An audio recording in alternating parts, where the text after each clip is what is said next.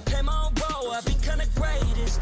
Transcend myself into this game, yeah. I feel the power to dominate fate. Championship mind on top of the week. We start to the game, shine, reveal. Better than great, that's how we feel. I feel like the floor is lava. The energy's getting higher. You're saving my arms, 'cause I know just what I got. I got you like na-na-na. And you know I hold the power. This feeling I feel, oh yeah. Making my grind good to great, so don't stand in my way. Standing tall and I won't fall over. We are better than great, girl. We are better than great. We stand tall, won't run away.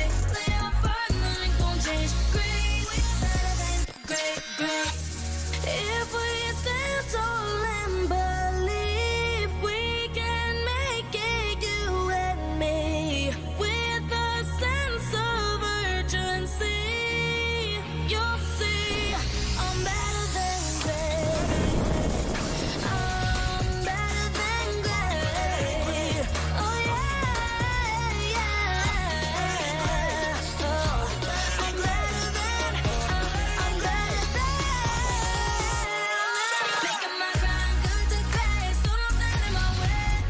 Standing tall and I won't fall over. We are better than great, girl. We are better than great. We stand tall, won't run away.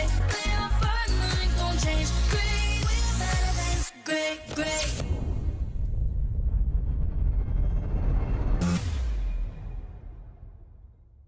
I am the #1 seed, the champion of the arena. The fans adore me because I've never lost. Yet you are afraid. Afraid that you will lose everything.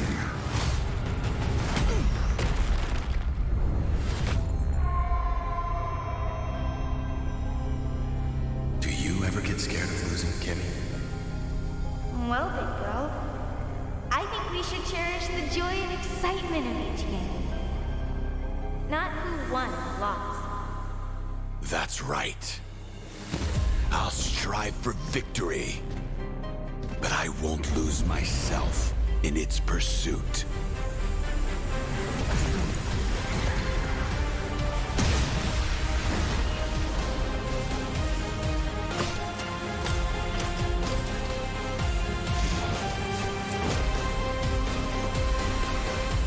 World Championship. I'm back.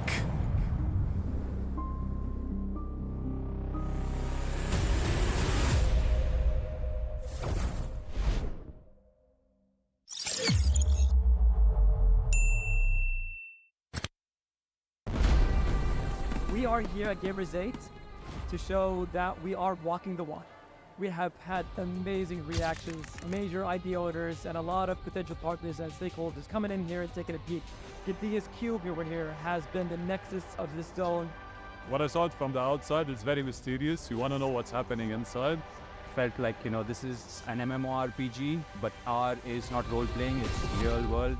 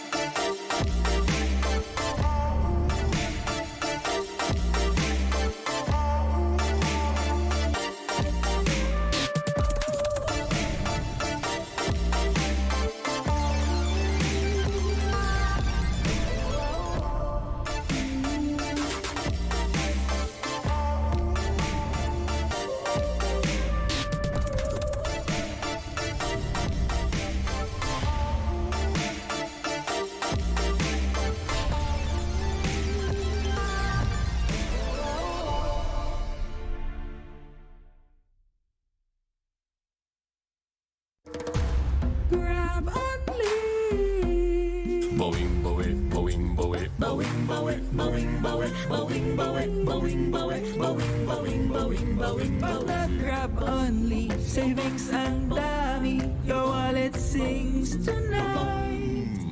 Laki ng bawi, pag nag-grab only, save 244 alright.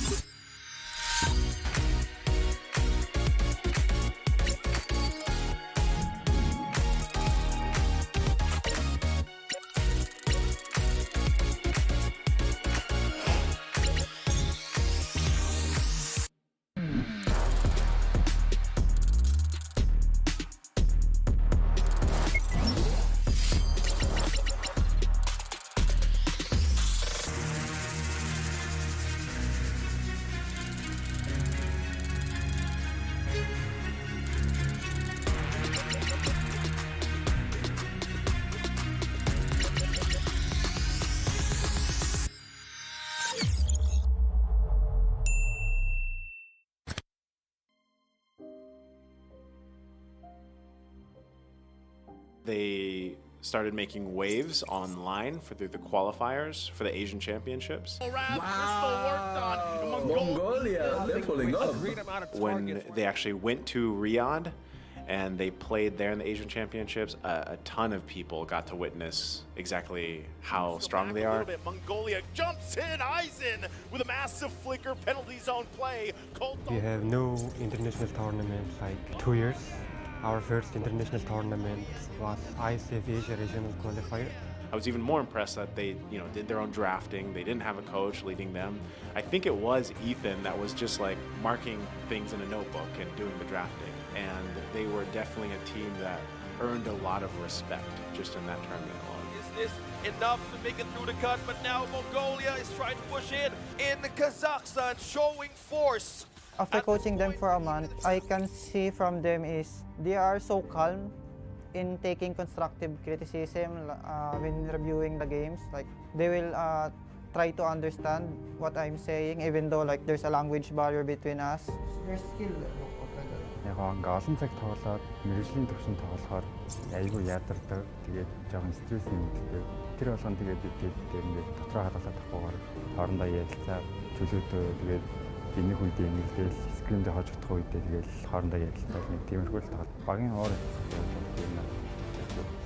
They always keep on asking me what can I do to improve them. Тэгээд бид энийг нөхөхийн тулд яг нэг сарын өмнө Malay period. They don't have MPL leagues.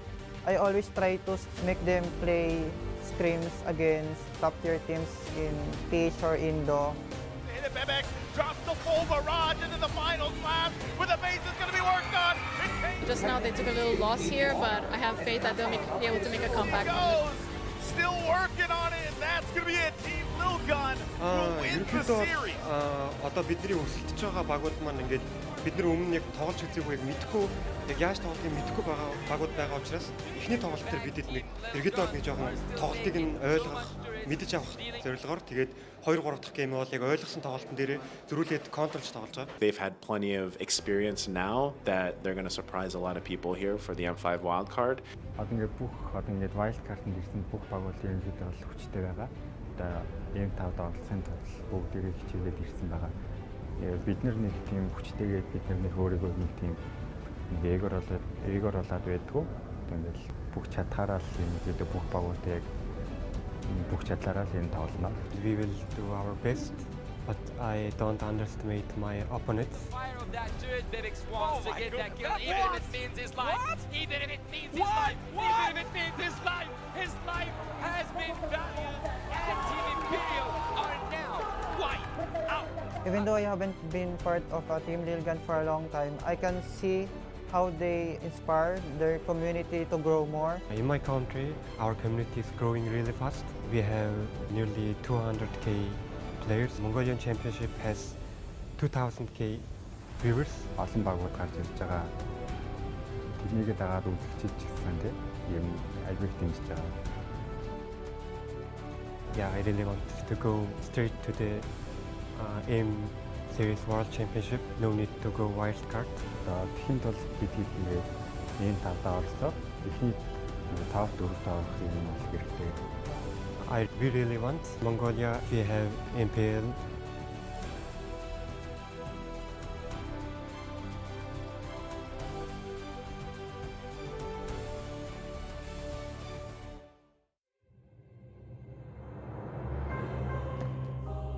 The Shadow Dragon was once my biggest weakness, but now it's my most potent weapon.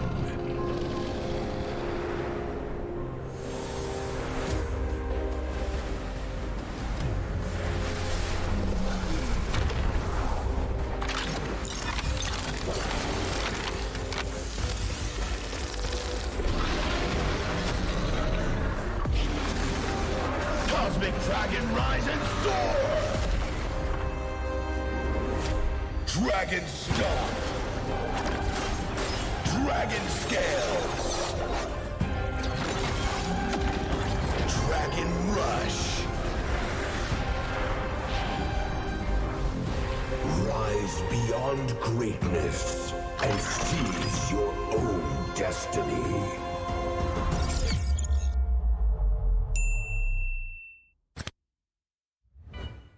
Tonight, we celebrate MLBB Esport. Do the kaldak! Do the kaldak! This is the Suman Challenge. Go! Oh!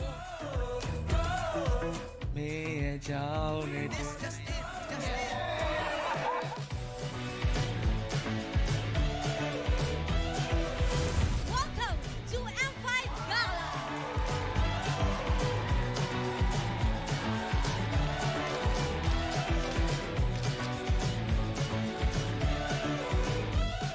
Guess the Hero Challenge! Lapu-Lapu, Iritel, Franco, Nana.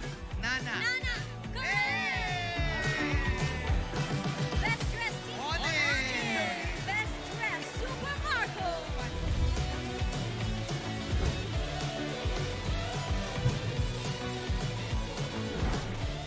Thank you so much for joining us at the M5 Gala, and we'll see you at the M5 World Championship.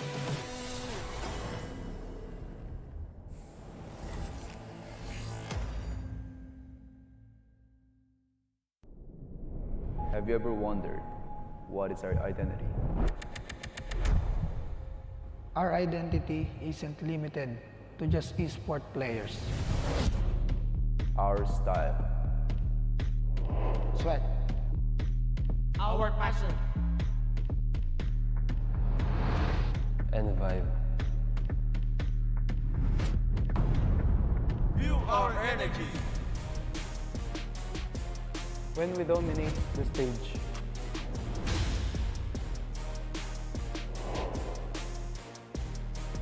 The hours of sacrifice. shape who we are. So, what is our identity? We are legendary.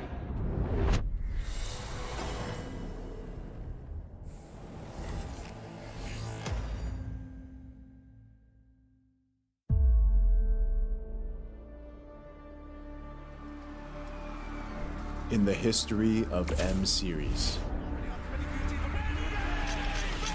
no host country has ever won the championship title.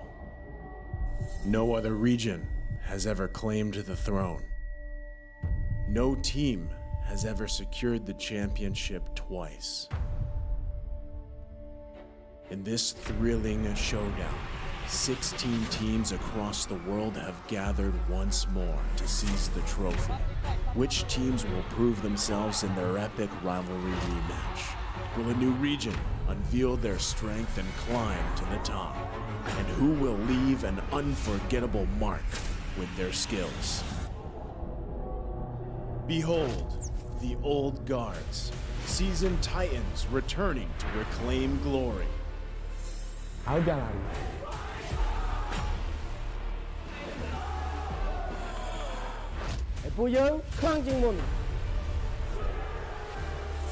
Судьба будет в наших руках.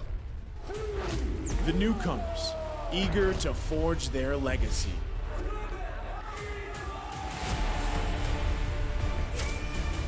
Kita di sini untuk lawan yang terbaik, kami nggak takut tantangan apapun.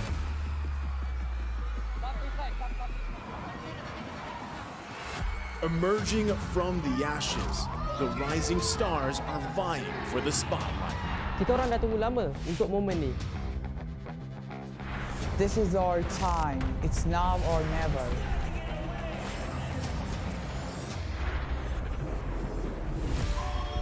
Enter the contenders, here to defy the status quo and rewrite the narrative. We've weathered the storm. This is really a breakthrough. Nós somos brasileiros e a gente não desiste nunca.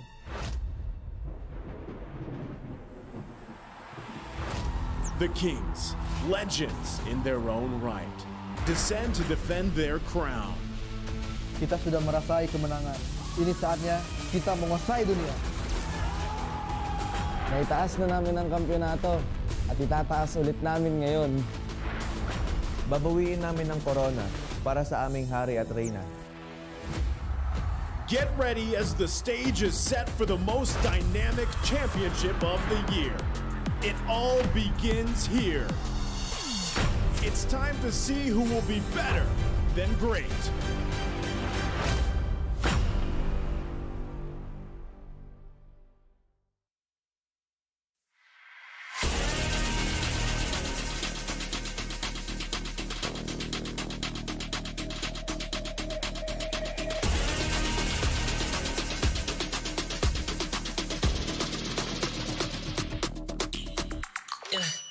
Hit me like I might get over, but you can give me in no corner. I know I can make a comeback. Ace this round and finish this game now. Got the power on my shoulders. Yeah, you know that I'm a soldier. You can keep me off my guard, but you can't keep me from my honor. I feel like a flow inside. The energy's getting higher. You're saving my arms. 'Cause I know just what I got. I got you like na-na-na. And you know I hold the power. This feeling I love. Oh yeah. Making my mind good to grace. So don't stand in my way. Standing tall and I won't fall over. We are better than great, good. We are better than great. We stand tall, won't run away. We are born, nothing gon' change. Great. We are better than great. Can't get it great, I'm better than great. I play my own role, I be kinda great.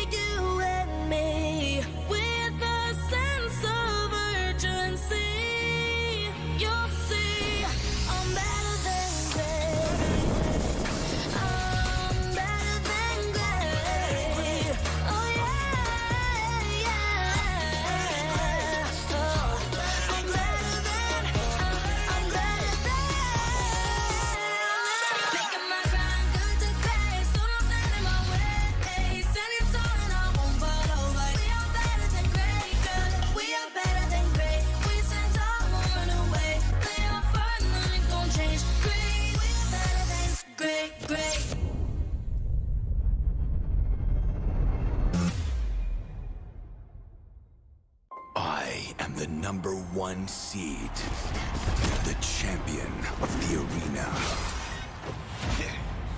The fans adore me because I've never lost.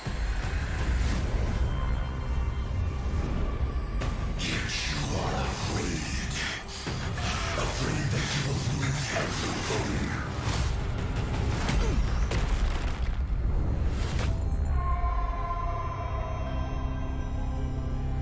Do you ever get scared of losing, Kimmy? Well, big girl, I think we should cherish the joy and excitement of each game. Not who won or lost. That's right. I'll strive for victory, but I won't lose myself in its pursuit.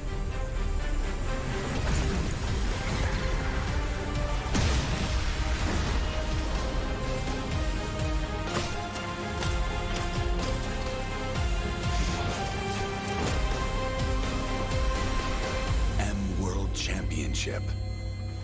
I'm back.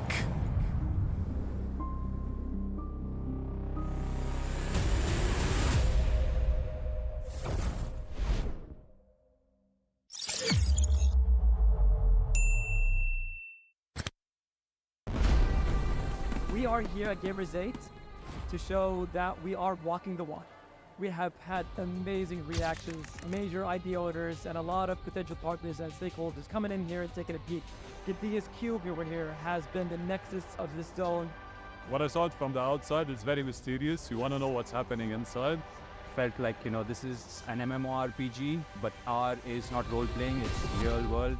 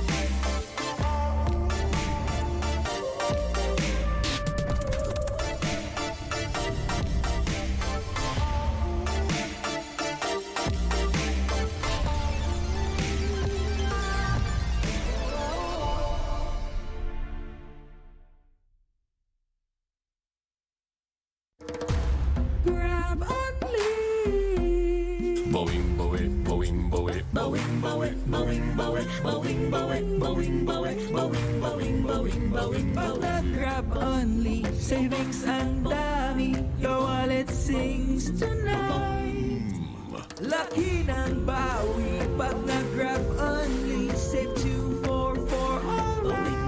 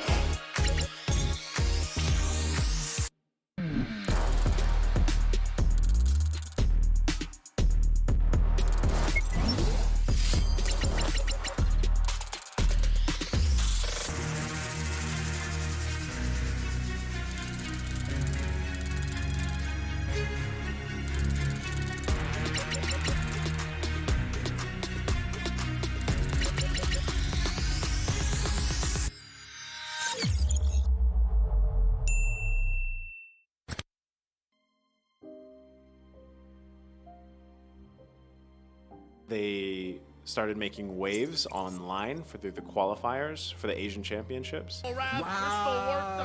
Mongolia, they're pulling up. When they actually went to Riyadh and they played there in the Asian Championships, a ton of people got to witness exactly how strong they are. Mongolia jumps in, Eisen with a massive flicker penalty zone play. We have no international tournament like 2 years. Our first international tournament was ICF Asia Regional Qualifier. I was even more impressed that they, did their own drafting. They didn't have a coach leading them. I think it was Ethan that was just like marking things in a notebook and doing the drafting. And they were definitely a team that earned a lot of respect just in that tournament alone. Is this enough to make it through the cut? But now Mongolia is trying to push in Kazakhstan, showing force. After coaching them for a month, I can see from them is they are so calm in taking constructive criticism when reviewing the games. Like they will try to understand what I'm saying, even though like there's a language barrier between us. Their skill.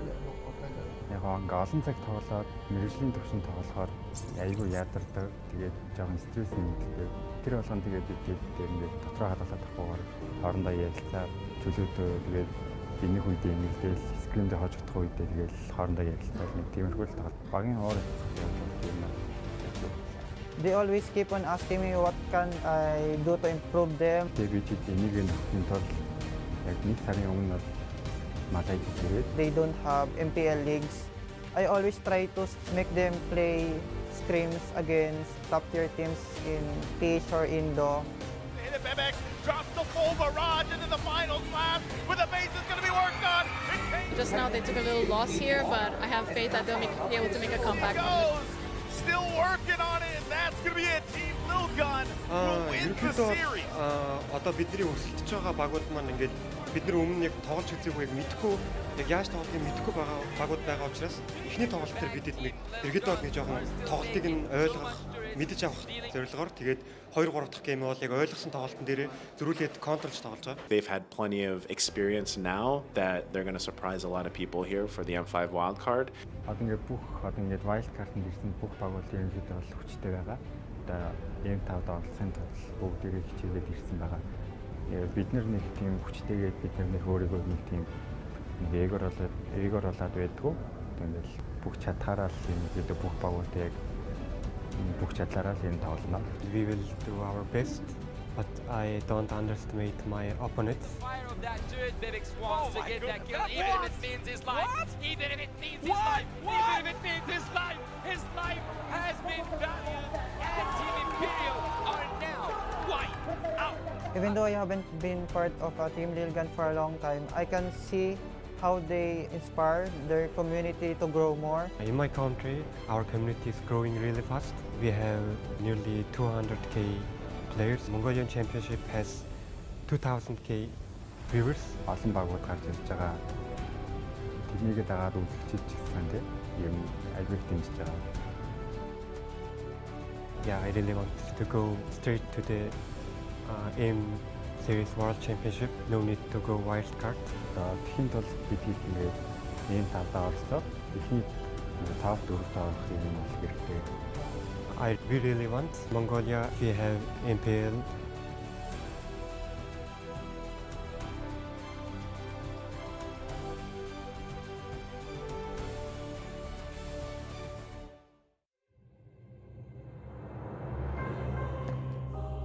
The Shadow Dragon was once my biggest weakness, but now it's my most potent weapon.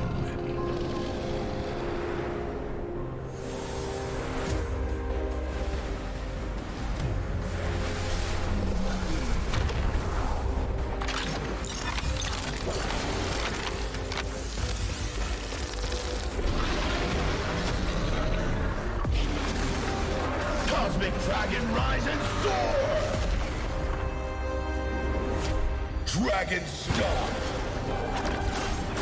Dragon Scales!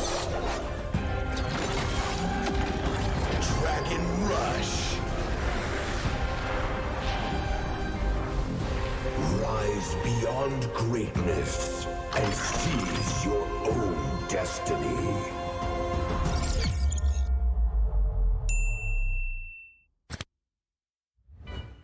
Tonight, we celebrate MLBB Esport. Do the kaldak! Do the kaldak! This is the Suman Challenge.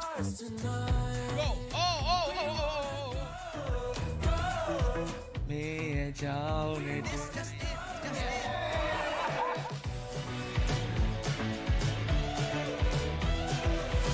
Welcome to M5 Gala.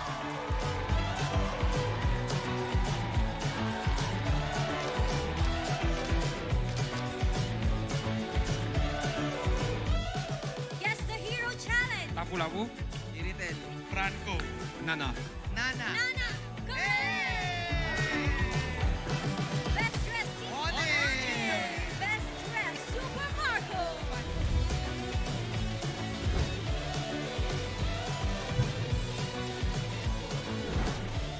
Thank you so much for joining us at the M5 Gala, and we'll see you at the M5 World Championship.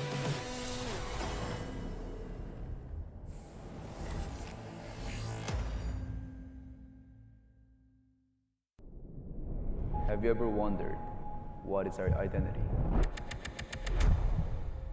Our identity isn't limited to just esport players. Our style. Sweat. Our passion. And vibe. Feel our energy. When we dominate the stage.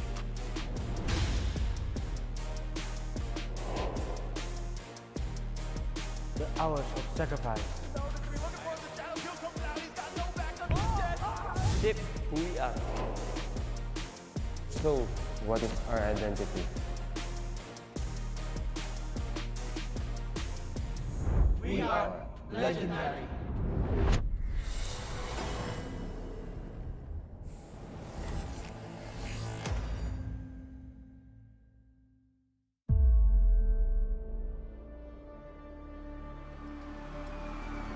In the history of M Series,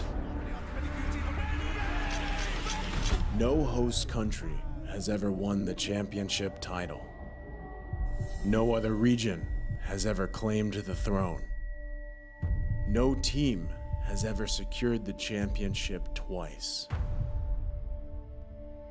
In this thrilling showdown, 16 teams across the world have gathered once more to seize the trophy.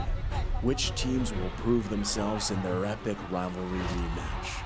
Will a new region unveil their strength and climb to the top? And who will leave an unforgettable mark with their skills? Behold, the old guards, seasoned titans returning to reclaim glory.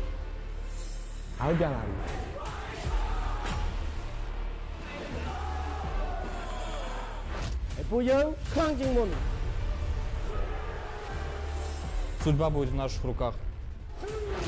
The newcomers, eager to forge their legacy.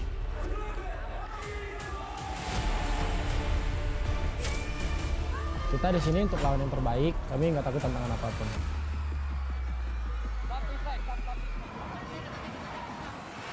Emerging from the ashes, the rising stars are vying for the spotlight. Kita orang dah tunggu lama untuk momen ni. This is our time. It's now or never.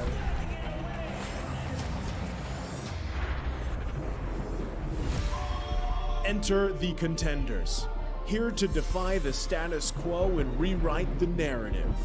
We've weathered the storm. This is where we break through.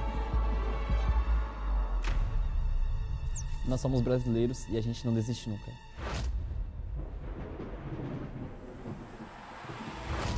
The Kings, legends in their own right, descend to defend their crown. Kita sudah merasai kemenangan. Ini saatnya kita menguasai dunia. Naitaas na namin ang kampyonato at itataas ulit namin ngayon. Babawiin namin ang corona para sa aming hari at reyna. Get ready as the stage is set for the most dynamic championship of the year. It all begins here. It's time to see who will be better than great.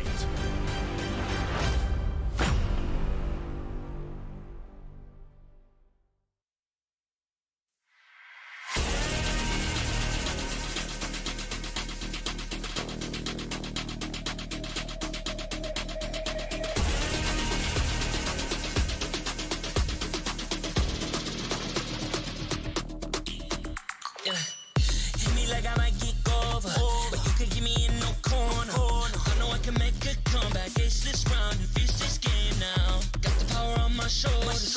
Yeah, you know that I'm a soldier. You can keep me off my guard, but you can't keep me from my honor. Nah, nah, nah. I feel like a floating star. The energy's getting higher. You're saving my arms, 'cause I know just what I got. I got you like na na na, and you know I hold the power.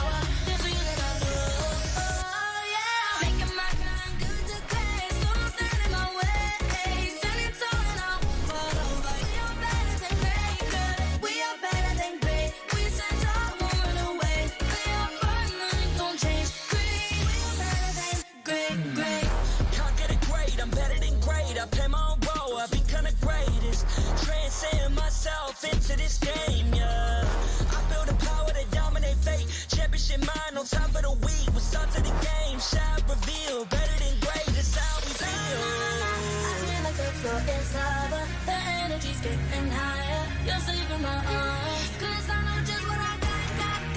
I got you like na na na, and you know I hold the power. This feeling I feel, oh yeah. Making my grind good to great, so don't stand in my way. We are better than great. We stand tall, won't run away. Play our part, nothing gon' change. Great, we are better than great.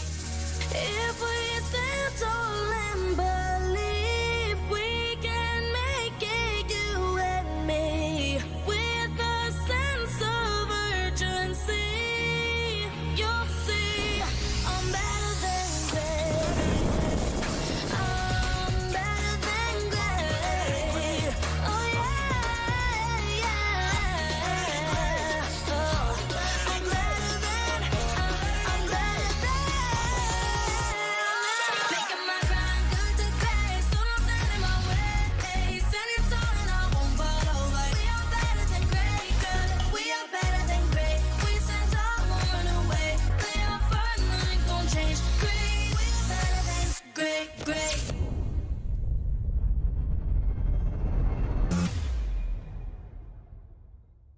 I am the #1 seed, the champion of the arena. The fans adore me because I've never lost. Yet you are afraid that you will lose everything.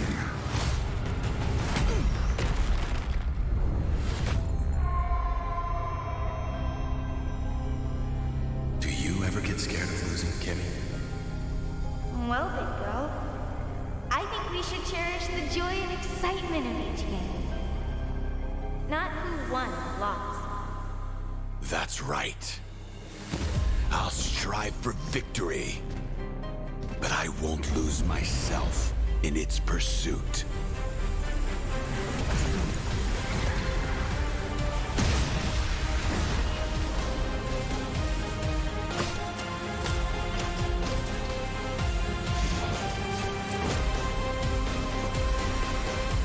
World Championship.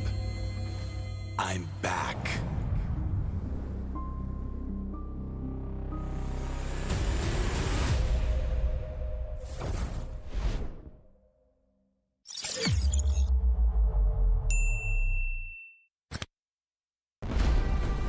We are here at Gamers 8 to show that we are walking the walk. We have had amazing reactions, major idea owners, and a lot of potential partners and stakeholders coming in here and taking a peek. Gidea's cube over here has been the nexus of this zone. What I saw it from the outside is very mysterious. You want to know what's happening inside. Felt like, you know, this is an MMORPG, but R is not role-playing, it's real world.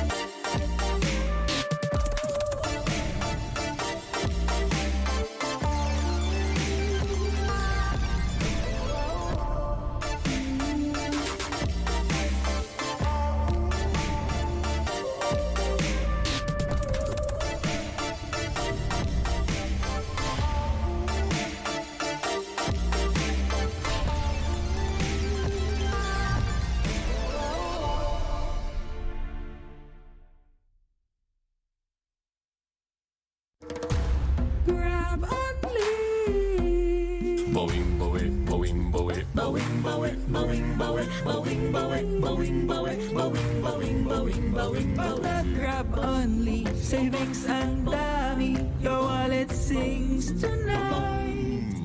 Laki ng bawi, pag nag-grab only, save 244 alright.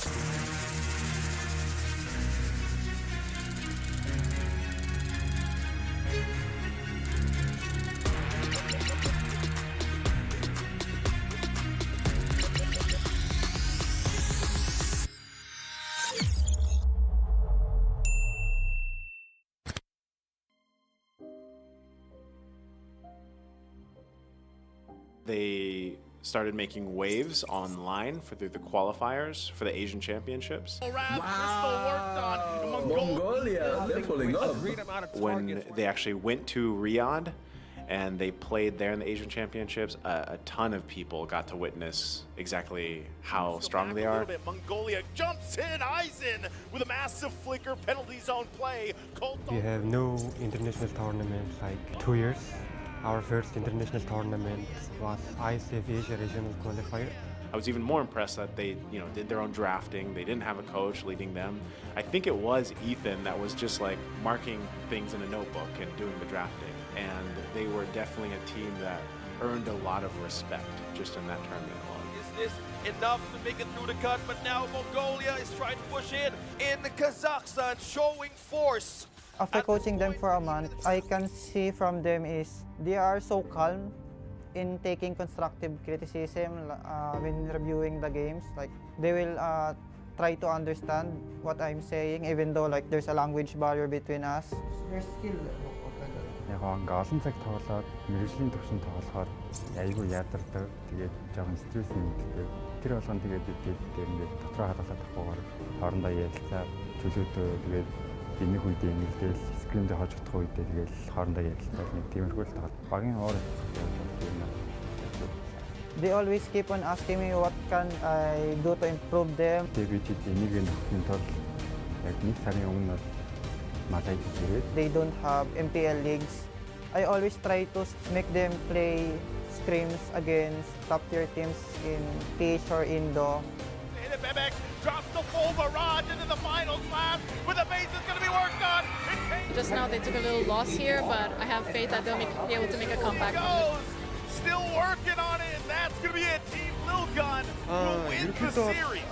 Одоо бидний өсөлтөж байгаа багууд маань ингээд бид нар өмнө яг тоглож үзээгүй мэдхгүй яг яаж тоглохыг мэдхгүй байгаа багууд байгаа учраас эхний тоглолт дээр бидэд нэг эргээд нэг жоохон тоглолтыг нь ойлгох мэдэж авах зорилгоор тэгээд 2 3 дахь гейм бол яг ойлгосон тоглолтын дээр зөрүүлээд контролж тоглож байгаа. They've had plenty of experience now that they're going to surprise a lot of people here for the M5 wildcard.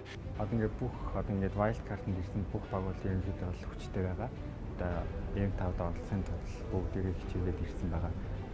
Бид нар нэг тийм хүчтэйгээд бид нар нэг өөрийгөө нэг тийм эгор болоод байдгүй. Тэгээд бүх чадхаараа л ерөнхийдөө бүх багууд яг бүх чадлаараа л тоглоно. We will do our best, but I don't underestimate my opponents. Fire of that turret, Bebek wants to get that kill, even if it means his life. Even if it means his life. Even if it means his life. His life has been valued, and Team Imperial are now wiped out. Even though I haven't been part of Team Lilgan for a long time, I can see how they inspire their community to grow more. In my country, our community is growing really fast. We have nearly 200k players. Mongolian Championship has 2000k viewers. Олон багууд гарч ирж байгаа. Тэрнийгээ дагаад үзэгчид ч гэсэн тийм юм айгүй дэмжиж байгаа. Yeah, I really want to go straight to the ENG Series World Championship. No need to go wild card. Тэхийн тул бид ингээд ENG 5-д оролцоод эхний 5-4-д орох юм бол хэрэгтэй.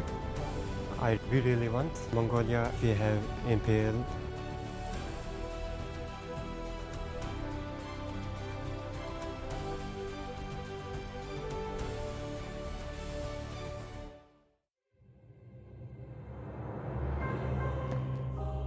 The Shadow Dragon was once my biggest weakness, but now it's my most potent weapon.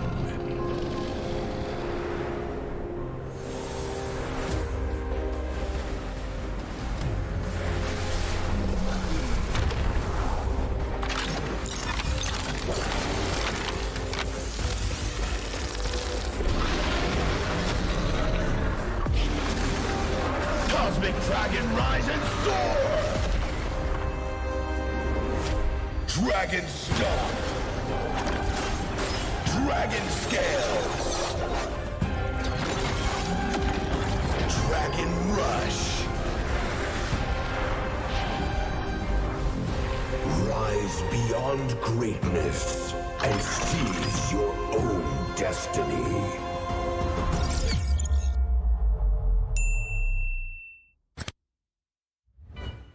Tonight, we celebrate MLBB Esport. Do the kaldak! Do the kaldak! This is the Suman Challenge. Go! Oh!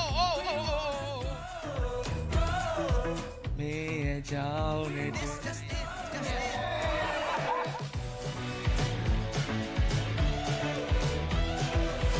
Welcome to M5 Gala.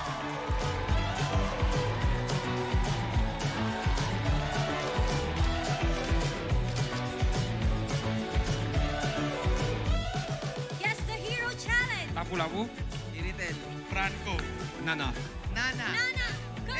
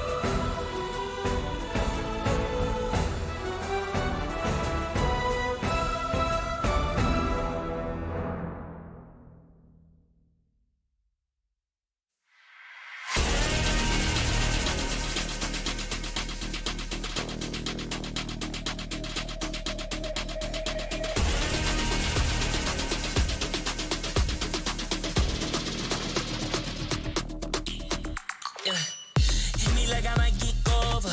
But you could give me in no corner. I know I can make a comeback. Ace this round and finish this game now. Got the power on my shoulders. Yeah, you know that I'm a soldier. You could keep me off my guard, but you can't keep me from my honor. Nah, nah, nah. I feel like the floor is lava. The energy's getting higher. You're saving my arms. 'Cause I know just what I got. I got you like na na na. And you know I hold the power. This feeling I love. Oh yeah. Making my grind good to great. So don't stand in my way. Standing tall and I won't fall over. We are better than great. Good. We are better than great. We stand tall, won't run away. We are fun, nothing gon' change. Great. We are better than great. Can't get it great. I'm better than great. I play my own role. I become the greatest. Transcend myself into this game, yeah. I build a power to dominate fate. Championship mind, no time for the weak. What's up to the game? Shot reveal. Better than great, that's how we feel. I feel like the floor is lava. The energy's getting higher. You're saving my arms. 'Cause I know just what I got. I got you like na na na. And you know I hold the power. This feeling I love. Oh yeah. Making my grind good to great. So don't stand in my way. Standing tall and I won't fall over. We are better than great. Good. We are better than great. We stand tall, won't run away. We are fun, nothing gon' change. Great. We are better than great. If we stand tall and believe we can make it, you and me, with a sense of urgency, you'll see I'm better than great. I'm better than great. Oh yeah, yeah. Oh, I'm better than. Making my grind good to great. So don't stand in my way. Standing tall and I won't fall over. We are better than great. Good. We are better than great. We stand tall, won't run away.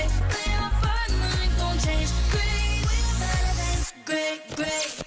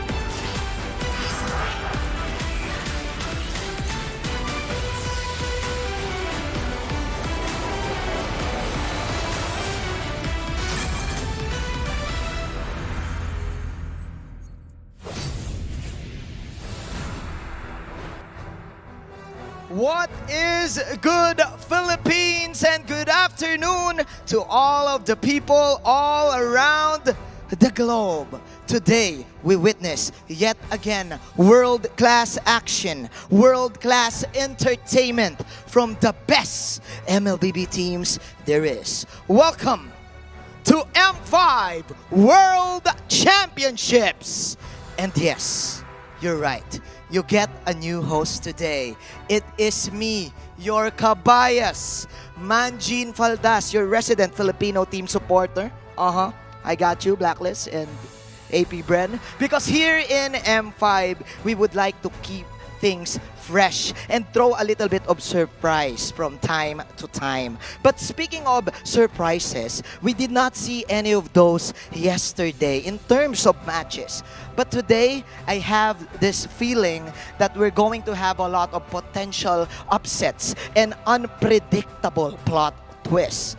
Can the Burmese schools keep their M5 journey alive by fending off Team Lil Gun from Mongolia?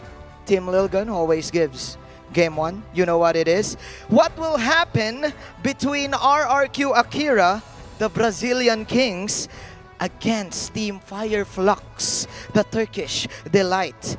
And can Deus Vault continue to rise to the expense of the hungry Baloyski and Geek Fam? And finally, can Triple Esports create the biggest upset in the entire MLBB history against the Sky Kings?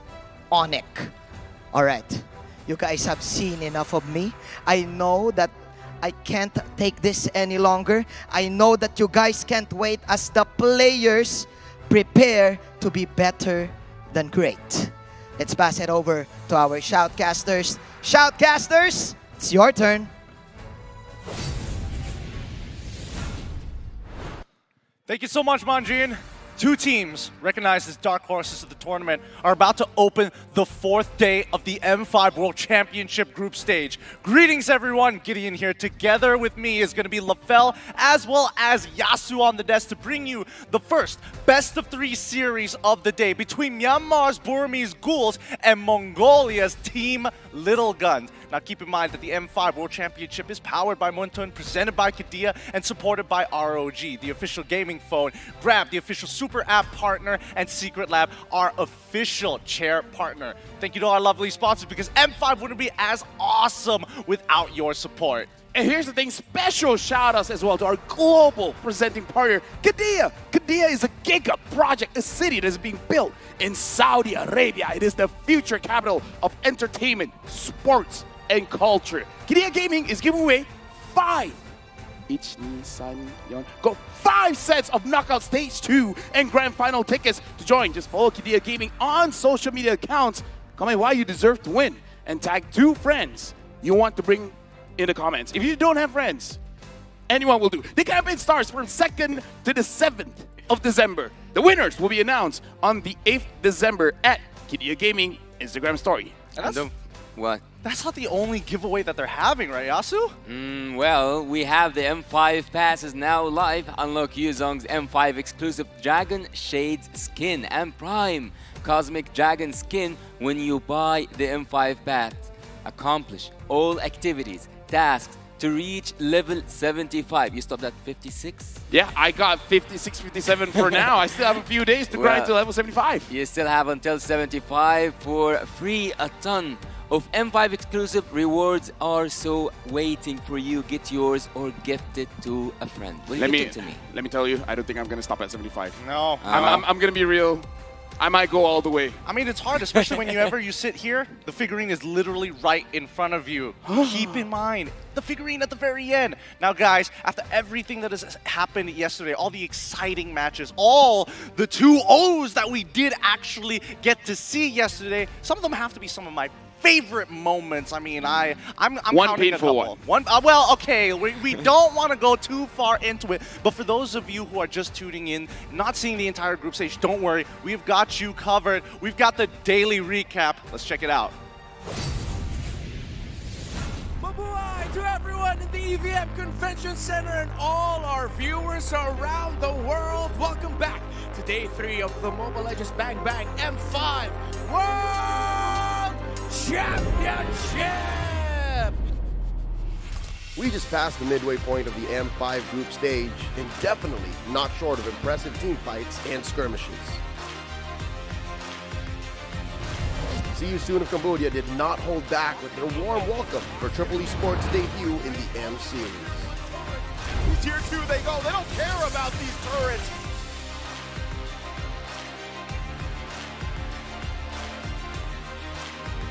There they go, they're gonna jump in. FP the King able to secure the turtle. Scat blazing duet with Kosei. And now they go in further, another final slam. The MENA representatives attempted to create havoc with some innovative draft in Game 2, but the Sooners had too much firepower.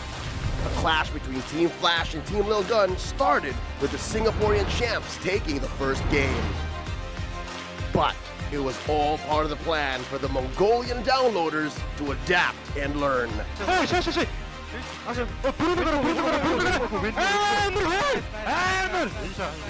누군 헤이 나이스 And secure the precious victory. Now we can move individually. And right now, Nail is there. Look, close in front. Milo tries to re-engage. And best player one gets taken down by Marky. Milo in the middle of it all. Double kill for Marky. Now Next, it was a must-win situation for both Geek Fam and the Ohio brothers. Superstar gets taken down. The Ohio brothers loses the first game. Led by Baloyski, the MPLID first runner-ups dictated the tempo for the series. Killing free by Look. Game goes over. And eventually took the W. It was a nail in the coffin for the North American representatives.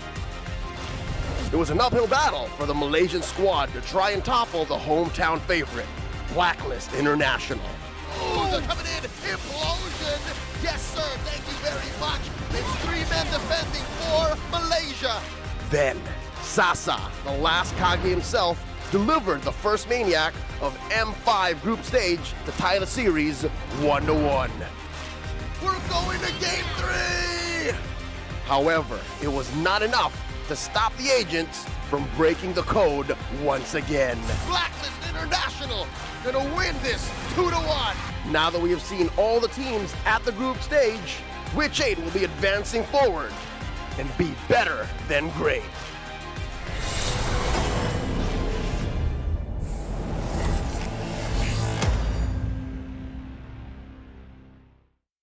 Presented by Kadia, let's check out the play of the day of group stage, day number 3. Sasa's key moment here. And despite Team SMG not actually overcoming Blacklist International, it was a good moment for them.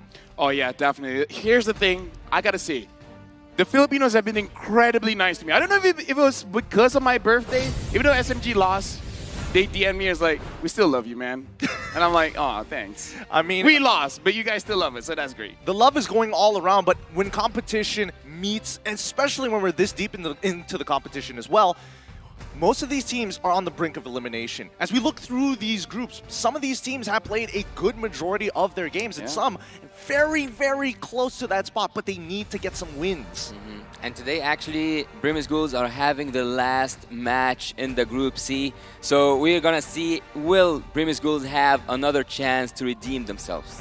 Starting off with today's games, match number 1, Burmese Ghouls versus Team Little Gun, and the download continues. Fireflux Esports up against RRQ Akira, showdown of M4 7th and 8th place bout. Geek Fam versus Devu in potential decider to clinch the top 2 and finally to end things off. It's Onyx versus Triple Esports. Could be one of the biggest upsets of MLBB history. Let me just say, game number 1, as well as third series of the day, is definitely the one that I'm looking forward for, because Burmese Ghouls going up against Lil Gun, we do have to see Lil Gun. Are they going to keep continuing the way that they've been playing? But even before we look at our predictions, because I have no idea who I predicted for, here's the thing. I am a firm believer of these guys. You know what this is? I have a rough idea. This is a Lil Gun. This is a Lil Gun? It's the smallest we've ever seen. It's the smallest gun that Second smallest gun I have. Some might even say it's a small gun. About average. A Lil Gun. And yeah, I would say this is average, no? Look, we're not hating on anybody out there, but at the end of the day, these men have been playing out of their minds since wildcards even. Our match headline, can Lil Gun's bullets finish off the Ghouls? And I think this question is going to be posed mainly to you, Yasu, because we've seen this team from the wildcards itself. Well, if their gun is that Lil, so I don't think that the bullets will actually hurt the Ghouls. But Lil Gun are coming from, let's say they are warmed up since the... Yeah, now it's not a Lil Gun anymore. Average guy. Average guy. All right. So coming from the wild card, they are warmed up. But Brimus Ghouls, while they have like these troubles coming here, they didn't have the time. They didn't have the matches that can make them up against Lil Gun with the same momentum.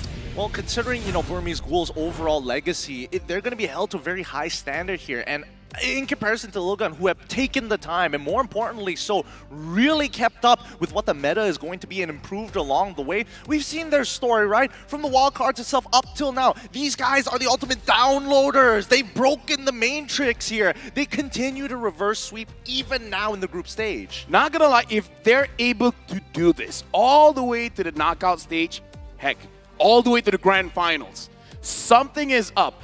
How can you learn that fast? Just by losing the first game? It's like an anime. Almost like an anime. It could be the ultimate anime story. In anime, you have a time skip. Well, they have like a few minutes. Well, the time skip happened before the wild cards. True. This is their championship arc. Well, we can see here that there are some calculations on how can Team Brimis Ghoul proceed to the next stage. But if we spoke about Team Brimis Ghoul's performance so far, we can say that it is the worst run they had so far in the M Series, as they secured the 4th spot at the M1 and finished the 2nd at the 2nd M Series, and now they are struggling to make it past the group stage. I mean, I don't think it's that hard. Just win. I mean, they didn't have that time skip moment like the Brimis Ghoul just needs to win 2-0 and then they have a chance. They have an opportunity. A chance. Not like, you know, confirmed, but just win. It's the closest they're going to get here, considering the situation that they're currently in. But it seems that I've been given the notice. The games are about to start here. Once again, whew! It is time for our very best of 3 match, and to kick things off, it's time to officiate the M5 World Championship. We have our marshals making their way onto stage. The people, our first responders, to ensure the fairness and integrity of our games. Thank you, Rain, Wilbert, Shun, and Ivan, for making sure that our integrity is at an all-time high. But I think it's time. Though they're down 2 matches, it is not an impossible scenario. Yet for the Myanmar representatives, give it up for the undying Burmese Ghouls! They gotta be careful. Don't give too much information, because we know, Lil Gun, they're downloading. To guide the teams to victories here, how long will their downloading process take? Can the Mongolian powerhouses show us their true form today? Let's cheer for Team Little Gun! They got their ticket from the wild card, and so far they are using it wisely. To guide the teams to victory, we have head coaches and analysts, people who arm their players with the best weapons possible in the Land of Dawn. From Burmese Ghouls, it's Lin Daddy, as well as analyst DJ. From Little Gun, it's Coach Mitch, looking to make a difference. Let me just say, for Burmese Ghouls, I kind of feel like they need 3 different plans. Because I kind of feel like if the game plan for Game 1 and Game 2 is going to be the same, it might go over to Lil Gun. It could be one of those ones, but we're ready for an upset here. Wait a minute, hold up. Let's do a roll call, because it's Stitch, Nico, Shadow, Lena, and Blink X. They're swapping out Carbon. Yeah. We've got no information on Shadow. Oh, but also one of those things that we didn't get information about was Nico's assassin gameplays, because we were used to see him play with the utility heroes, the heroes that can take damage while also playing the jungle basically. But the only game, and ironically enough, the only game that Team Brimis Ghouls won in this series, he used Nolan. Nolan's going to be a hero that everybody's looking out, especially when you're looking at Mongolian representatives. Team Little Gun with Bebex, Zixora, Aizen, Forbid, as well as Ethan. I gotta say, Bebex as well has been showing up quite a lot. We talk a lot about Ethan. Ethan is the captain of the team. He is the one leading, but I gotta say, Bebex now is putting the team on his shoulders. He's definitely had some outstanding performances throughout the tournaments. And let's not forget about Zixora, his overall flexibility to make sure that this team is working together like a well-oiled machine. Let's see whether or not today is going to be the day where they might actually take a series loss against the Burmese Ghouls. Because again, a lot of surprises. Let's see how good their downloading truly is. Let me just say, I'm looking forward to see the Psycho Fredrin again. It's a strike. It's a perfect strike. I don't know whose answers you're copying, Lafell, this time, but it seems that every... Renmar, yeah. I'm going for all Filipinos. All Filipinos? Once they're done, I'll go back to the Philippines. They'll never be done, let's be honest here. We're on their home soil, but yes, everybody on the desk is going to agree that Lil Gun has been, again, super impressive, and the Burmese Ghouls have yet to hit their stride. You want to know, Lil Gun is one of the easier ones to predict because we know it's going to be 3 games. So when they're like, is it going to be a 2-0-2-1? Come on, 2. Maybe, I don't know. Get out of here. I don't know. Maybe Burmese Ghouls could shake things up, you know? Let Lil Gun take game number 1 and then the reverse sweep. Yeah. They need to break that curse actually, because one of my prediction was basically upon this statistic. But let's look here at the fun fact out from the Shadows. This is the first official match of Shadow. Oh, it's her first appearance. Hey, yes. Maybe this is the strategy. Maybe the downloading won't be enough. They don't know enough about Shadow. Look, this could be a reverse Trojan horse situation, right? They're sending in the horse to hopefully to download all that information, get into those back lines. But with Shadow, it's tough to say. And also, he just memed at the camera right now, 2-0. He's confident. Yeah. I like that. Imagine it says 2-0. He doesn't say which team. I mean, who knows? Who knows? Truly, who knows with this? And I think, you know, this might be a good idea. Really shake things up against Team Lil Gun. Keep in mind, this is a best of 3 and not a best of 5. Yeah. With the majority of Myanmar leaning in towards the Burmese Ghouls. And even the rest of the world, some actually truly believing the Burmese Ghouls have a chance. While even, big EECA support coming in for Team Mongolia. They love the reverse sweeps. Yeah. And also, if you are here in the Philippines, do not forget to come on, join us on this marvelous journey. You can be here attending in this marvelous journey, as I said, M5 World Championship. We are still at the group stage. Imagine the playoffs. Imagine when we reach the finals. I gotta say, Gideon, you've been for all 5 M series. Yeah. Congrats, dude. Thank you. I'm feeling older every single day. My knees are weak, arms are getting heavier each time. In those 5 years, have you seen a team like Lil Gun? You know, that's the interesting thing. Initially, when we saw a team like Lil Gun, they were under the banner of Burmese Ghouls. Yeah, right. During M2, right? They were coming off with some of the strongest performance yet, and that legacy is yet to be upheld by this current new squad. I don't hold it against them. I truly don't, because again, they've gone through so much. They might not have even made it to M5 in the first place. We gotta talk about the legacy of Burmese Ghouls. They created a name for a skill with the name of a player, the Ruby DD play with the Lunox.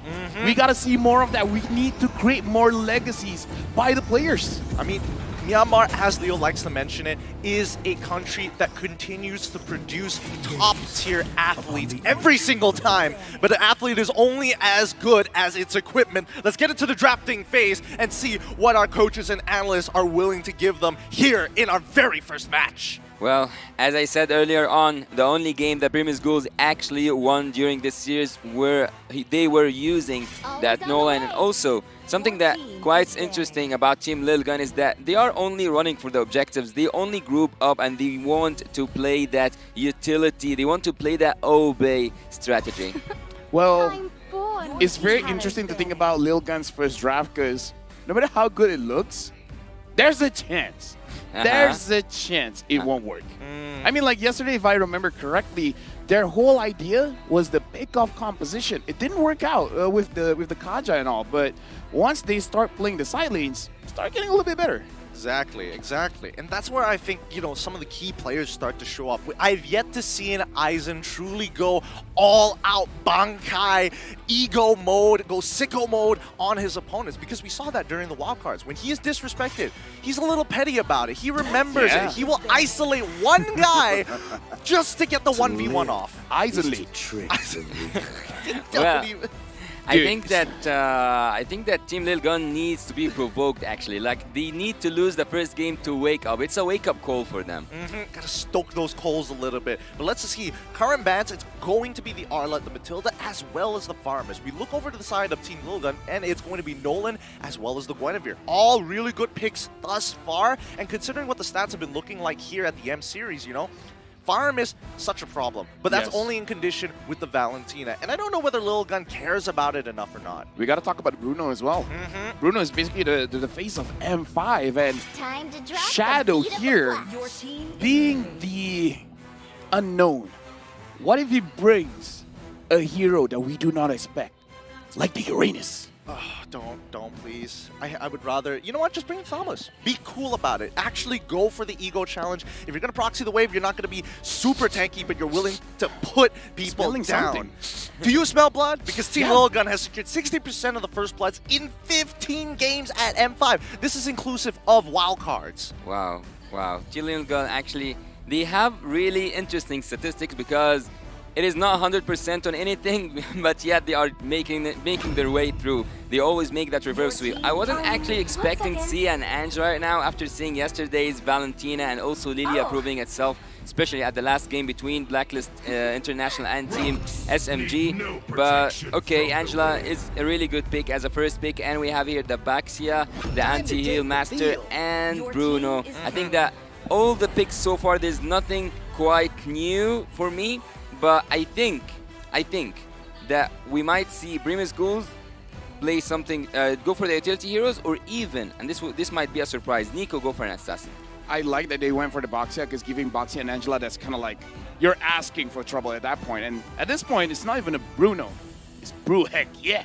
It's Brew too much. It's brutal. It's honestly, we saw the stats earlier, right? 98% pick and ban rate, meaning there's only a 2% chance that people kind of forget about it, right? If not, it is either banned or picked up, and a 60%, over 60% win rate, that's some good numbers. Oh. Now we jump back to the Burmese goals, right? This is what I was worried about. They were looking to say, hey, we don't mind you actually having the Baxia because we're going to be locking in the Wanwan. We're also going to get a Fredrin. I think it's rather interesting because this is one of the few like typical matchups for the Baxia that traditionally is more favored towards him. If I'm not mistaken, I've actually seen this combo work yesterday from Team Brimus Ghouls. I've seen Blacklist play that Fredrin alongside with the 1-1. They were so successful, but seeing the Valentina here makes me actually question what else does Team Brimus Ghouls, or what hero else can Brimus Ghouls play in the upcoming stage of the draft that can be used by the Valentina against their own. Is the surest path. That's something that you have to keep into consideration here, because I feel like the Burmese Ghouls are expecting the Valentina at some point. The real question is, how are they going to actually play out the EXP lane, because we got no info on Shadow. So I'm guessing that at least for the side of the Burmese Ghouls, yeah, that's the thing. I think that they're going to play more lane dominant heroes.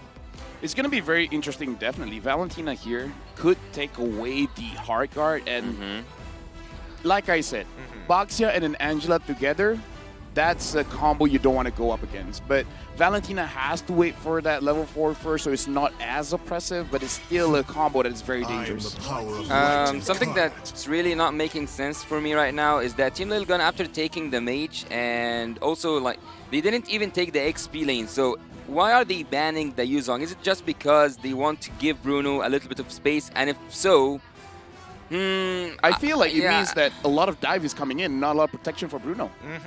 That's going to be one of the few indicators, right? Because if we're talking about quote-unquote peel, there's not much peel other than just the Baxia. Baxia is kind of like a good in-betweener, but half the time when Baxia is in the fight, he's kind of stuck in there. But whenever I see someone secures a pick that's 100% gonna go to a certain role, like the Valentina here, we are mostly expecting an 89%, near 98%. Look, anyway.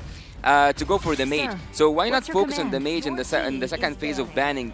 Rather, they go for the Yuzong, they go also for the Fanny. Also, are they expecting a Fredrin EXP? They're expecting a Fredrin EXP? I think Lil Gun is just covering their bases, right? They know something we don't. They're not entirely sure, and I think this is a good way to approach it. Keep in mind, they're on red side, right? At the end of the day, they get first pick once this phase is over, and they get the very last pick of the entire draft, so they can see all the cards the Burmese Ghouls have laid out. Oh, a Paquito. Actually, a Paquito is really good. He can take the 1-1 out with 1-shot, 2-shot combo or something. But Lil Gun, as you said, having the last pick is actually will work in their favor, because so far they can change things around. They need the rumor. They do need the rumor. But I think that there's a lot of rumors still left, even by banning the Kaja, also that Matilda. I think Kufra would be good here. I think a lot of heroes can be good here. Yeah. Like, this is one of those things when Fredrin is going for a turtle take or something like that. Kufra could just jump in, and then everyone else could just go on the Fredrin. If the Fredrin secures the turtle, whoop-de-doo, we don't care. We just want to kill this Fredrin, making sure that it's not a problem. Here we go. We see the Franco and as well as the glue. You were talking about, yeah, let's go. Let's get ready for these turtle fights. And now Burmese Ghouls have kind of answered that question of saying, hey, even if you sit on top of it first, we got enough lockdown to buy us the time for a free retribution. Actually, I haven't seen Glue for quite a long time because when he was in his own era, I would say that he was the most annoying XP that Mobile Legends have ever experienced, because whenever there's a turtle fight, whenever there's a Lord fight as well, he takes that jungler out, and in this case it's pretty easy since the jungler will not be moving around. Yeah, I think that this is going to be interesting. I mean, team fights specifically, there's a lot of factors going around here. With the Minotaur, it's something to keep in mind. It's going to force out the early inbuilt Purify in Wanwan's kit, and that's going to bring the question, who exactly are you looking to hard guard once we start getting past mid to late? I gotta say, looking at the situation here, I'm still in the back of my head. Team Lilgun, what is the approach for this game? Are they gonna try to win it out, or are they downloading? Because I kind of feel like, based on the draft, they look pretty good to me for both teams. I don't know. I think this is downloading phase, personally, in my opinion, because again, Aizen's got a lot of work on his shoulders, right? If he misses a single ability, he's going to be left out in the waters as we start going into the game to kick things off here at the M5 World Championship. This is our first best of 3 series to start off day number 4. Teams are getting close to eliminations. They need every single one of these points. On the blue side, we have the Burmese Ghouls up against Team Little Gun on the red side. Okay, things are now gonna settle down. Everyone's gonna be so quiet in their own jungle. There's no invades whatsoever so far. Team Lil Gun will play it safe. Also Team Burmese Ghouls. Both of them need this point. Both of them need to prove that they are better than a 7th or an 8th spot in their last appearance. So Team Lil Gun, they want to go for an invade with a Minotaur? No, it's more of information gathering, right? Which side did the enemy jungle actually start on? And now that they know that it's orange side, they're going to quickly start moving. Now, I think that invades are probably a little dangerous for the side of Lil Gun, considering that they started purple moving up to orange. If they go towards that EXP, Glue has a bigger, significant advantage over these fights in comparison to the Paquito, if we're talking about 2v2, maybe even 3v3. Looking at the emblem set here, it should be a faster game coming in from Burmese Ghoul because they have the Bargain Hunter on this Angela. So perhaps, yeah, they do want to focus on these turtles. It's been a while. I mean, Angela mid is still relevant. Impure Rage as well. And I've seen right now that Bruno used his Purify. There was a lot of pressure on him on the bot lane. And also Bruno is going for kind of a defensive approach in terms of his emblems. So that's a thing to say. And he will be able to play a 1 versus 2. He will be able to handle his own lane after he gets that Has Claws that he is now building. Well, assuming that it doesn't get hit by these hooks, right? Blink X, even though you might not necessarily feel the impact just yet from the Franco, you're waiting for that one amazing hook. Now, Shadow, he does lose out a Flicker. There's no way he dies this early on in the game, especially when you're Glue. Yeah, he needs a lot of poking until he goes down, and 2 seconds will not make him have that level 4 when the turtle comes, so he needs to take a risk, and this risk might cost him his life. Yeah, right now looking like Aizen as well as Forbid is respecting Shadow, so he will get the level 4 first. Zigzora on the turtle. Nico sees him as well. Looks like for Team Lilgun and Burmese Ghouls, they want to go for it. Shadow jumps in, tries to find absolutely anyone, but he's all alone. Split onto Zigzora. So Zigzora is not able to secure the turtle. Turtle goes over to Nico, but down bottom, Stitch gets the first blood, and Ethan gets caught, and Nico gets a kill. Whoa. That's what I'm talking about, Gideon. That's what I'm talking about. Glue, focus on the jungler from the enemy team, take him out, easy. It just looks great. It's such a funny sight to see Glue getting on top of the box here in the shield Unity as he spins around. It's a great image to have, but more importantly so, this early game not exactly going well for the side of Team Little Gun, right? Immediately, they've already lost the turtle. Stitch able to get a solo kill down on bot side as a 1-1. That's not what you want to see. And right now, at the top side, Aizen is getting attacked by Nico as well as Shadow. And right now, Aizen trying to fight for his life. Nico gets the taunt off and Shadow grabs the kill. This Fredrin is doing pretty good. Yeah, no matter how many shields you build up, you cannot deal with such damage. Also, the crowd control was so high, was so heavy from Team Burmese Ghouls. So far, they are ahead in goal 2K in the early game. That's something, that's a number to speak about. Team Lil Gun needs to find a solution. Rather, it was an outplay by a person or even a team fight.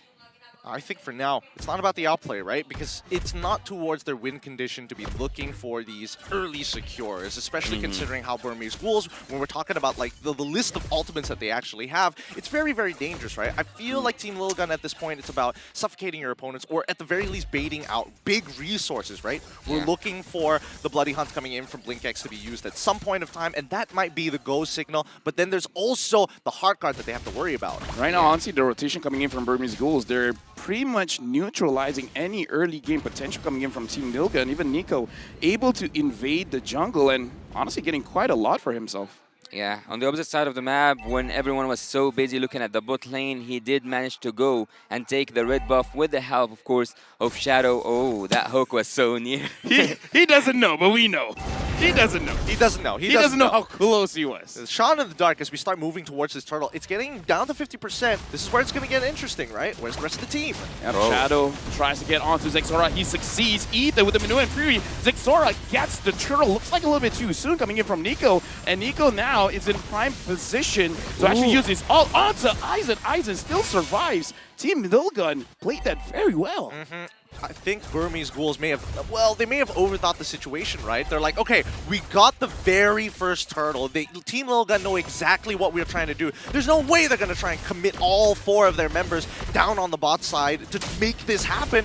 And unfortunately, BlinkX just wasn't in the right place at the right time. Pressure in the mid. Team Lilgun wants to get it, but Nico is there to protect. So far, Team Nilgun looks like they're getting back into the game. They're getting a little bit more comfortable going up against Burmese Ghouls. What's actually scary for Team Lilgun right now is that Stitch took all the gold. Oh, but Flicker goes in and Forbit gets taken down. He should go down. He should go down. And Team Lilgun, if they don't find a solution for Stitch, he will keep on dealing that damage. They didn't see him activate a crossbow of Tang yet, and they don't want to see him.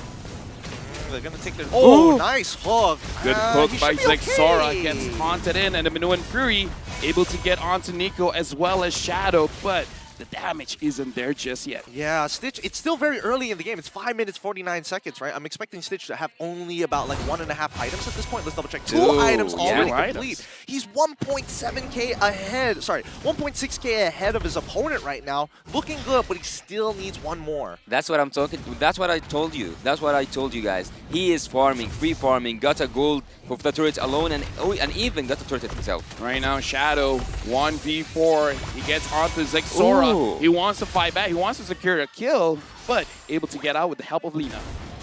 The hard guard. Down on bot side, though. This is why they're making these moves, right? That's why you're allowed to use the heart guard in a more flexible manner, right? It doesn't necessarily always have to go on your carries every single time. You can actually use it to defend and keep your team members alive, especially when they're making good macro decisions on the opposite side of the map. It's actually so hard to read the map right now because every single person here, I think that they have a mind of their own. They are not following one shout call. And right now, Turtle gets secured by Zexora. Very good Minuan Fury coming in from Ethan. Zexora is isolated. He's all alone, taking the brunt of damage coming in from Burmese Ghouls. It looks like he's going to get taken down. And Blinks gets a good hook onto Ethan. Ethan able to survive thanks to Aizen. Forbit as well as Bebex tries to fight back. Bebex gets a kill onto Nico. Right now, Ethan's all alone with Shadow. Nowhere to go. Ethan also gets taken down. It's one of those moments where it's been a while that you thought, hook coming in from Blinkus, but that might be a bad hook. Isaac goes in, wants to get for those kills, but he gets immobilized. Killing spree for Stitch. Stitch coming in with the damage, and Bebex taking quite a little bit for himself. Shadow all the way behind, and Bebex is there, still surviving, and kill goes over to Lilgun. Wow. Stitch at this moment will keep on dealing a ridiculous amount of damage. Look at the gold earned. He's 2k almost ahead from the highest gold after him, Bebex, 4k. That means that he's 3 items in and still counting. He's strong right now, and I think Bebex is trying to catch up, right? No Berserker's Fury just yet. That's why we're seeing the lack of damage. Those big auto attacks aren't coming out from him just yet. It's going to take a little bit of time, right? But how do you smother? How do you kind of drag this out? We see the second item complete for the side of Bebex. He should be able to take Stitch on, but only if they can lock him down, and that's not an easy job. Yeah, and actually something that makes 1-1 especially ahead every time when she's in the gold lane, if she got a really good start, is that she doesn't need to buy the boots. She can only, not only, but she can focus on having those items, the damage items alone. And so far, 3 items in, he can deal a huge amount of damage, but neglecting all that, let's look at the map itself. The map itself right now, it's revealed for Team Brim's Ghouls to go in and to invade any jungle, to go in and make the jungler from the enemy side fall down. I mean, it's a good lockdown, right? The Burmese Ghouls with a 2.5k lead so far, they're looking for that big 2x. And look at that, Burmese Ghouls started up, now pulls Xora away. Whoa. Yep, Shadow's been doing quite a lot, and he finds Xora, gets taunted down. Xora nowhere to go. Crossbow Tang off the stage, double kill for Nico. Burmese Ghouls is having everything that they want here. Team Lil Gun can't respond. They're going to accelerate. They're going to keep on accelerating here. And Team Lil Gun, unfortunately, are losing the gas, especially when they have to deal with Shadow. Like, he's in front of 3 people. I can tank. I can keep on doing this for as long as you need me to. Hey, you know what, Shadow? This is a good debut by him, and Bebex gets locked down by BlinkX. And again, sing praises for Shadow. He's making a good reason why he's playing in this game. Yeah. Falling into the momentum of Team Burmese Ghouls, Team Lil Gun now are just responding. They cannot do anything actually. Maybe this is a part of their plan, no one will know. Let's see together. Is it a finish? Is it a reverse sweep? All the odds, all the possibilities are offered. Team Burmese Ghouls can go for the inhibitor turrets.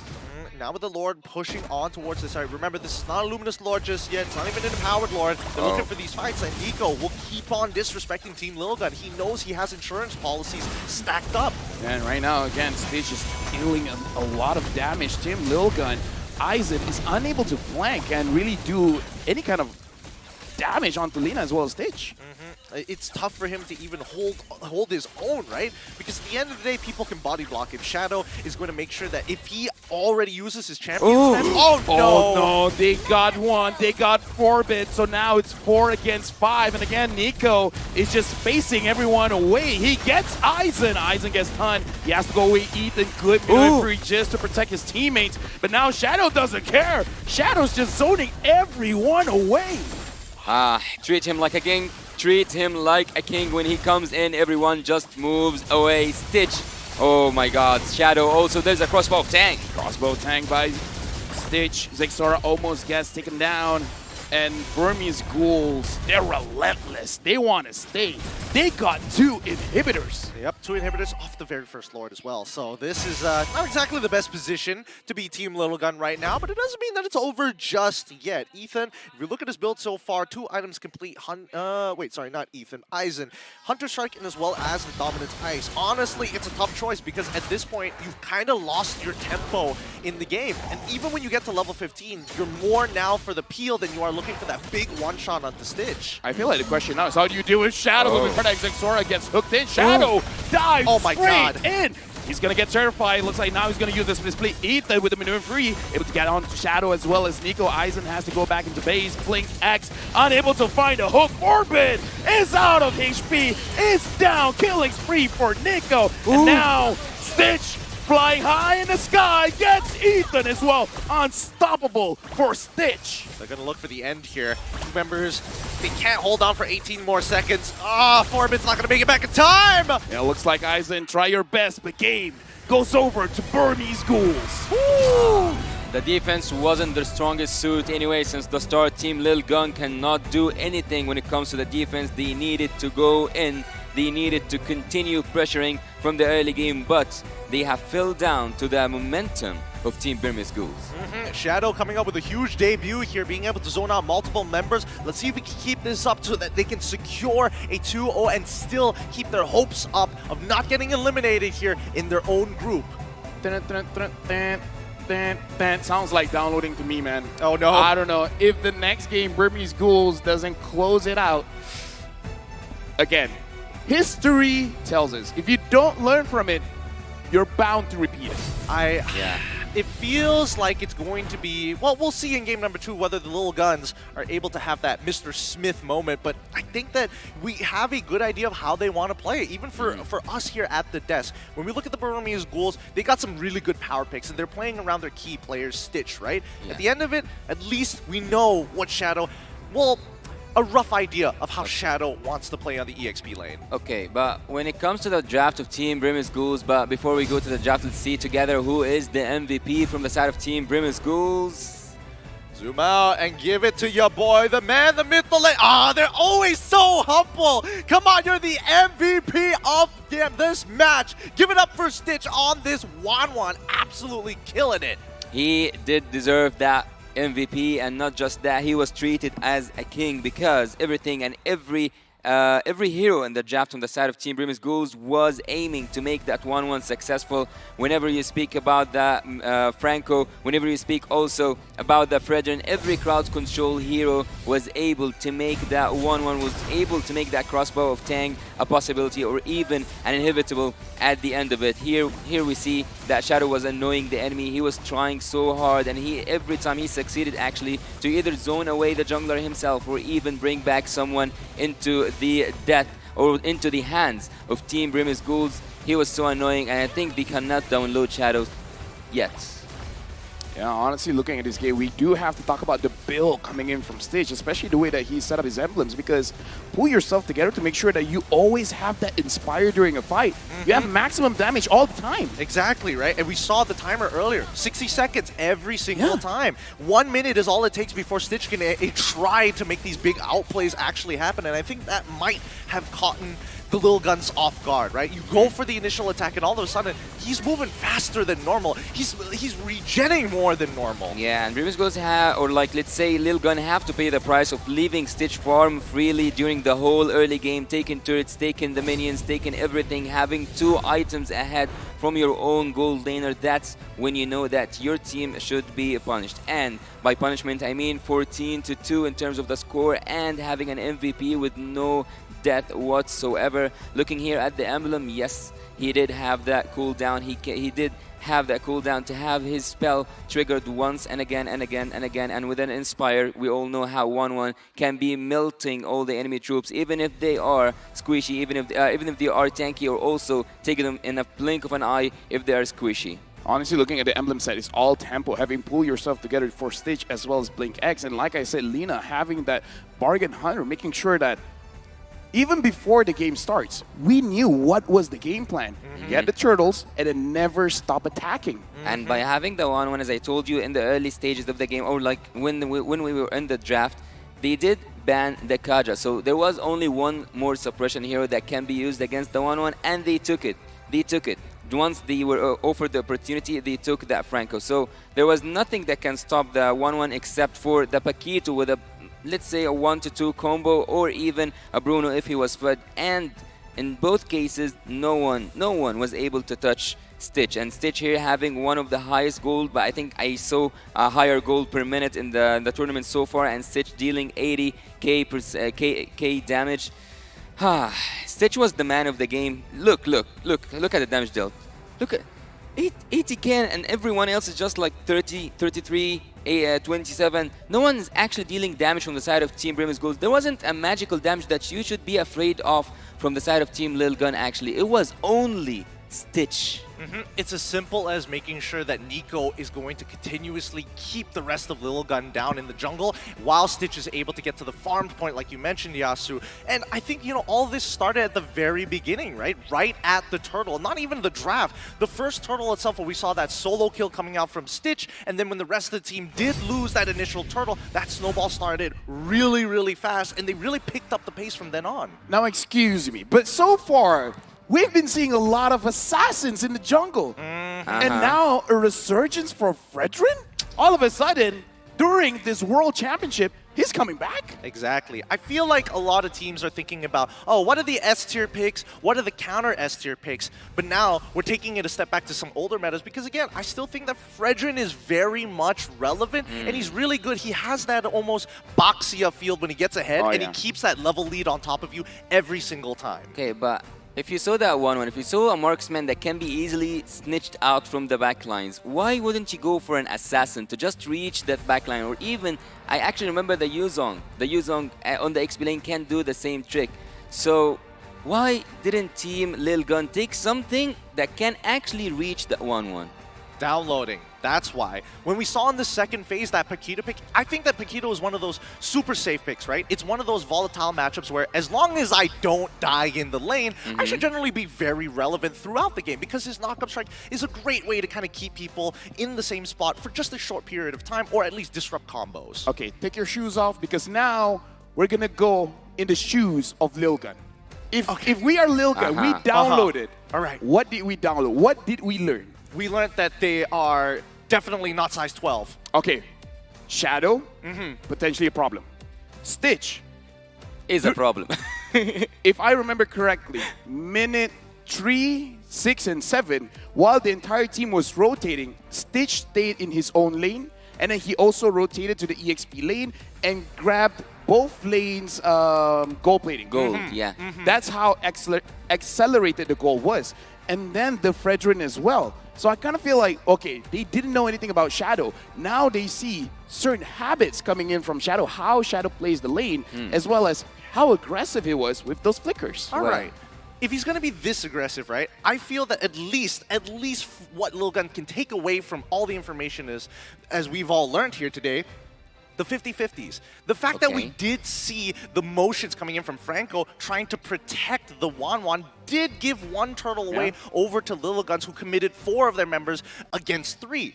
I think if they can roll the dice that many times against the Burmese Ghouls, 1 or 2 of these situations might actually even up the score if the early game doesn't go well for them. Huh. Well, I kind of remember something that Wolf said yesterday. He was speaking about the crowd control and how effective a crowd control can be, or like can be toxic to the enemy troops. And that happened from the side of Team Previous Ghouls. They were so annoying to Team Lil Gun. At some point, they were paralyzed. But again, we have got to use to see Team Lil Gun lose their first game, and they are downloading. And if I am Team Lil Gun, actually one of the information I could have absorbed and digested from that match is that Shadow's first and last duty was to take the jungler away or to zone. He wasn't in there to make team fights or to initiate something. He was rather keeping people away or dragging one in. I like when the camera pan on their board. Stay focused. Keep winning. We are the bestest. Bestest? Not just the best. The bestest. Not bester. The bestest. The bestest. The highest. That no one ever was? Yes. But I think that I think that at the very least, the more I think about it, the more I'm hoping that like people are gonna take that board just to see the history on it, because they're not the only teams who use that board. Every other team has used it. So one of them said bestest. We just don't know which. Imagine that was the previous game and they just didn't bother just rubbing it on. It's like, yeah. Let's be the bestest too. No, why not? Yeah, we agree. I think that for game number 2, this is where it gets exciting. And look at the personality that we do see from Shadow. I feel like he's one of those guys that kind of gives that morale to the team, you know? Similar to how TOB's Milo actually kind of does the same thing, keeps the energy up. Time to teach you guys a lesson. Can you guess what is Franco's favorite food? Oh, boy. Chicken wings! Yeah, that's his line. Such a Rome player. Such Chicken a nerd. wings. You're such a nerd Rome player. He's a fisherman, but he loves chicken wings. Yeah, how would you just happen to know this off the top of your head?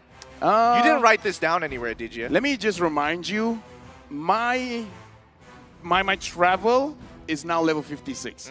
How much Mobile Legends have I played? Just in this time period. That's a good point. Chicken wings! I don't know. I thought you were more of a mage player these days. I am. But Franco is one of my most hated heroes. It's like keep your friends closer, but your enemies closest. Closest, as they say. Hey, as we get into this upcoming game, right? Adaptations need to be made. As I always like to say, always like to call it, first steps. I'm guessing that Lil Gun wants to stay on red side this time around. Usually I would expect them to switch on over, but I actually think it's quite worthwhile to stay on red side for Team Lil Gun. Well, Team Lil Gun, as I said earlier, they love to group up around their healer. And in the previous game, I didn't see Minotaur work quite well. They didn't group up around him. They didn't use him as they should. And actually, there was potential in their own draft. There was damage in terms of the magical damage and also the physical one. And not neglecting that there was a possibility to focus on pushing those stories with having a Bruno. Yeah, I would say having the Bruno, having the Baxia, and not having a good early game is a big oof. I mean, the solo kill told us a lot about how that game was going to go. As we get into the second draft of this best of 3 series, currently Burmese Ghouls at match point, but the downloaders, I mean, they've been in the spot way too many times. This time, they're actually taking the blue side. It's time for them to take the initiative. I would have preferred them to stay on red, but it looks like they have a very clear idea of what they want. I'm just saying at this point, I'm not surprised if Lil Gun wins. I'm more surprised if Burmese Ghouls wins. And at this point, let me just take a bit of time to remind you guys. Burmese Ghouls need to win this one. They need a 2-0. 2-0 for an opportunity. Yeah. Not confirmed, opportunity. Yeah, 2-0 will make them have a chance to qualify to the playoff stage, and 2-1 will qualify them, or like will make them have a chance to have a tiebreaker. So they will need a lot of odds to align together just for having a tiebreaker. I wouldn't risk those odds. Now we see bans coming in through. 2 bans from each side. Wanwan, Nolan immediately taken out. We look on over to the Burmese Ghouls, Matilda, and as well as Guinevere. These are all S-tier picks so far, but I like the fact that Lil Gun are making sure that at least, the top performing heroes for the side of the Burmese Ghouls are taken out. I want to see Burmese Ghouls banning out the Faramis, because Faramis is one of Forbit's best heroes. And considering how many times he got hit by the Iron Hook when he was on Valentina, I wouldn't put it past him for them to try and repeat that process once more. Thinking of the Valentina, have you saw Valentina steal anyone's ultimate and use it last game? Yes, a couple of times, except she was holding on to it and then dies with it, unfortunately. There's nothing much you can do when you get bloody hunted and get hit by the Iron Hook. It's a very minimal counterplay to that. So by seeing that the Kaja is banned by Team Lil Gun, they also banned the 1-1. So which heroes that comes to mind when you see a suppression hero getting banned at the first phase of drafting? Not gonna lie, a lot of very strong frontline heroes as well, and it could be a throwaway ban.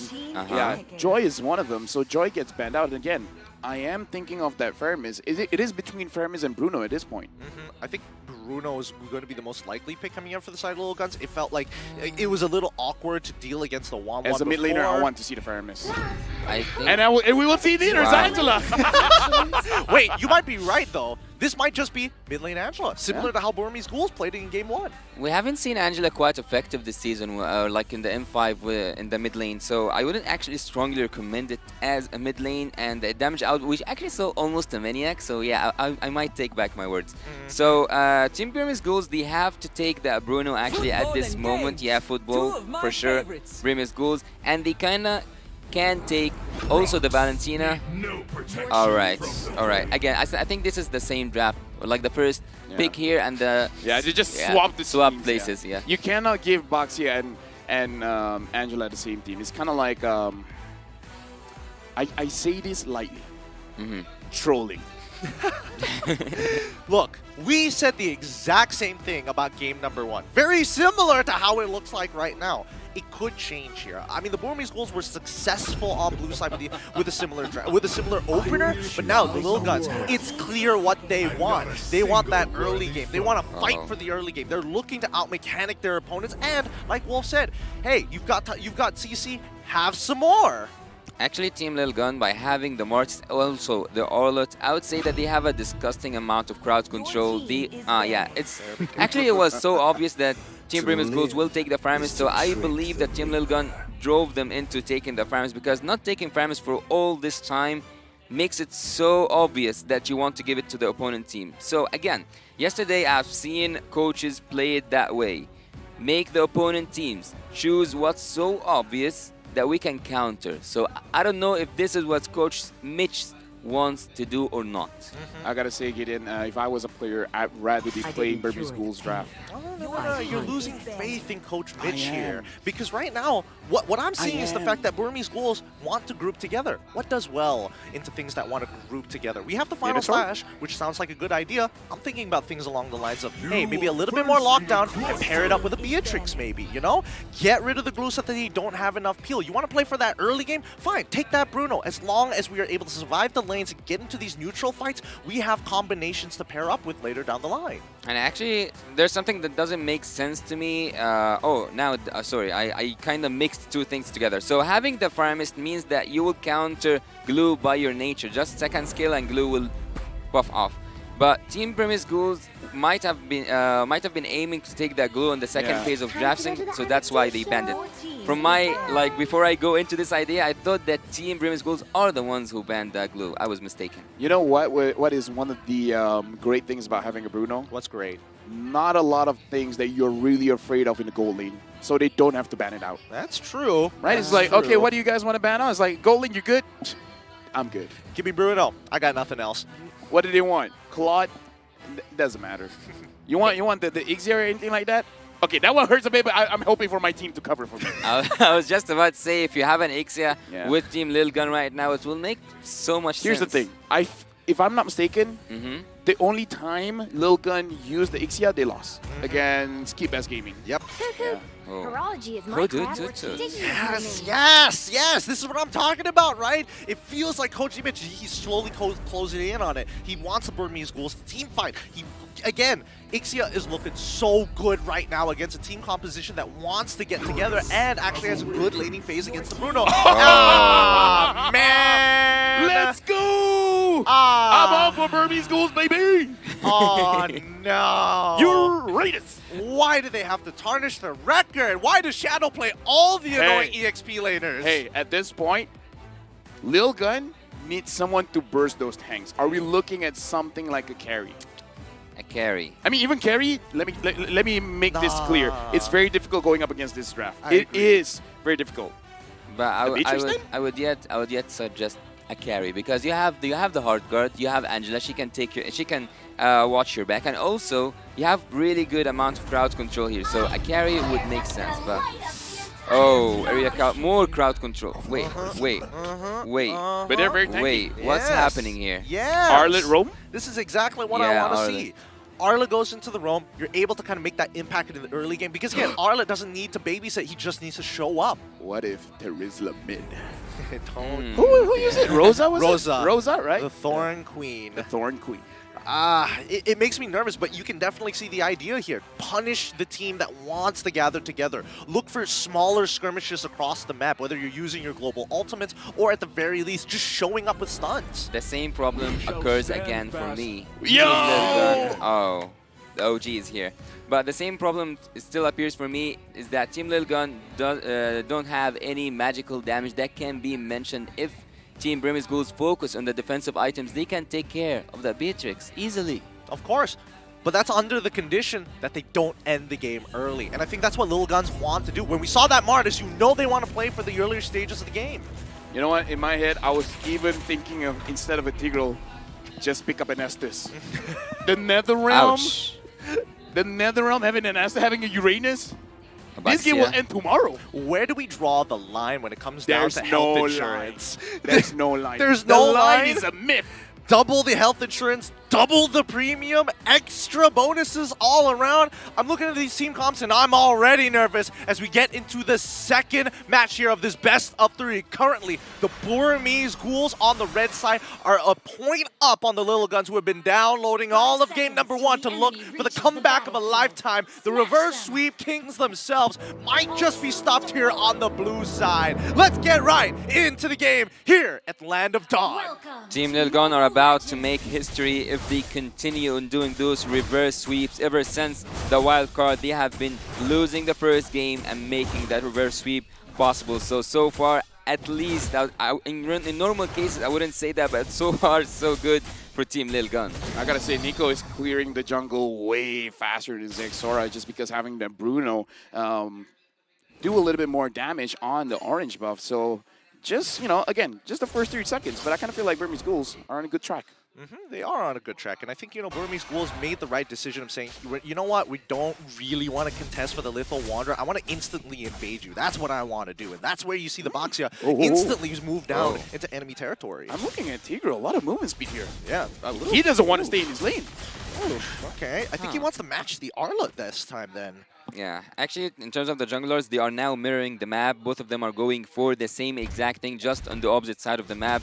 And that indicates, oh, Nico is also in his comfort zone. He's playing the Baxia, so he's playing the utility hero. And oh, they caught him? Hard. Nico has been making some really good decisions here, right? Ethan, he wants to check for the 4-ball camp.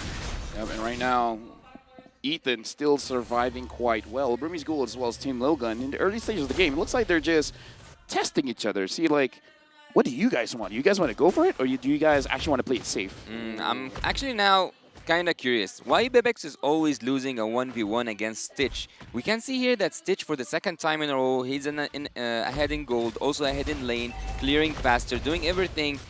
I think that the Beatrix in the early game is really good in clearing the waves, but is it like, is it inevitable to lose against the Bruno? Bruno is the king, man. Bruno just wins the lane straight out. The only one that can really contest is Ixia and Brody. Yep. And even Brody, there's a limitation to it, unfortunately, right? There are conditions that need to, it's a skill matchup, right? Very, very volatile. But now, let's see this very first turtle here. Zixora immediately on it.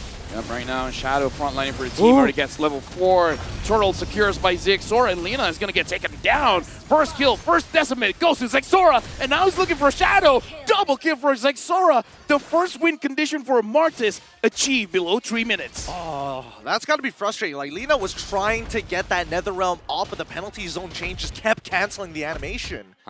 Team Lilgun are just back on track, 2-0 early game advantage, and now they are catching up to the momentum. They are living to their own myth of losing the first game and then dominating that rest of the game. Stitch, as I told you, he is winning the 1v1 battle. And when his team was fighting in the turtle, he was also winning on the top lane, which is quite interesting because he won. He won against the Bruno with the 1-1, and now he's winning with the Bruno against the Beatrix. Oh, now Ethan face checking onto Stitch. Stitch able to survive. Ethan's the one taking quite a lot of damage. Stitch takes him down. A very good kill for the... Oh, but wait!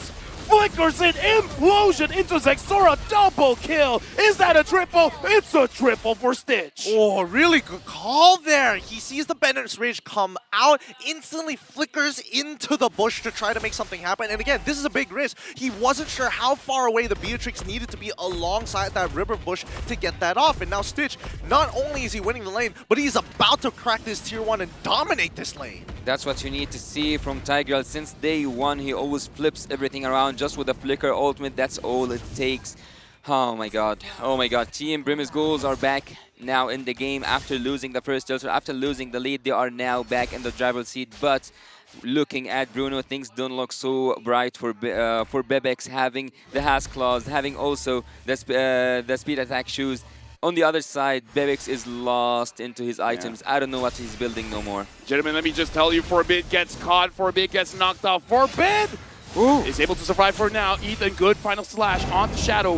Forbid survives. And I don't know about you guys, but I'm a very forgetful person. I really hope Moonton give Bruno a skin, because this M5 is doing very well. No, I want Arlet to get a skin. He deserves it as well. Okay, you know what? Give Arlet some love. You know what? It's more possible for me to use Arlet mid, so let's go with that. I'll take it. I'll take it. I'm down for it. This next turtle is already up, and both teams, they've already started to gather. Ethan hoping to instigate war. Oh, very good clapback. Nico gets pulled back just a little bit. Lina still has the Netherrealm. Will use it there. And looks like Nico is the one actually securing the turret for himself. And BlinkX, very good engage coming in. Shadow gets a kill. Nico gets a kill. This does not look good for Team Lilgun. Even though Forbid gets a return onto BlinkX, but that's not worth it. Yeah. No matter how many shots Team Lilgun are throwing towards the side of Team Burmese Ghouls are now back on top. Oh, they are still pushing. Yeah, right now, Burmese Ghouls, just like Gideon said, their idea is to end the game as fast as possible. I would say what you said is true for both teams. Let me just say that. Lafalia said the last game that having a Bruno as well as the Baxia is kind of a shame to not to win the early game. To not win the early game. Yeah, to not win the early game. Now they are proving you right. They are winning the early game by all means. Not gonna lie, having the Faramis as well, for the first 2 days, it was a 100% win rate.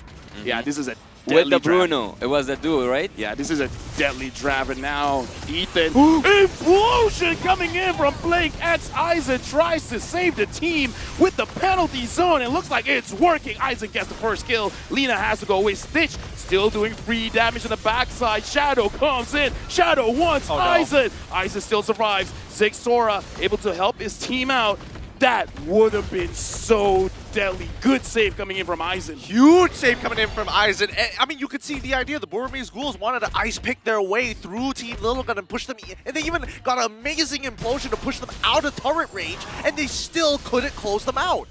Taking a turret after a turret, taking a kill after a kill. Stitch is just living another Stitch day. Shadow, Shadow is top. Yeah, right now, Lina looking for an opportunity to use the Shadow Stampede to catch Team Lilgun. I believe even Lilgun did not expect this kind of game to happen in the first 7 minutes of the game. Burmese Gold is securing 1 kill per minute. Yeah, right now, I think, again, this is just showing you the value of the Tigreal in this lineup, right? He's got a passive that basically works like Anti-Cuirass. How many shots does Bebex have to put into him before he goes down? It takes way too much time, and that's even before he starts getting some relevant items to make this even worse. So previously, we were talking about, hey, they don't have magic damage, right? Tigreal is just going to emphasize the fact that, all right, it's not like you have any difference in diversity in your damage. I'm going to punish you for it. Right now, good implosion by BlinkX. So far, just to make sure that they get the turtle, but looks like Aizen's going to get caught. Penalty zone trying to survive. Unstoppable from Stitch. Burmese Ghouls at this point, their damage is too much for Team Lilgun. Shadow. By now, his game style is revealed for me. He is not into the crowd control. Yeah, I mean, right now, Shadow gets caught. Looks like he's going to get taken down by Zexora. Nico from the backside tried to zone everyone away, and looks like the damage coming in from Lilgun is not enough. And Stitch almost takes down Zexora. Dude, I love it when junglers are so far ahead, they stand in front of your opponents, just like, who's first? Which one wants me? Come on, come on, line up for this. Because Nico, he's now getting really confident. He's starting to get borderline disrespectful. At this point, the only way he dies if the turrets help him out. It helps out Team Lilgun. Yeah, and that's not even the only problem, right? Because both Nico and Shadow can do the exact same thing. Just one item. Bebex only has one item. He cannot do anything. And on the other side, it's the same case once again. 2 items ahead for Stitch. And that's what I'm saying since the early game. Stitch is winning the lane 1v1 without any assistance from his team. And ironically enough, Forbid, even though he's the only the magical damage dealer from Team Lilgun, he is the highest damage dealt in the latest statistic. Yeah, I mean, he's the only one who can quote-unquote free hit because all of the members from the side of Burmese Ghouls make sure that Bebex is completely out of that fight. Like, you can tell from Shadow as well as their jungler, Baxia, just getting right in front of her face to make sure that it's awkward and uncomfortable to move around. I've seen a lot of Uranus players being just bullies, and Shadow is one of them. And right now, BlinkX again. Amazing coming in from Ethan. Ethan pulls back to Stitch. He doesn't care. He has the damage. He goes and he flickers forward, gets a double, and now Burmese Ghouls. That was one of the chances Team Lilgun can actually win a fight, but it wasn't enough. That was an amazing final slash, but it wasn't enough. I don't know what Stitch's insurance policy is, but get me signed up for that, because right now it is just how do he plays with no fear of death, no fear of how much health insurance costs at all. He just walks in and does what he wants. I'll answer you. Having Nico, did you see him tanking that turret until the last hit from the turret? He was waiting until Stitch does his work, goes out, even if he wants to go in once again. All the HP was going to be utilized for the favor of Stitch himself, and Stitch can be called now. He is in a total different game from the Bebex. Look at him, almost 5k difference between both gold laners. It feels like right now the way that the Burmese Ghouls are playing, considering how far they are in the item section, is like, we like to call it, protect the president. But I don't think they're playing protect the president. It feels like everybody else owes Stitch money or something. And they're like, I'm sorry, sir, please put down my debt. I'll do anything for you, man. I don't know, maybe at this point, Burmese Ghouls with almost 10,000 gold lead. I don't know what Team Lilgun can do, because Bebex needs at least 3 items to fight back. And that's just to fight back, not enough to win. Are you satisfied, Mr. Stitch? Please. we're 9k ahead. Is this enough? Alien 626, please, sir. Yes, I remember Lilo and Stitch. This is so hard to watch. As their inhibitors are starting to come crashing down with the help of the Lord. They're just getting zoned out. They're getting stat checked. Yeah, at this point, Shadow also legit doesn't care. At this point, he just wants... He and Nico are fighting for the most damage received. I'm the sandbag. I'm the sandbag. No, I'm the sandbag. Excuse me, sir. I'm the sandbag. And No, then I am the sandbag. And then Blix is just like, guys, I'm the roam. For now, one inhibitor is already... Oh! He's the roam with a good implosion. Ethan tries to save his team again, but look at that engage. Zexora gets killed. Zexora gets a double. Ethan gets another kill as well, and Bebek still survives. Stitch flickers forward. He wants Ethan. Ethan is still surviving. Bebek, the snipe is good, but the damage is not enough. Stitch. I think that the wounds for today will need a lot of stitches because we can see the amount of damage. The balls are not something to mess with. Look here. He's even dealing so much damage to an XP laner.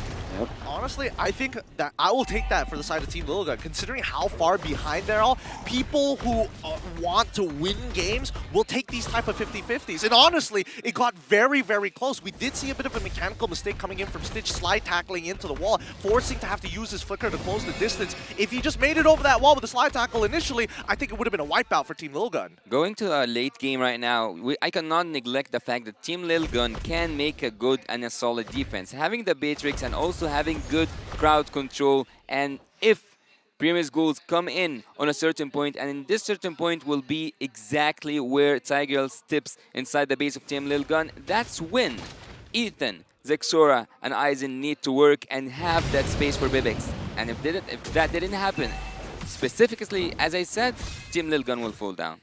It's about the counter engage coming in from the side of Team Lilgun. I mean, if it's not Aizen, then it's Ethan who has to find a way to kind of create that space. Now, as Burmese Ghouls, they're going to sit on this Lord. We've seen this type of oppression before. Whoa, okay, Nico, let's calm down. Oh, Shadow wants to be sandbagging material too. Yep, going straight for Bebex. Bebex completed the third item, so Bebex is a legit problem at this point. Right now, they're throwing everything at the kitchen sink onto Shadow. Aizen using the penalty zone as well, and Shadow still survived with the Netherrealm. Blink X, I'm pretty sure he's just waiting for that one opportunity to just flicker forward. He does! Implosion onto 4, pushing everyone back. Bebex is still free, hitting from the side. Shadow is able to escape. 3 items on Bebex, still not enough. I wish we could get the mic check for Burmese Ghouls because Stitch was working on the Luminous Lord while the rest of the team was running it down on Team Littlegun. And eventually Stitch was like, actually, that looks like kind of fun. I want to be part of this as well. And because he wants to be a part of it, he left that Lord. He didn't take it down until the last breath. Stitch, if he was in this fight, it was a maniac. It was almost also a savage. Primus Ghouls are so far ahead in game, and Team Lilgun have to make one more solid defense, because with one more solid defense, they can get back into the game actually. As I said earlier on, physical defense from the side of Team Primus Ghouls can deal with Bebek's damage, but so far Bebek still doesn't have the damage enough to threaten Primus Ghouls. Now having the Demon Hunter Sword onto stage as well. Aizen was already taking a lot of damage. But it looks like Steve's like, nope, not enough. I'm going to deal a little bit more. The Lord marches in, and Blinkex from behind catches Bebex. Bebex gets taken down. Burmese Ghouls will end this game. They don't care anymore. They drop Lilgun 2-0. The hope for Myanmar still alive as they beat Lilguns 2-0, making sure that their group stage run has a possibility, a chance, an opportunity to make it to the knockout stage. Team Lilgun. Now the history is not going to say they are now, the history will say that they are now done with making any more. 2-1 reverse sweep, no more. Shadow said it at the beginning, 2-0 for Team Burmese Ghouls, and that's what just happened. Apparently the download was interrupted. Something happened with the internet connection, but Burmese Ghouls just like, yeah, you guys aren't going to do this shenanigans anymore. We're stopping you. This is our opportunity to go to the knockouts. They were trying to export that file, and once Shadow's file came up, and it's like 3 petabytes, and they're like, whoa, that's so much more than we needed to download. It was a virus. It was deadly. It was deadly. Is this how you deal with Lilgun, bringing a player that no one has ever seen before? I mean, they could shake things up and then swap back their old players all of a sudden and do it all over again. It's the first time that we're seeing Lilgun take a loss here at the world stage. From wildcards, they've been reverse sweeping, and finally, they've actually lost a full series. Let me just say, I'm pretty sure Stitch is the MVP, but Shadow though. Shadow though. He was playing hot. Yeah, yeah. You liking the Uranus? No, not at all. Not Why? at all. Why? I respect your conviction. You stay with your guns, and they're big guns. Well, I mean, it's subjective. It's about average. Average but I guns. think that I think that for the most part here, we have to give credit where credit is due. The overall team play style coming in from Burmese Ghouls and our MVP that's brought to you by the Republic of Gamers. Let's ring him up for the boy because it's so easy to tell who it's going to be. There you have it up on screen. Give it up for your boy from the Burmese Ghouls. It's going to be BlinkX. Look, you guys thought it was going to be Stitch, didn't you? Yeah. Hey. Shut up. Dude, I respect this. This is the World Championship. You give the MVP to those that made an impact. He made such an impact again. I mean, I bet, like, when we look at these highlights here, we are seeing those big implosion moments actually making a difference. And once they kind of learn, like, okay, this is how Team Lil Gun actually approaches us after the implosion, let's adjust it a little bit. Let's adjust the timing.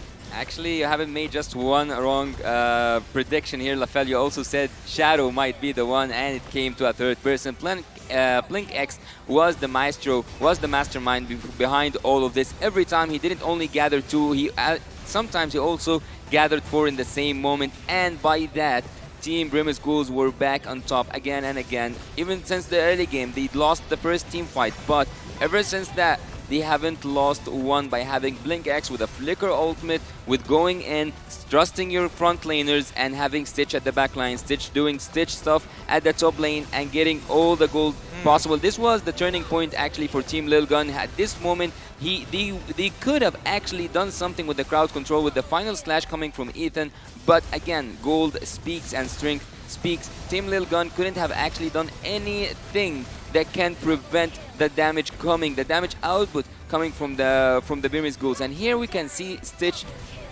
was just going in and dealing a lot of damage that at some point you weren't able to even imagine or to reflect or to have any kind of response to it. No Wind of Nature, nothing could have helped you from the balls of Stitch. Yep, they just got stat checked all the way through, right? Every single time you're like, oh, do I have enough damage? They have too much armor. Do I have enough utility to make it through? Unfortunately, you don't have the levels to back it up. The base damage is all across the board. I think that Lil Gun, they had answers to how to approach the Burmese Ghouls. They just didn't have the gold or the numbers in terms of attack damage and, most importantly, armor penetration to get through them. Alright, as we can see here, we have the statistics for the game between Burmese Ghouls and Team Lil Gun. What's interesting here is... Okay. We all know that some of the junglers go for, or some of the tanky heroes go for semi items, and that's something we are familiar with Arlet and also with other heroes. But seeing that Nico wasn't completing his own items, focusing on just surviving on just buying some time, having that amount of HP to just dive in, and also Shadow, his game style, his play style was quite on point because he did the same thing using the glue, and he did the same thing using the Uranus. He was zoning out the enemy, he was annoying them, he was just playing on their nerves. And more importantly, it's just a way to kind of change up. And finally, we do see the sandbag goes over to Shadow with Rich Guy and as well as the carry going over to Stitch. Stitch, now his stats are looking way better. Previously, not even breaking 700, but now 900 plus consistently in this match itself. I gotta say, looking at how Burmese Ghouls have been playing this game, Nico as well as Shadow is creating so much space. At this point, it's like Stitch playing in easy mode. Like, his struggle was just, okay, my job, laning phase. After the laning phase is done, turtle, lore, team fights, I know my team got me. I know they can create space. They have their jobs and they're doing it well. All I gotta do, auto attack. Auto attack. Just not mess up mechanically, right? That's the thing. As long as Stitch can free hit, this game is pretty free for them. But it also felt, at the very least, that the Lil Guns were a little uncomfortable against this Tigreal. Not just because of the passive, they don't have necessarily the highest amount of magical damage, but the fact is the spacing. They're not sure how far away they have to stand back when they know that Tigreal has the flicker implosion. And I think that's something that Team Lil Guns, it's going to take a bit of practice to get used to. Because again, this is pretty fresh in the meta. That instant stun, woo! Nice change, Moonton.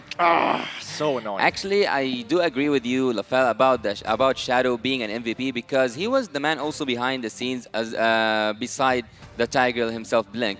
So he was taking damage, he was zoning enemy, he was doing everything, and you were quite interested when you saw him come up. Why do you love the Arenas pick?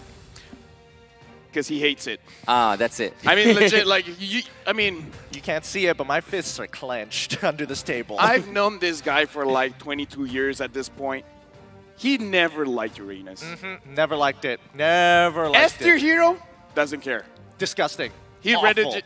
He doesn't. Okay, if Uranus is meta, he's like, okay, I'm just gonna use Dyro. No, I can't. I don't want to get pink eye or anything of the sort, man. I don't like it when he tries to cut my waves from behind, and I'm like, what? But then it's just you're touching butts at that point, and it's not worth it. I cannot deal with it. I refuse to.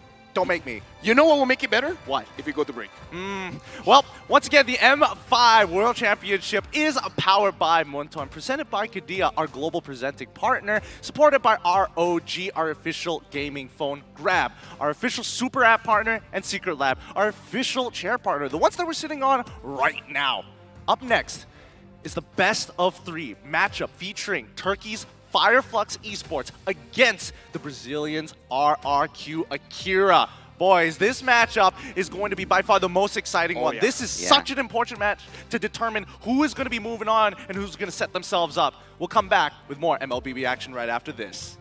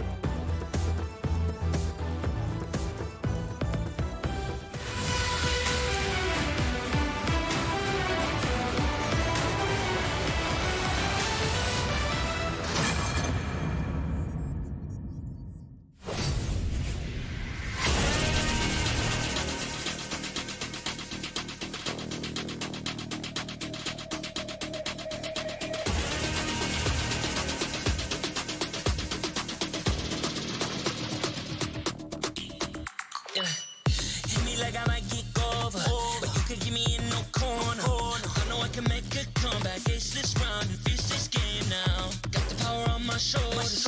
Yeah, you know that I'm a soldier. You can keep me off my guard, but you can't keep me from my honor. I feel like a floor inside, the energy's getting higher. You're saving my arm, 'cause I know just what I got. I got you like na-na-na, and you know I hold the power. This feeling I love, oh yeah. Making my grind good to great, so don't stand in my way.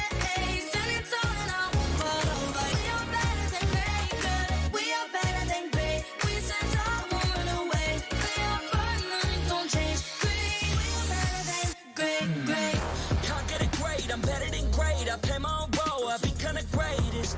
Transcend myself into this game, yeah. I feel the power to dominate fate. Championship mind, no time for the weak. We start to the game, shine, reveal. Better than great, that's how we feel. I feel like a floor inside, the energy's getting higher. You're saving my arm, 'cause I know just what I got. I got you like na-na-na, and you know I hold the power. This feeling I love, oh yeah. Making my grind good to great, so don't stand in my way.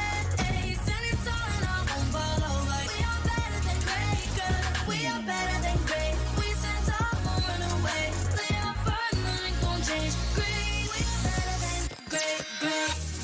If we stand tall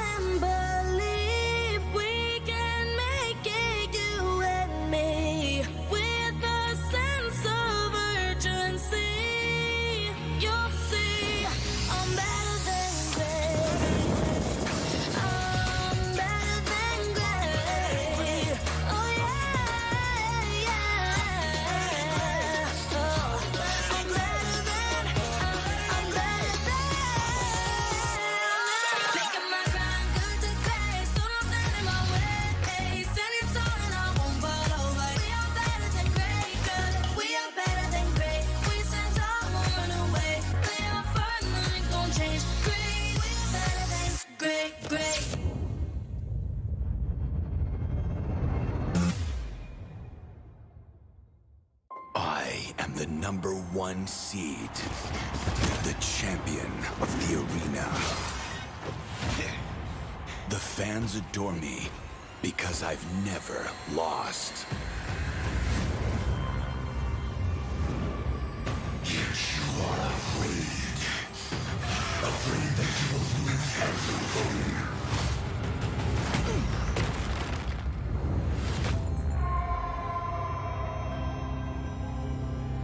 Do you ever get scared of losing, Kimmy? Well, big bro, I think we should cherish the joy and excitement of each game. Not who won or lost. That's right. I'll strive for victory, but I won't lose myself in its pursuit.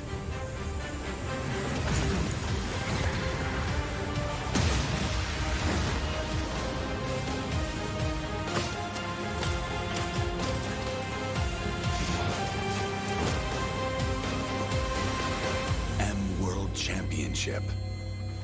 I'm back.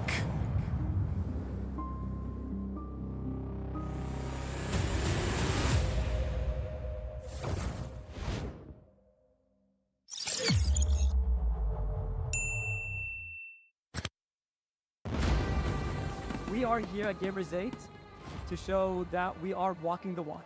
We have had amazing reactions, major IP owners, and a lot of potential partners and stakeholders coming in here and taking a peek. Gidea's cube over here has been the nexus of this zone. What I saw it from the outside is very mysterious. You want to know what's happening inside. Felt like, you know, this is an MMORPG, but R is not role-playing, it's real world.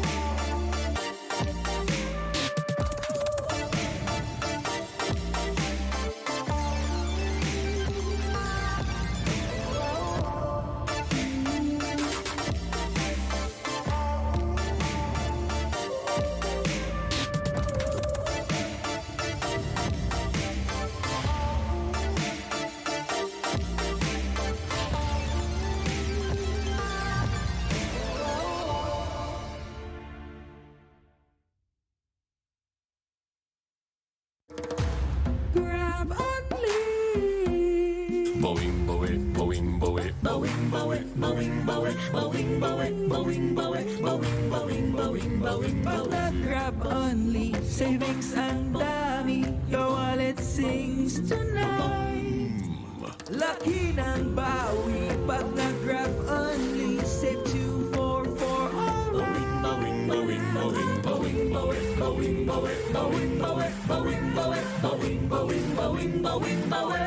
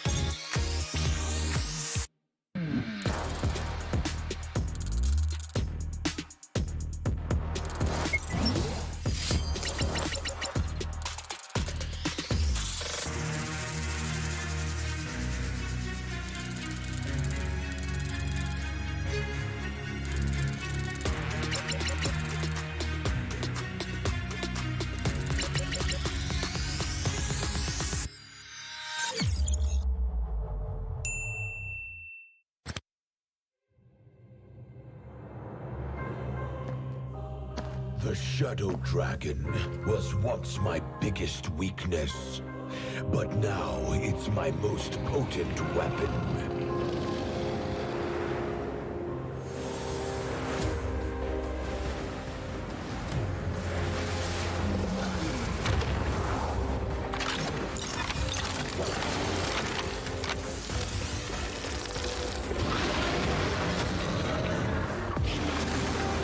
Cosmic Dragon, rise and soar!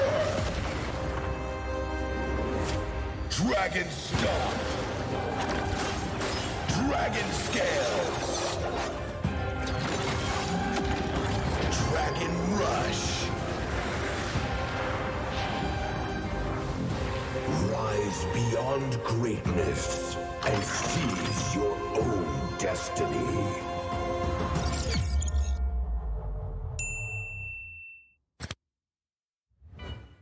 Tonight, we celebrate MLBB Esport.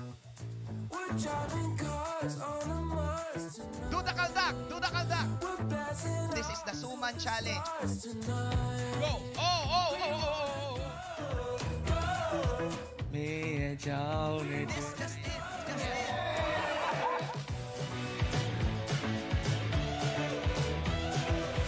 Welcome to M5 Gala.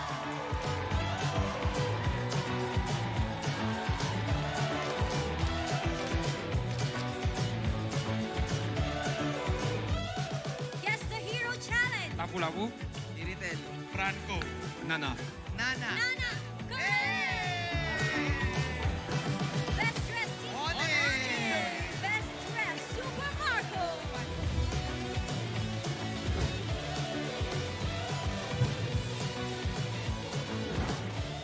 Thank you so much for joining us at the M5 Gala, and we'll see you at the M5 World Championship.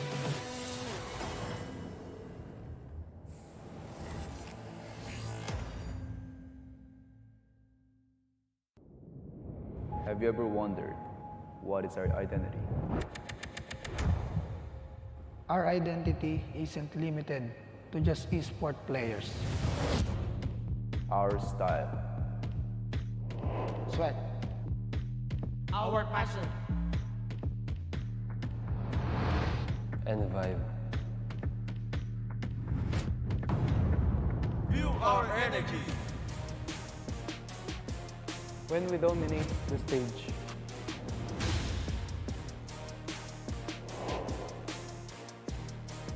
The hours of sacrifice. shape who we are. So, what is our identity?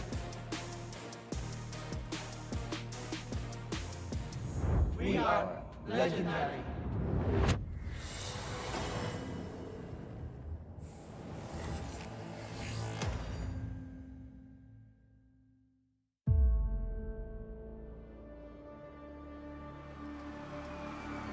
In the history of M Series, no host country has ever won the championship title. No other region has ever claimed the throne. No team has ever secured the championship twice. In this thrilling showdown, 16 teams across the world have gathered once more to seize the trophy. Which teams will prove themselves in their epic rivalry rematch? Will a new region unveil their strength and climb to the top? And who will leave an unforgettable mark with their skills?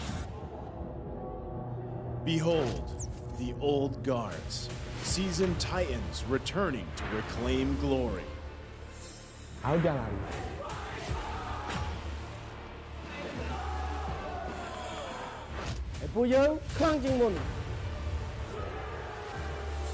Судьба будет в наших руках.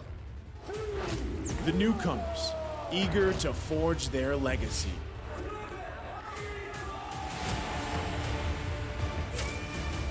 Kita di sini untuk lawan yang terbaik. Kami nggak takut tantangan apapun.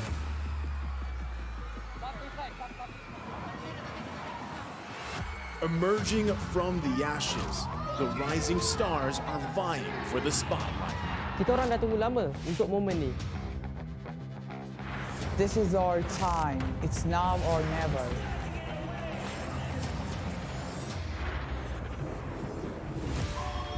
Enter the contenders, here to defy the status quo and rewrite the narrative.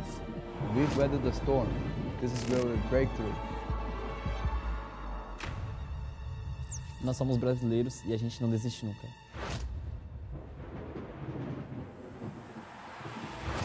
The Kings, legends in their own right, descend to defend their crown. Kita sudah merasai kemenangan. Ini saatnya kita menguasai dunia. Naitaas na namin ang kampyonato at itataas ulit namin ngayon. Babawiin namin ang corona para sa aming hari at reyna. Get ready as the stage is set for the most dynamic championship of the year. It all begins here. It's time to see who will be better than great.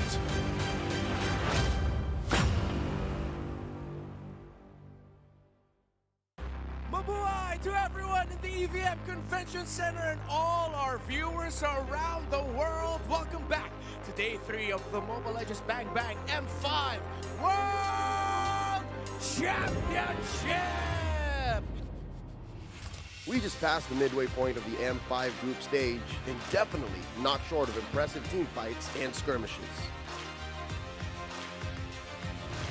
See You Soon of Cambodia did not hold back with their warm welcome for Triple Esports' debut in the M Series. Tier 2 they go, they don't care about these turrets.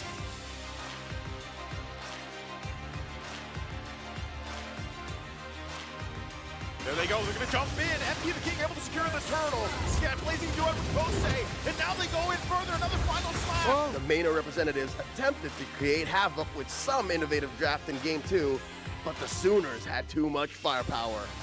The clash between Team Flash and Team Lil Gun started with the Singaporean champs taking the first game. But it was all part of the plan for the Mongolian downloaders to adapt and learn.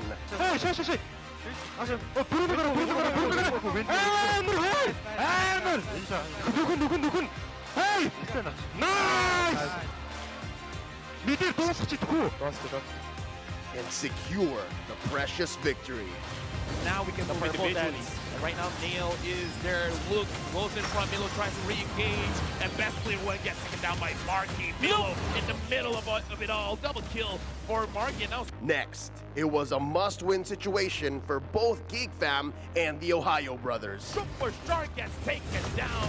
The Ohio brothers loses the first game. Led by Baloyski, the MPLID first runner-ups dictated the tempo for the series. Killing spree by Luke. Game goes over. And eventually took the W. It was a nail in the coffin for the North American representatives.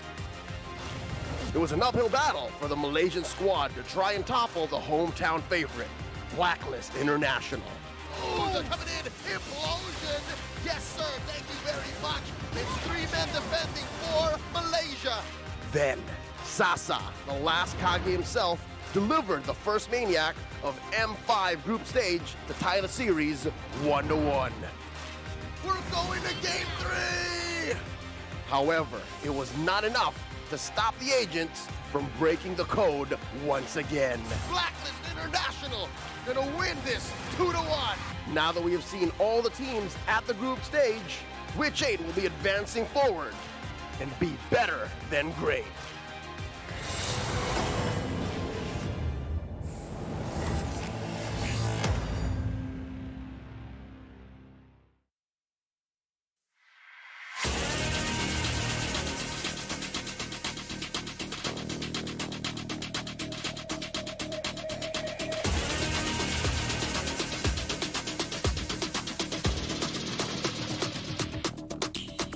Hit me like I might get over, but you could give me in no corner. I know I can make a comeback. Ace this round and finish this game now. Got the power on my shoulders. Yeah, you know that I'm a soldier. You can keep me off my guard, but you can't keep me from my honor. I feel like a pro inside. The energy's getting higher. You're saving my arms. 'Cause I know just what I got. I got you like na na na. And you know I hold the power. This feeling of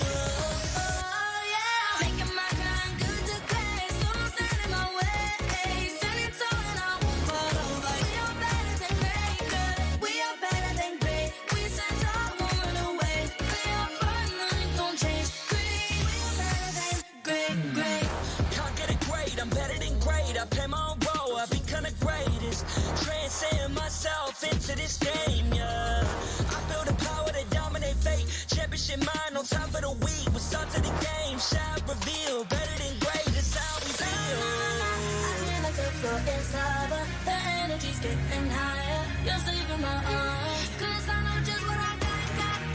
I got you like na-na-na, and you know I hold the power. This feeling I know, oh yeah. Making my grind good to great, so don't stand in my way. Send it all and I won't follow away. We are better than great, girl. We are better than great. We stand tall, won't run away.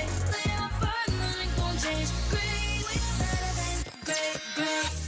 If we stand tall and believe, we can make it, you and me. With a sense of urgency, you'll see I'm better than great. I'm better than great. Oh yeah, yeah. Oh, I'm better than.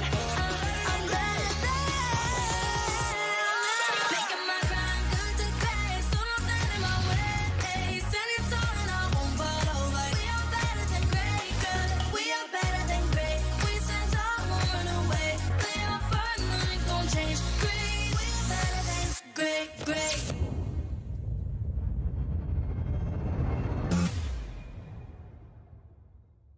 I am the #1 seed, the champion of the arena.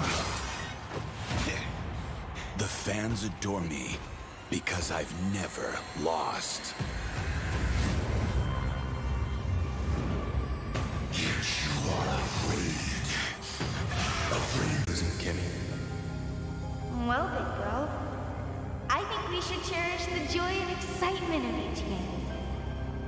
Not who won or lost. That's right. I'll strive for victory, but I won't lose myself in its pursuit.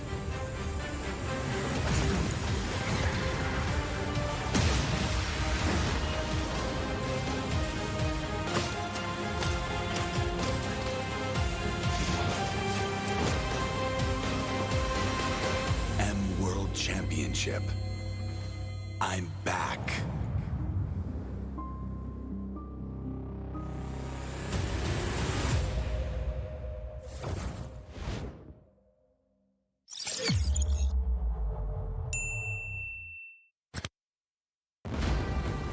We are here at Gamers 8 to show that we are walking the walk. We have had amazing reactions, major IP owners, and a lot of potential partners and stakeholders coming in here and taking a peek. Gidea's Cube over here has been the nexus of this zone. What I saw it from the outside, it's very mysterious. You want to know what's happening inside. Felt like, this is an MMORPG, but R is not role-playing, it's real world.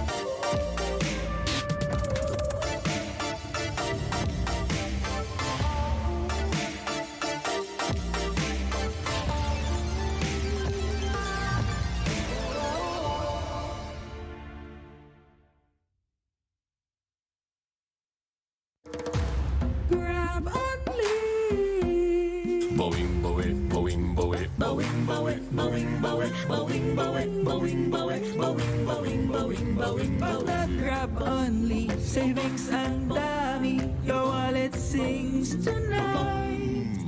Laki ng bawi, pag nag-grab only, save 2 for 4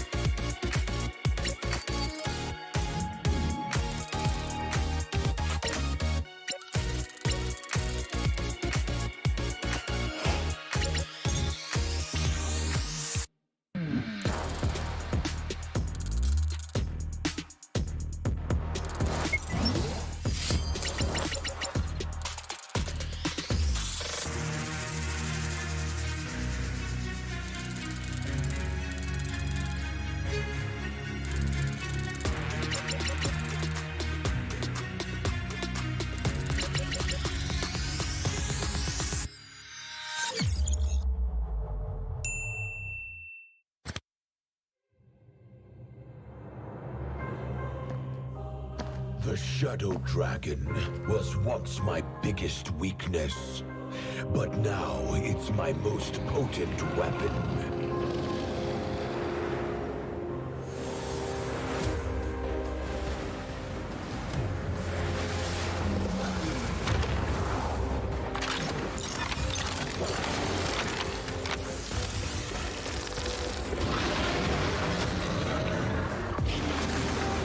Cosmic Dragon, rise and soar! Dragon Stomp! Dragon Scales! Dragon Rush! Rise beyond greatness and seize your own destiny.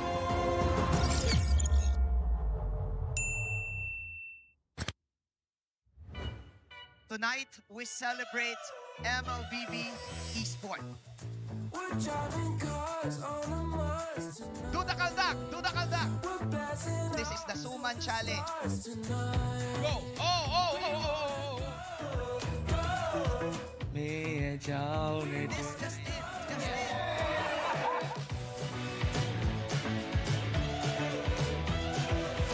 Welcome to M5 Gala!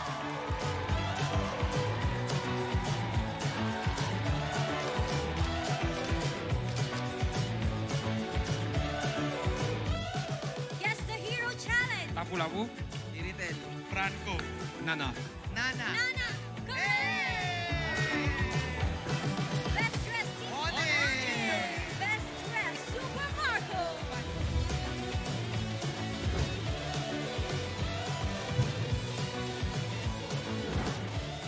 Thank you so much for joining us at the M5 Gala, and we'll see you at the M5 World Championship.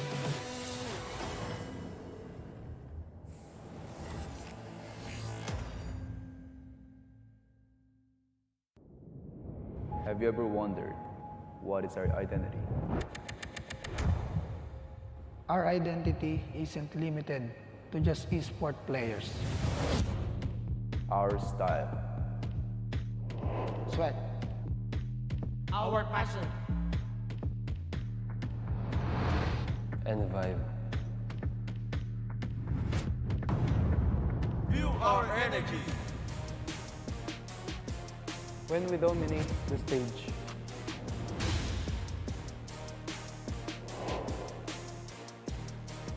The hours of sacrifice. shape who we are. So, what is our identity? We are legendary.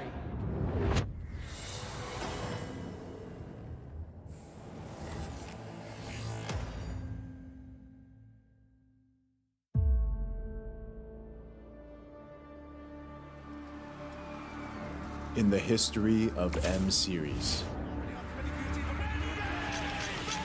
no host country has ever won the championship title.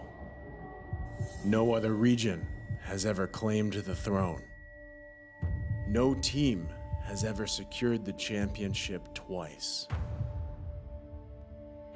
In this thrilling showdown, 16 teams across the world have gathered once more to seize the trophy.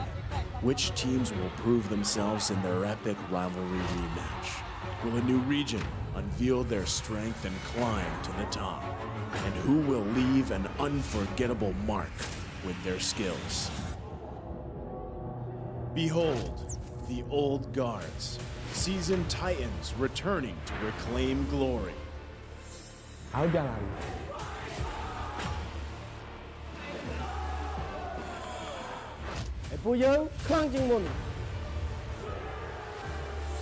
Судьба будет в наших руках. The newcomers, eager to forge their legacy.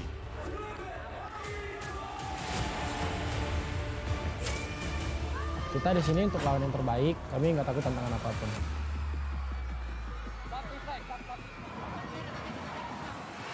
Emerging from the ashes, the rising stars are vying for the spotlight. Kita orang dah tunggu lama untuk momen ni.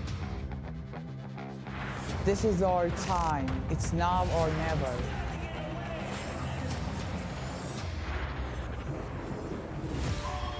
Enter the contenders, here to defy the status quo and rewrite the narrative. We've weathered the storm. This is where we break through. Nós somos brasileiros e a gente não desiste nunca.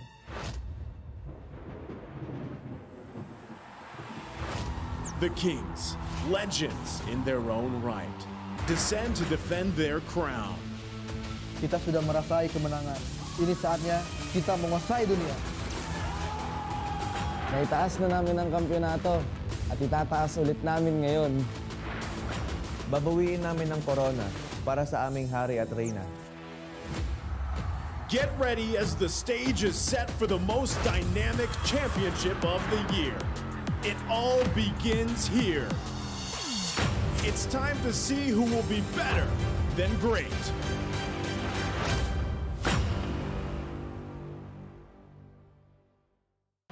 Mabuhay to everyone in the EVM Convention Center and all our viewers around the world. Welcome back to day 3 of the Mobile Legends Bang Bang M5 World Championship! We just passed the midway point of the M5 group stage, and definitely not short of impressive team fights and skirmishes. See You Soon of Cambodia did not hold back with their warm welcome for Triple Esports' debut in the M Series. Tier 2 they go. They don't care about these turrets.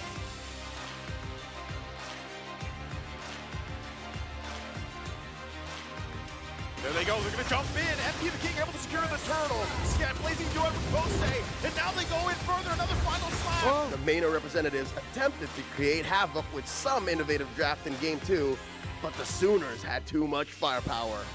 The clash between Team Flash and Team Lil Gun started with the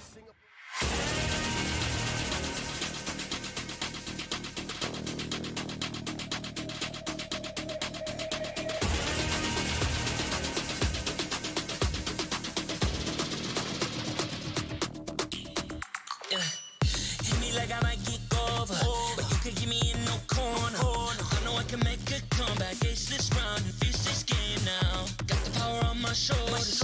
Yeah, you know that I'm a soldier. You can keep me off my guard, but you can't keep me from my honor. Nah, nah, nah, I feel like the floor is lava. The energy's getting higher. You're saving my arm. 'Cause I know just what I got. I got you like na na na. And you know I hold the power. This feeling I love. Oh yeah. Making my grind good to great. So don't stand in my way. Standing tall and I won't fall over. We are better than great, good. We are better than great. We stand tall, won't run away. We are fun, nothing gon' change. Great. We are better than great. Can't get it great, I'm better than great. I play my own role, I become the greatest. Transcend myself into this game, yeah. I build a power to dominate fate. Championship mind, no time for the weak. We start to the game, shall reveal. Better than great, that's how we feel. I feel like the floor is lava. The energy's getting higher. You're saving my arm. 'Cause I know just what I got. I got you like na na na. And you know I hold the power. This feeling I love. Oh yeah. Making my grind good to great. So don't stand in my way. Standing tall and I won't fall over. We are better than great, good. We are better than great. We stand tall, won't run away. We are fun, nothing gon' change. Great. We are better than great. If we stand tall and believe.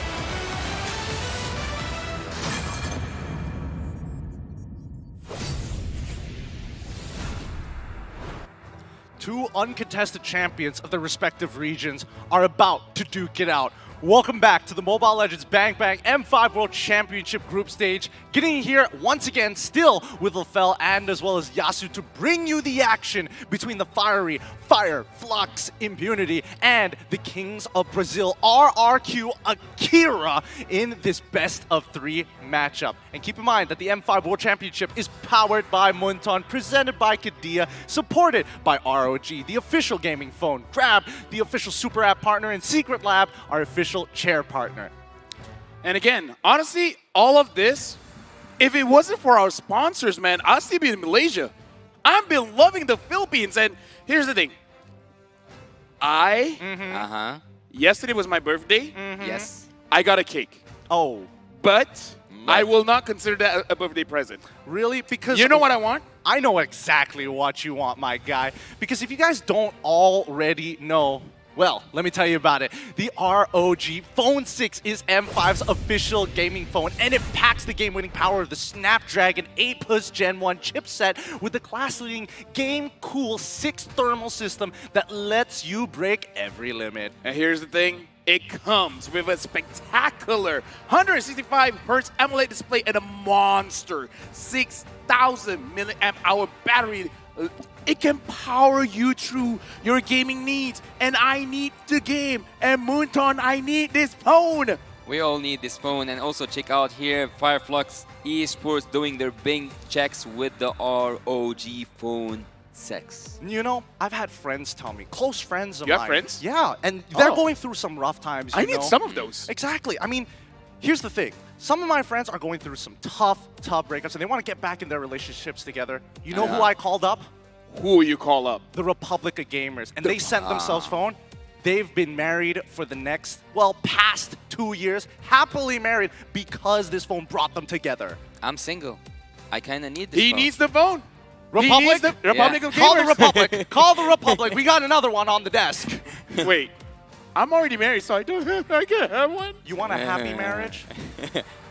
That's why.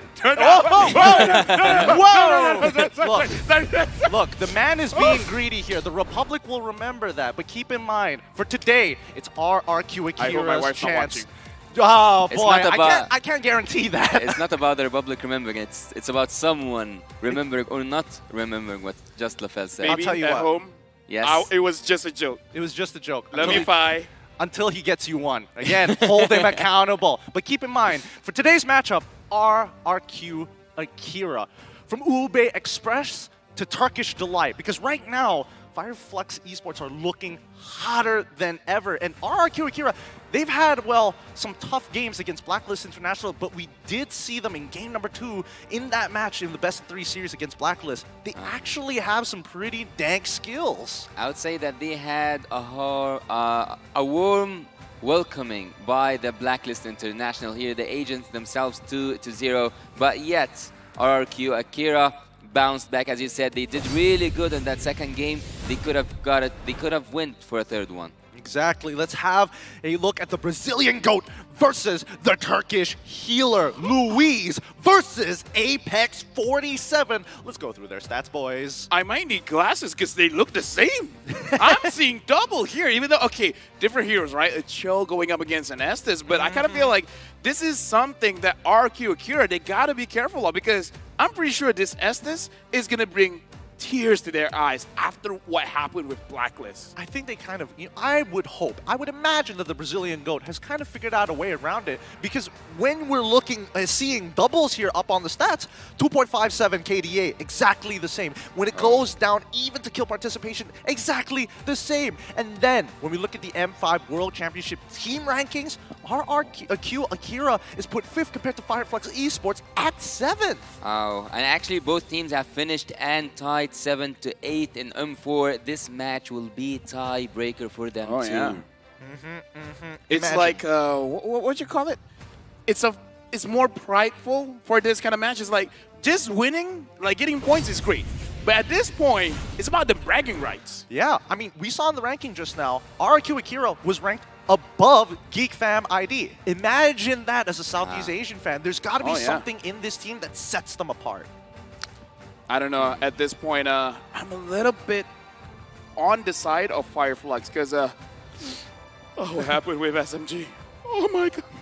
I'm traumatized, man. They too owed us. Wait. They do. They kind of, just a little bit. I kinda might need one of these tissues after today finishes. There you go. I have There you triple go. esports against Onyx. Oh no! Oh no! That's also happening. But with that being said, it looks like this best of 3 is about to begin. So, to officiate the M5 World Championship, we have our marshals making their way onto stage. They are here to ensure the fairness and integrity of our games. Thank you so much to our marshals, as they are our first responders when tech issues occur, and nobody likes that. But I think it's time. After a successful opener, the Turkish champion looks to secure their second straight victory. Let's go, Fireflux Esports! Let me just say, after their debut here in M5, I'm honestly on their side. Going up against them are the redemption-seeking Brazilian Kings of Kings. Vamos, RRQ Akira! RQ Akira, the question here is, will the Brazilians dance Sampa tonight? It's going to be an interesting matchup. Both sides looking for as many points as possible to make sure that they make it over to the next stage, the knockout rounds. Now, let's welcome their coaches. Starting off for Fireflux, Coach Reminiscent as well. Oh, whoa, that's not right. It's Singapore as well as Bangladesh coming up for the side of Fireflux, and Coach Cabral for the side of RRQ Akira. Honestly, this is going to be quite the matchup when it comes to the drafts because, again, we see that RQ Akira, they're pretty good when they're in the setup lane, when they're trying to get those pickoffs. And looking at Fireflux Esports here, we got to remember Rosa has a lot of hidden gems up his sleeve. He brought out the Terizla mid. The Riz Queen. I mean, you don't get that title for no reason whatsoever. With Sunshine, TNC, Alien, Rosa, and as well as Apex 47, this team of veterans have really come together to make a name for themselves at the M5 World Championship. Actually, Team Fireflux, while I was doing some studies about them, I kinda named Rosa the unreachable king because he always lays back in these backlines, but seeing him play Trizla in the M5 changes a lot to me. I mean, some people may take offense to that, especially up against the Kings of Kings from Brazil. It's Gusta Lagusta, King himself, Takashi, Sagan, as well as Luis. We got to talk about the Brazilian GOAT, man, Luis. And after watching how they play against Blacklist, even though they lost, we really do have to talk about that second game. I still remember seeing an Akai flying away with just 1 HP. Some of the longest guiding wins we've ever seen. Dude, that's the longest one I've seen so far. I mean, personally for me, well, I don't want to brag or anything like it was average or anything. I've never seen a panda fly. I've never seen it happen that often. Well, speaking of what we have seen and what we haven't seen, I actually haven't seen Team Fireflux go to defense, and they haven't been defeated for a very long time. Coming from their own region, up until now, they only lost 1 game, not a match, but 1 game. But let's look at the predictions. I'm actually on the. You're not actually on the side of Fireflux. Like I said, I have no idea who I voted for. Yeah. I'm looking for shout outs to Redmar. I'm looking for some sweet redemption here. I'm looking to humanize the Fireflux Esports. And honestly, after seeing RRQ Akira in that Blacklist International match, it really inspired something in me. I think they have what it takes, but the truth is, when they're up against a team that is very methodical, slow, patient, mechanically gifted, and most importantly, macroly sound, Fireflux is not going to be an easy pushover. Can we speak about how important this game is in this group? This game is a game changer, actually. The second of the group against the third, and if it went for a tiebreaker, this game is so important. It might just be the difference maker, some may say. And I think, so far, most people are going to expect Blacklist to be top in the group, so that means one other team is going to be looking to try to get that next spot. And we don't know who it's going to be just yet. Maybe this time we'll know exactly how it's going to be. Because Takashi yesterday, it felt like, he wasn't playing as flexibly as he usually does. Very structured, and he got punished for it. Therefore, if we're looking at Fireflux, who has taken a lot of inspiration from Blacklist International, does that make this a repeat of that game? I'm just saying, man, during the host opening, Manjin said, today we're going to have a lot of surprises. The only way I can be surprised in this match if it ends in a 2-0. 2-0? I don't think it's going to be a 2-0. I do believe that this will go all 3 games. So, I don't know. I personally feel the first match is going to be testing the limits for both teams. Can we actually get away with certain things in the draft? And I feel like game number 2 is where the real game changer will happen. After learning a little bit more, I feel like game 2 is going to be the important one. I actually got to play a game or 2 in the Turkish server, and I remember seeing that they have a totally different meta, different than the one that we are using or we are seeing on the international stage. They kind of look up to the Jawhead. They look up to some certain picks that we don't see on the international stage. Interesting. Well, let's put that aside as we look at one of the fun facts here. Blood-related analysis. Looks like somebody spotted it out. So the analyst is also the younger brother of Apex 47. They're keeping it in the fam. Yeah, he saw it and was like, oh no. Oh, you guys talking about me, please? Oh my goodness. Our family is great at Mobile Legends, by the way. Dude, talk about legacy, right? Yeah, speaking of legacy, let's look at the audience predictions 50-50 here. Indo.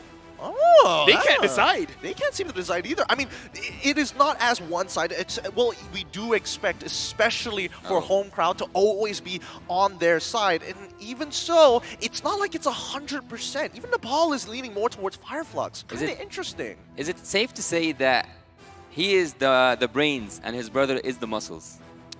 I feel that they're interchangeable. I feel give it M10. They're going to start switching roles. We got to give it enough time, okay? We have to give it enough time. MXI. MXI is when it's going to happen. But with that being said, as we get into this game, are there any predictions of what's going to be prioritized in this particular draft, right? Because I feel both sides, especially in game 1, like to go for that counter draft style initially. I feel like numbers don't lie. Fermis as well as Bruno has been the priority here. And I don't know if either team will actually let go of Nolan. Guinevere, I feel like Guinevere is the one that most teams have been a little bit more lax on letting go. Joy as well.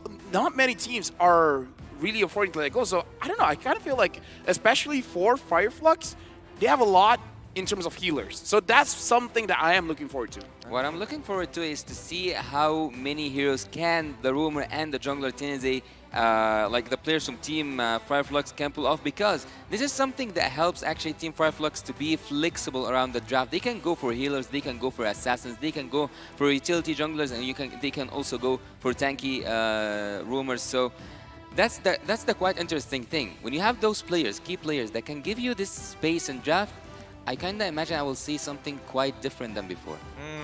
Well, let's see how creative they're going to get, especially in the very first game here as we jump into the drafting phase between these two incredible teams. Let's see which side they're going to be on. Will they prioritize blue or will they prioritize red? It's going to be Fireflux Esports up against RRQ Akira as we jump into the drafting phase. Going into the drafting phase, one thing that I do have to say, I kind of feel like RRQ Akira, if they early pick in an assassin jungler, I kind of feel like it might be very, very risky, because again, we saw the Terizla mid making it so difficult for any assassins to really do anything. And look, Team RRQ Akira, one of those facts that when I was like doing my research about in the M5 especially, RRQ Akira, when they went up against Team Blacklist International, they haven't used the same hero at all. So 2 drafts, 10 different heroes. 10 different heroes? Not a repeated one. Oh boy, not even repeated. Sorry, I was just getting distracted with the player portraits. I'm looking at Apex 47 and I'm looking at, analyst coach Sigabab. I can see the resemblance. They have the same nose. I can see how they're related. Yeah, right now looking at Fireflux, again, Bruno, face of M5. Bruno banned out, 1-1 banned out, as well as Arlet. For RQ Akira banning out the Guinevere as well as the Boxia. I'm thinking of Nolan at this point, but if they want, they can let it go and let Nolan as well as Joy off the hook. Again, I feel like it is risky for RQ to use... Okay, they want an assassin. I talked about them having an assassin, and they might. Well, having a Nolan right now, we have seen how many times Phoebus was able to suppress that pick. So if they had a Nolan, which is a really good pick, it's one of the best assassins, if it's not the best assassin right now in this meta, but if Team RRQ took the Phoebus, they will suppress it down. I mean, not every team is going to be like AP Oh, brand wow. where they're like, we'll That's play new. it anyways, but Hey, Fireflux. the counter to assassin junglers, man. Ooh, And let me just say, Hilda isn't the only tank that can do Hilda things.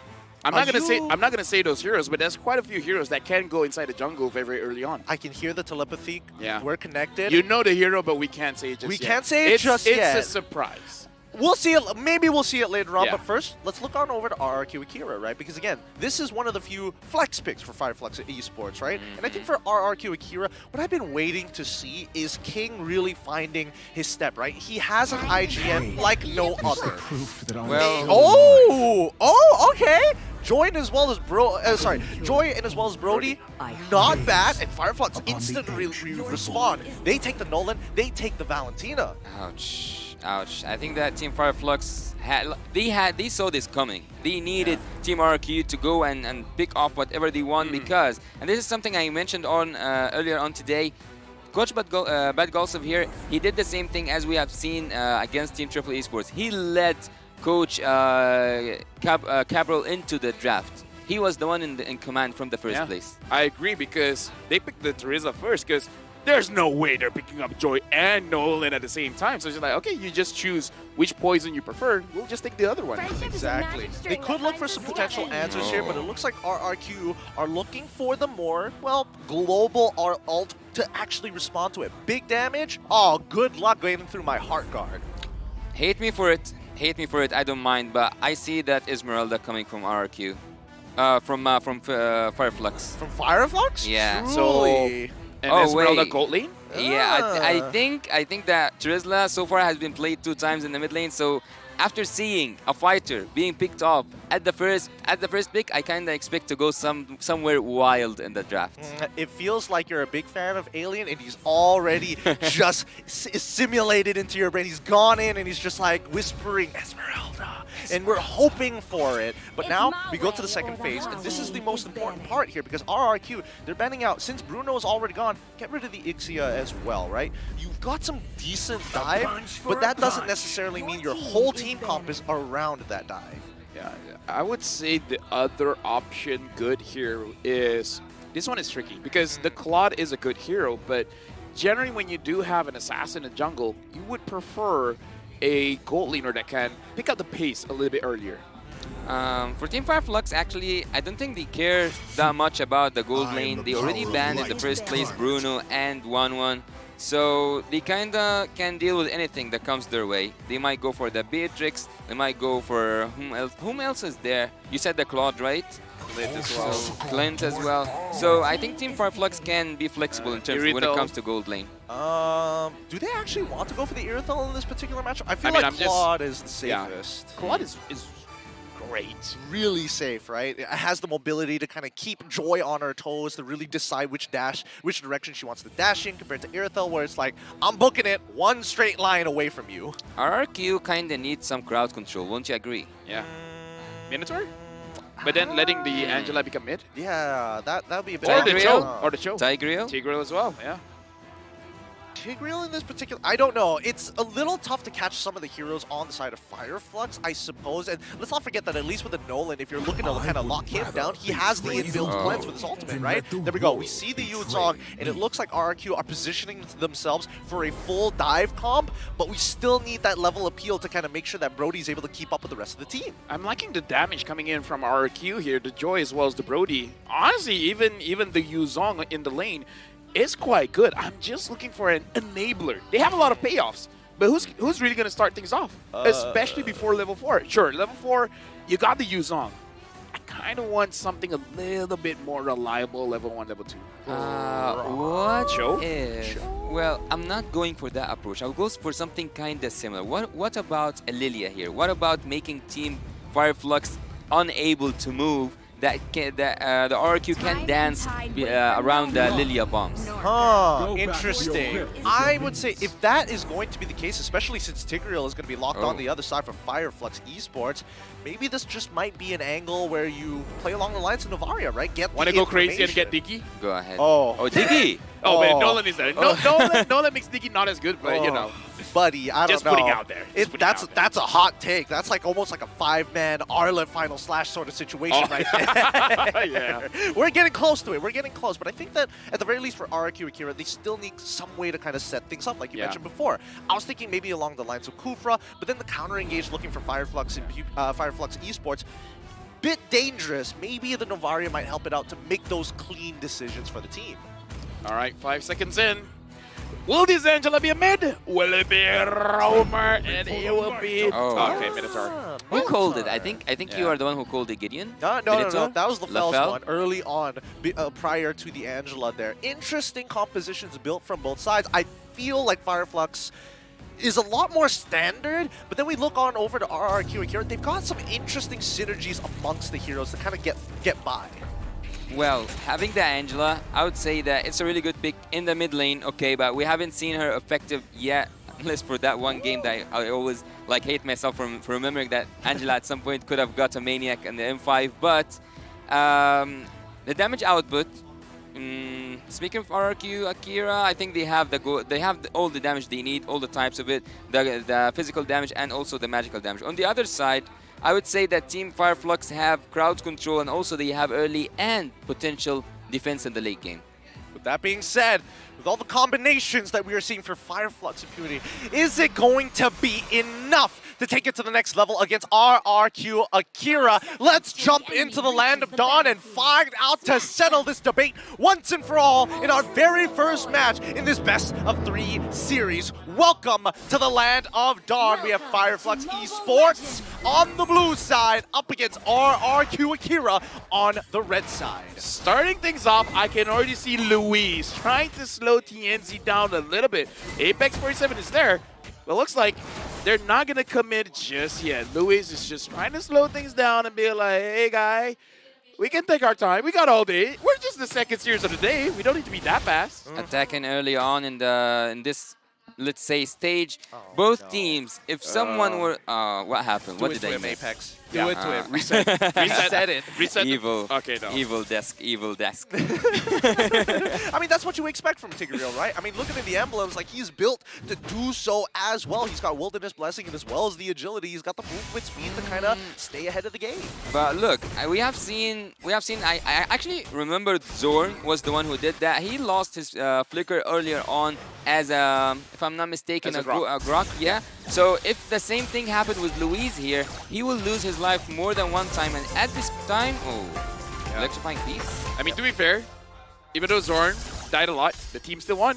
Right? Yeah. Right? Still won. That's true. That's true. But I mean that if Minotaur lost his flicker, he will be punished to away. He will be so squishy by the mid game. Well, let's see, right? We've seen both angles before. We've seen him lose his flicker early on and then afterwards become really, really squishy. But we've also seen the opposite where we've seen him play a more counter-engaged, objective-based type game where we're waiting for the opponents to come at us. And considering that Apex is playing Tigreal, the onus is on him to kind of wait it out. Whoever holds their ult the longest generally has an advantage. Takashi understanding that the gank is coming, making sure that he stays safe because this Yuzong is going to be very important in this turtle fight.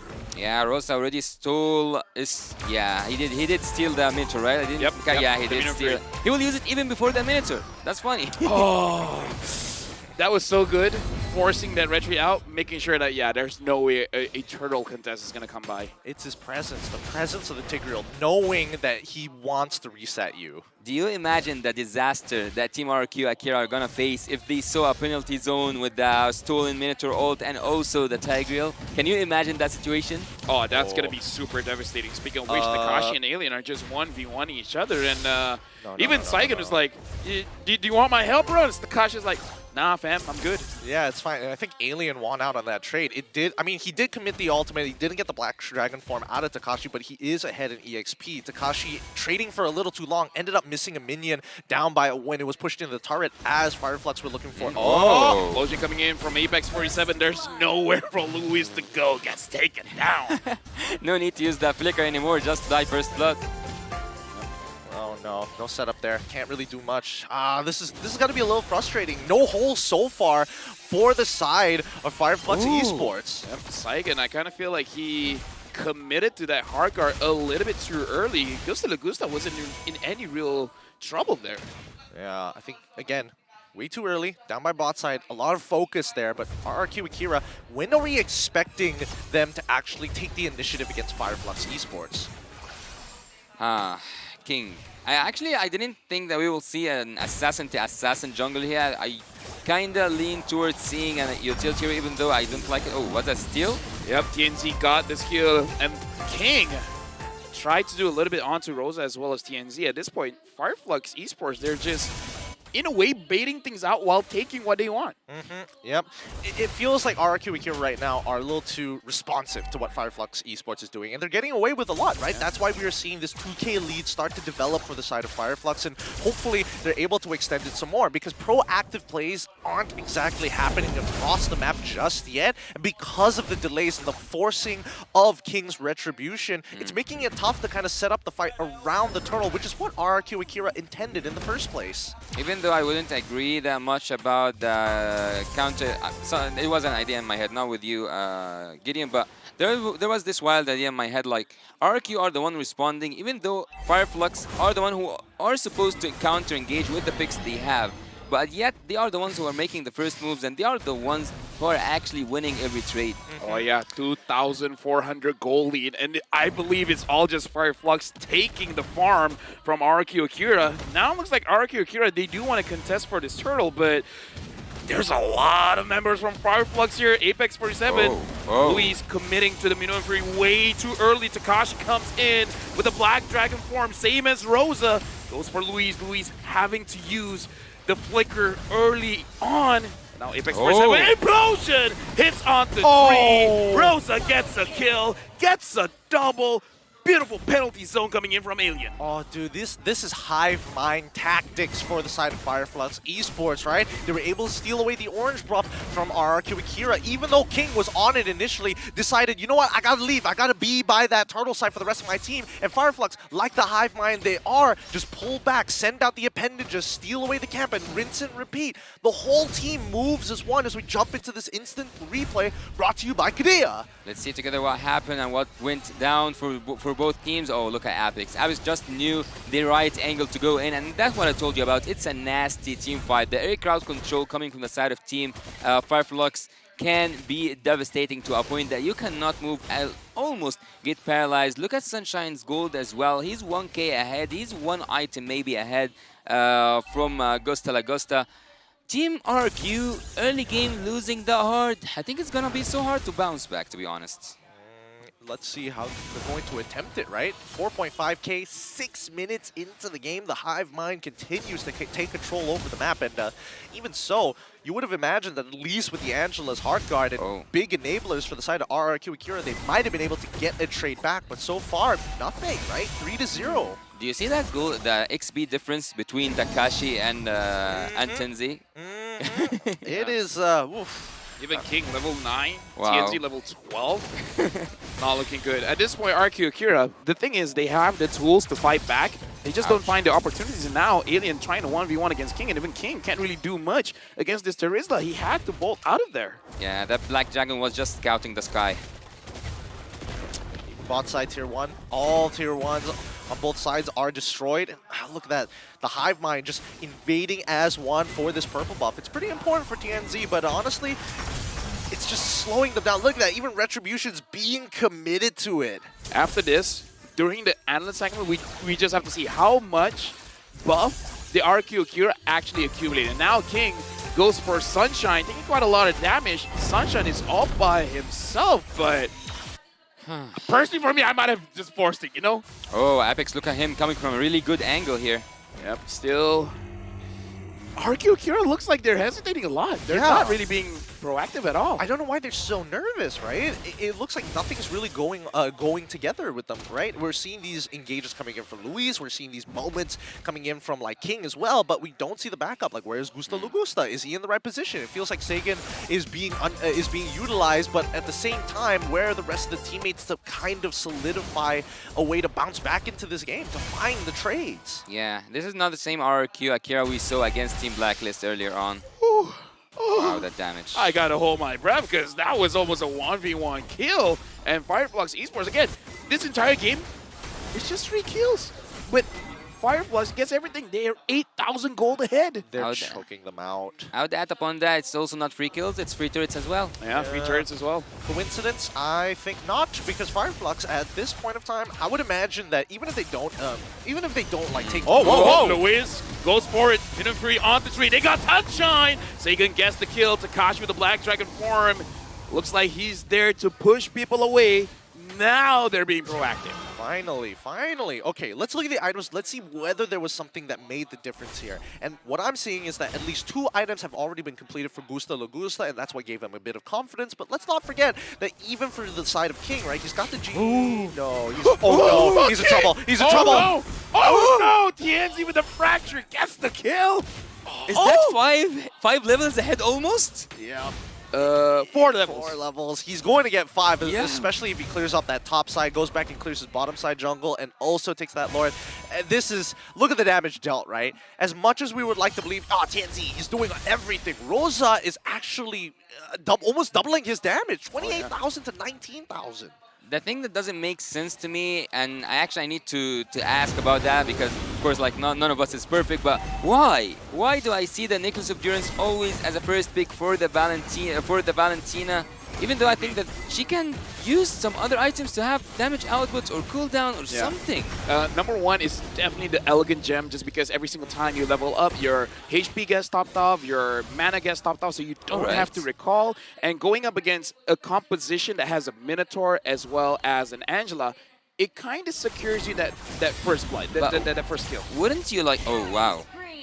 Yeah, wow, you can do things that like was quick. Yeah.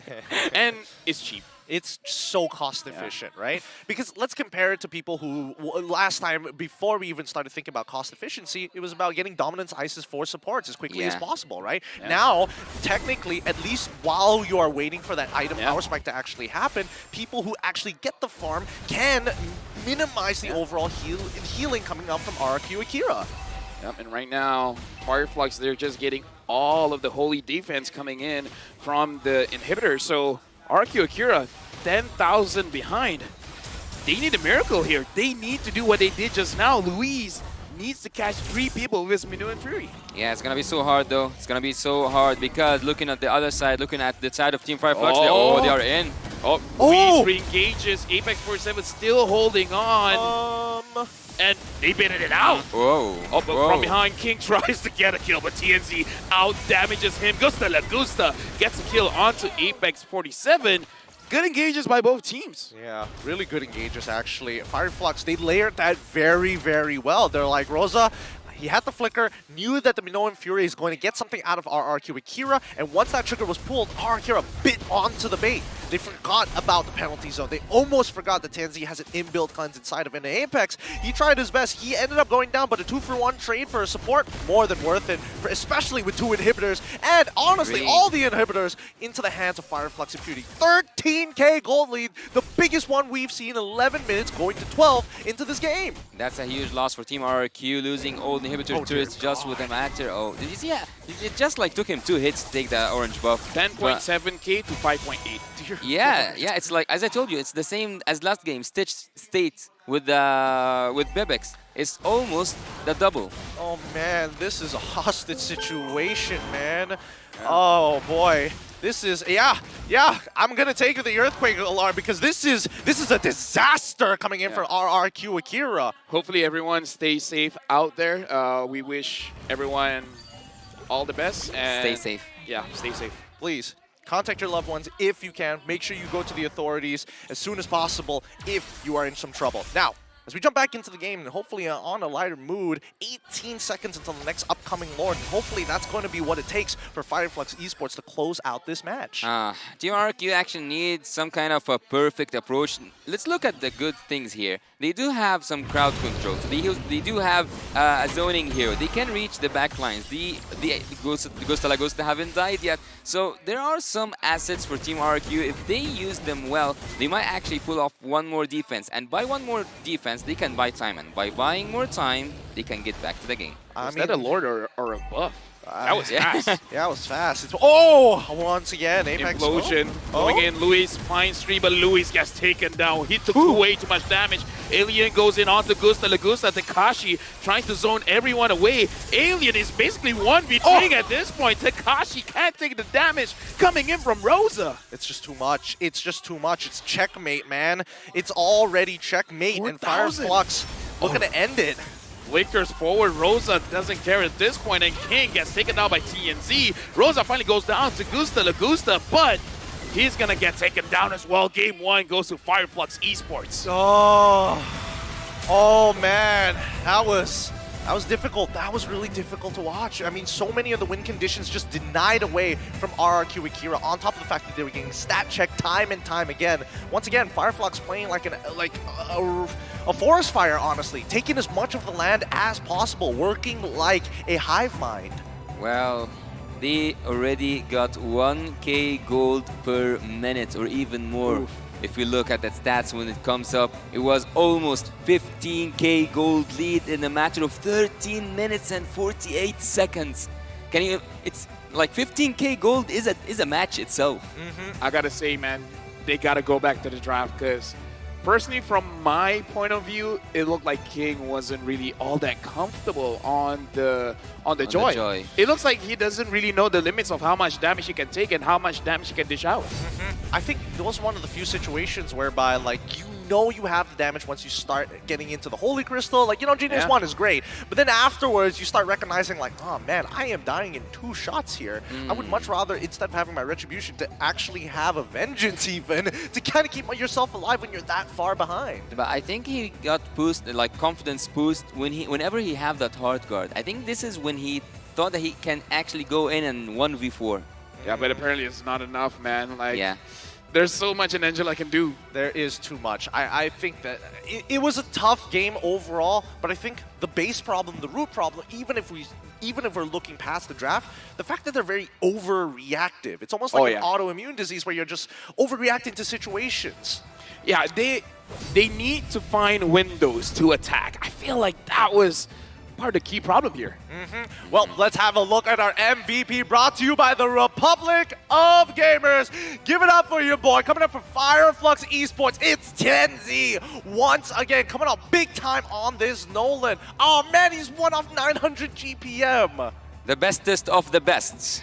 TenZ is there, 306. What a wonderful KDA in such a short time. Kill persuasion, 82%. I think at this moment we can say safely that he was almost full build, and King was almost halfway through to his second build, which is devastating for King, of course. But let's look here where did things turn around. Fireflux were in the driver's seat since the beginning. Here there was a difference. Here, like, we saw a glimpse that Team RRQ Akira can do something, but Apex had to take all their hope and flip it to a nightmare. Luis was trying here to pull off something. King also got Sunshine out of the way, having the hard guard with him. And that's the moment where I told you, Lefal, he kinda thought too much of himself when he got the hard guard. He had overconfidence when he had that shield. A false sense of security, I might say. I would agree with that sentiment as well, but I think, you know, with a composition like this, and especially when Lefel, you brought it up in the draft, at the draft, there's just more layers upon layers for the side of Fireflux Esports in comparison to RRQ Akira, where King is supposed to be the linchpin to bait out 1 or 2 of these big ultimates, because if he dies first, then there's always another layer of counter-engage for the side of Fireflux. Something has to change between Game 1 and Game 2, because RRQ Akira, they did not have the confidence to really do anything, because we saw Apex 47 starting off in both of those highlights. We didn't see the same from Luis. And also, you have asked, when it comes to the analyst segment, that we see how many purple buffs were taken by Team Fireflux, 11 to 3, and 10 in terms of the orange buffs to 3. And if you looked at everything from the side of Team RRQ, they haven't even participated in the game by taking a turtle or a lord or even a turret. So everything and every number was for the side of Team Fireflux. As I told you, it's accurate, as I said, almost 15k in a matter of 13 minutes 48. Now it's just 50 seconds, so I'm off with 2 seconds, but forgive me for that. Fireflux here, looking at the itemization, actually, the one thing that was quite interesting for me was the Necklace of Endurance, but you guys already explained that. And for the side of Team RRQ, the most effective thing that I would say is happening with picking an Angela. She can deal the damage you cannot expect, because you expect Angela to be tanky earlier on before like we get to this season. So having her applying damage when she is using the hard guard is kind of unbearable. So you are both absorbing physical damage and magical damage at the same time, so you kind of cannot build up well against an Angela mid lane. I think that, you know, the earlier stages of the game are actually very crucial for the side of RRQ Akira, and it's very clear that even for the Sandbag Louise, that he was reckoning to try and create that space initially, figure out the overall pathing to get an idea of what Fireflux wants to do. But then when you see both Rosa as well as Tianzi really working well in tandem with each other to pose multiple threats across the map, like, look at that damage dealt, right?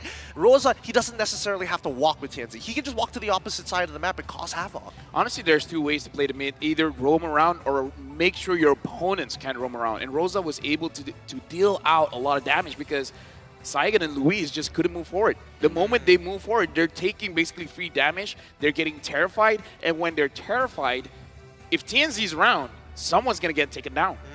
The area crowd control, though, from the side of Team Fireflux was remarkable, because they do have the penalty zone, also they have the Tiger, and not to mention, as I told you, whenever Rosa steals the Minotaur ultimate, it's gonna work like magic. So Beatrix just had to go along with the play that Team Fireflux were doing. Not to mention that Tennessee himself on a 1v1 against King and own invades without even the interference from his own teammates was able to successfully take a purple buff or outplay Retribution on a Turtle or a Lord. But look here on the damage taken. The damage taken 71k for Louise. It just wasn't enough. Even though he tanked a lot in a matter of 14 minutes, 71k, I would actually say, Louise, that was the best that could have been done by a Minotaur. Truly, I don't think there's much he could have done after that, right? He's finding these good engages, but you just don't have the stats to back it up. No items, no way to actually penetrate through this hard front line that we see from the side of Fireflux. And it was tough, but I think a lot of recovery and more thought needs to be put into this upcoming draft here, because I feel like, you know, now that they started to download a bit of the information of how Fireflux generally plays the game, maybe they can come up with a counter draft that is of use this time around. We gotta talk about this Tigreal, man. Look at that instant setup. It's like, it happens faster than you can think. At that point, I even gotta ask, even if you have a Purify, it might not be enough, because even if you're able to escape the implosion, the Tigreal could just dash and knock you up afterwards. Well, looking at the Tigreal, also looking at the Terizla, I would highly recommend having Lilia on the opponent, on the side of Team RRQ, instead of that Minotaur at the end. Yes, Minotaur and Lewis did a really good job, but if there was a slowdown effect to such heroes who who don't have mobility, I would say, and also having that Terizla in the early phase as a first pick was so risky enough.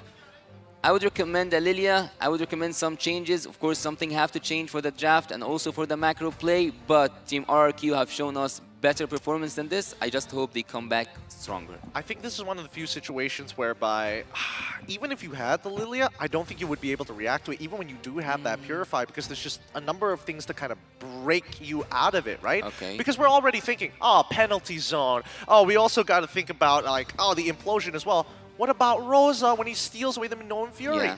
Too many things to think about, and maybe, we're going to go on a short break, and they're going to come back stronger. Don't worry, more Mobile Legends action right after this.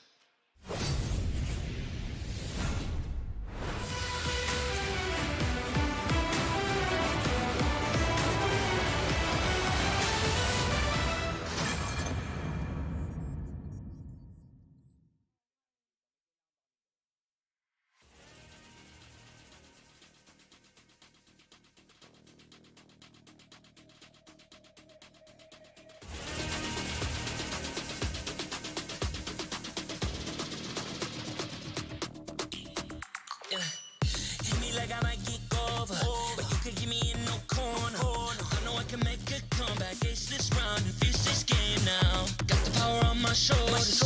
Yeah, you know that I'm a soldier. You can keep me off my guard, but you can't keep me from my army. Nah, nah, nah, I feel like the floor is lava. The energy's getting higher. You're saving my arms. 'Cause I know just what I got. I got you like na-na-na. And you know I hold the power. This feeling I love. Oh, yeah. Making my grind good to great. So don't stand in my way. Standing tall and I won't fall over. We are better than great, good. We are better than great. We stand tall, won't run away. We are fun, nothing gon' change. Great, we are better than great. Can't get it great, I'm better than great. I play my own role, I become the greatest. Transcend myself into this game, yeah. I build a power to dominate fate. Championship mind, no time for the weak. What's up to the game? Shall reveal. Better than great, that's how we feel. I feel like the floor is lava. The energy's getting higher. You're saving my arms. 'Cause I know just what I got. I got you like na-na-na. And you know I hold the power. This feeling I love. Oh, yeah. Making my grind good to great. So don't stand in my way. Standing tall and I won't fall over. We are better than great, good. We are better than great. We stand tall, won't run away. We are first.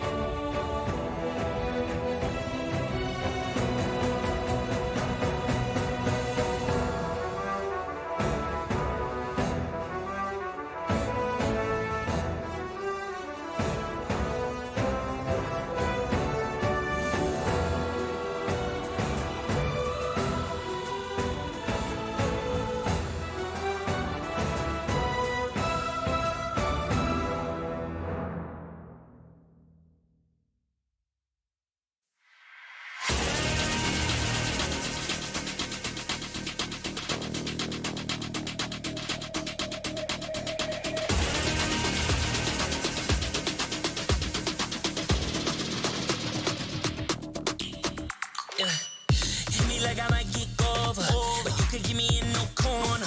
I know I can make a comeback, ace this round and finish this game now. Got the power on my shoulders. Yeah, you know that I'm a soldier. You can keep me off my guard, but you can't keep me from my honor.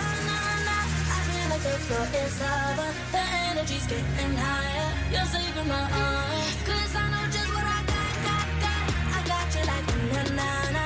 And you know I hold the power. This feeling I love. Oh yeah. Making my grind good to great. So don't stand in my way. Standing tall and I won't fall over. We are better than great, good. We are better than great. We stand tall, won't run away. We are fun, nothing gon' change. Great. We are better than great. Can't get it great, I'm better than great. I play my own role, I become the greatest. Transcend myself into this game, yeah. I build a power to dominate fate. Championship mind, no time for the weak. We're sons of the game, shall reveal. Better than great, that's how we feel. I feel like the floor is lava. The energy's getting higher. You're saving my arm. 'Cause I know just what I got. I got you like na-na-na. And you know I hold the power. This feeling I love. Oh yeah. Making my grind good to great. So don't stand in my way. Standing tall and I won't fall over. We are better than great, good. We are better than great. We stand tall, won't run away. We are fun, nothing gon' change. Great. We are better than great. If we stand tall.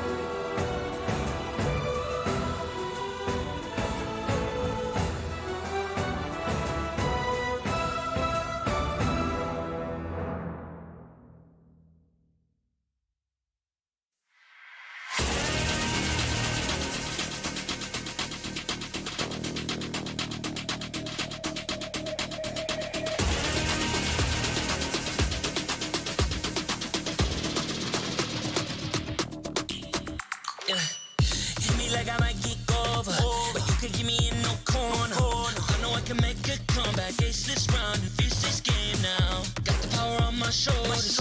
Yeah, you know that I'm a soldier. You can keep me off my guard, but you can't keep me from my honor. I feel like the floor is lava. The energy's getting higher. You're saving my arms. 'Cause I know just what I got. I got you like na-na-na. And you know I hold the power. This feeling I love. Oh yeah. Making my grind good to great. So don't stand in my way. Standing tall and I won't fall over. We are better than great. Good. We are better than great. We stand tall, won't run away. We are born, nothing gon' change. Great. We are better than great. Can't get it great, I'm better than great. I play my own role, I become the greatest. Transcend myself into this game, yeah. I build a power to dominate fate. Championship mind, no time for the weak. We start to the game, shine, reveal. Better than great, that's how we feel. I feel like the floor is lava. The energy's getting higher. You're saving my arms. 'Cause I know just what I got. I got you like na-na-na. And you know I hold the power. This feeling I love. Oh yeah. Making my grind good to great. So don't stand in my way. Standing tall and I won't fall over.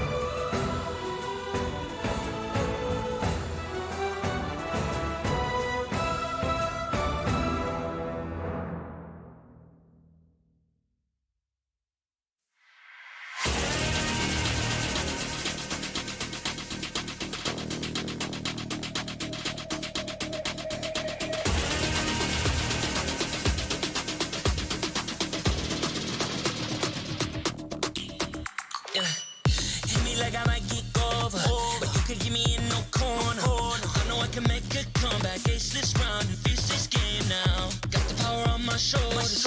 Yeah, you know that I'm a soldier. You can keep me off my guard, but you can't keep me from my honor. I feel like the floor is lava. The energy's getting higher. You're saving my arms. 'Cause I know just what I got. I got you like na-na-na. And you know I hold the power. This feeling I love. Oh yeah. Making my grind good to great. So don't stand in my way. Standing tall and I won't fall over. We are better than great, good. We are better than great. We stand tall, won't run away. We are burning, nothing gon' change. Great. We are better than great. Can't get it great, I'm better than great. I play my own role, I become the greatest. Transcend myself into this game, yeah. I build a power to dominate fate. Championship mind, no time for the weak. We start to the game, shout, reveal. Better than great, that's how we feel. I feel like the floor is lava. The energy's getting higher. You're saving my arms. 'Cause I know just what I got. I got you like na-na-na. And you know I hold the power. This feeling I love. Oh yeah. Making my grind good to great. So don't stand in my way. Standing tall and I won't fall over. We are better than great, good. We are better than great. We stand tall, won't run away. We are firm, nothing gon' change. Great. We are better than great. If we stand tall and believe.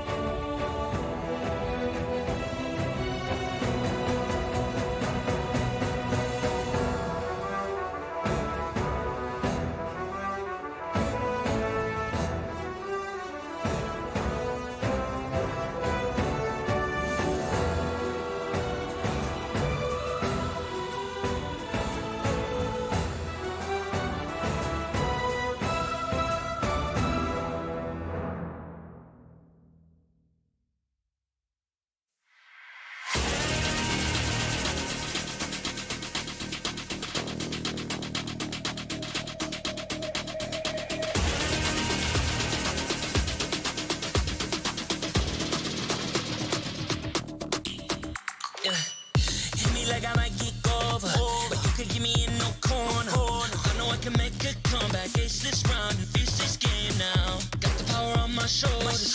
Yeah, you know that I'm a soldier.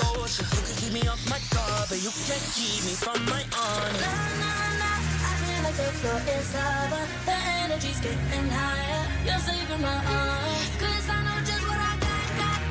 I got you like na na na, and you know I hold the power. This feeling I love. Oh yeah, making my grind good to great. So don't stand in my way. Standing tall and I won't fall over. We are better than great, good. We are better than great. We stand tall, won't run away. We are burning, nothing gon' change. Great, we are better than great.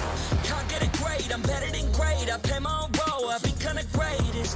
Transcend myself into this game, yeah. I build a power to dominate fate. Championship mind on top of the week. We start to the game, shout, reveal. Better than great, that's how we feel. I feel like the floor is lava. The energy's getting higher. You're saving my arm. 'Cause I know just what I got. I got you like na na na, and you know I hold the power. This feeling I love. Oh yeah, making my grind good to great. So don't stand in my way. Standing tall and I won't fall over. We are better than great, good. We are better than great. We stand tall, won't run away. We are burning, nothing gon' change. Great, we are better than great. If we stand tall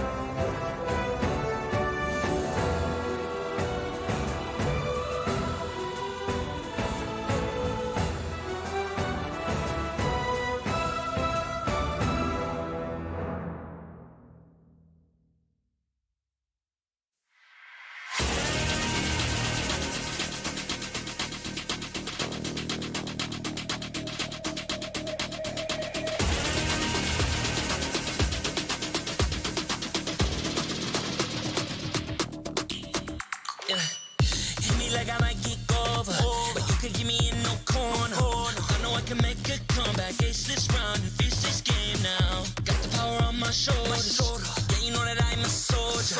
You can keep me off my guard, but you can't keep me from my honor. Nah, nah, nah. I feel like the floor is lava. The energy's getting higher. You're saving my arms. 'Cause I know just what I got. I got you like na na na. And you know I hold the power. This feeling I love. Oh yeah. Making my grind good to great. So don't stand in my way. Standing tall and I won't fall over. We are better than great. Good. We are better than great. We send all woman away. We are fun, nothing gon' change. Great. We are better than great. Can't get it great, I'm better than great. I play my own role, I become the greatest. Transcend myself into this game, yeah. I build a power to dominate fate. Championship mind, no time for the weak. We start to the game, shout, reveal. Better than great, that's how we feel. I feel like the floor is lava. The energy's getting higher. You're saving my arms. 'Cause I know just what I got. I got you like na na na. And you know I hold the power. This feeling I love. Oh yeah. Making my grind good to great. So don't stand in my way. Standing tall and I won't fall over. We are better than great. Good. We are better than great. We send all woman away. Play our part, nothing gon' change. Great. We are better than great.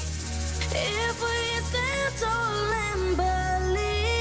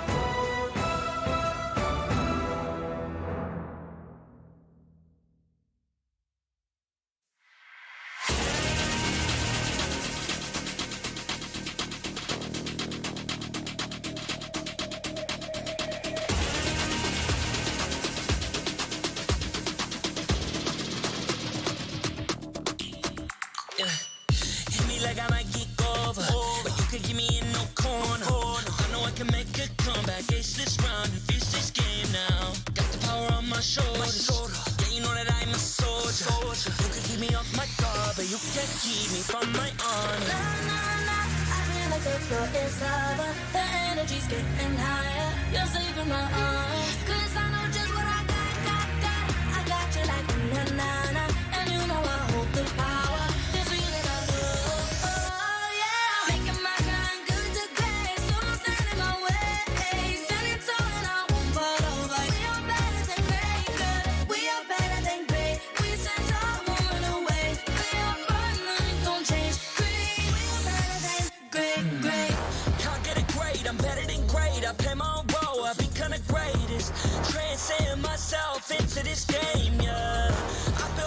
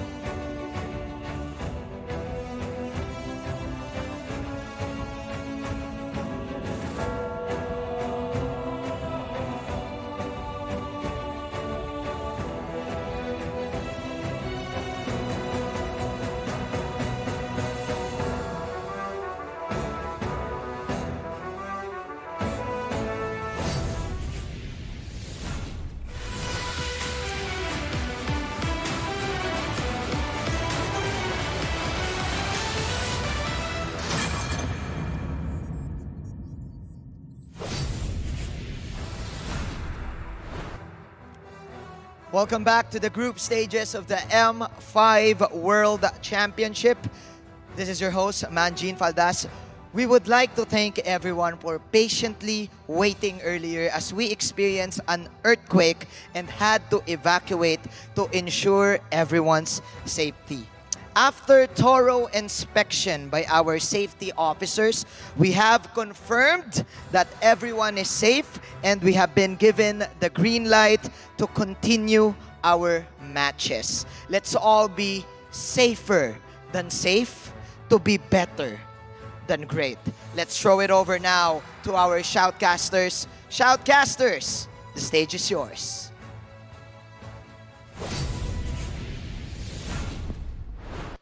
Thank you so much, Manjin. Our host is doing a great job. So is everybody here at EVM as we now continue the games. And currently so far, in case you missed out on it, Fireflux Esports currently a point up on RRQ Akira. This is match point, and this is by far the most important time for RRQ Akira to bounce back. Because we gotta talk about what happens when Fireflux wins. The moment they win, two teams are basically eliminated. It's not looking good for Team RRQ Akira right now. They haven't won a single match since this group started for them, so their journey is not quite as they expected. Wouldn't you say that? Yes, no, honestly, things are really just... It is in an awkward spot. Yeah. I would say that it is not exactly the best situation for RRQ Akira as of right now, but considering everything that has happened so far, they had some time to really think about this, especially with the next moves that they're going to be making here in the Land of Dawn. Starting off, hopefully in the draft itself, we might get a bit of an idea or maybe even a lead of where they're going to be putting their focus on. Yeah, I do believe that RRQ Akira, they're playing like they're not really all that comfortable, so I kind of feel like they do have to readjust. Perhaps it's like a mental thing. Perhaps they're a little bit too safe. So I feel like going into this game, they do have to have this idea that we got to give it our best. Yeah. Let's take a quick recap on what happened in the first draft phase. We saw Drizzla being picked off as a first pick. Also, we have seen a lot of early crowd control from the side of Team Fireflux. On the other side, we have seen a Minotaur using to its full potential, having a Joy. Also, I would say... too aggressive than it should be, was also with an Angela in the mid lane. These were, I think, the hot takes for the previous draft. Let's go for this draft and see who's gonna win that draft, rather also who's gonna win the game itself. Yep, RRQ Akira is going to be on the blue side. This tournament lives on the line for them as they face off against Fireflux Esports on the red side. We see that Nolan as well as the Joy Bands coming out from the side of RRQ Akira, and from the side of Fireflux Esports is going to be Bruno straight away paired up with the Wanwan. It does seem that RRQ Akira, they're going with one idea, and that's not having to deal with this assassin kind of meta. So I kind of feel like they're gonna let go of something like a Lancelot. Perhaps their target is to get either the Angela or the Baxia. I kind of feel like those two are gonna be the priority. It's kind of not great that you're first pick because you can't have both of them at the same time. I'm also wondering if Guinevere is going to get through this ban phase. Perhaps RQ might pick it up. But if it's up to you, Lafel, who would have you chosen? Angela or Baxia first? Angela. Angela, because Angela can pair it up with everyone. Baxia, not all of the supports can help him out.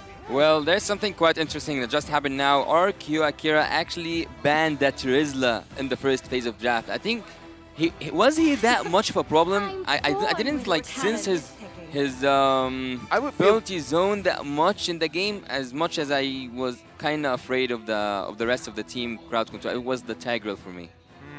I mean, you have a point there. I think that, at least for RRQ Akira, it keeps it very straightforward for them. It's not about guessing where this Tigreal is going, this Drizzla is going to go, as they lock in the Baxia first. And keep in mind, Fireflux are the ones who ban out the Guinevere. So now, Fireflux, they can have the Angela, and the Arlet is open as well. Previously, he was banned. Yes, I think Arlet is always going to be a good pick. There's always so much relevance with that final slash, especially since the animation time has been cut down back to its almost original form. Valentina going to get picked up for the side of Fireflux, because keep in mind, the Farmus is still up and about. I would say that this is a really wise choice here. Having the Valentina, she can have both, or like have the best of both worlds. Either the Netherrealm or even the Hard Guard if they were picked off by Team RQ. Actually, they can have both, having also the Baxi. I think this is a really toxic composition in the first phase. RQ have a lot of opportunities here to get a very solid draft. Again, Fermis or Angela, either or is going to be great. And then you can secure your priority marksman. Would you say Matilda? Matilda's fine as well. Like, there's a lot of supports open here. Yeah, I think Matilda is actually not too bad. The extra mobility is always going to be useful, considering that it comes down to... Oh, wow. And Lilia! This is rare for me. Yeah, because we were thinking maybe this is gold lane priority. Actually, it's mid-prio. Wow. I was calling for that Lilia earlier on, but I'm not kind of calling for her right now. I'm not seeing the use of a Lilia in this draft so far. We still have 3 picks to go for Team Fireflux, but I think this prevents them from taking heroes with low mobility. Yeah, perhaps they're trying to prepare for a possible Fredrin or Martis pick. Perhaps that's the idea here, because having the Kaja makes it a little bit difficult for you to use something like a Lancelot, like a Ling. So they're kind of answering the problem before the problem arrives. Yeah, preemptive measures. Preemptive, exactly, yeah. I like that idea, but especially when you are on the blue side, it's so easy for red side to pivot, right? Ooh, we do see the Fredrin, though. The Kaja's still going to be relevant, especially for neutral fights. But keep in mind that when you do have that Arla, the counter engage is also there. You try to pull him away, Arla pulls you back. True, yeah. Yeah, Fredrin, even though he sees that there's a Lilia and he will not be able to move that freely, he still goes for it. He still goes for that take. Crowd control there is, and also some preventation from the side of Team Fireflux having the Valentina. Yes, there is. I think the Valentina have a lot to pick from actually, but let's forget about the first phase of drafting. Let's look up a little bit about on the second phase of ban itself. I see that Tigreal, as I said, was the biggest issue for me. Having it banned by Team RQ makes most sense. Yeah, I think at least, you know, making sure that you can't just get locked down and you're forced to, like most people are forced to take Purifies, especially if you are in that gold lane. That's one less thing to worry about. We do see the Claude ban coming out for Fireflux just to make sure that you don't have as much mobility. They might force out the Brody from the side of RRQ, and finally the Matilda ban for RRQ Akira. I feel RRQ, they have a lot of good options for the gold lane here. Having the Kaja, having the Brody, or the carry is going to be devastating, because what your basically checkmate position is, have one lane empty, and in case even if you're losing the team fights, just have Kaja and your marksman split push, and you could just end the game there, because there's no one that can really hold off against that kind of combo. I think the RQ Akira actually have a really good early game also. They have really good burst damage in terms of the Lilia. Also, the rotation is going to be so fast having the Baxia. But as you said, we might see a carry and carry occurred right now. And it's a really logical pick actually, because you have a lot of HP, I would say, on the other hand, from the side of Team Fireflux. So having a carry here, but there is something wrong with the carry actually. A pro player advised me against the carry when it comes to such a draft, because he's saying the mobility of the second skill alone cannot allow carry to move freely in the map. She needs a lot of setup.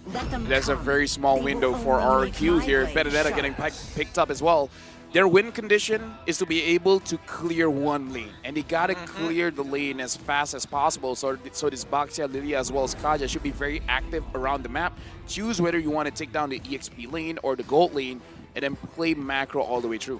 I mean, when you're in RRQ's position, right, it's all about making sure that the gold lane actually works out. You're hoping that Takashi is actually going to be able to hold his own for the time being, which gives the opportunity for Fireflux to have that level of creativity when it comes down to moving across the map. They have multiple places to attack RRQ Akira, but they have to pick one. They can't be in all places at once. We get the Edith lock-in, and that's what I'm talking about, to start that chaos going to really affect the side lanes. For Team Fireflux to execute this draft, they need to approach a front-to-back kind of strategy. You have to take Team RRQ Akira layer by layer. They cannot reach the back lines actually. They need to take the front lines first and then approach the carry, which is gonna be so hard.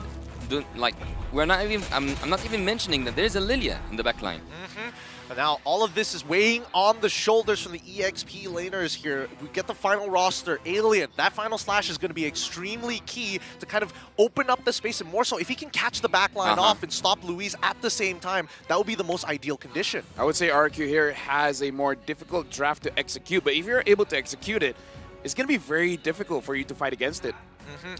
I would just change the Benedetta, to be honest. Change the Benedetta? We'll talk about that in a little bit as we get into the game. This is match point for the side of Fireflux Esports. A dangerous place to be in, especially if you are RRQ Akira. They need this point. They need to even things up. Welcome to game number 2 with RRQ Akira on the blue side up against Fireflux Esports on the red side. But let's get back into the topic, right? Takashi on this Benedetta, what would have been the more ideal pick for you? Well, they already banned the Trizla. I would have sent the Trizla earlier on, but with the Trizla gone, I would have went for a Yuzong. I would have went for someone that can... Yeah, I know that Benedetta can reach the backline, of course. But again, I don't think that she's that hero that can front damage for you. And you kind of lack some fronting heroes. You have the Baxia, you cannot sacrifice him. He's the jungler after all. And also you have Lewis. He's going to be almost all about the flicker ultimates. He's not going to be fronting anything, for me at least. Well, I mean, you are Benedetta, so that's not naturally supposed to be your job. But I think at least with a Benedetta compared to the Yuzong, you have the access to Eye for an Eye, which is a very, very powerful spell if timed right. Now, in a lot of cases, Brody ends up kiting out the Yuzong more times than you would like to believe. And that's why the Benedetta is just slightly better in that type of situation, or that's what I believe to be the case. Right now for RRQ Akira, I'm really wondering which side of the map that they want to approach first, because sure, get level 4 onto Louise and then perhaps you want to be a little bit more proactive, but starting things off, we don't want a repeat of game number 1. Right now, Apex 47 having to use that flicker early on. If he didn't use that flicker, he was going to get run down and just die straight up. I think, for me, RRQ Akira, they need to play towards gold side, right? Takashi needs to be an independent laner because it's more of a win con to play around Gusta Lugusta. Well, I think that carry at this composition, as I told you, it needs a lot of setup. So, and also it's actually a key pick here. If Gusta Lugusta can deal damage, they will win.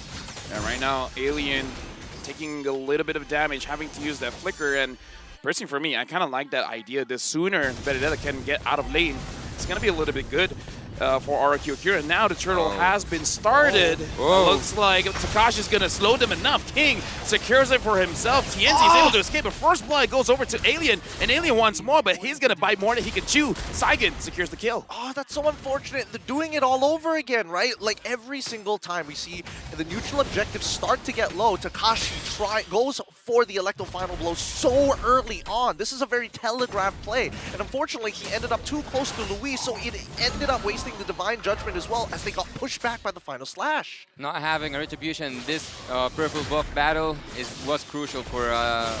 Yep, and now looks like King gets caught. No way to run away from that. TNZ gets the kill. RRQ Akira, they're being aggressive, but they're starting to make mistakes. I was just about to talk about King, that he's not having the retribution going in for the purple buff, but he went so deep. He was so greedy, actually. He kinda saw that coming. 4 members coming in, taking a gift. It's easy. I think it was a really good read from Fireflux Esports, because keep in mind that he did start off on the purple side of the map, right? Yeah. So you would have expected the traditional jungle path to actually go back up there. It looks like you spotted something out there, Lofel. What's up? Takashi actually went outside of the range of the cannon minion, so that denied him of some EXP. But either way, Alien going up against Takashi, and Takashi's not having a good lane going up against this Arlet. I mean, as long as he goes even against Alien, right? You can lose a little bit of EXP, but not to the point where you're down an entire level, which is what we're concerned about for the upcoming wave. Oh my god. The gold lane actually, so far, we haven't seen a lot of action there, even though I would have expected to see a lot of the resources being spent for that top lane, for the gold lane. But so far, the true damage from carry will not appear, and also we will not see Sunshine shine anywhere in the map, but it seems like someone's going dark.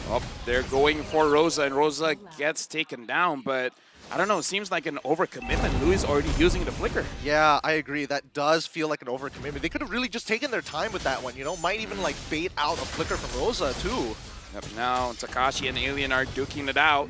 Turtle still in the eyes for RRQ Akira. TNZ is waiting for his opportunity to go in, but Takashi goes and finds 2. TNZ gets locked down here. He goes forward. Can he actually secure the turtle? No, Takashi kills TNZ, and King kills the turtle. Beautifully done coming in from Takashi, changing up that timer, but making sure that he's holding that eye for an eye for that final slash at the end of the day. Nicely played so far, and now you see the level lead. Yeah, it looks like Alien trying to run away, having that flicker probably saved his life. If not, RRQ Akira would have secured another one. Securing that Blade of Heptasis for Sunshine will make him at least start dealing some damage, and now they are claiming that top lane. They're putting a lot of pressure here. This is what I was worried about, right? I was hoping that RRQ would at least try to save Gusta Lagusta from this lane, but considering everything that has happened, right? It looks like the EXP is about the same for both sides. I'm guessing that Sunshine has a gold lead on the other end, but now we do see that TNZ is getting aggressive. Oh, TNZ wanting to get a little bit more buffs coming in, and he's taking quite a little bit of damage from Gusta Lagusta as well as Saigon. He has to run away, and King was preventing moving forward by Rosa. But yeah, looking at the levels here, especially from Alien as well as Takashi, I guess I might be wrong. Perhaps he did actually secure the EXP minion. Yeah, using that conceal was a really smart move from Team Fireflux, but let's look here. What did you spot? I mean, the gold is dead even for both the carry and as well as the Brody, despite that turret goal going over to him, right? And we do see a little bit of a lead as well. So honestly, not too bad for Akira. Having a switch here actually makes a lot of sense to me, but leaving the turret freely for Gusta Lagusta doesn't make sense whatsoever. But Team Fireflux actually are kind of struggling right now because of the cut lanes that the Benedetta keeps on doing in the bot lane, also in the top lane, somewhere near the future. Carry already finished her duties in the top lane. Now she's moving to the bot lane to proceed taking more turrets. So I think here is the gold difference. Here when will we see a gold difference for the carry? It depends, right? It depends if she gets some kind of kills. You can expect her to try and burst somebody down, but here we go. This is going to be the turtle dance once again. Takashi, he's got level up on Alien, and he's been the big game changer here for RRQ. I'm looking at Luis. Luis flickers forward, finds TNZ. TNZ still surviving, but King secures the turtle. Takashi takes TNZ down, and Fireflux Esports, they're scrambling. They're not sure what to do. Sunshine finds Luis. It looks like Takashi as well as King, they're really thinking about it. Apex 47 goes inside the bush. Gusta Lagusta is securing the turret. This is what we want from RQ Akira. Get as much turrets as you can. Try to focus on one lane. They're attacking both.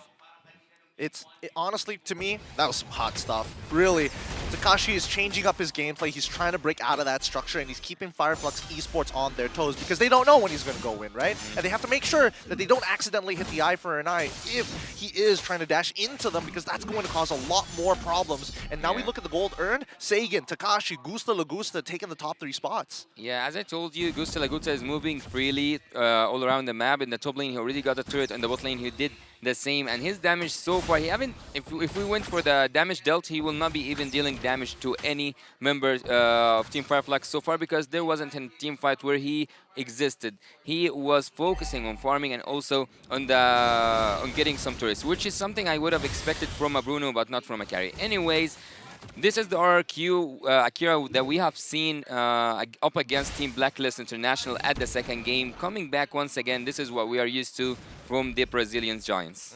It looks like the pressure has gotten to them, and in a good way. They're adapting very well so far, but the question is whether Fireflux Esports has something to say about it. TNZ keeps getting found out by RQ Akira. I'm saying, man, TNZ now is not having a good game. 1-2-1. I'm actually liking this, right? Because RQ Akira, the last time it was TNZ who was kind of the spearhead for the team, giving the information and also initiating these fights. Now on the opposite end, RQ Akira has smothered him out. And now, without that added level of information, Fireflux are hesitant on some of these decisions. Yeah, as I said earlier on in the draft phase, Fireflux cannot go through the backlines. They cannot reach the backlines until they take a layer by layer from Team RRQ Akira. So Team RRQ Akira now are risking so much, but they are also gaining so much, which is equivalent to what they are putting on the table. RRQ Akira are going for the Lord. Apex 47 as well as TNZ and Rosa trying to find ways to go in. Luis pulls it back, but TNZ got there on time. Apex 47 goes down, and Rosa, that was a bad mistake coming in. He has to use the flicker to get away. It looks like he's able to. TNZ is still there, still alive.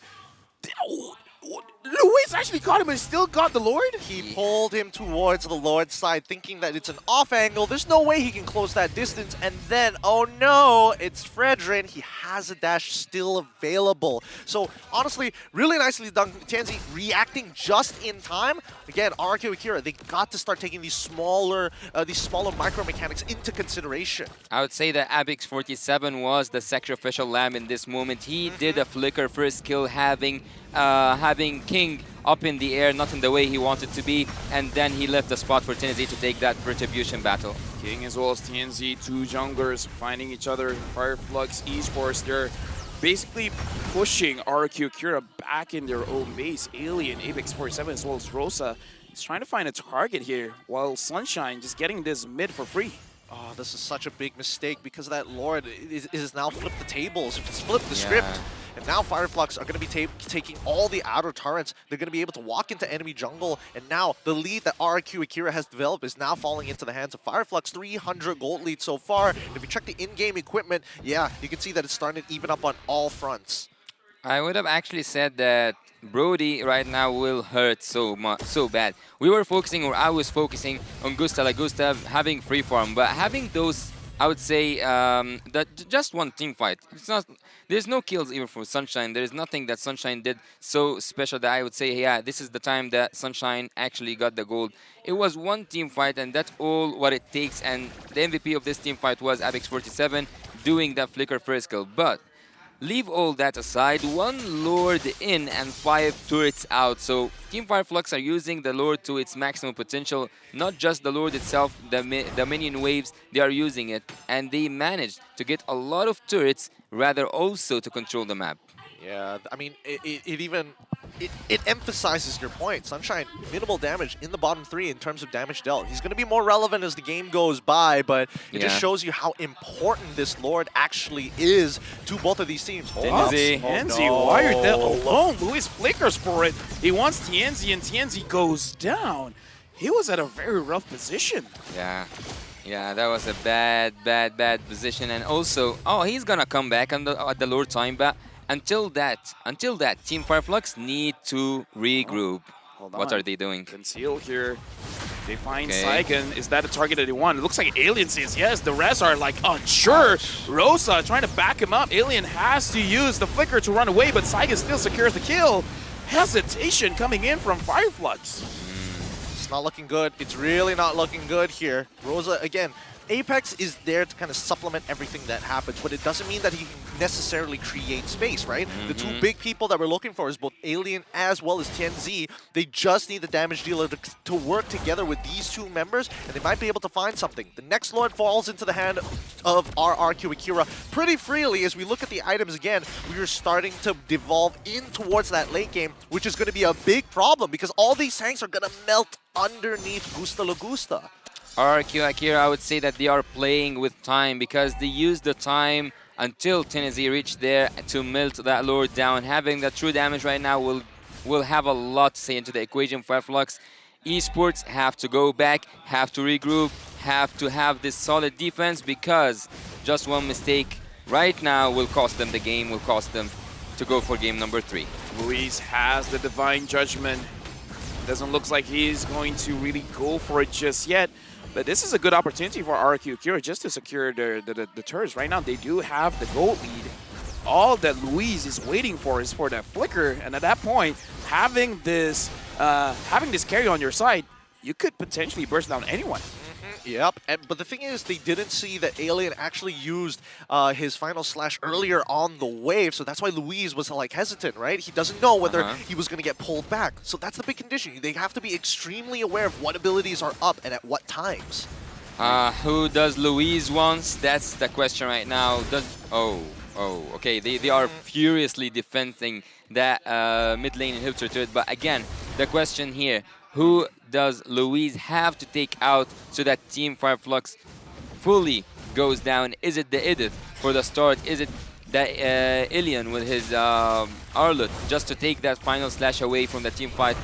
I don't know, for you guys, who do you think should go out for Team RRQ to go in? I think anybody except for Apex 47, right? I think Alright. that Apex 47, he's great once the Primal Wrath kind of comes out, but everybody has value on the side of Fireflux Esports. I think that the most ideal target in some of these situations is either TNZ or Alien, because Rosa's a little hard to catch. His positioning has been quite sharp, right? He's working very closely with Alien, who are looking to counter-engage as soon as RRQ try to pull the trigger. Yeah, again, the Valentina with the Necklace of Durance once again at the early stages. And look at the other side. Look at the Lilia. She has a lot of slowdown effect with this Ice Queen wand. Also some, Divine Glaive and Penetration. Yep.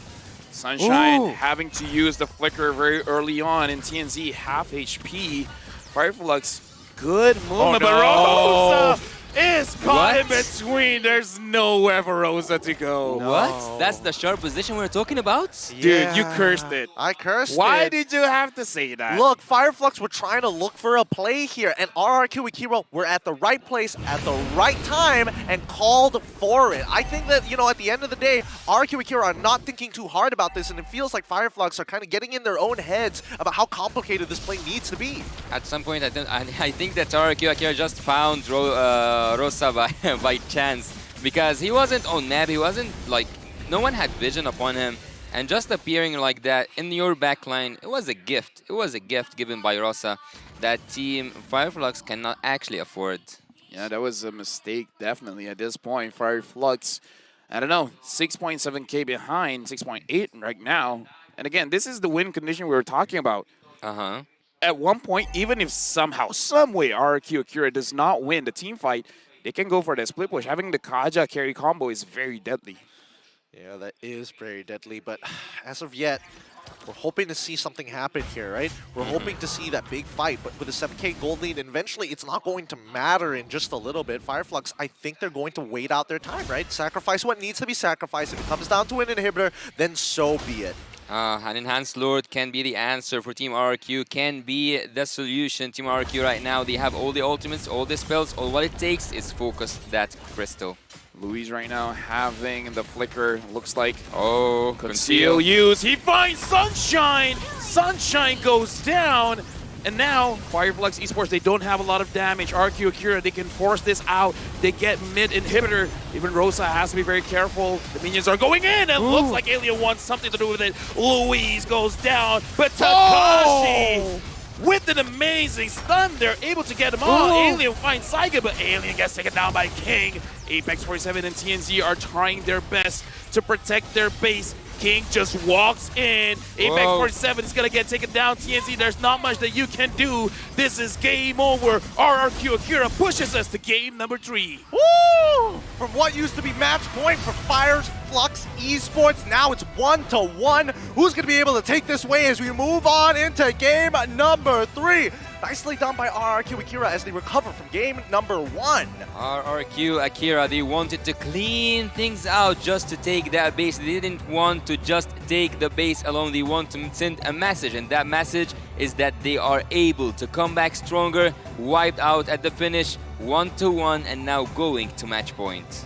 Great draft, but even better execution. Definitely much better than what we saw in the previous game, where this time they're being proactive. They're trying to find those trades. They're trying to find those kills, and it looks like Fireflux Esports as well. They gotta change things up, because quite a few mistakes that they did in that game. I don't know. Yeah, I would agree with you. It did get a little sloppy there towards the later half of that game, but I think at the very least, finding that stride again for the side of RRQ Akira brings a lot of hope for everybody else in that group, and they don't want to get eliminated just yet. We have spoken a little bit about how important this match for both of the teams. So having a 1-1 makes you have this perspective, okay, both of them are on the same level. Yes. Both of them are like battling in an epic battle. So the match point actually is also might be the group Decider. Decider, yeah. Let's look at our MVP, brought to you by the Republic of Gamers. Give it up to Louise, our MVP of the game, coming up big time, finding the right divine judgment at the very end of the game onto Sunshine, while Alien wasn't able to get in close enough to respond.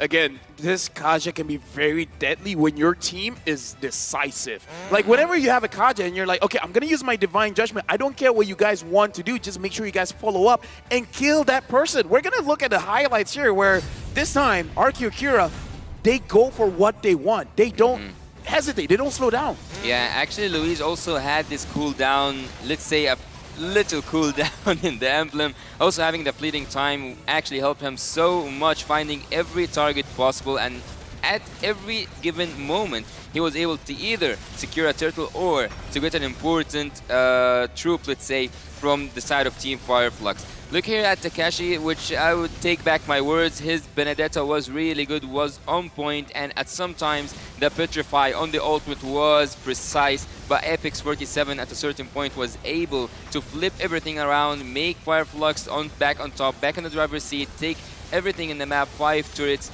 in without any, not a big fight, just one lured in, and Team Fireflux was already giving us the vibes that they can finish the game. Here with the flicker ult from Luis, that's when you knew that everything went down, and here, at this particular moment, Team RRQ Akira were out for blood, and not just to finish the base. Yeah, I think that from the draft itself, maybe there was an opportunity to start banning out this Kaja. I'm surprised that they let it through in the first place, because at least even if you're looking for suppression for the side of RRQ Akira and they ended up with Franco, there's a lot more ways to actually play around it to cancel out the Bloody Hunt in comparison to a Divine Judgment, which is very much positional based.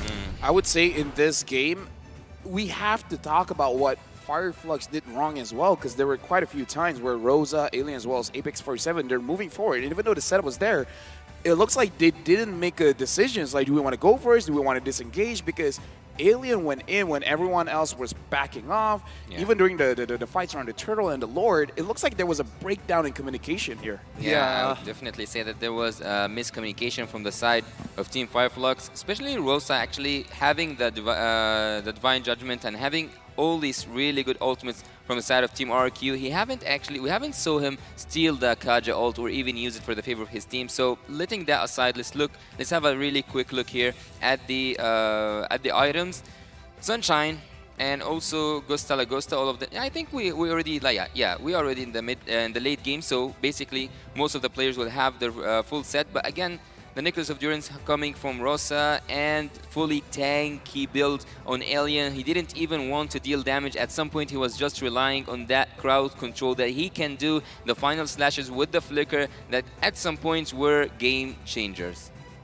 Yep, with rich guy Gusta Lagusta walking away with 746 gold per minute. The carry actually falling into the hands of Sagan with 70.1k in terms of damage dealt. Sandbag going over the 10Z and Forgotten One also back to Sagan. But now we need to start talking about adaptations, right? All right. For the side of Fireflux Esports, I feel like in terms of the draft, they had some solid conceptual ideas, but the execution wasn't exactly as clean as it needed to be if they wanted to edge out RQ Akira. Yeah, I feel like that's the only thing, because I feel like that draft is definitely usable. Definitely usable, and we saw quite a few times that they can contest for Lords and stuff, but it does become a situation when you basically have two different brains in one team, and it doesn't work out together because the brain has to, the body has to follow the brain.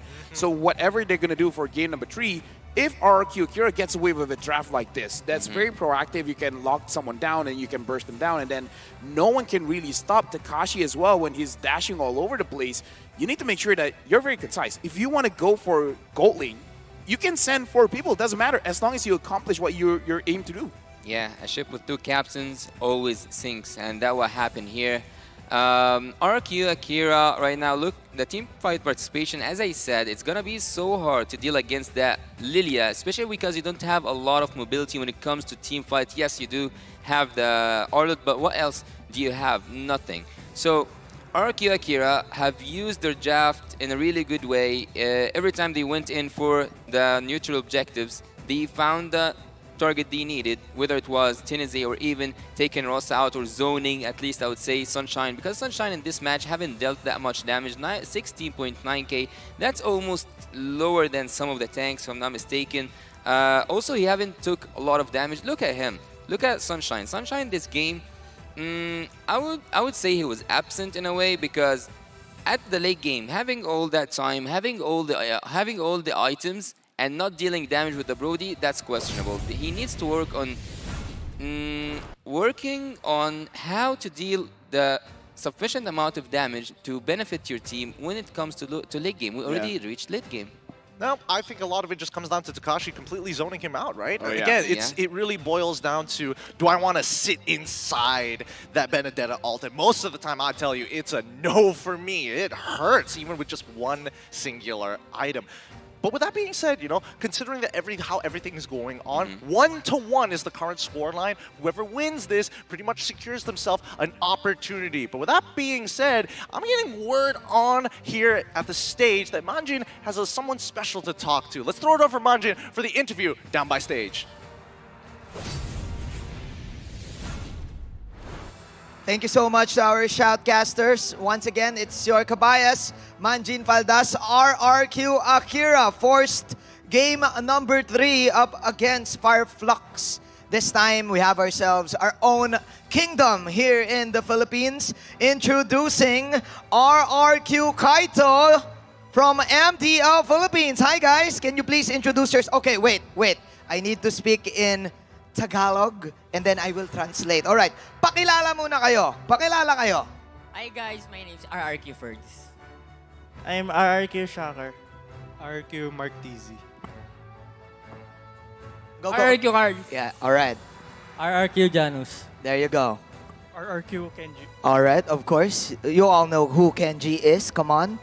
Alright, so guys, hindi obvious. It's not obvious that you guys are rooting for, you know who it is, RRQ.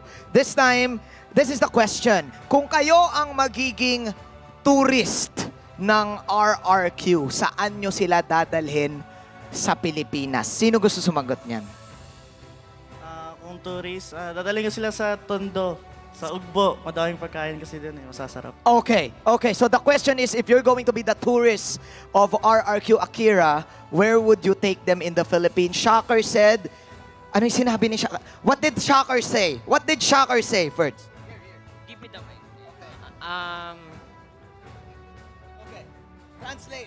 Translate. I think you... Okay. He can't. So Shocker said he will bring them to Tondo because Tondo has so many tasty food, all right? Tasty food. So Tondo is quite far here, but okay. Then again, who else? How about you, Carl? If you're going to be the tourist of RRQ Akira, where would you take them? In Palawan. Palawan. Why Palawan? Because there are beautiful views. Beautiful what? Madaming magandang mga tanawin. Okay, beautiful scenery, all right? And beaches, all right? Of course, in Palawan. Okay, so RRQ Akira is now at 1-1. How do you think will they come back from this game? Malamang naintindihan nyo yan, ha? Okay. How about you, Mark? Para sa akin, mas maganda if gagamit si King ng utility jungle kasi mas may impact siya sa damage. Okay. Ferds, you translate. Go. I understand. Yes. I understood. I understand. Yes. So what did he say? He said, King use utility. Yun lang. Okay. So King needs to use utility. That's it. All right. Okay. Now, let's ask them. Okay, that's right. Of course.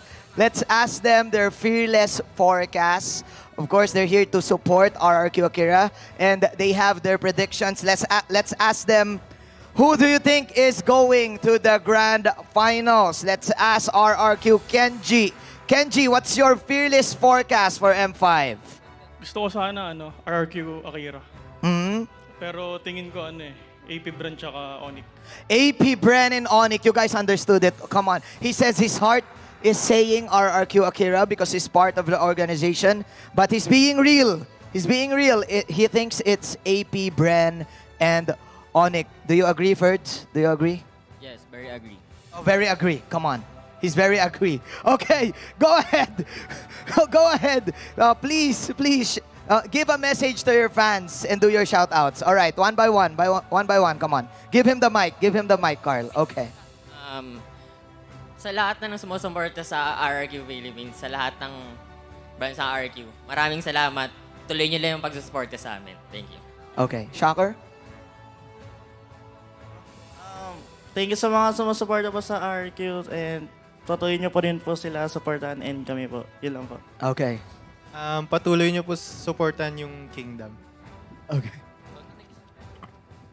Shoutout po sa RRQ Kingdom. Pagtuloy niyo po yung pagsuporta sa RRQ. Okay. Shoutout po sa RRQ fans and sa Kingdom. Shoutout po sa manager namin na pupunta dito. Okay. Who's your manager? Manager Tets, ang OG. Okay. Alright. Alright. Kenji?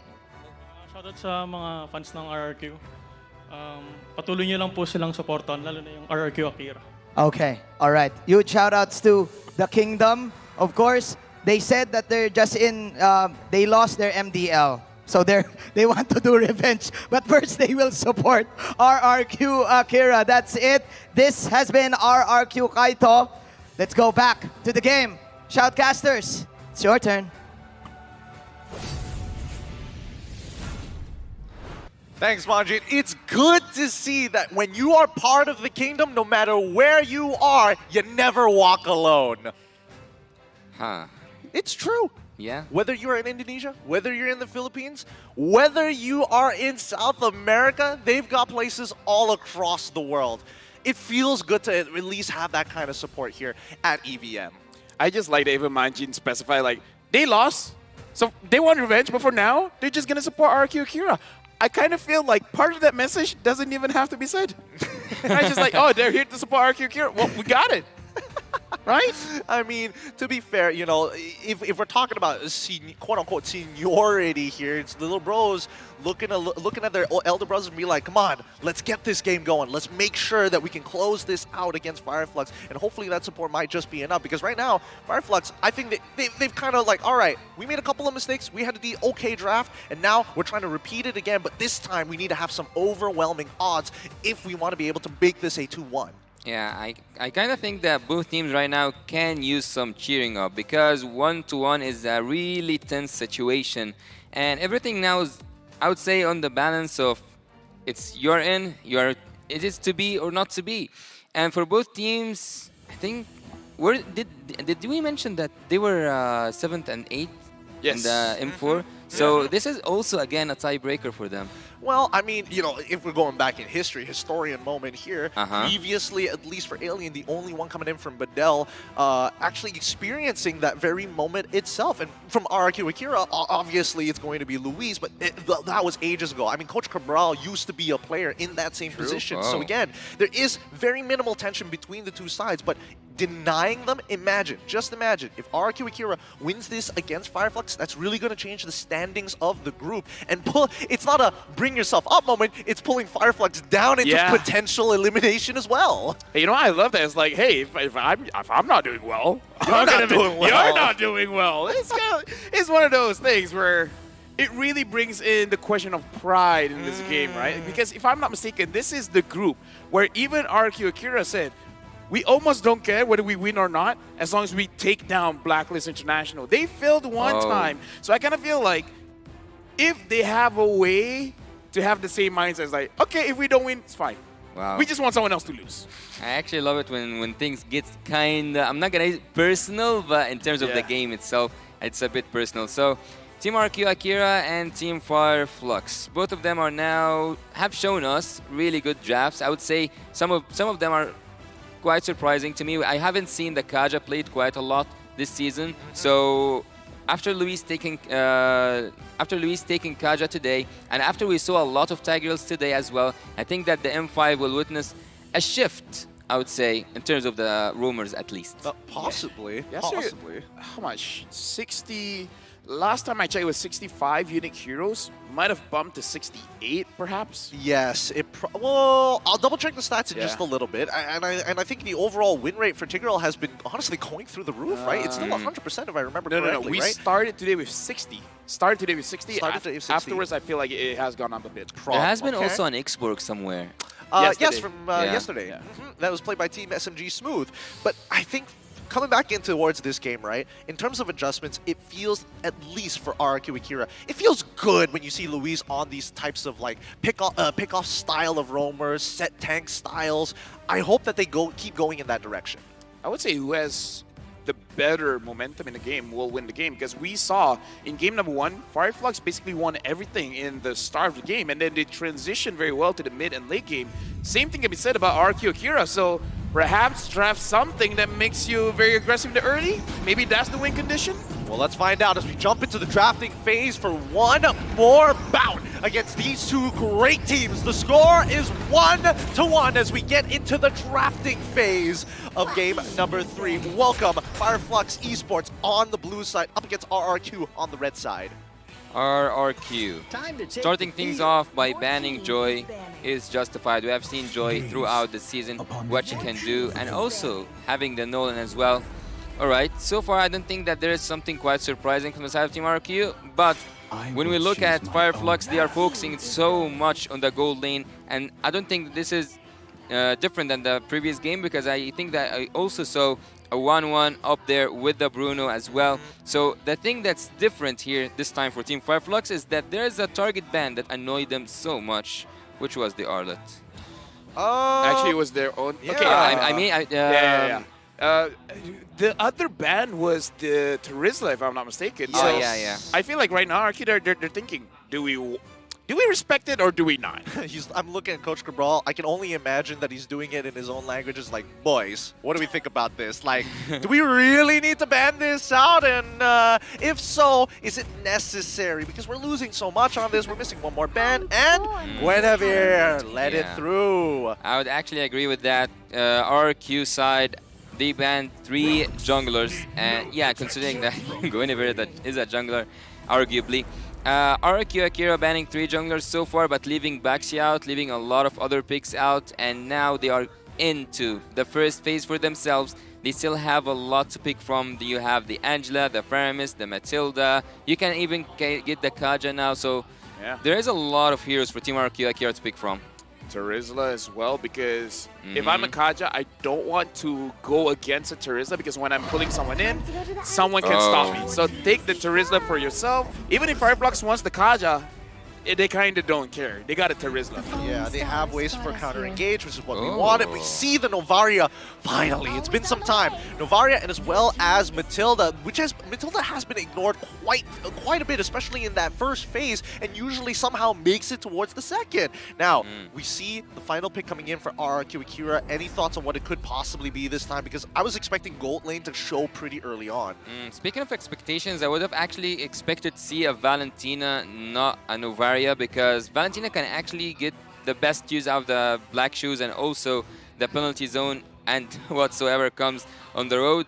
But what should we expect here from RQ Akira? I would say a marksman. Taking a marksman now, having these, or like taking the advantage of having the marksman. Also, Fireflux already banned 2 marksmen. Continue with the target bans on the second phase. I think that's the trick for me. I think that's gonna work. They don't go with it. This does show that it's an opportunity to pick up the Kaja, but they don't want the Kaja. I kind of feel like they're trying to bait out Fireflux, ban it out so that whatever they really want is open. Perhaps even something like a Minotaur or a Tigreal, because they got quite a lot of crowd control here for RQ Akira. Possibly. I feel like the Tigreal is just going to be slightly better compared to the Minotaur, only because the Matilda is able to pull out the right targets compared to Tigreal, who just locks them down no matter what, and you have to commit pretty hard to cancel out the ability in the first place. But now we go, Yudzong gets banned out. Okay, why do we get banned out Yudzong? You want your backline to generally be safe. Maybe short range, another carry again? I would actually like for Team RQ Akira to take an Ixia, because they have area crowd control. They can also back it up with a Minotaur, as you said, Lafel, or even a Tigreal. So having that said, I would suggest that they have this into their composition. But I think that Fireflux already see from the same perspective as you, Lafel, they ban the Tigreal, and they know that if you add one more area crowd control hero for Team RQ Akira, the game is gonna be so toxic. Yeah, especially because they have the Novaria as well as the Matilda. They can't really change the direction by having something like a Diggy, because at that point, you're going to be vulnerable to a lot of damage. Extremely vulnerable. Oh, dude, actually, RQ Akira need to be the ones that ban out the Ixia here, because if they give it over to Fireflux, they at least have Matilda to reposition. Either team is good for Ixia, Okay, ban out the clock, force it on Fireflux. Now it's your choice, Fireflux. let it through or don't let it through. It's up to you right now, because keep in mind, RRQ Akira get first pick on the second phase because they're on red side. Fireflux. What's gonna be the last ban in the last phase of banning? I'm sure in their head they're like, okay, Minotaur, Ixia, Carry. These are the three main suspects. Which would we rather go up against? Would you say Akaja too? Right, Yeah. Kaja banned, like you said, Kaja banned here.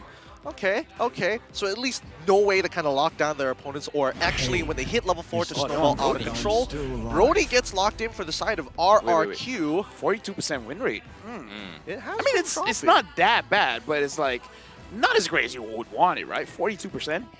It could have been like in a Brody position, of course, Yeah. you know?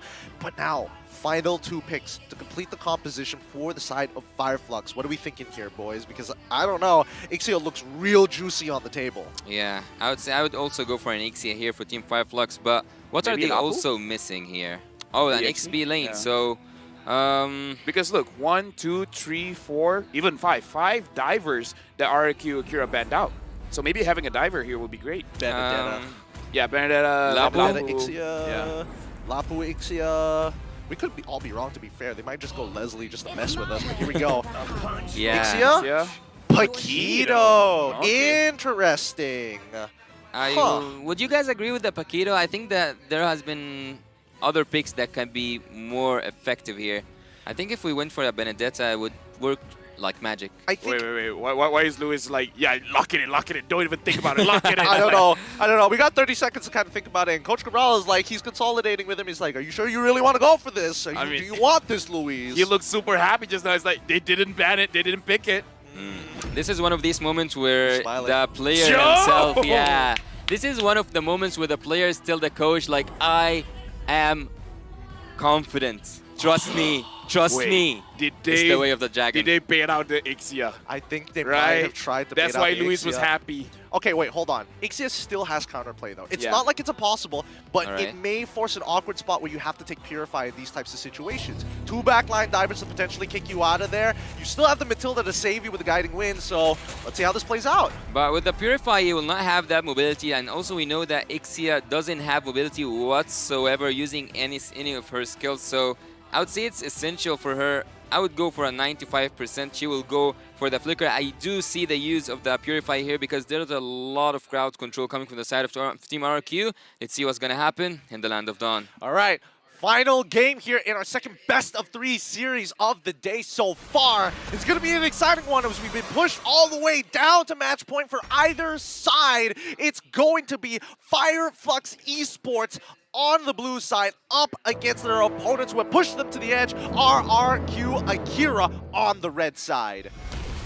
Now, again, I want to see who is going to be the aggressor here, especially King on this Martis.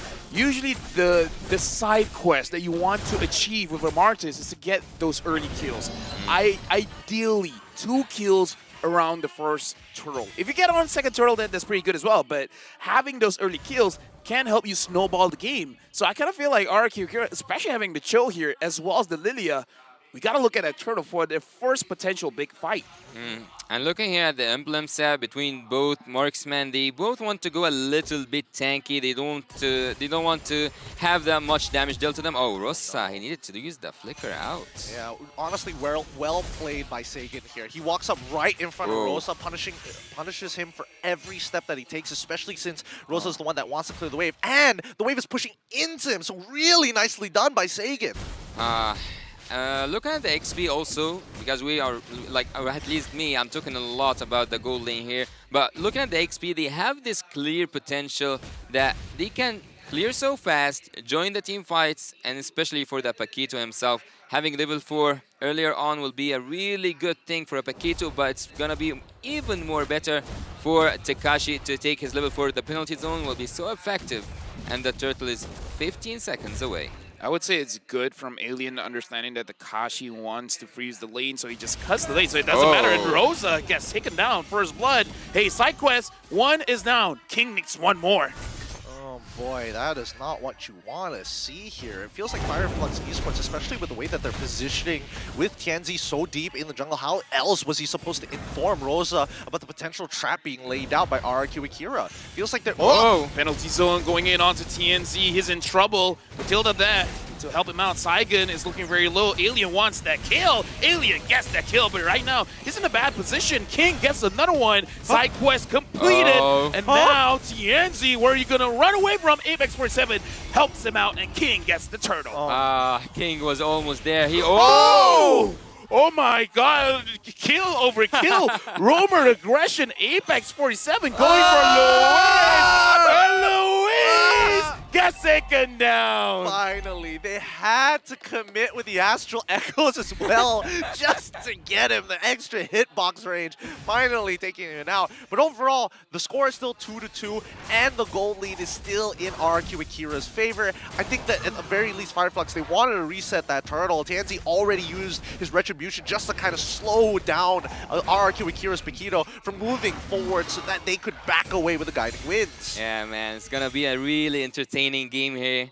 We can see that Team Fireflux both with RRQ Akira with the high mechanics, and also it's not only about the macro. At sometimes I really enjoy the micro skills as well in laning phase. Whoa! Looks like they want Takashi, TNZ, as well as Alien. So he's able to survive. King comes up. They really want Alien. Alien can't run away from this, can he? King gets a killing spree. King could have given it to his EXP later, but it's like, no. Side quests, gotta get those stacks, gotta max it out. He's not block shoes. Sagan's fine, right? Unless he gets hit by another one of those skill shots. But in the meantime, it has been pretty uninteractive down by the bot side of the map. Looking here at the top lane, they are committing to it. Yep. Looks like they're just gonna poke Louise out. I mean, Apex 47 and Louise. Maybe after that first kill onto Louise, might be a little bit personal here. I would have actually expected to see that kind of pressure on the gold lane, not on the XP lane, but have it your way. RRQ takes the first turret up there in the XP lane, so I would expect a switch sometime soon for Team Fireflux Esports. I think Fireflux is not going to switch it out just yet, right? They still need their EXP laner towards that turtle side of the map for now. Alien finds Saigon, but the Black Shoes helps him out. Looks like the turtle is going to get taken by King. I was talking about the early aggression, and looks like RRQ Akira, they got it. He doesn't have the retribution. King right now is looking at TNZ. Looks like he's going to get away Takashi as well as Saigon there, making sure that King has a safe passage out of there.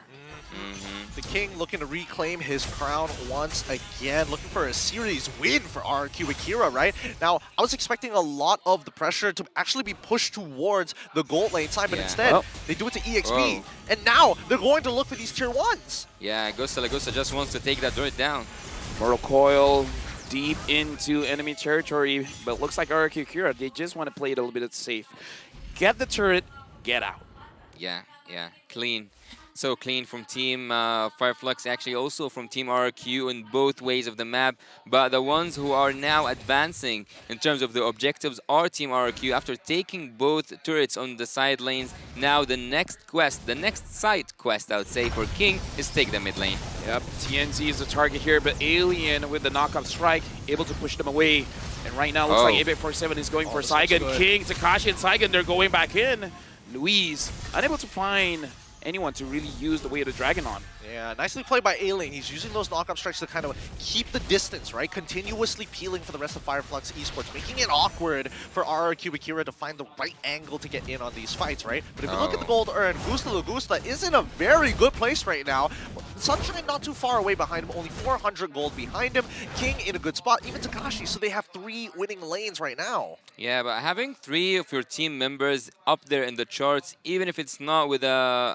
it is just a slight difference between the other teams, between the Fireflux and the RRQ in terms of gold, but still, it is an advantage. But 2.6k in the early game in 6 minutes of time, it's not that much that you can be afraid from. You can be afraid from the engage that's going to happen now. Astral Echo used, and looks like Louise finds TNC. Here's the big target. Takashi goes in, but Barrage from Sunshine pushes RQ Akira away. this is what I was worried about, right? When is that full barrage going to take into effect? And with the majority of the members chunked out from RRQ Akira, they have to back away from this turtle. Right now, King taking quite a... Oh! What? Flabbergasted! I'm flabbergasted! Oh, I felt that in my stomach. That was a gut punch out of nowhere. Oh, goodness gracious me. King just reminded Apex 47, you forgot whose jungle you're in. Dude, that was a moment where you go into all chat in a pub game and just say, sit. What? What? Sit. Oh, sit. Sit. You know what? I mean, nobody has the time to write sit down. You just say sit and you leave it there. Let it hang. Yeah, he let them hang.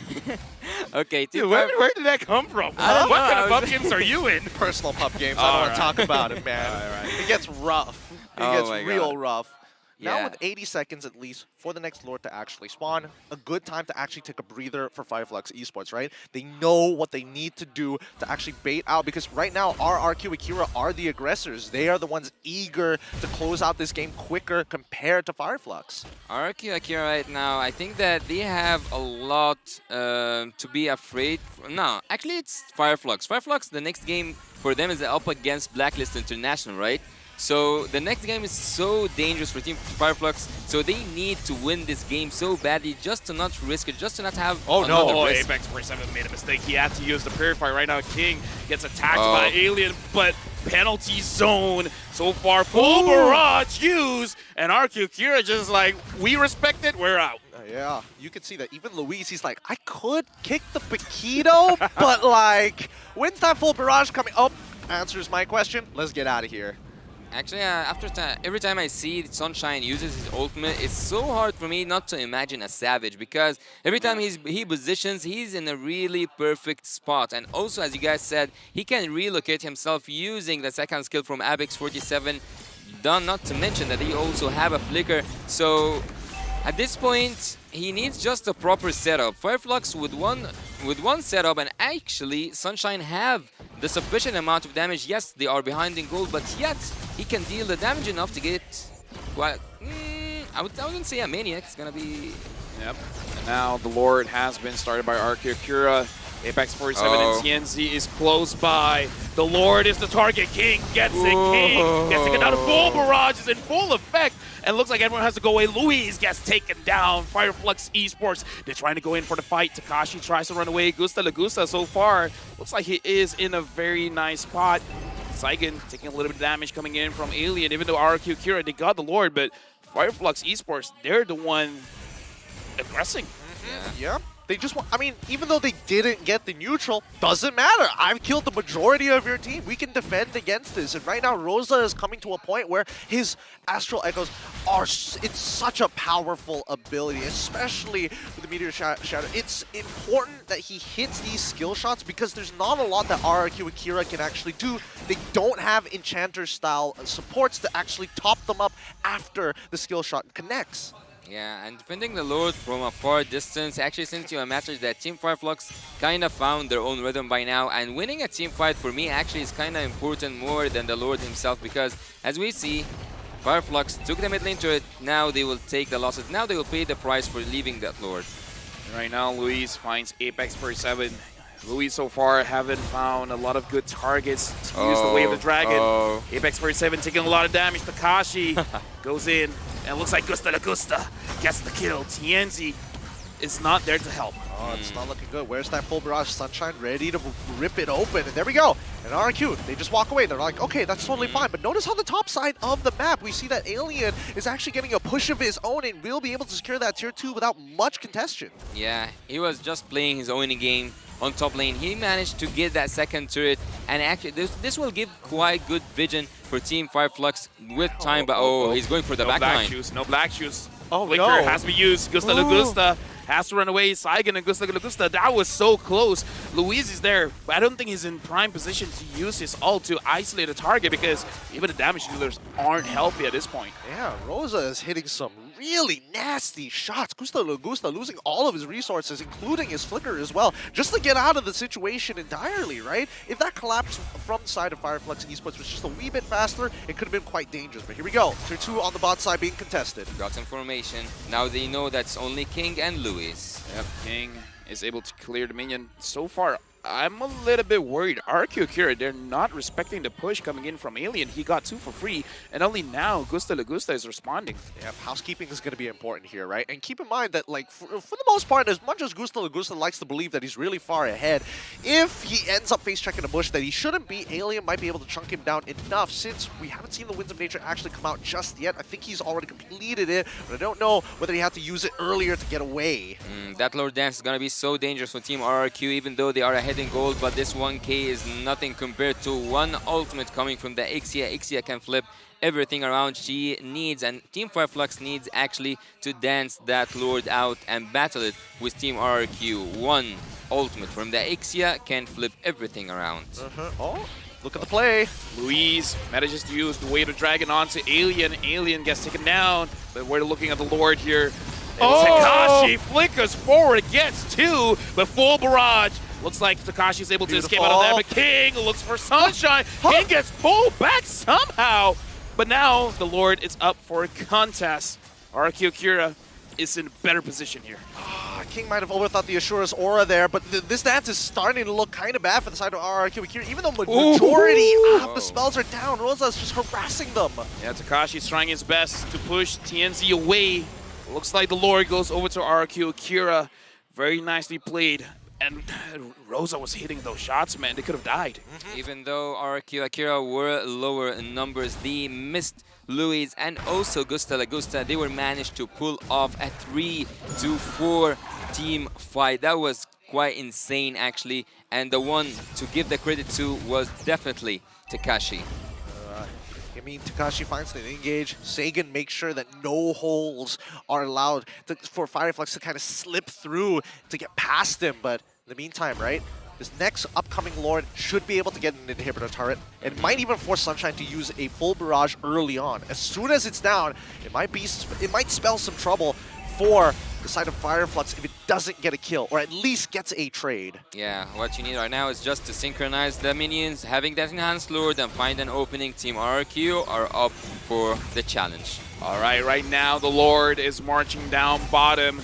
Apex 47 has to be careful. He's far away from his team. Speaking of which, RQ Akira manages to get the inhibitor down bottom.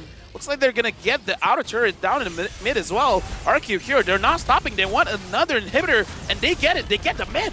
It looks like Alien has to go away.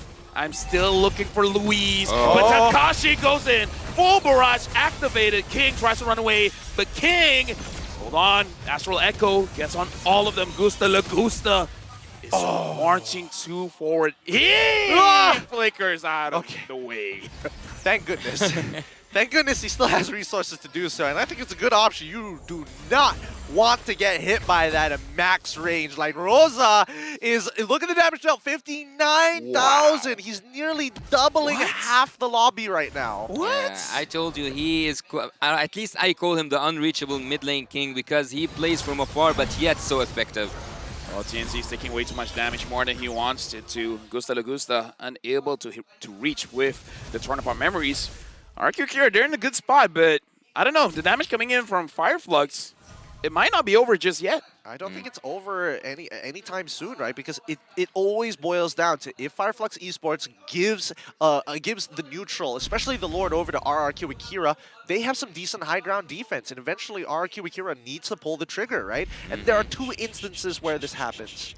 In quiet, in silence. Oh God! Louise locks him down. Apex 47 is there. Alien wants to fight back. Gusta is in bad position. Rosa gets the kill. Saiga was there, but Saiga has to use the black shoes to get out of the way.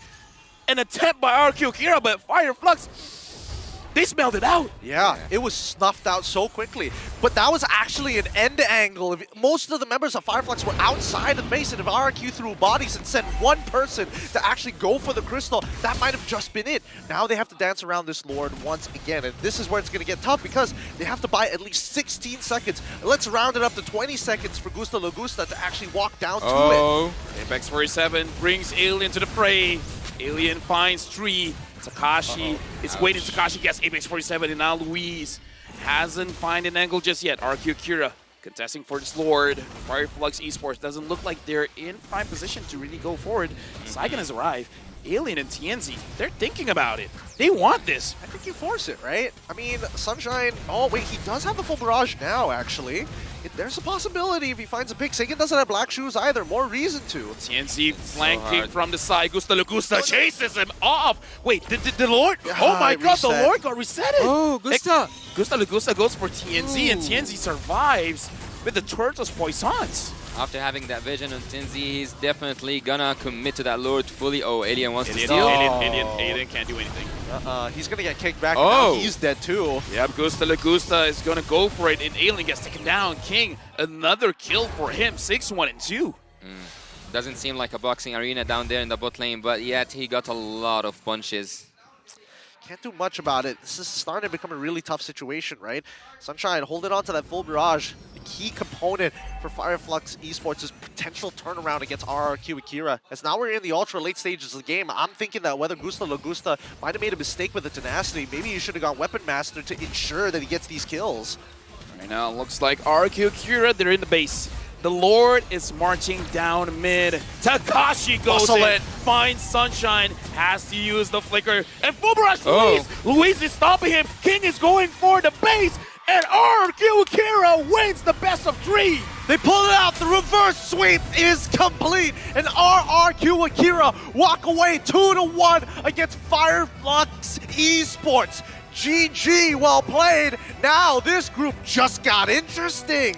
It's now on fire. This group is now officially a really group of death. Having this statistic, man, in the group. Wow, you still have Blacklist to play against. You still have SMG to play against. And yet this group is on fire just by game 2. A lot of 2-1s. We got to remind you guys, if Fireflux won this one, basically 2 teams get eliminated. But with the win going over to RQ Akira, everyone has a chance. It's a chance. It's a moment. It's a breath of fresh air. But more importantly, this is why Luis was looking at Cabral being like, this is my time. Give me that Cho. Because in the world of Kung Fu, speed is all that matters.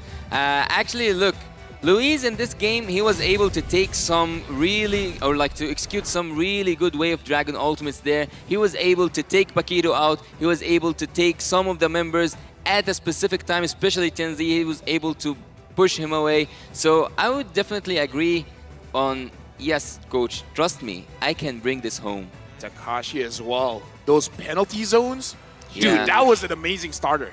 It really was. It really was. And now we're getting to see why, you know. It's strange to see that most teams don't have as much of a hot start that we would like to believe. They take a bit of time to actually work up to it. But it's time to have a look at our MVP of the game, brought to you by the Republic of Gamers. Give it up, boys! King coming out big time for RRQ Akira on his Boxia and as well as his Martis. Martis. That was the best actually executed Martis so far in the M5. We have seen him take that kills one after a time. Sometimes we have actually called it some side quests. Look here, he went for a semi-tanky build, just having the Hunter Strike and going for a full tanky build after that. And also, he was really good in executing his retributions. When it comes to that purple buff, we have seen at some moment, if it came here on the highlights, he didn't use the retribution, he rather went for the purple buff steal and also took the turtle. Here we have seen the Way of the Dragon once and again by Luis being executed to make sure that Team Fireflux cannot get into the zone. RQ, yeah, this was one of the moments we were all excited about, aren't we? Yep, I mean, it's these small things that make all the difference here, right? The fact that they were able to find these lockdowns on specifically TNZ, who's having a particularly difficult matchup, but it's thanks to Sunshine, who was able to kind of back him up. Don't worry, if you get caught out, I will protect you with a full barrage to make sure that they pay for it. Yeah. And so, yeah, look here. Again, that's what I'm telling you about. Sunshine, he was able to deal a huge amount of damage. He just needed some crowd control from his own team to keep Team RRQ in place, but the crowd control isn't an option, isn't offered by Team Fireflux, and that's why every time Sunshine triggers an ultimate, he cannot find his way through to get that Maniac, to get that damage dealt or the output damage needed to take a lot of targets at the same time. Here, it was just inevitable. Luis managed to keep him away from defending that turret. That was the last opportunity for Team Fireflux, the Turkish Giants, to stand tall and to make one more solid defense. Dude, I gotta say, King, he finished the side quest so quick, it looked like he was playing another game at that point. Because, again, the moment we see a lot of the engages where Fireflux looks like they're just about to win, King just like, yo, I got this ultimate. It's kind of good. You want a taste? He gave them a taste, and that was it. He was playing Power Wash Simulator because he's just cleaning people up. That's the idea, right? Peel, clean up every single time. Overall, despite it only being an 18-minute and 10-second game, overall very low kill count. And I was starting to get worried that maybe people like, you know, Gusta maybe should have taken Weapon Master to really... They've already accelerated him to the later stages of the game, but still, you're seeing people like Tianzi walking away with just slivers of health. Looking at the spell of Seijin actually using the Flicker is not something I'm quite used to see on Lilia. I'm more of a Purify guy on Lilia. But again, he managed to escape a lot of inevitable deaths. But looking here, actually the Blood Wings, I haven't seen the item in a really long time. He used it here, Terizla, but let's go to the other statistics. Rich guy, we have Gusta. Gusta was 690. I wouldn't say that this is up in the charts anywhere, but yet he managed to get that gold. He managed to deal some good amount of damage. Rosa, the untouchable king in the back lines, he was really good on the Novaria, but yet his damage, no matter how many damage he can deal and how many shots he can land, it's nothing. It's nothing when you don't have the perfect execution after it. As I said, Team Fireflux lack a lot of crowd control because you cannot just rely on a Paquito to do a third skill. You cannot only rely on a circling eagle coming from the Matilda. You need someone to keep people in place. 83k damage from Rosa. I told you, he did a lot of damage, but what can you do with damage if it's not in the right place?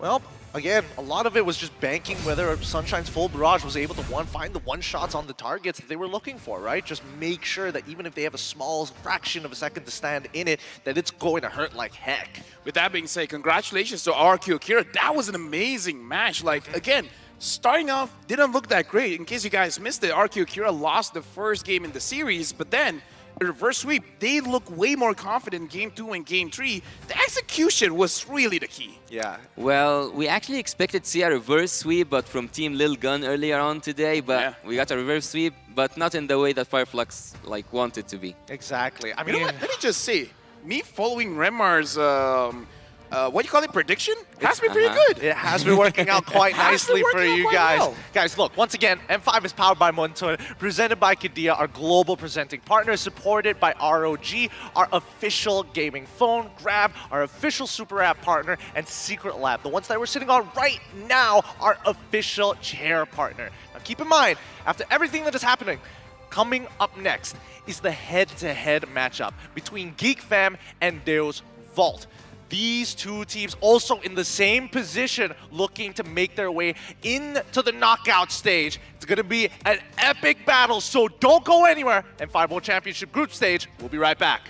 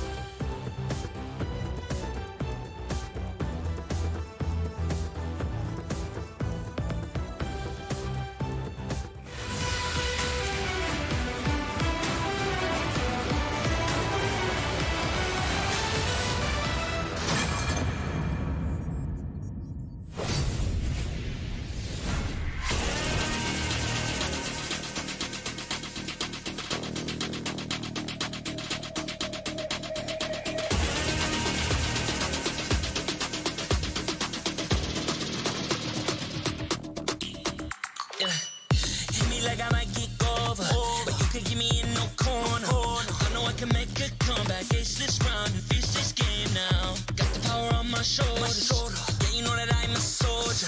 You can keep me off my guard, but you can't keep me from my honor. Nah, nah, nah, I feel like the floor is lava. The energy's getting higher. You're saving my arm. 'Cause I know just what I got. I got you like na na na, and you know I hold the power. This feeling I love. Oh yeah, making my grind good to great. So don't stand in my way. Standing tall and I won't fall over. We are better than great, good. We are better than great. We stand tall, won't run away. We are fun, nothing gon' change. Great, we are better than great. Can't get it great, I'm better than great. I play my own role, I become the greatest. Transcend myself into this game, yeah. I feel the power to dominate fate. Championship mind, no time for the weak. We start to the game, shall reveal. Better than great, that's how we feel. I feel like the floor is lava. The energy's getting higher. You're saving my arm. 'Cause I know just what I got. I got you like na na na, and you know I hold the power. This feeling I love. Oh yeah, making my grind good to great. So don't stand in my way. Standing tall and I won't fall over. We are better than great, good. We are better than great. We stand tall, won't run away. Lay our firm, nothing gon' change. Great, we are better than great. If we stand tall and believe, we can make it, you and me. With a sense of urgency, you'll see I'm better than great. I'm better than great. Oh yeah, yeah. Oh, I'm better than. Making my grind good to great, so don't stand in my way. Standing tall and I won't fall over. We are better than great, good. We are better than great. We stand tall, won't run away. Lay our firm, nothing gon' change. Great, we are better than great.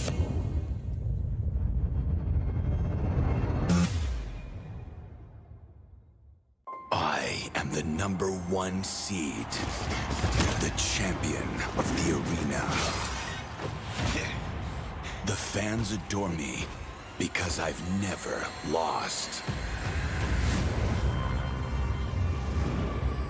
You are afraid that you will lose everything.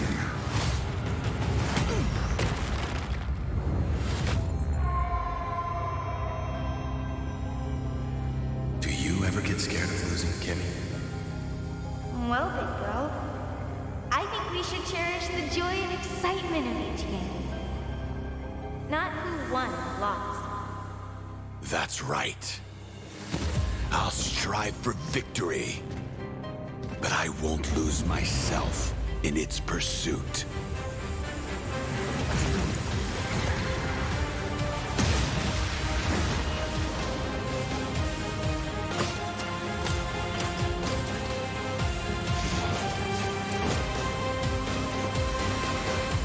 World Championship. I'm back.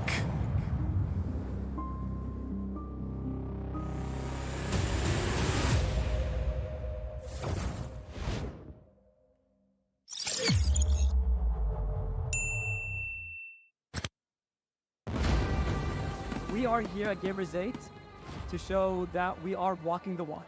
We have had amazing reactions, major IP owners, and a lot of potential partners and stakeholders coming in here and taking a peek. Giddia's Cube over here has been the nexus of this zone.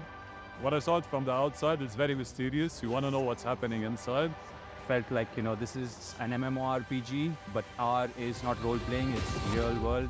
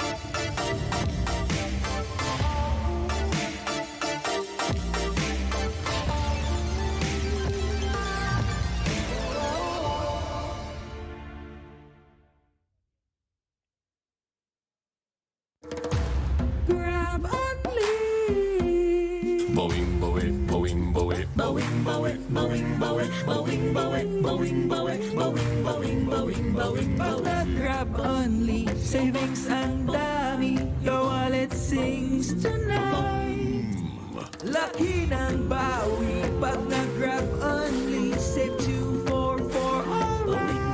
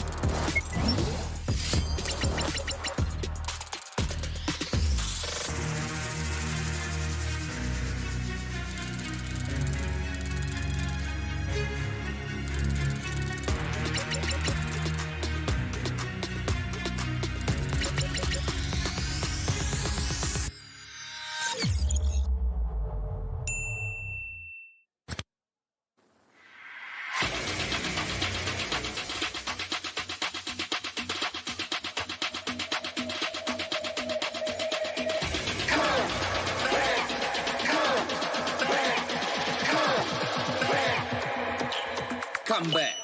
Что мы друг другу скажи мне? Мы вместе на пути к вершине. Наши глаза горят, и воздух накален невыносимо. Нет-нет, мы не заплачем, потому что здесь мы что-то значим. Ногами высекаем искры, за спиной наша удача. Устали мы вечно ждать, сидеть с трибун, все наблюдать. Гладиаторы мы в этот раз.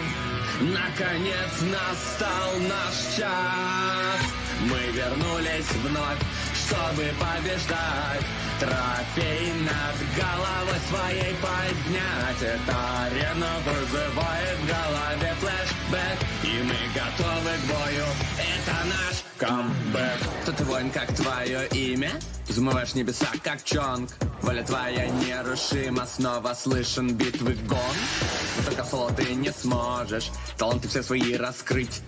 Команда верная поможет твои слабые места закрыть. Устали мы вечно ждать, сидеть с трибун, все наблюдать.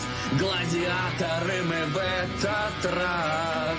Наконец настал наш час. Много раз ощутить боль падения, вновь находим мы силы воспрять. Снова на языке вкус сражения, снова сможем себе доказать.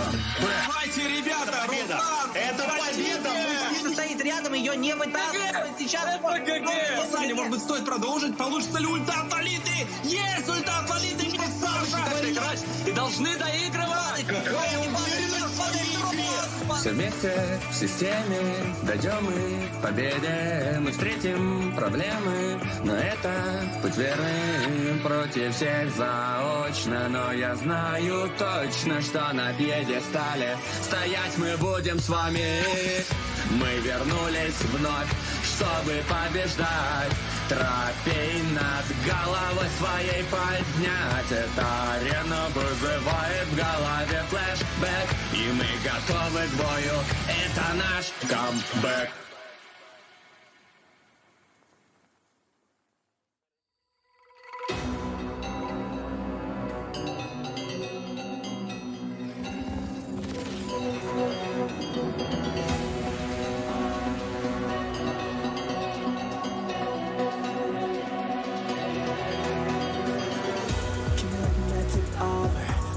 Surat kamku Kau kita akan bangkit as this rally versus game now. Got the power on my shoulders. Kau ku sang petaruh. Kau bisa buatku lengah, but you can keep me from my honor.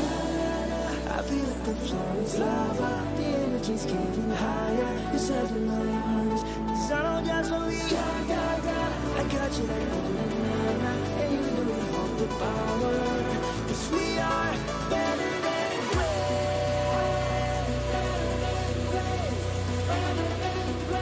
Cause we are better than great. Better than great. Better than great. Better than great.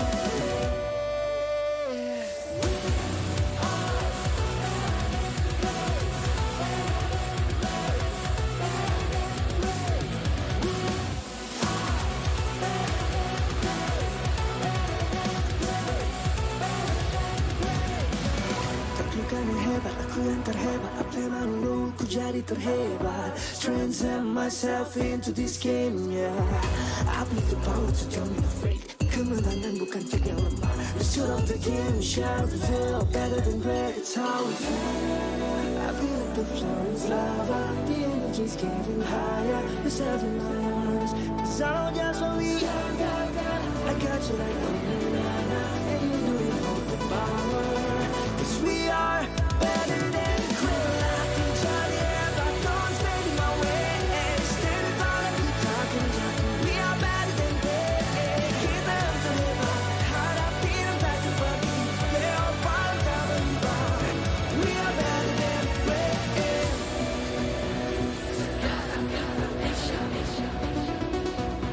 Cause we are better than great.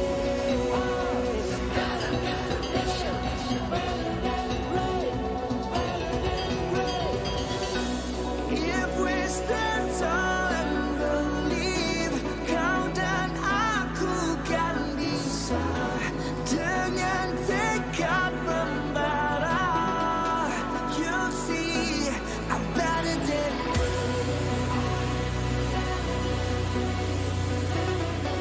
you see, I'm better than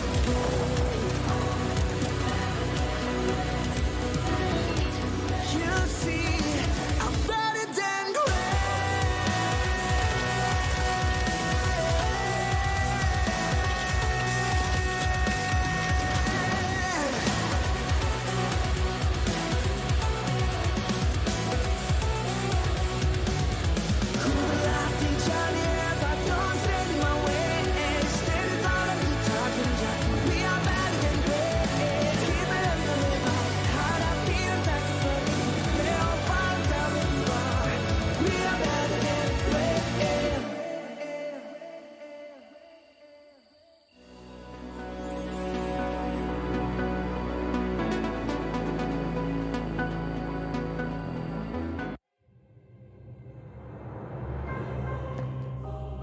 The Shadow Dragon was once my biggest weakness, but now it's my most potent weapon.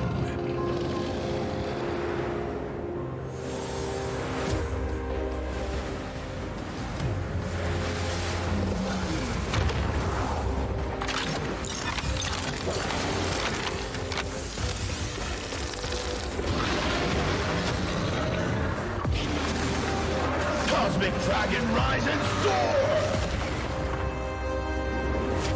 Dragon Stomp! Dragon Scales! Dragon Rush! Rise beyond greatness and seize your own destiny.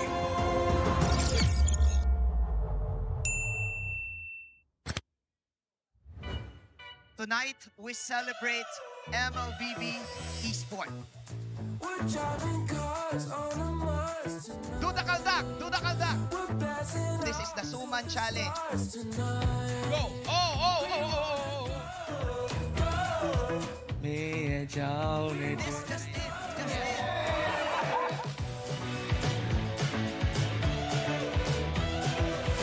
Welcome to M5 Gala.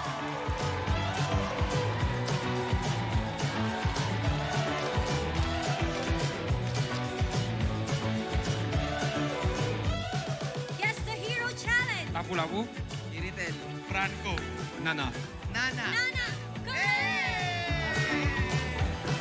Best dressed team. Best dressed Super Marco.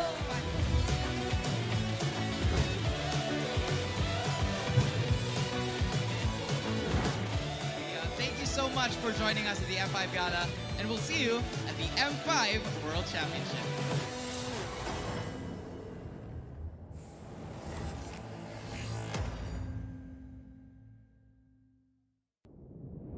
Have you ever wondered what is our identity? Our identity isn't limited to just esport players. Our style. Sweat. Our passion.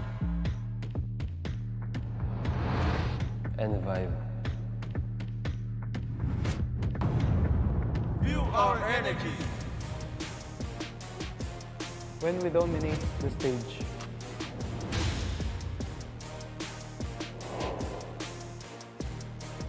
The hours of sacrifice. Shape who we are. So, what is our identity? We are legendary.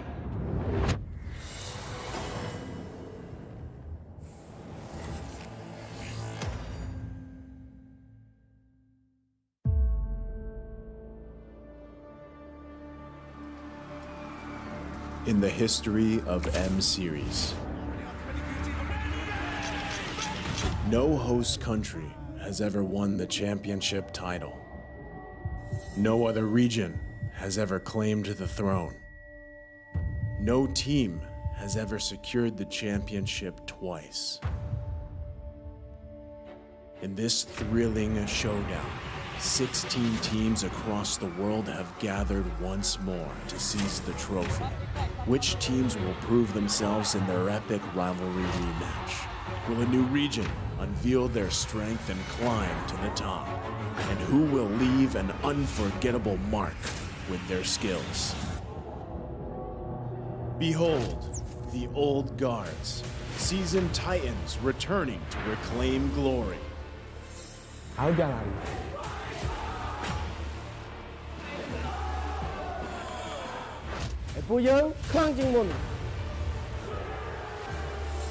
Судьба будет в наших руках. The newcomers, eager to forge their legacy.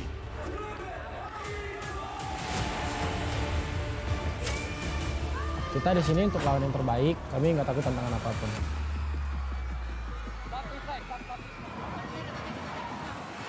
Emerging from the ashes, the rising stars are vying for the spotlight. Kita orang dah tunggu lama untuk momen ni. This is our time. It's now or never.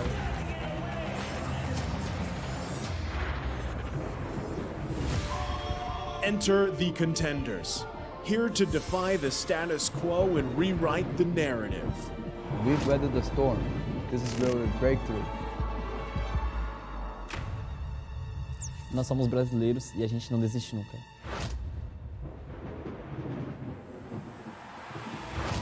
The kings, legends in their own right, descend to defend their crown. Kita sudah merasai kemenangan. Ini saatnya kita menguasai dunia. Naitaas na namin ang kampyonato at itataas ulit namin ngayon. Babawiin namin ang corona para sa aming hari at reyna. Get ready as the stage is set for the most dynamic championship of the year. It all begins here. It's time to see who will be better than great.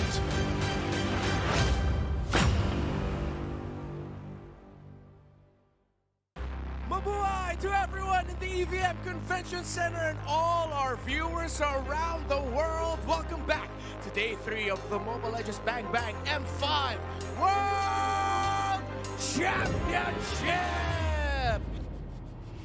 We just passed the midway point of the M5 group stage and definitely not short of impressive team fights and skirmishes. See You Soon of Cambodia did not hold back with their warm welcome for Triple Esports' debut in the M Series. Tier 2 they go, they don't care about these turrets.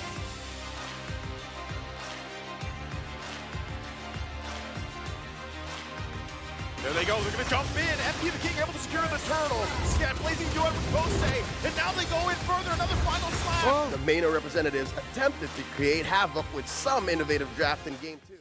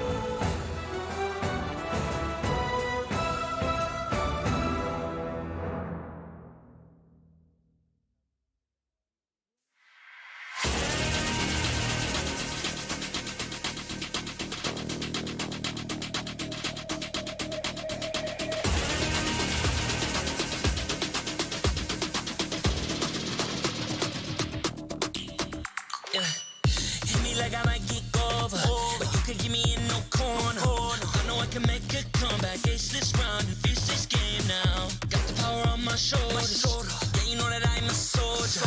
You can keep me off my guard, but you can't keep me from my honor. I feel like the floor is lava. The energy's getting higher. You're saving my arms. 'Cause I know just what I got. I got you like na-na-na. And you know I hold the power. This feeling I love. Oh yeah. Making my grind good to great. So don't stand in my way. Standing tall and I won't fall over. We are better than great. Good. We are better than great. We stand tall, won't run away. We are fun, nothing gon' change. Great. We are better than great. Can't get it great, I'm better than great. I play my own role, I become the greatest. Transcend myself into this game, yeah. I build a power to dominate fate. Championship mind, no time for the weak. What's up to the game, shall reveal. Better than great, that's how we feel. I feel like the floor is lava. The energy's getting higher. You're saving my arms. 'Cause I know just what I got. I got you like na-na-na. And you know I hold the power. This feeling I love. Oh yeah. Making my grind good to great. So don't stand in my way. Standing tall and I won't fall over. We are better than great. Good. We are better than great. We stand tall, won't run away. Lay up firm, nothing gon' change. Great. We are better than great. If we stand tall and believe we can make it, you and me, with a sense of urgency, you'll see I'm better than great. I'm better than great. Oh yeah. Oh, I'm better than. Making my grind good to great. So don't stand in my way. Standing tall and I won't fall over. We are better than great. Good. We are better than great. We stand tall, won't run away. We are firm, nothing gon' change. Great. We are better than great.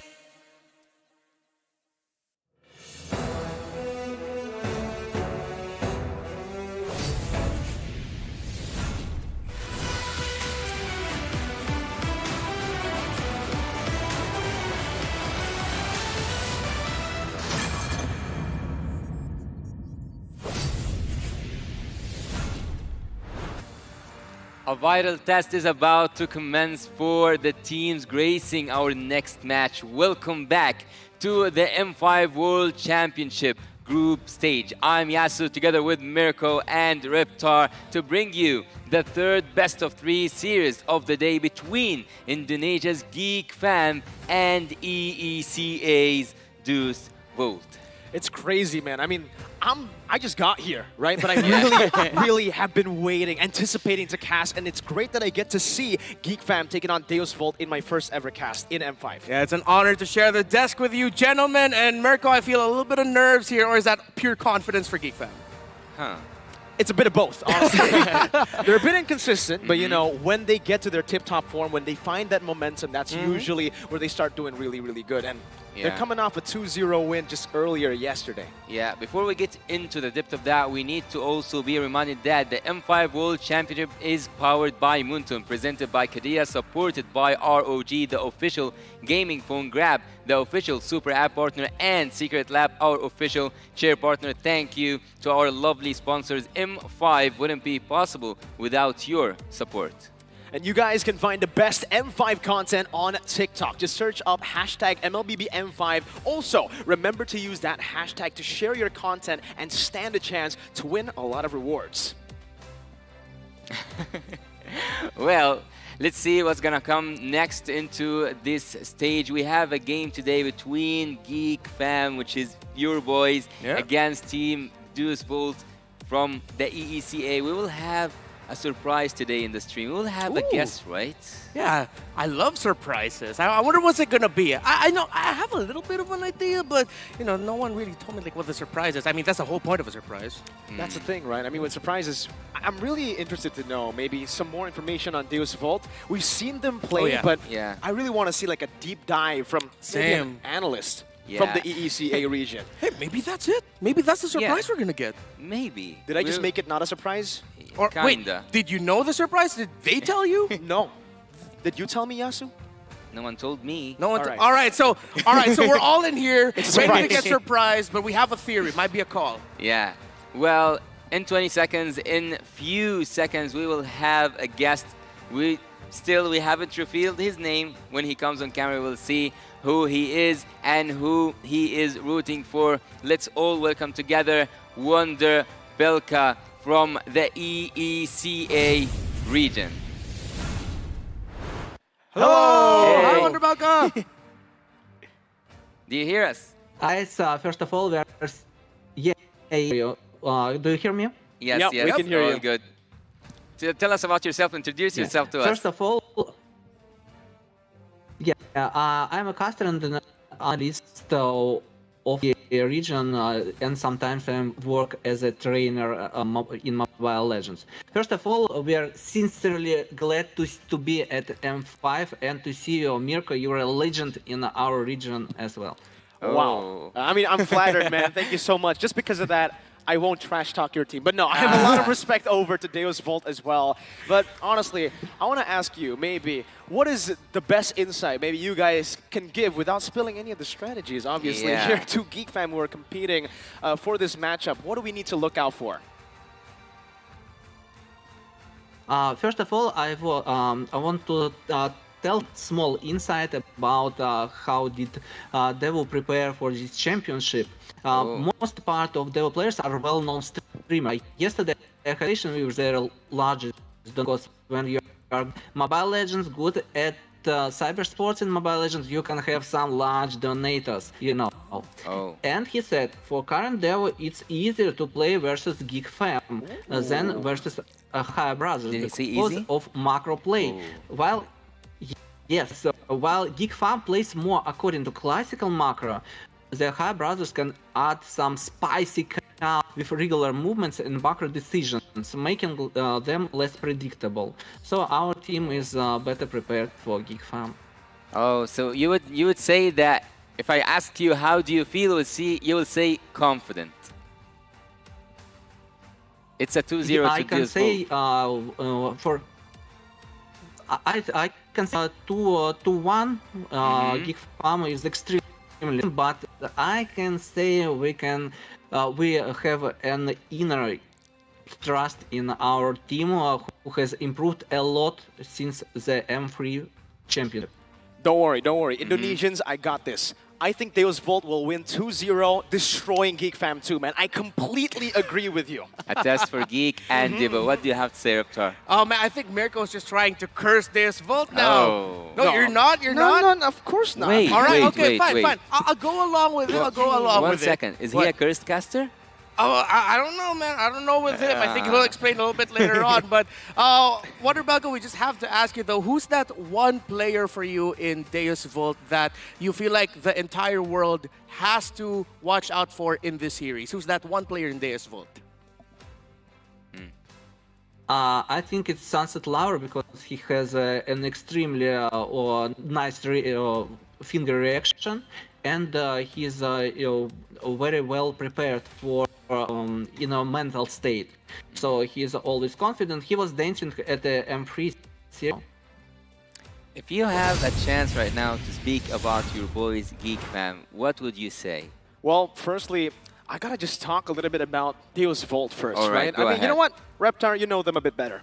Oh yeah, of course, EECA emerging. And when we talk about this EECA region, they love their esports. They love their competition. And what I love about these players is even outside of the game, you can hear them, even though I don't understand them. I'm just assuming that they're talking about the game itself. When you think about the community, they're a competitive community that loves to analyze tournaments and have high-level discussions. We got a glimpse of that from Wonder Belka. He told us about what Deus Volt is confident about. Their macro, they look like they can, or they know that they can stand toe-to-toe with the members of Geek Fam in terms of the micro plays. Well, he said that we have to look for Sunset Lover, but I would actually say also Saul, because we saw him play that Diggy with full damage, full burst. Oh, He yeah. was melting TOB. Not just melting, honestly. I feel like he was just decimating everything in his path. And that's honestly very interesting. The fact that Deus Vault here, we've seen them before. Before even M3. We actually were able to see them in past tournaments. And in M3, Sawa was definitely the standout, in my opinion. Wow. For you, Wonder Belka, since that M3 performance, how much have they improved with new members? They have improved a lot because most particularly training they were before M3. They were playing as Navi, so I left before it. But I can say they will have a very interesting trainer, who is who has an experience in Asian. So they have improved their skills for in the late months a lot. But we had a very close finals in the MCC Championship for free, where they won and they went at M5. So our regions has improved, but they made a huge step ahead of everyone in the left. Okay, before we let you go, just send a quick message to the team Deus Vault. Дево, весь регион верит в вас, вы побеждаете за наш регион. Я знаю, что вы можете, да, знал это, вы сами это знаете. Сделайте максимум, на что вы способны. Exactly, as he said. Exactly. I wish I had Lafel on desk. He could have helped me with that translation. We don't have a translation, but I believe Lafel's already translating for us behind the stage. But thank you so much, Wonder Belka. Thank you, Wonder Belka. Thank you, guys. Good luck. Good luck to you too. Good luck to you too. Some new insights. Yeah, so Reptar for Deus Vault here. I'm really excited to see how they play now. Again, I believe they're 1-0 currently. They beat TOB 2-1. Well, he said that he feels confident. Okay, he feels like at some point he said easy geek. Yeah. Right? So what do you have to say about that, Reptar? Oh, it's going to be spicy, and I feel like this is going to be the determining matchup. If this is going to be easy for Devu, or if Geek Fam are just going to tell Devu, what you talking about easy? It's Aboy and Sunset Lover. And Sunset Lover was the man that Wonder Belka mentioned as the person to watch out for in this matchup for Deus Vault. But yo, Mirko, I'm pretty sure you can back up your boy Aboy here. What do we got to watch out for from him? For a boy, you know, despite looking at the heroes behind their faces here, it's Feramis for Sunset Lover, it's Gord for a boy. But in MPL Indonesia, it's actually been Feramis for a boy. That's his main pick. Yep. If he gets his hands on the Feramis, it is going to be nasty. So the fact that Sunset Lover has found so much success on the Feramis as well, it's definitely going to be a very contested pick here. You're going to expect it banned out or picked. It is contested for sure, 100%. So you would say that in MPL ID, this is called friendly fire. They are now playing against their own kind of meta hero. But anyways, let's go ahead and see the preparations for the game. Let's go ahead to see who's gonna be able to be better than great, and not just that, who's gonna help the players to be even better than great. Let's go ahead to the stage to see the M5 World Championship. We have our marshals making their way onto the stage. They are here to ensure the fairness and integrity of our game. We see them now going towards their own places to secure that the game is fair for both teams. The team has found their way back to their winning ways. Can they retain the momentum? Once a geek, always a fam. Give it up for Geek Fam! Beloit, he's looking hungry. I just gotta say, Beloit, he's looking hungry. He wants to win this. But on the other side, powered by veterans, enhanced by young bloods, the pride of EECA returns to the stage with an eagerness to prove their dominance. Please welcome Deus Vault! And now to guide the teams to victory, we have their head coaches and analysis coming up now to the stage.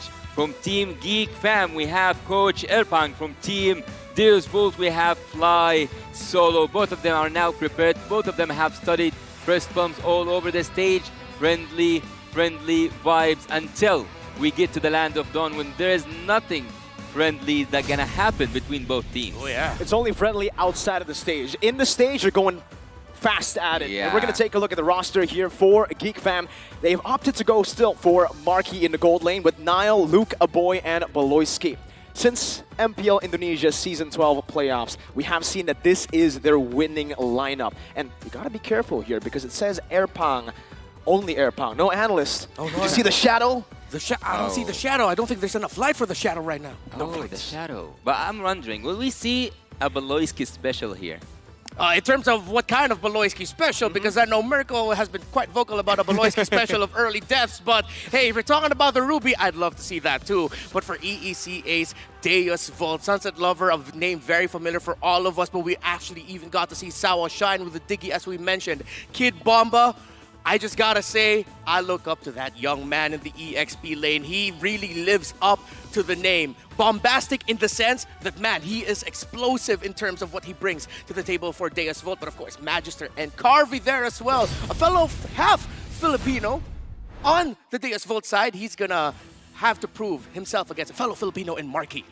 One fact we have to say here is that Team Geek Fam is one of those teams who will finish their group stage journey today and wait for the results. Will it be a beautiful ending? Will it be a fairy tale ending for them and to proceed to the playoffs with it? Or will Deus Volt show them hell? But before we see if they will see hell or not, the challenge prediction here is going for Geek, and I'm the only one on the table who's gonna be hated a bit. I'm going with Team Deus Volt. You're stuck in a geek sandwich, bro. Yeah, a little bit of a geek sandwich. But hey, I'm pretty sure the EECA fans really appreciate you right now, Yasu, for your love for Deus Volt. But really, Mirko, 2-0 for Geek Fam, not even a single game for Deus Volt. I gotta test the waters first, right? I don't know what's active right now. Last time I checked, it was the Bless, but yeah, I don't know, man. That's why I try to neutralize it just a bit. Anyways, speaking of the curse, let's take a look at the team that I actually said in that interview is gonna demolish Geek Fam. Fun facts, many shades of Sunset.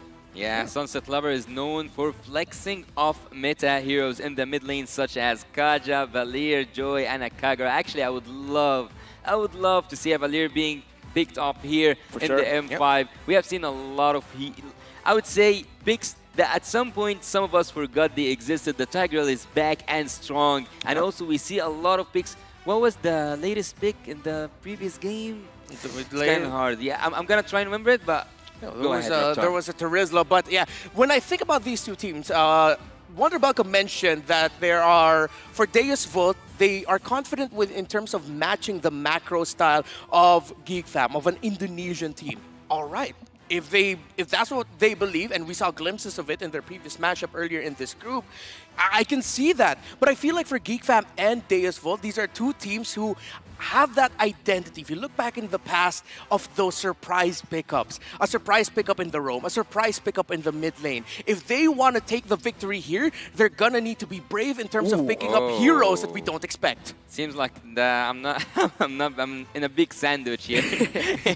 Even the audience prediction is going totally for the side of Team Geek Fam, except for the EECA showing some love for Deus Volt team. But here's one more thing. I want to ask you, especially Mirko. Team Geek Fam lost completely against Homeboys, and the second game it was a dominant game. Do you think that this game affected them mentally? I think for Geek Fam, mental punches like that don't really affect them. They've played through the entirety of Season 10, 11, and 12. They got reverse swept in Season 11 playoffs by EVO's Legends. And we've seen them continue to grow based on these mistakes. Geek Fam are our team known to do that. They will take a loss in the best possible way and come back from it. Right after the 2-0 loss, they were able to get a 2-0 win against TOB. And that's the thing about Geek Fam. Sometimes they really struggle to find that momentum, that win. But once they do, they utilize that momentum all the way. And for you, Reptar, coming from a full best-of-7 against Umbrella Squad for Team Deus Volt, having the first taste of victory against the Ohio Brothers, do you think that they will keep up with the momentum and Geek Fam is just another victim? Oh, they're gonna have to. They're up against a very strong region in the Indonesians. They did mention earlier their playstyle is closer to ID than PH, so that means they've already worked out the inner and outer workings of what makes an Indonesian team, what makes Geek Fam tick. So, hey, if Wonder Belka says that Deus Volt is confident, I'm pretty sure Deus Volt is confident. And with Sao and Sunset Lover as their fourth international appearance, I have a really interesting question here. Maybe you can help me with the numbers for Geek Fam, Mirko. But would you guys, and like I would ask you individually, would you favorite passion or experience? Ooh, that's a good question. It's a great question. I mean, from the past M series, we've definitely seen that there's been a good mix of passion and experience. Currently, especially in the group stages, I would say experience should take a little bit of the W compared to the passion, but you really need to have both. When we get into a high-stakes situation to make it to the knockout stages, it's time for Geek Fam versus Deus Volt. Game number 1 as we enter the drafts. First few bans will really determine how we're going to be going here. You already see a bit of teasers there. Angela getting taken out. So, when you're going up against a team that loves the macro, going up against a team that you know has someone in the mid lane who can really play strong, sustain heroes, of course you'd want to take out the Angela just to reduce the presence. But Deus Volt taking out the Nolan here is a tell for Geek Fam. We're gonna pick the Nolan. Will they actually commit to it? Well, that's the first thing that came to my mind, having the Nolan for Team Deus Volt, but you also banned the 1-1, which makes me kind of hesitate. Yeah, it is a Nolan, and we know that Phoebus kind of suppresses him down, but from the side of Team Geek Fam, what are they aiming for by banning that Minotaur? Well, they can actually pick up the Joy here since it's still open for them, so they can go something along the lines of Joy, Valentina if they already want to show their hand that way, or they can pick up an Explainer, maybe Joy to Rizla. Maybe they have Matilda too? Oh, and the Matilda, yeah, for Baloyski still available, so Joy Matilda. Go fast, go magical. Definitely. I think mobility and maneuverability is definitely something that they can go for. But they go for the Guinevere, just a standard choice. We did not. We did not. If Wolf was here, you probably get it all right. But the Guinevere pick is something that has been incredibly meta. We saw from the win rate, 94%. On top of that, a signature pick. Here, very, very vulnerable to counter picks from good matchups, bully matchups like the Brody. But still, there's something about Claude. Whoever uses, it's really a user-centric hero. If you're good at Claude, you can make any matchup work. And obviously, we're going to see the Brody. Why not get an advantage in the lane? But why ban the Claude? Why take the Claude and ban the Minotaur? I think that Minotaur would fit perfectly for Geek Fam.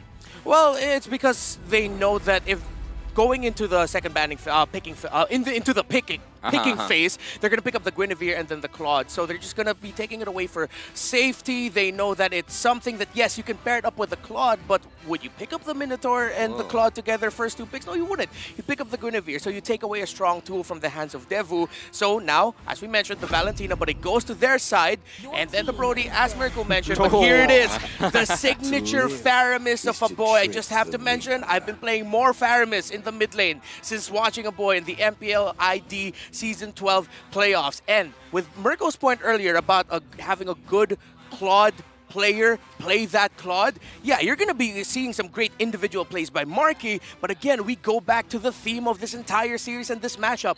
The macro, the map will open up for Geek Fam. Well, having the MPL ID is special here for Team Geek Fam, but still remember then that the Holy Realm will also be used by Sunset Lover. Oh yeah, exactly. That's how they actually chose to approach this match. It's a good plan by Deus Volt, honestly. And we did get to see exactly what we heard in the interview. Yeah. Deus Volt have prepared. They have read Geek Fam's strategy. Even though it's MPL ID, it's a completely different meta from what we have now. We've seen that Geek Fam have done their homework as well. They've definitely seen the last few games. I think, you know, they don't want to experience what TOB faced in game number 3 of that Exactly. matchup. I think at this point, in every hotel room and strategizing area of the M5 team, there's a picture of Sawo and Diggy and a big no. No, you really a big shouldn't give X. it a big X over those two. You really can't give it to them. So now as we go into the second phase, we mentioned the Terizla early on, and with Deisvolt taking away, knowing that it's going to be the first pick for Geek Fam, it makes sense. Even though I would have preferred to see them pick it up for themselves, however, they do still have heroes like the Lapu Lapu that can take out the Netherrealm effect real quickly, available for them if they want to go that route. After banning the Diggy, it makes so much sense for Team Devo to go ahead in the second phase of banning towards the area crowd control heroes, because anything or any hero with an area crowd control can benefit not just the Guinevere, also the Claude. So that's why I said it from the beginning that Minotaur is one of those picks that will fit perfectly for Team Geek, but still, you have the Terizla, but watch out for a Tigreal. Yeah, exactly. And there was actually a reaction there by Geek Fam the moment they banned out the Edith. It's like they're sort of showing the world in a sense that, hey, this is sort of going our way. Usually when you see teams react that way, that's the okay, this is all part of our plan right now. So, Deisvolt, we like how they drafted the first phase, but what if Geek Fam's actually, hey, this is going down how we expected it to be? I think especially for Geek Fam, the fact that they picked up the Guinevere and the Feramis with a weak side gold lane, they're already going to an approach that is going to be heavily into the XP lane. Strong side XP with a huge emphasis on the neutral objectives. The fact that the Edith and the Diggy, the two heroes that Deisvolt have usually been able to utilize to control neutral objectives, has been banned out. Yeah, I could definitely see why they reacted that way. Now they can set up for the big picks. Just like this, the Arlet picked up no Diggy equals to a very scary Arlet. As I told you, they just need an area crowd control with the final slash. He can set up an opening for the Cloud. Also, some of the crowd control can be beneficial. Oh, is he Luke? Oh, Luke. Yes. Yeah, Luke will, yeah, they will just switch things around. Anyways, the Guinevere as well. So Team Geek now, what do they need? They need the Roamer and also they need an XP. What would you suggest, Reptar? Well, let's see what the pick is there going to be for Deisvolt, because Geek Fam right now, they can still put that Arlot in the XP lane. I think that's the strength of how Geek Fam drafted into this. Now Deisvolt will be thinking about, oh, where is that going to go? So are we going to give a good matchup to the Arlot if it's EXP lane, or will it go into the Roam? I can answer a little bit better once we see the picks. So it's going to be a Grunt. Oh, and they actually pick up a Uranus. That's interesting. So now Geek Fam might actually have to think about putting that Arlot and Roam and then put something else in the EXP lane, because they're going to need something that can give a little bit of difficulty to the Uranus, because now Deisvolt has gone into that route of thinking wherein you can actually pick up the Uranus to open up your map a little bit more. We don't think of it as a traditional split-pushing hero, but we've learned from the past that it actually is. That's actually the pick I was trying to remember earlier on with Shadow. He was playing the Uranus, he was zoning the enemy heroes away. He was also annoying to a point when he was so formed, he could have just stood there, middle of five members, and never hesitate. Well, there you go, though. The Khalid pick, a signature pick for Luke. One of our very, very good veteran XP laners who's now content creator, Anti-Mage. You guys should know him.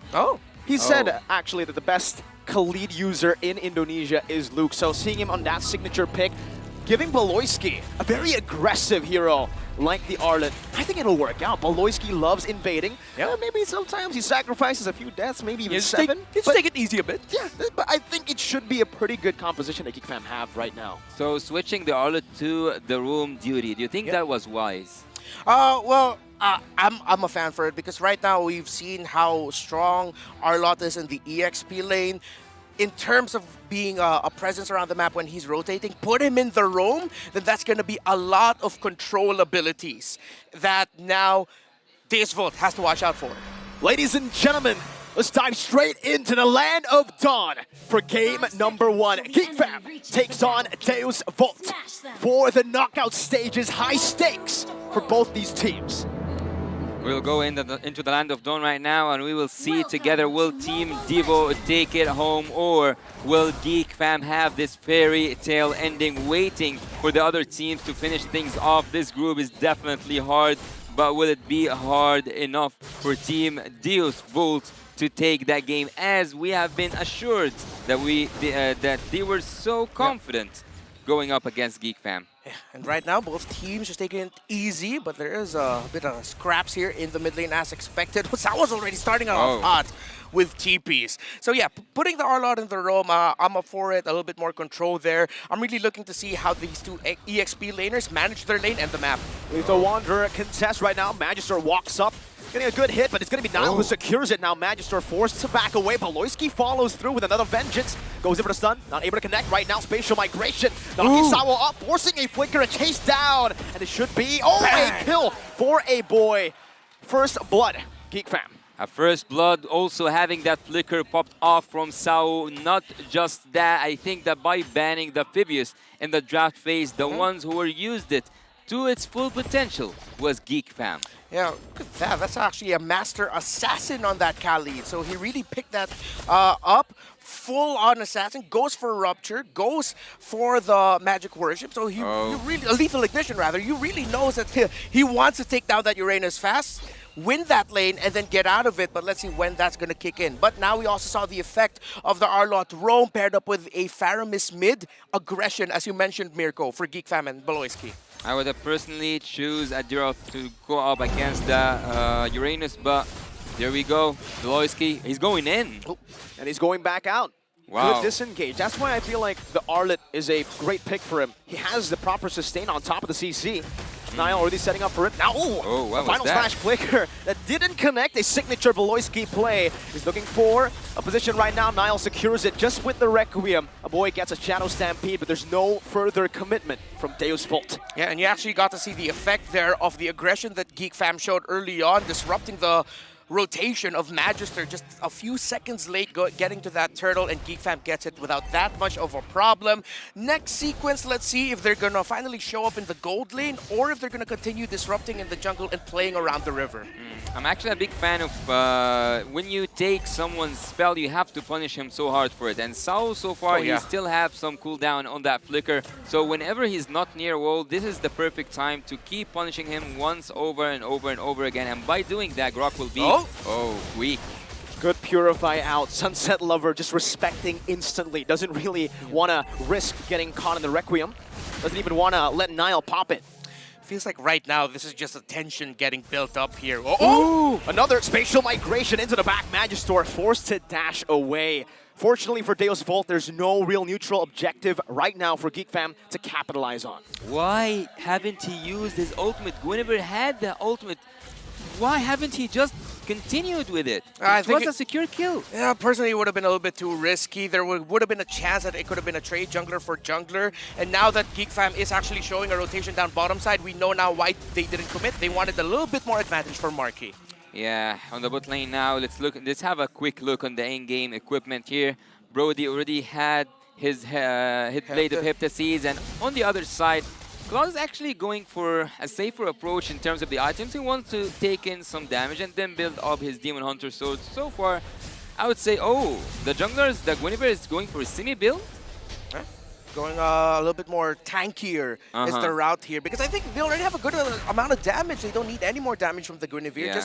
It's going to be more of a utility style Guinevere in the sense of, all right, set up, ultimate, get those knockups in, and the rest of us will do the damage. Here comes the next turtle. Who's going to get it? Is it Geek Fam or Deus Vult? Seems like Geek Fam want to just contest for it right now. It's going to be Kid Bomba trying his best to sell it away. Baloyski gets a final slash, but it's still Magister who secures it. A blazing duet, but he's stuck right there with a good stun, keeping Marquee at bay. They're going in. Raging Sandstorm with a flicker onto Sunset Lover. Luke splashing the damage in the back, and Kid Bomba will just soak it in for now. It's a 1-4-1, a turtle. Neutral objective for a kill. Just by one fight, both Luke and Marquee secured their own core item. And now, Deus Vult starting to feel not just the macro, but now the micro abilities of Geek Fam, the timing of their skills. Kudos to Deus Vult, though, for being able to get that turtle. They were a step ahead of Geek Fam there in that scenario. You saw Baloyski doing what he can to delay Magister's attempt at getting that turtle, but not going to be enough. Geek Fam, though, getting the kills and a little bit more control down bottom. Marksmen have now switched lanes. They've gone topside. I'm actually waiting on Magister's damage so far because he haven't shown us why Nolan is one of those heroes that you should be afraid of. Nice. Spatial Migration with a Requiem. Raging Sandstorm from Luke. Amazing coordination from Geek Fam so far, 3-0. Yeah, I would say a really good wombo combo there, finishing off what Nail just started. Yeah. How confident are you now, Deus Vult? Geek fam starting to take it to them. We don't know if they heard the sentiments of Deus Vult, but Deus Vult are definitely feeling and seeing for themselves why Geek fam are the second placers, the runner-ups of MPL Indonesia Season 12. Oh, Magister, I think that he should focus more on the gold lane, not the XP lane, but that's his choice. That's his choice, or even the coach's choice. So we have to respect that and see how will Team Deus Vult deal with it. Look at the other side of the map. Geek fam are the ones who are sitting up. The gold lane are the ones who are sitting up for that upcoming turtle. There's a trade? I don't know. I think the problem is Deus Vult can't really play for the gold lane either. Geek fam have the stronger mid control, and that's why they've been able to rotate. Beloyski caught in the wild charge, but Nile jumps in with the Violet Requiem as well. Beloyski still able to survive. Sunset Lover dove under the turret by Luke. A Raging Sandstorm with another Raging Sandstorm. Geek fam have set up for the next neutral objective. Oh, I thought this whole time Luke's last name was from Skywalker to Sandwalker. What the heck? Damn. Woo! Okay. Let's wrap this up. Geek fam now are taking that turtle. They are gaining the fruit out of this tree that they have been planting all... Oh my god. Nail just taking the turtle. Kid Bomba is trying to take as much damage as he can, but there's an invade. They want to go for more. Turtle's not enough just yet. Nile steals it away, jumps out with the spatial migration. Whoa, Marky defensive, blazing duet to get him out of there with a BMI as well. A stacking hero like Claude, would you let him farm this easily? Oh, well, despite all of that, Deus Vult actually has delayed the farm just... Whoa.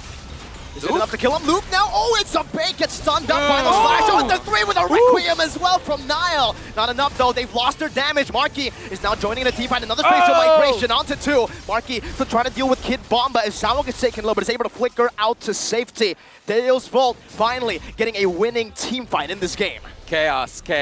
Yeah, absolute chaos there, and now we actually got to see the fruits of Deus Volt's labor. Marky got to freely farm, but not as much compared to Carvey. So everything else happening around the map was actually Deus Vult going, yo, Carvey, just farm up, get that gold. And by the time that engagement happened in the river, into the jungle, pushing Geek fam back, now we're seeing Deus Volt's play. Their Brody is relatively untouched and farming really well. 1,000 gold lead compared to Marky's Claude, who's up to a golden staff. Malefic Roar is the second item already built up by the Brody. Even though Deus Vult are behind in kills, yet they are now winning the rotation after a dominant early game from Geek fam. After a really good start, they are now falling into the tempo. It seems like Team Deus Vult just needed time to gain back that confidence that we were told about. But are they committing to Kid Bomba in the bot lane? I think just a little bit of poke should do the team a good job already. A first for them. That's a turret down below. Literally, first turret despite the neutral objective, and team fight wins. Yeah, it's going to be second up top, but I think Geek fam already had a strong idea of what was going to happen there, so they decided to go for a turret trade. Next sequence here, of course, they're going to try to go for the Lord, maybe get the setup out of nowhere in the mid lane and see what happens. Beloy finds Sunset Lover, a good Purify to respond it over. Now it's Luke, who's looking for a play, a conceal as well from Beloyski. Magister in that push, pops in that fracture. No ultimate for now. They back away, and Deus Vult are just playing with Geek fam. I'm just waiting for Sao's Flicker ultimate, and at some point it can flip everything around for Team Deus Vult, but look at the XP difference. Nail is 12 level, and Magister is 13, even though Magister is the one who's getting bullied in the jungle. Oh, look at that burst! Oh, it's a solo kill from Magister in the mid lane against the XP, the main setup. That's a good final slash. We're going to Magister back. That's also going to be another realm, but it's also respawned over. Marky with the blazing duet to the back line, now backing up with a BMI. Beloyski and a boy, 1 HP. Carvey with a flicker forward gets the last bit of damage to take Beloy down. Kid Bomba's just standing there menacingly, and Geek fam have no way to respond to this neutral objective take. Deus Vult, one of their new mottos right now, it's all part of the plan. We get bullied early on, we're pushing side lanes, we're farming up for our Brody, and now as we reach a mid-game power spike, a crucial one, Geek fam now have their backs against the wall as the mid-game power spike of Deus Vult. Right now, they're gonna need to hold on, they're gonna need to be really careful of when they take their fights. I'm referring to Geek fam here. That's the beauty of the high-level games. It's not about the kills. It's not about who's winning what fights. It's about who's getting the most out of the fight. If you win a fight, if you win a 1-1 or 1v1 kill, you take a turret, you take a turtle, you invade the jungle, you go and make the best use out of it, and that's what Deus Vult was doing all time long. This is a signature Geek Fam strat. Whenever they're behind, they don't look to actually minimize their losses. Rather, they look to gamble that deficit. If they win a team fight, they get back at the game. But if they don't, look at that. Deus Vult have multiplied their gold lead by 2. So it's all or nothing at all. That all or nothing spirit right now of Geek Fam. Let's see if they can get a little bit more all and a little bit less nothing, as Deus Vult are getting everything right now with this Lord push. They're showing it. This is the macro they're talking about, how they manage the minion waves. This push with the Lord, it's incredibly efficient, lads. Yeah, by the Lord coming from the top lane, marching just a level 1 Lord, yet it's threatening the throne and threatening the crystal of Team Geek Fam. Inhibitor turrets might go off if there was an engage from Sao. They should still be able to clear this. I think also from Deus Vult, they don't really want to risk going in and going full on the commitment. They'll just take a good win. First Lord with a base turret, that is incredible value. That was a really easy inhibitor turret. No one even touched that turret with the Lord, right? Yeah, and now we're starting to see the other side of the Geek Fam approach now, where it's all right, we gotta be careful now, because if we try to dive, we try to go for an aggressive play here, it might not look good or end well for Geek Fam. Look at the deficit between the two gold laners. Earlier, the Brody already built up to a BOD, already going to the Wind of Nature, while Marky is still catching up. And Deus Vult know this, as the Brody builds up the Wind of Nature, that they can just continue to take away resources. Yeah. Kid Bomba, this Uranus eventually just became a huge thorn in Geek Fam's side because they don't have the damage to really deal with it right now. He's just there taking everything. It's all right. I accepted this life. This is what I wanted. Just hurt me, please. What? This is the life of XP, to be honest. Yeah, that's the life of an XP laner. Well, Kid Bomba at this moment is draining the resources out and draining the life out of Geek Fam, but there's a conceal here. On to Sao, he has the power of nature. And just like that, it's not going to work at all from Geek Fam. Sao with a great wild charge to cancel that spatial migration. Yeah, no conceal here means the contest onto this, not just the Lord, but actually this purple buff might be tough for Geek Fam. Deus Vult, they're not getting a little bit too greedy here in terms of committing all in the purple. They're still trying to find an opening here. Magister already has Sea Halberd. Oh, I think that they can actually go in for this team fight if Team Geek Fam wants to do so. Team Geek Fam are known, or at least based on my research, they are known for a good early game. I want to see them recover. See if they can. Lord got reset now, so Geek Fam trying to flow the mid. Deus Vult answering that damage on this Brody, man. Just too much. Nile? Great flicker from Carvey. A good prediction on that spatial migration. But I would say it should be actually a trade that Geek Fam have won. It's a spatial migration for a flicker. Okay, bear with me for this moment.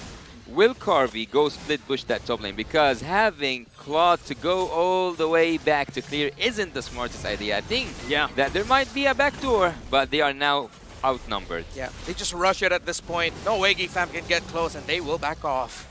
They gotta. There's not much they can do here, and Deus Vult are utilizing the forced errors perfectly right now. Kid Bomba is chunked, but there's no further commitment for a side of Geek Fam. Beloyski just jumps in a little bit with a vengeance. Wait a minute, Magister. Magister. Flank. Oh. Now on to Nile. No, just a clone. Yeah, not They're the right still looking target. to chase still. They They gotta find run. a good sandwich. Solo jumps into the wild charge. But the Raging Sandstorm connects on to Carvey. That's also the final slash, bringing Carvey back. And now, with both Netherrealms being popped in, Marky's the one who's forced back. No gold lane for Deus Vult. No XP for Geek Fam. Beloyski still trying to distract Sao and Sunset Lover. Getting out with a vengeance on to the creeps in the jungle. Looking for an angle to escape. Nile trying to help him out of this dangerous spot. But look at Kid Bomba. He's slowing him down, not letting him recall. But that is Beloyski buying enough time to possibly turn this around once again. That's going to be an engage once again. Beloyski finds the kill onto Magister. They collapse onto Kid Bomba, who's so super tanky, has the stack, but with the Requiem and that damage from the Claude, it's a trade that Geek Fam have won despite losing out on the Lord. Geek Fam, how the heck did you win that long sequence? You started with a little bit of, hey, Deus Vult, we're coming after you, and the Deus Vult turned, and then you find their marksman only trading your XP laner? Geek Fam, I don't know how you did it, But we saw it unfold before our eyes, and I'm pretty sure even Deus Vult is going, guys, what just happened to us? Yeah. They had to recover. They did recover. Oh, they just made that goal difference come down from 6K to 1.5. Oh, no! And it's another spatial migration with a raging sandstorm. A boy grants Luke a second chance at life with that nether realm. That engage no longer as risky as it's supposed to be. Nasty, nasty. Geek fam have woken up. Never tickle a sleeping dragon, because actually that dragon, his name is Baloyski. And the shot calling, you can see it coming from Geek Fam. We were talking about their unorthodox picks. Here's unorthodox approaches to the game. Here's us trying to chase them out, but then let's turn. Oh no, we'll find their gold laner. And then now out of nowhere, Marky gets the items. It's at this point where now we see macro versus macro, micro versus micro. Just who gets to press buttons better at this point, lads? Well, Kid Bomba, I would tell you that he's quite annoying, but oh, where did you go? Again?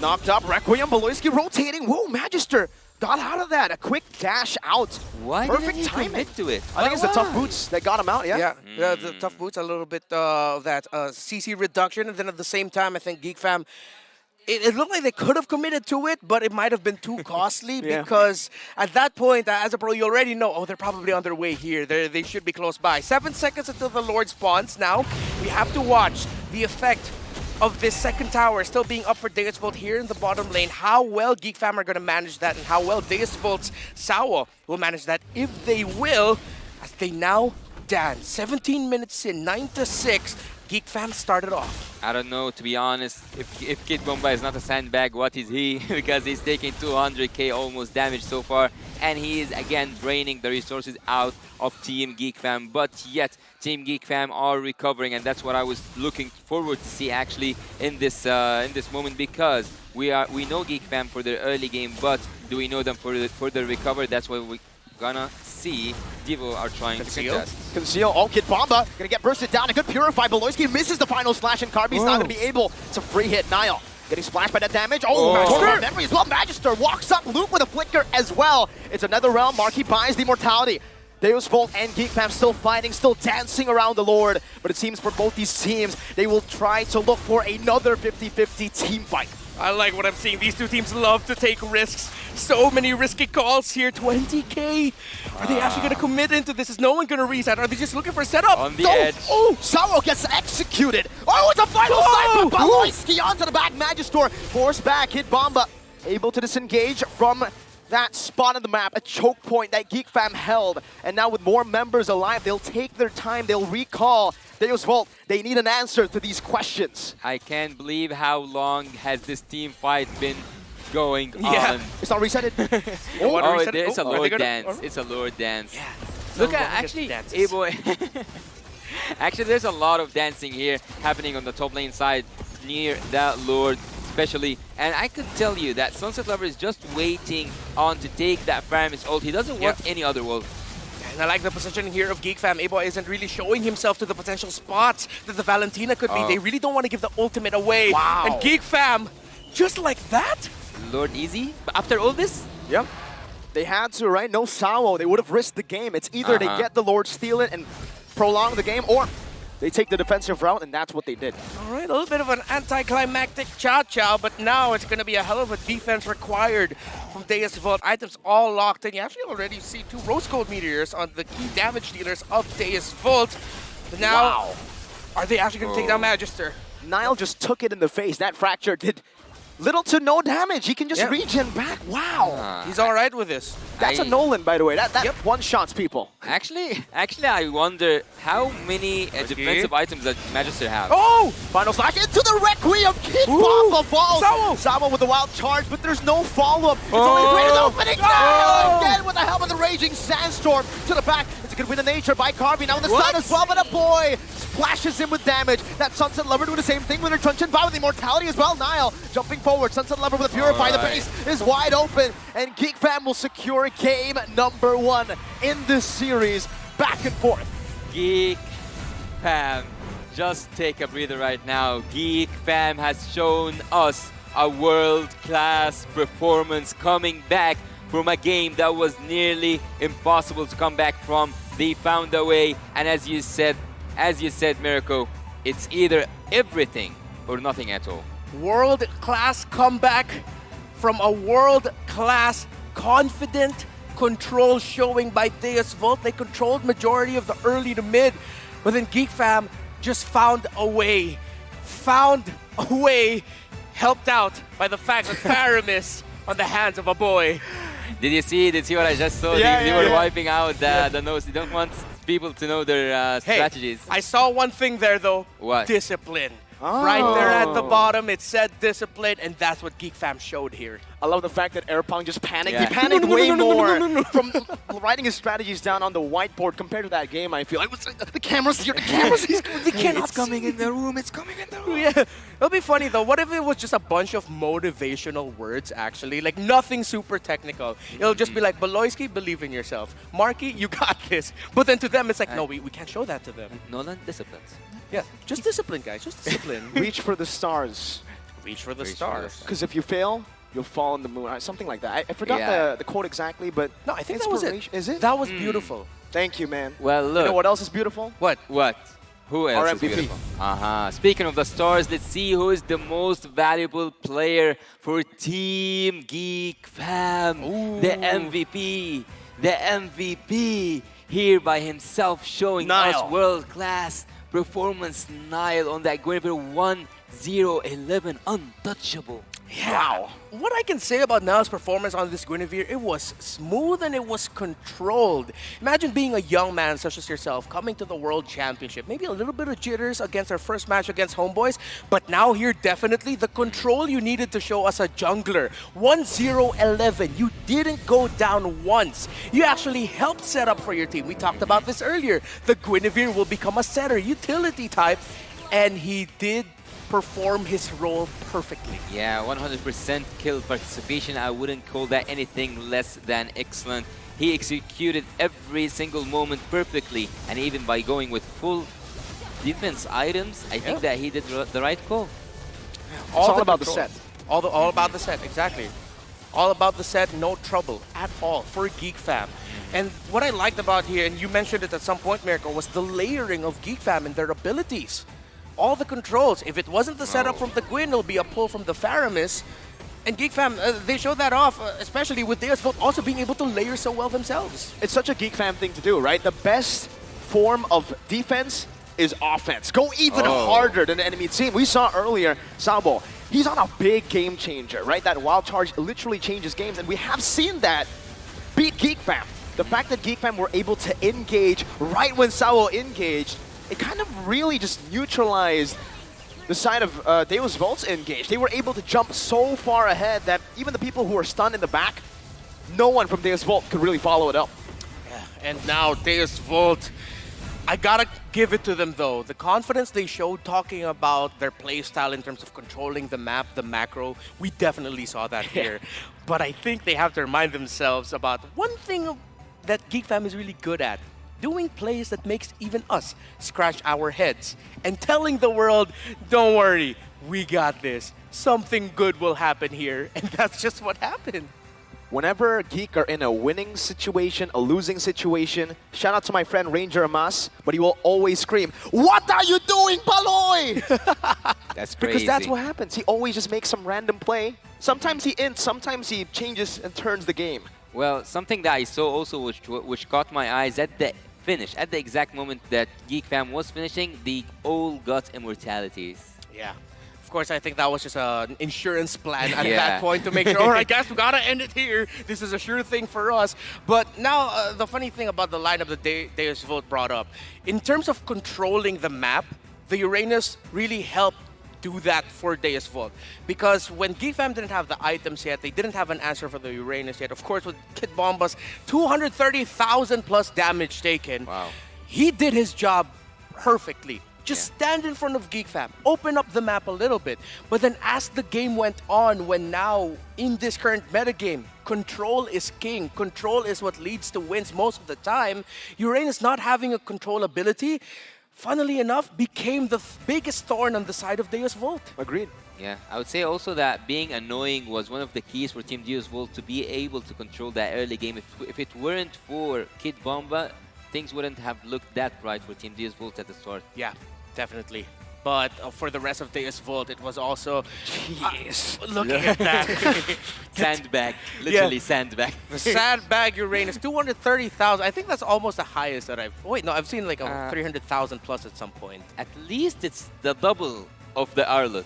Yeah. Yeah, that's true. That's the problem, I feel like, though, for the side of Deus Volt. They were able to control the mid-game so well because all of their heroes actually hit their power spike in the mid-game. Yeah. But when the late game came, when Marky was able to get those items, even if you soak as much damage as possible, 230,000, yeah, the Claw's going to do more if you get chain CC'd like that. Yeah, so I think what we saw here was like that classic approach to the game we're in. Yeah. Okay, on one team, they're confident against us. They're going to take control. They're going to rotate fast. They're going to control the game.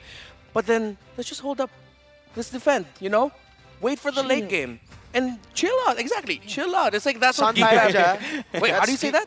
Santai aja. Santai aja? Yeah, that's Geek Fam's emote. Wait, is that what In the game. Santai means? Just chill? Yeah, Chill? Really? Really? Santai is chill. Okay, Santai. So that's exactly what Geek Fam were doing. Wait for that late game and boom, they go. Okay, so a question here. What can Deus Volt do to come back stronger? And would you guys think that it's a match point for, like, will it finish for Team Geek Fam? I'll start with you, Mirko.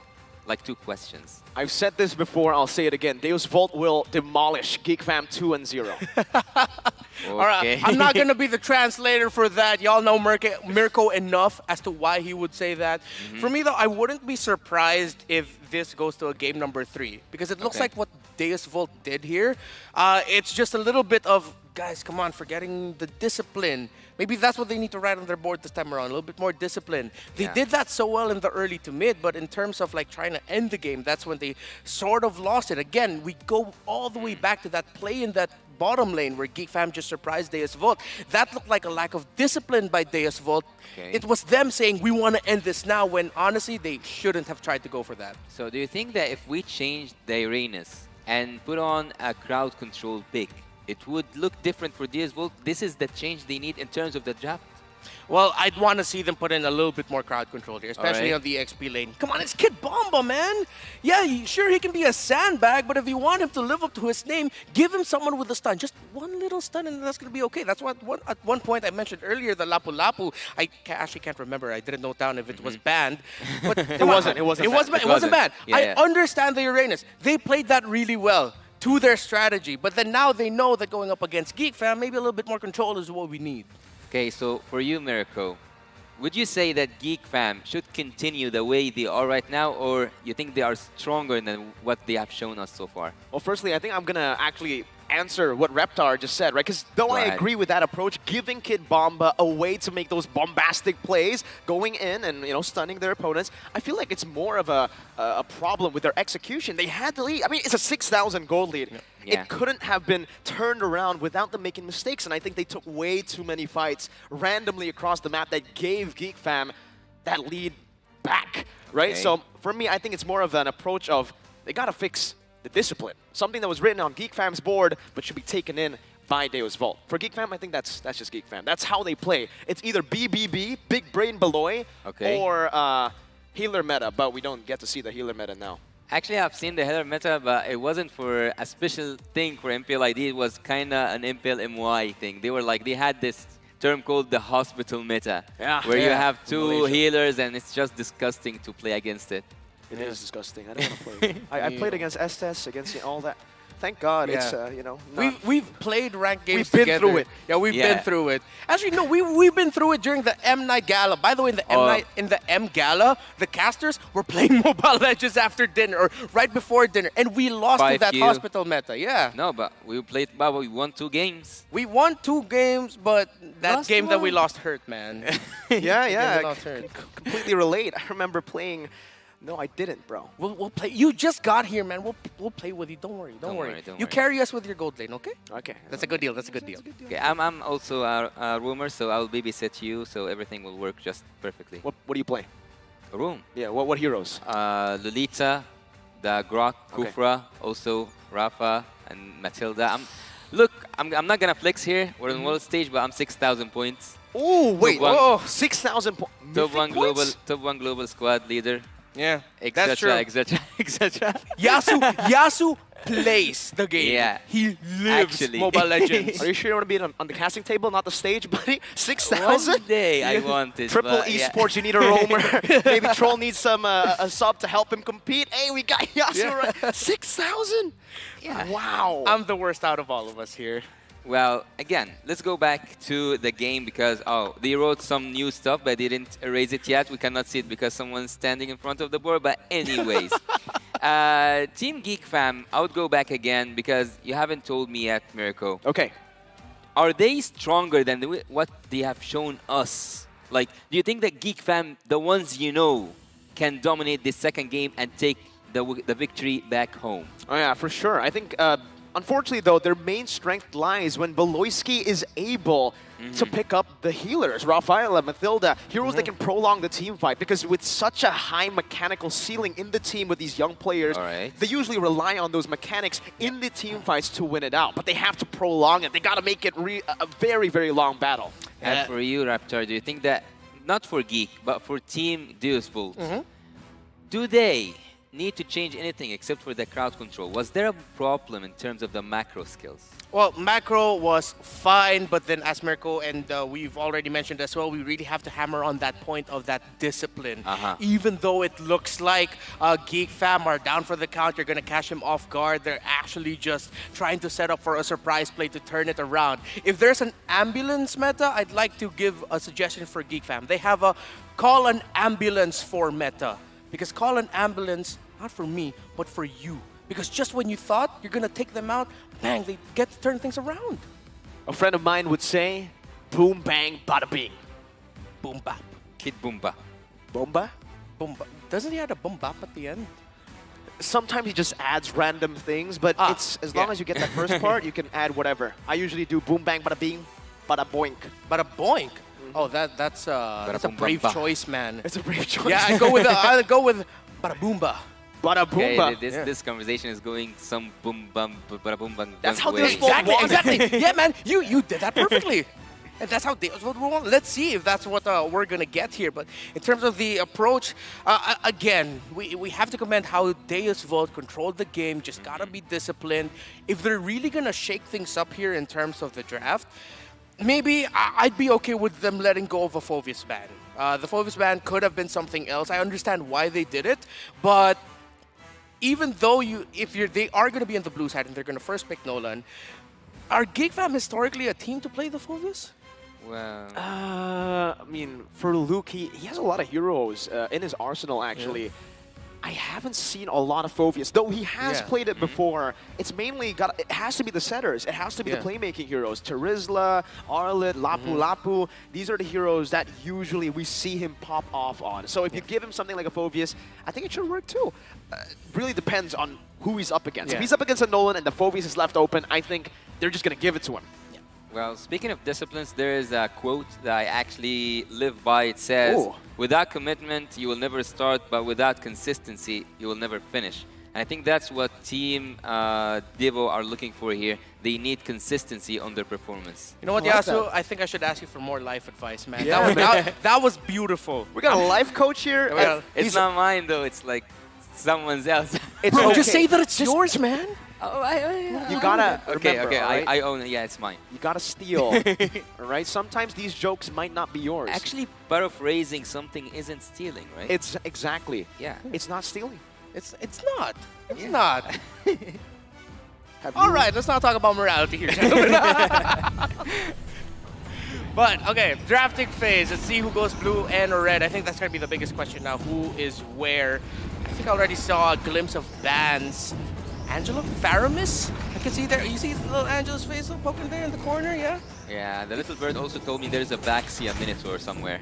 Oh, there it is. Baxia Minotaur ban. So it's still the same sides. And that was the change here. The Faramis now, it's like Deus Vult got a taste of it firsthand and said, yeah, we shouldn't give that to a boy. So the Indonesian Faramis hurts that bad.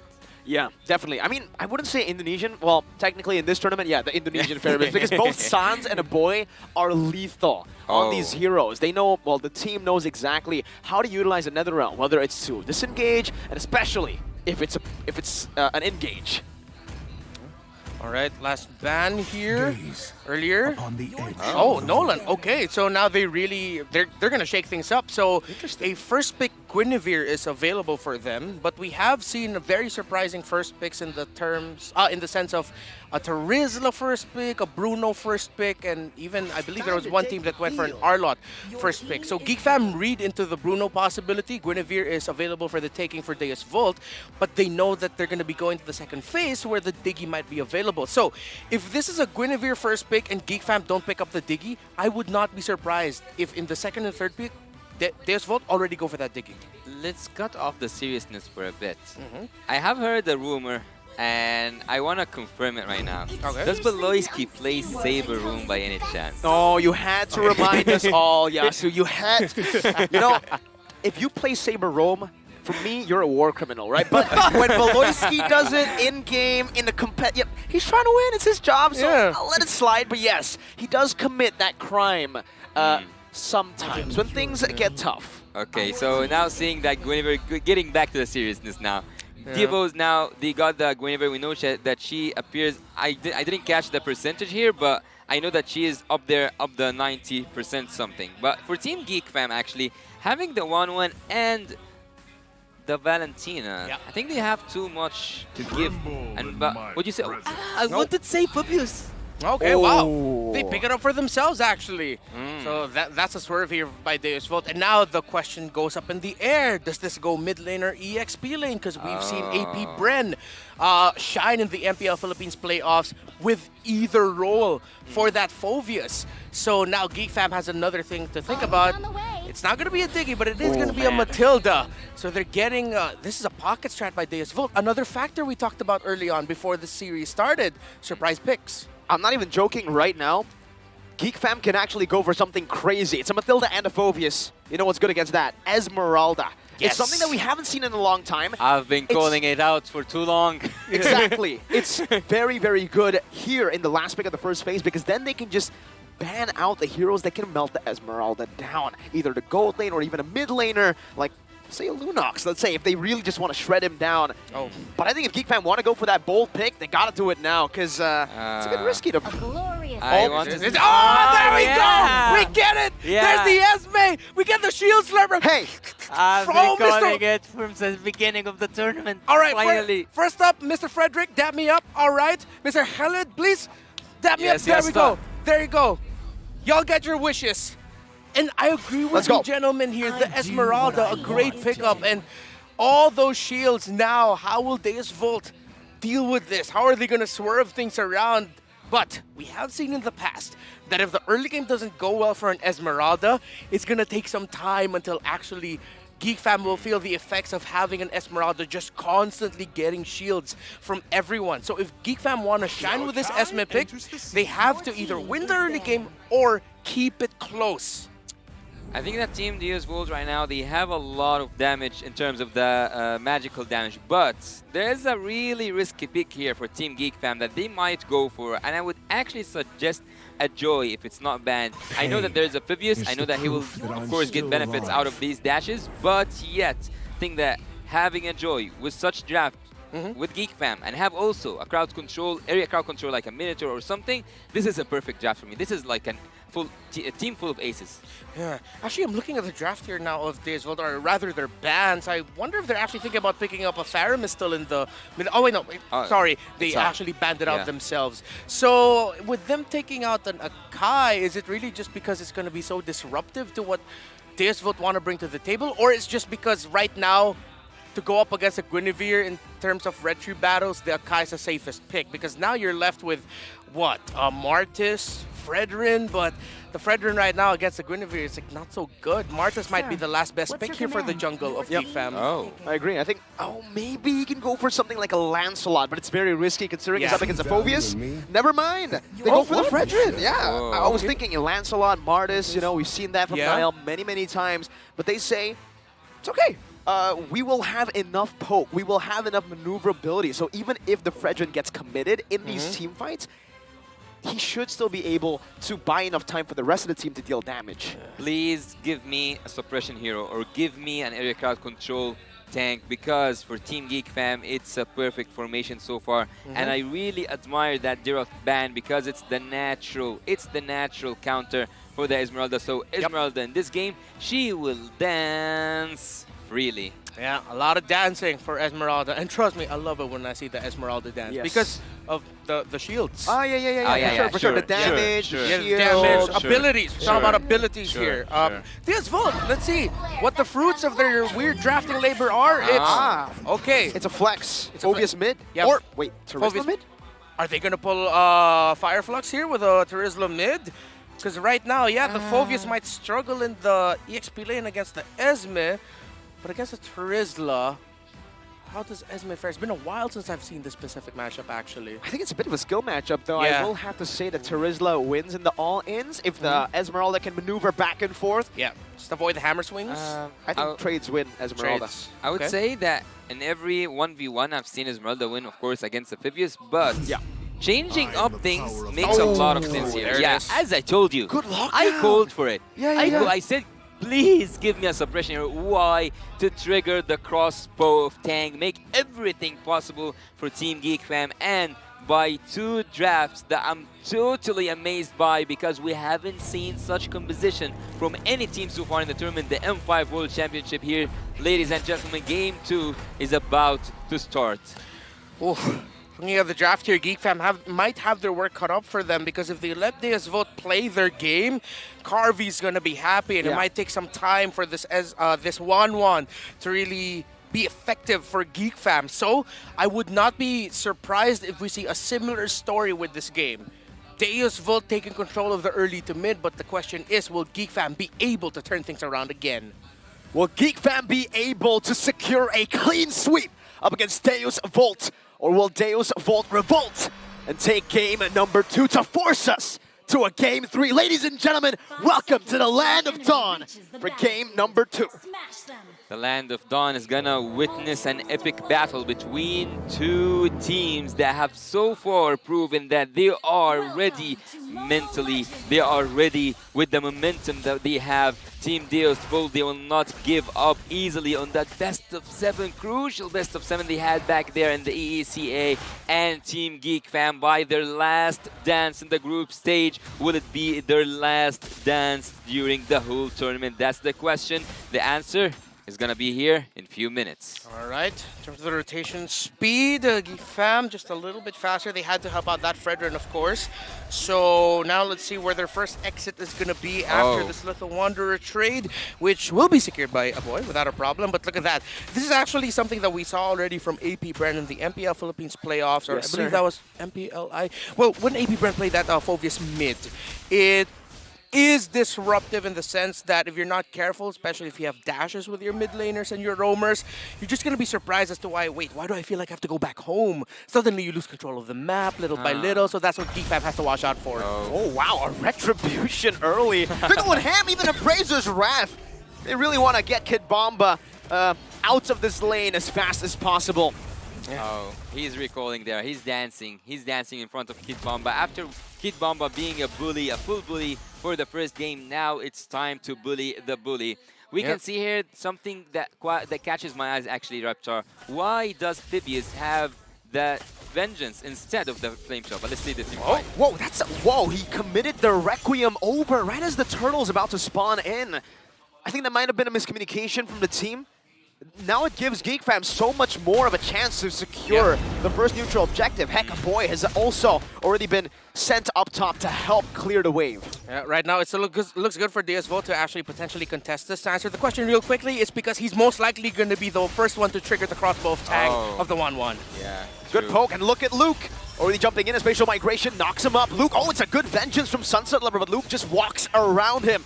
Magister looking for an opening. Nile versus Magister in the Appraiser's Wrath and a Retry. Luke against 2, still battling it out, but finally gets hammered down. And even on the other side, it's going to be a kill over to Geek Fam. 1 neutral objective, 1 kill versus Deus Volt here, who are still trying to fend off against this purple buff. Nile holding it in. He doesn't have the retribution. Kid Bomba looks for the backline instead. Nile will be given free reign to take that purple buff over. And Beloy just flaps his wings out of this team fight. A 1-to-1 trade, a purple buff for Nile. I think that Team Geek Fam have won this team fights, hypothetically speaking, but 200 gold is not something I would call a win.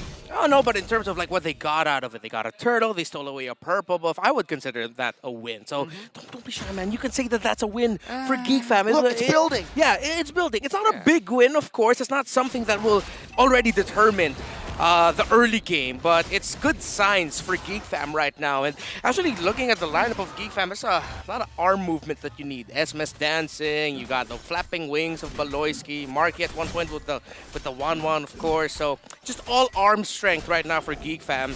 And yeah, this early on, Deus Vult are already feeling that Esmeralda. Follow-up has been the main problem, actually, for the side of Deus Vult. There's been a few chances for them to go for these pickoffs, spatial migrations with even the Violet Requiem committed in, but there's just no one there to really deal damage. Yeah, we haven't seen the Divine Judgment also yet being triggered for the favor of Marky to activate his crossbow of Tang, and so far, Team Geek Fam, I wouldn't say that they are going for an aggressive approach. I would say that they want to take this game layer by layer. They want to take it with the minimum risk so far, but I'm quite interested to see the give it all, win all, or have nothing at all. But let's have a look at something here. I saw that at the items that Luke actually is building that book, the mana book. So he's gonna be a little bit squishy for during the early game. Talisman. Yeah, the enchanted talisman, but I think it's because he got a feel for it himself where, wait, I can just constantly steal shields from people here. So yeah, he won't have the defensive item, but he'll just have a less cooldown, more cooldown reduction so that he can quickly slurp those shields up.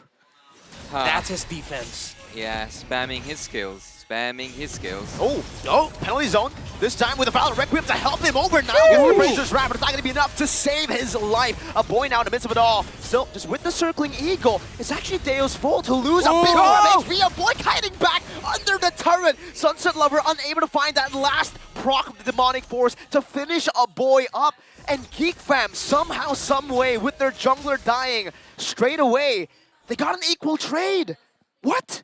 Raptor, what was that? What? Man, I have the same reaction right now as as Mirko here. Because look, Deus Vult, we were talking about control for Kid Bomba. He set that up. Followed up really well by Magister. But again, longer team fights. Spatial migration with Violet Requiem and the circling eagle. But he's still alive, and Niall gets the retry. The Appraiser's Wrath, even in that situation, unnecessary. Luke just takes him down. Oh my god, wait for the Philly Dancer, wait for the Esmeralda to warm things up. She's just getting started. When the shields start to build up on Team Deus Vult, it's gonna just be a lethal poison that they are making themselves. Wow. Geek Fam, what you're showing right now, your small decisions in terms of engaging and re-engaging, being able to avoid key abilities here from the side of Deus Vult and being enough to extend the fight to the point where you get the turtle and objective yourself, that we can say you won that fight. It's, again, this is the spirit of Geek Fam that we're seeing in our Deus Vult. Let's see what their answer is. Flicker into the bushes, baby B! Big brain Baloyski finding Carvey. Marky getting all of the weakness points down with the crossbow of Tang, even with the vengeance. It's Niall with a big swing of his sword and even a taunt onto Sawa. A boy needs one more hit, but he's not going to be able to find it. Meanwhile, Luke in the mid lane, 2v1, no problem. That's why his name is Luke. You look at him and he's fine. Yeah, Niall was just like Bankai, taking that kill down there. And Team Geek right now are in the driver's seat. And I would actually say once again that Team Geek Fam have a really good start. I said it in the whoa. You got no follow-up there, man. Kid Bomba. Whoa. I mean, he defended the turret. I would say it's actually quite worth it here. Okay. With a flicker, though? Yeah. I mean, that's all they could find, I think. Yeah. Yeah. I was scared for Kid Bomba's life there, though. Okay. Sawa. Is he going to commit this? Nope. Just chills out. Whoa, even a spatial mic. Wait, they're rotating up top, looking for a trade here, an exchange perhaps. As Geek Fam have actually... So that sacrifice with the penalty zone flicker might not even do much for them. How long can these fights actually continue? Well, you want a specific number? Like in terms approximate? Oh, well, Baloyski. Is he? If he wow. just gets out. Wow. Conceal. Now you see me, now you don't. Man's using cheats. Greed is good. That was Baloyski. Luke. He says, oh my god! All right, there you go. If they keep surviving like that, it would be unfair. Finally, they get punished for overextending. But they get a turtle. But if we keep having these fights, you will lose your voice, man. For sure. No, he'll be fine. Oh, I'm fine. I'm fine. Okay. He's a big boy. Geek Fam right now. Am I a BB? You are a big boy? Yes, boy. in terms of that, yes, you are a BB, a big boy. Big boy miracle. If you are a Filipino viewer in the English stream, don't think about it the other way. So, Geek Fam. Wow. Just baiting out again, DS Volt. They're taking very unorthodox approaches and unorthodox fights that they're making DS Volt react. They're thinking, oh, hey, look, we could punish a member of Geek Fam here, but wait, we missed our turtle timing because someone here is being disruptive. This is the, how do I say this? It's sort of like a sketchy performance from Geek Fam in a good way. Yeah. Because it's so unorthodox. It's making you scratch your head. It's so geeky, exactly. Well. It's the geekiest fam I've seen. The geeky, something like the bestest of the best that we had earlier on today. Exactly. There's a lot of B's going on, man. Yeah. BBB, Big Brain Beloy. BOB, bestest of the best as well. And then BB Miracle. BB Miracle. BB Miracle. Oh, whoa! That's a flicker and a Divine Judgment. Whoa. Sao, he gets deleted. Niall able to dash out from the Penance Rage. Marky gets a crossbow of Tang, and just like that, Theos Volt are pushed over. Falling Star Moon on 2-2! They collapse under the turret! And now it's just Kid Bomba who's left to defend. It's a 4-for-0. Turrets are just a figment of your imagination for Geek Fam. It's a wipeout. Niall, he doesn't even die! It's a wiped out. They wanted that pro gameplay up there in the top lane, and they got it. Deuce Volt lost a 5v5 that they have been planning for it for almost 40 seconds. My goodness! Unorthodox approaches. You thought you knew us, but you don't! The damage of Niall! The lower Niall is, the less you should fight, and Luke gets out as well.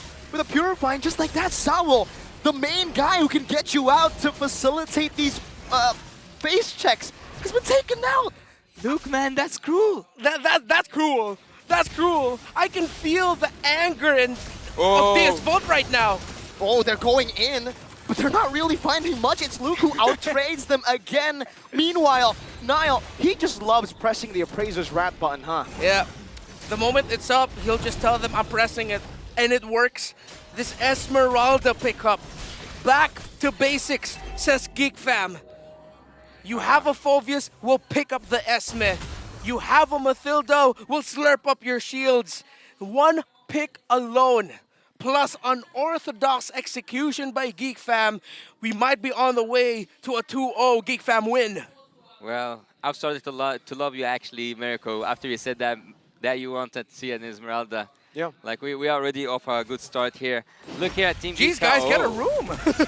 No, love him in a good way. Yeah. Valorsky loves Divine Judgments though. Flicker in. Oh, that's a penalty zone. Oh, it's a turnaround. Deus Volt, the revolt is here. That's a demonic force to the back. Niall giving him another proc, and that's gonna be the follow of the spatial migration. Requiem as well. They go on to a boy when Niall's the one CC'd. Now it's Luke in the back, zoning the back line. Sunset Lover has been isolated and taken down. Geek Fam, 3 members strong. They're still looking to engage. They're the one looking for the plays. What? Sustain longer team fights, extended scenarios, and Niall. Magister can only watch. He didn't have his retribution yet, and he loses his purple buff. Deus Volt, though, they made the right play to force that. That's a lot of resources, and Luke just dances his way out, man. Luke's just TikToking on Deus Volt right now. Casual Esmeralda day, dancing left and proper right. Proper call dog to get out. Right. Yeah, proper call dog from Luke. Let's all take a breather here. Let's breathe. Let's do that. Yeah, because a part of me doesn't want to, but I will agree with you. We need to slow down a bit. Yeah, both teams have been fighting since minute 1 actually. Like, people can't see you guys, but both of you sat down. You're actually taking a breather here. We got it, just a little bit. Okay, Natalia gets caught in the penalty zone, but now it's Beloy's turn. With a conceal, circling Eagle, forced out now. He's waiting. The team's isolated. Carnage in the back, they don't have a damage dealer. And Geek Fam just capitalize on this. Look at Esme, look at Luke! Yeah. He's just zoning. Oh, he gets gunned down. Oh, he's One more stuck hit. there. Oh! Finally, he gets taken down. My God. But has he done enough? Enough bullying? Enough? Yeah, not the cleanest approaches, not the cleanest of trades, but we saw what Geek Fam were thinking there. It was Luke pushing back Carvey, who was stuck in the mid lane. Sao eventually got separated from everyone else in Deus Vult, who were there near the purple buff because he was pulled by Beloyski. It was a roamer and XP laner trade, but by the time that Lord spawns, Luke will be back in time. So the unorthodox approaches from Geek Fam, they have some orthodox foundations there. But Deus Vult, you gotta appreciate their fighting spirit here. They're trying to make plays. They're trying to find openings that they can make the most out of. But Geek Fam, they're just too shifty right now for Deus Vult. Yeah, 30 minutes in. Oh! The fadeaway, the spatial migration, but with a pullback. That's all they need. Sunset Lover now with the Demonic Force, but it's going to be the crossbow of Tang from the Solution to pick up a double and to secure Geek Fam a Lord. 13 minutes in, 14 minutes in, and you can already sense that this is the end game. I don't know what are these guys on right now. Team Geek Fam are just swinging left and right, having a lot of damage, making the best out of all their picks. The 1-1, the crossbow of Tank, she didn't even need to trigger that mark. He didn't even need in this team fight to trigger the crossbow of Tank, but here's one thing. Wow. Will Team Geek Fam finish this game with the second Lord, with the level 2 Lord enhanced one? It's endable. Yeah. As we'd say in MPL Philippines, it is endable right now for Geek Fam. It's not 5G, 6G, 7G, it's 8G right now for Geek Fam. Oh, they are Let's going see. in. With a charge in the bottom lane, Geek Fam takes one. Looking to push in with more waves here as the bottom lane gets slow pushed. Luke dealing with wave up top. Not going to be able to get the proper time. Salo circling Ego. That's a Venice Rage onto the back. Marky gets shut down with a Requiem. That's also going to be another falling. Luke is able to maneuver out for now, but he's going to be chased down by Magister and Carvey. Magister buys the winner truncheon, and just like that, endable becomes not endable. Deus Vult able to defend. Geek Fam, this happens to them so often. That push with a Lord, a second Lord, going into an inhibitor, getting punished, losing your marksman. Deus Vult now have more space around the map to work with to push out. And what a play there by Sao to force a reaction from Geek Fam to set up Carvey for the Bennett's Rage. Actually, what makes a lot of sense to me right now is that Luke will be the one who dealt the most damage and also the one who received the most damage. But, oh, they're committing? Demonic Force into the back, the combo again. This time it's Nile who gets taken to the skies. The penalties on out to 2. Demonic Force in the back. Luke losing immortality. The crossbow Tang is ready with the Divine Drag. With his spell, that was getting Marquee.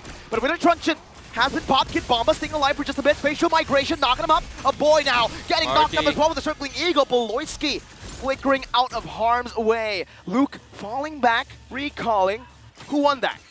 Actually, a few seconds ago, I was about to say that all the turrets are intact for Team Geek Fam, but with just one mistake, they were able to tunnel in the mid lane. Yeah, I'd say Deus Vult won that in the sense that now they feel like they have more room around the map to work with. Looking at the items right now, marksmen are locked in. No Window Nature here for that Beatrix. Go for full-on damage is what Carvey wants, and actually, the members of Geek Fam got to feel it.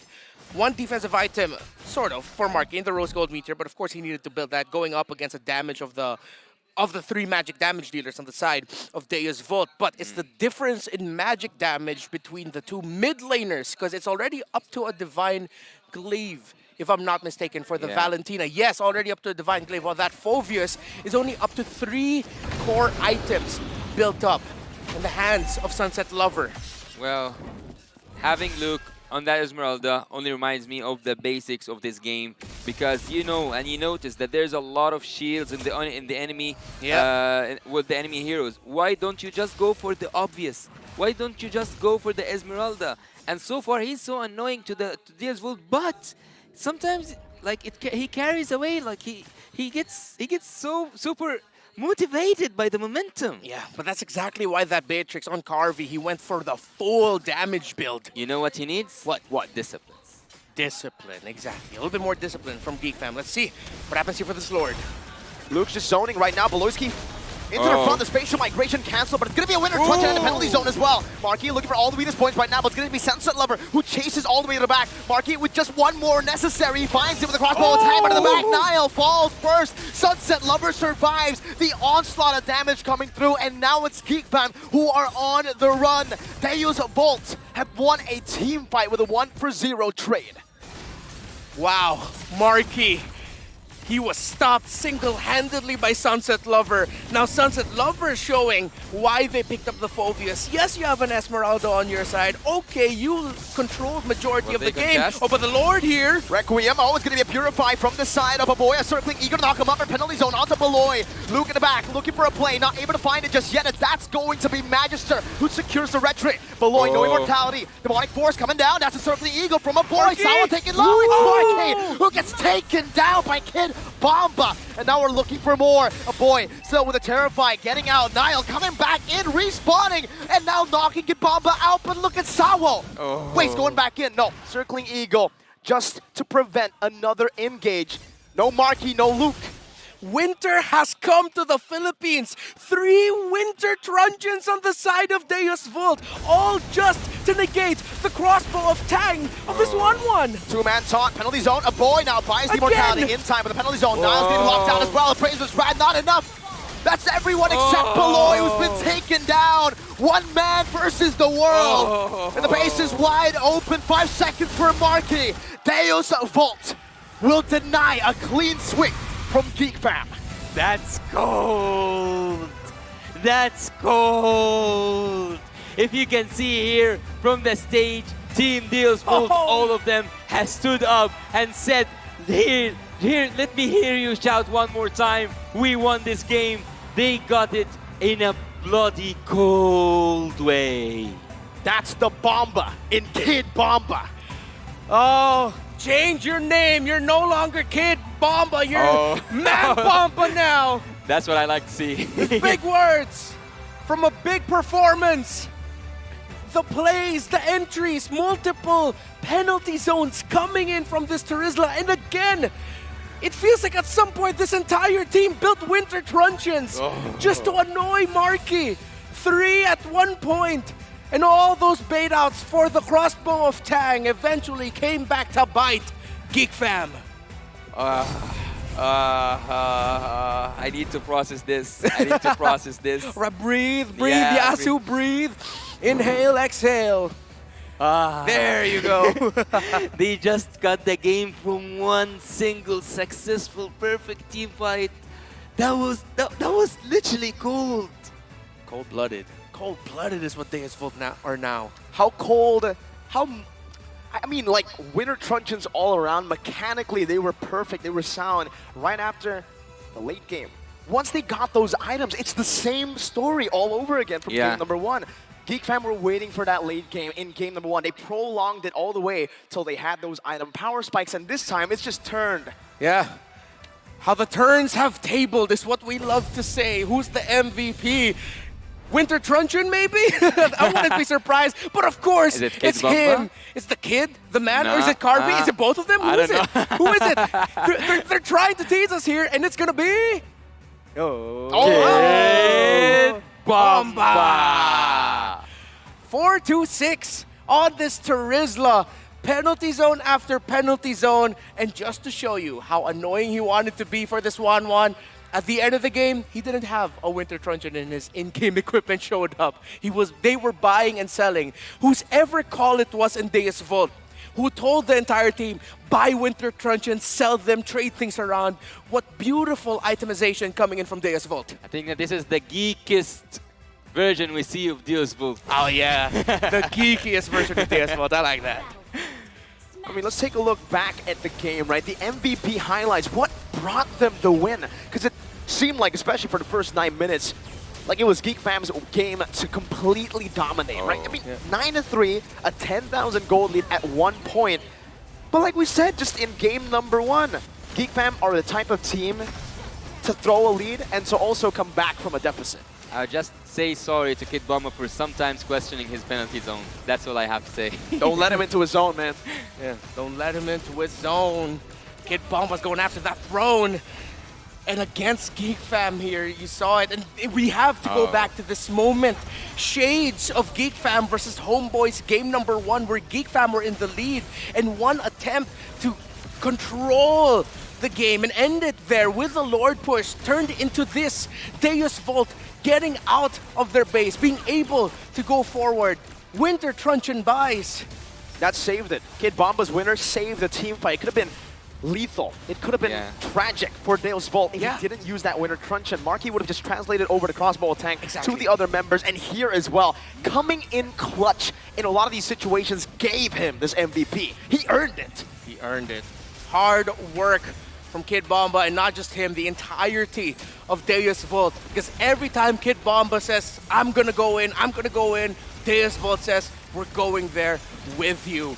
Endgame, you said earlier, Yasu, but in a snap, the war was over, and it's Kid Bomba and Deus Volt getting the victory. We're going to game number 3 with two very, I'm gonna put this as creative teams. Well, at the end, I think that it actually reminds me of a scene from a movie. You have to leave someone to tell the story to the other people, and they left Kaja alive. They intended to leave him alive and see them while they are finishing his crystal. Wow. That's cold. That's cold-blooded. And a cold performance overall by Deus Volt, but cold in the sense that, man, Geek Fam caught off guard, and they were playing the game so well, Mirko. It was literally the same thing. We said Deus Volt, they just need to be disciplined. They just need to approach the game in a more, maybe slower pace, right? They should look at it and see what exactly is their win condition and then play to it. Meanwhile, for Geek Fam, they saw that. And it's the same thing that I will say for Geek Fam that I said to Deus Volt in game number 1. It's not really about the draft. I think they had a spectacular draft, especially game number 2. The fact that they weren't able to end it has got to be just discipline. They were going in, fighting in a lot of these skirmishes that was really unnecessary. Yeah, so same story, but for a different team this time around. And I also really have to appreciate here the positioning and the item building here of Carvey. Again, we don't know whose call it was, we can only assume, but let's put it on the man that we see going for full damage, even though it was quite risky with all of the divers that Geek Fam had, all the possibilities for Carvey to get taken out. He said, no, we need damage for this Esmeralda. And look at the damage taken by the frontliners, Terizla, Phovius, and the Guinevere, because they needed to set up Carvey for success on that Beatrix. I would say that, looking at the Esmeralda, we said that it's the most precious weapon that Team Geek have. But I would say that because he was impulsive, that's why also Geek Fam lost. Yep. A little bit of impulsiveness coming in from Geek Fam, coming back to bite them. But wow. In game number 1, we saw unorthodox approaches in terms of team fighting and rotations from Geek Fam to find a way to come back. Now for Deus Volt, we saw something similar, but with an added spice of unique itemization. So many Winter Truncheons, I still can't get over it. Well, who can, honestly, right? Outplays after outplays happening left and right. Wow. Well, I think they got inspired by the full immortality thing from the last game. Oh, that's true. Yeah, all the immortalities in the last, now this time it was a Winter Truncheon. It's like Deus Volt saying, hey, you can do that, we can do that too. So really, what Wonderbugger was saying earlier, Deus Volt is just really living up to it, gentlemen. But ladies and gentlemen, you have to be and stay tuned for the next game. It's just gonna be, we're gonna take a short break and come back to you to see who's gonna be able to be better than great.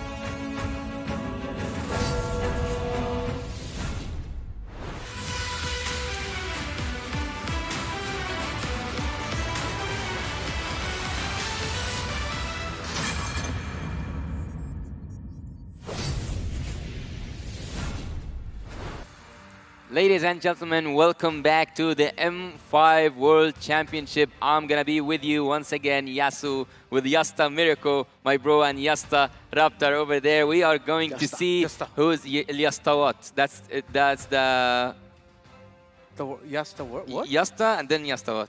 Ah, okay. The family? The family. The bros. The bros. Yes. All right. Okay, so we're gonna see who's gonna be able to take the game number 3 and take this home. Will it be Team Deusvold or Geek Fam? Yeah, and if you're only catching up to what's been happening so far, it's 1-1. Geek Fam was able to win game number 1 after turning Deusvold's control around. But in game number 2, same story, but this time it was in favor of Deusvold. So many creative movements, draft picks is what we've seen. Going to this game number 3, all I could hope for is that we see more of it.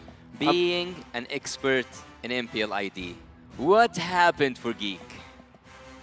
Being an expert in MPL-ID, that's exactly what Geek does. I mean, if you watch Geek Fam games in MPL-ID, that's literally what'll happen. Sometimes, when they get the lead as a Geek Fam fan, you're gonna be scared. All right. You usually want to see Geek Fam lose out in the early game a bit more, because then it keeps them more focused. It's like a reality check early. Because if they get a reality check into the later stages, they get punished for it hard. And that's what happened against Deusvold. Again, for Geek Fam, they like to gamble, whether it's the gold lead that they're fighting for or the gold deficit. They will always look to fight to get that gold lead back. So would you say that they prefer to be provoked at the early game? Yes, even their players.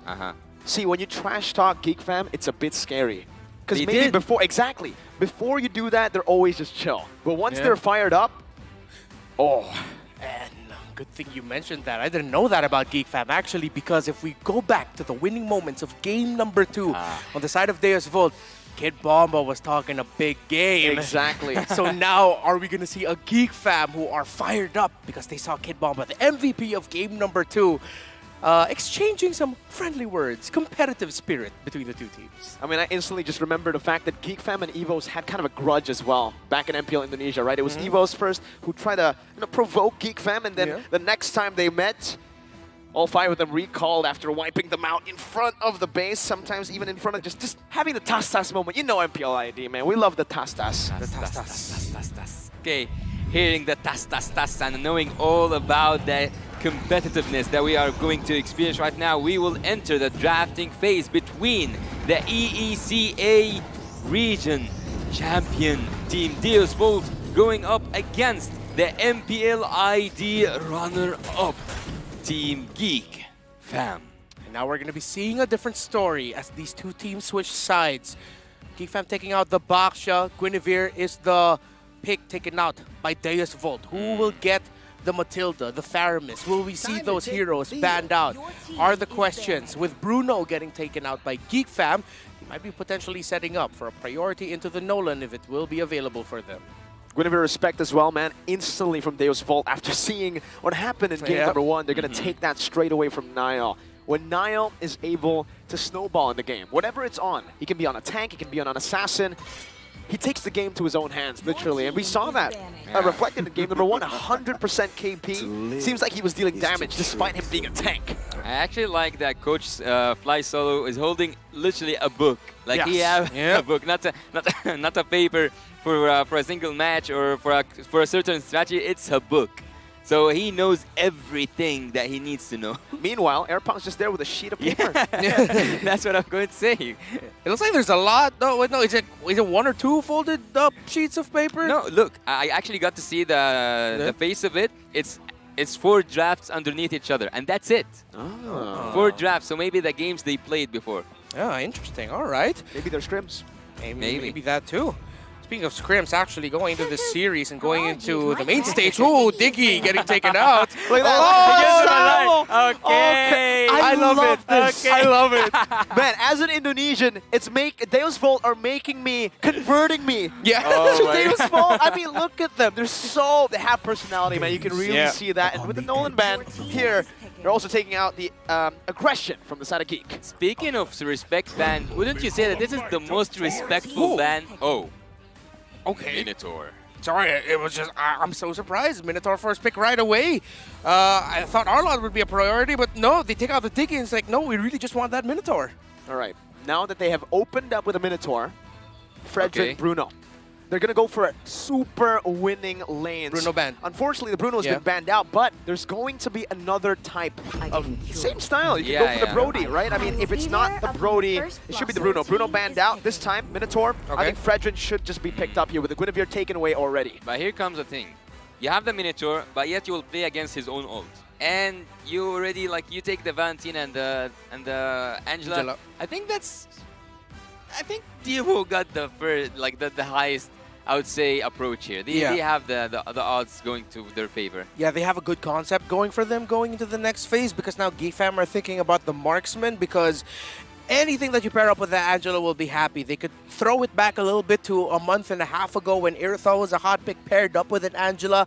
That's a classic combo. But then if it's going to be a Claude and Angela as well, it might go well. So let's see what GFAM will pick up. If I'm them, just pick up a marksman now, get a hot pick. But the thing is that Valentina pickup sort of turns off other high control. So that's why they go for this Lilia. And GFAM's call was, yes, we'll pick a marksman, but it will be the Claude.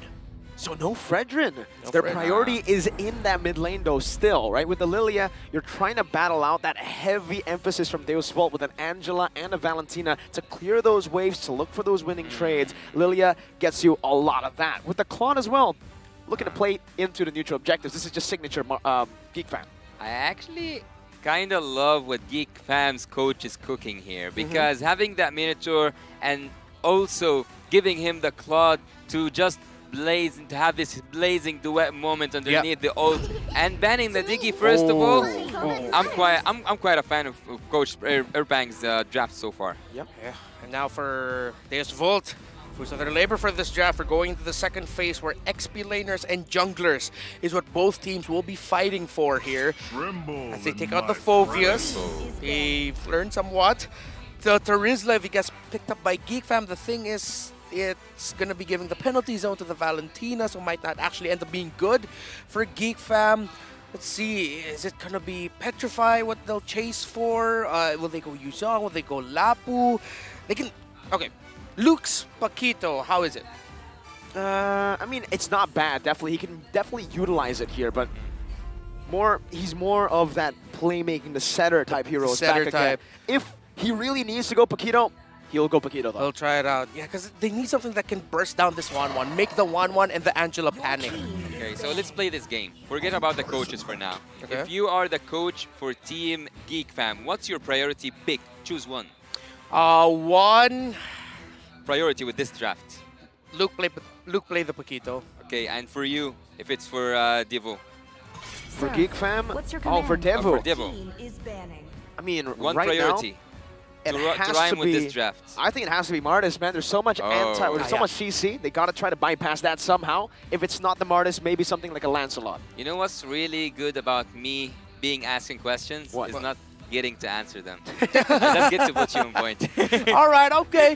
I see what you did to us there, Yasu. I respect it. I respect that game, but okay, if it's not the Paquito... Are you going to ask me? No. I'm just going to say, no. I'm not going to turn it around for you. I'm going to let you get your win. Luke on a... Because I really just want a pick for Geek Fam that'll cause panic.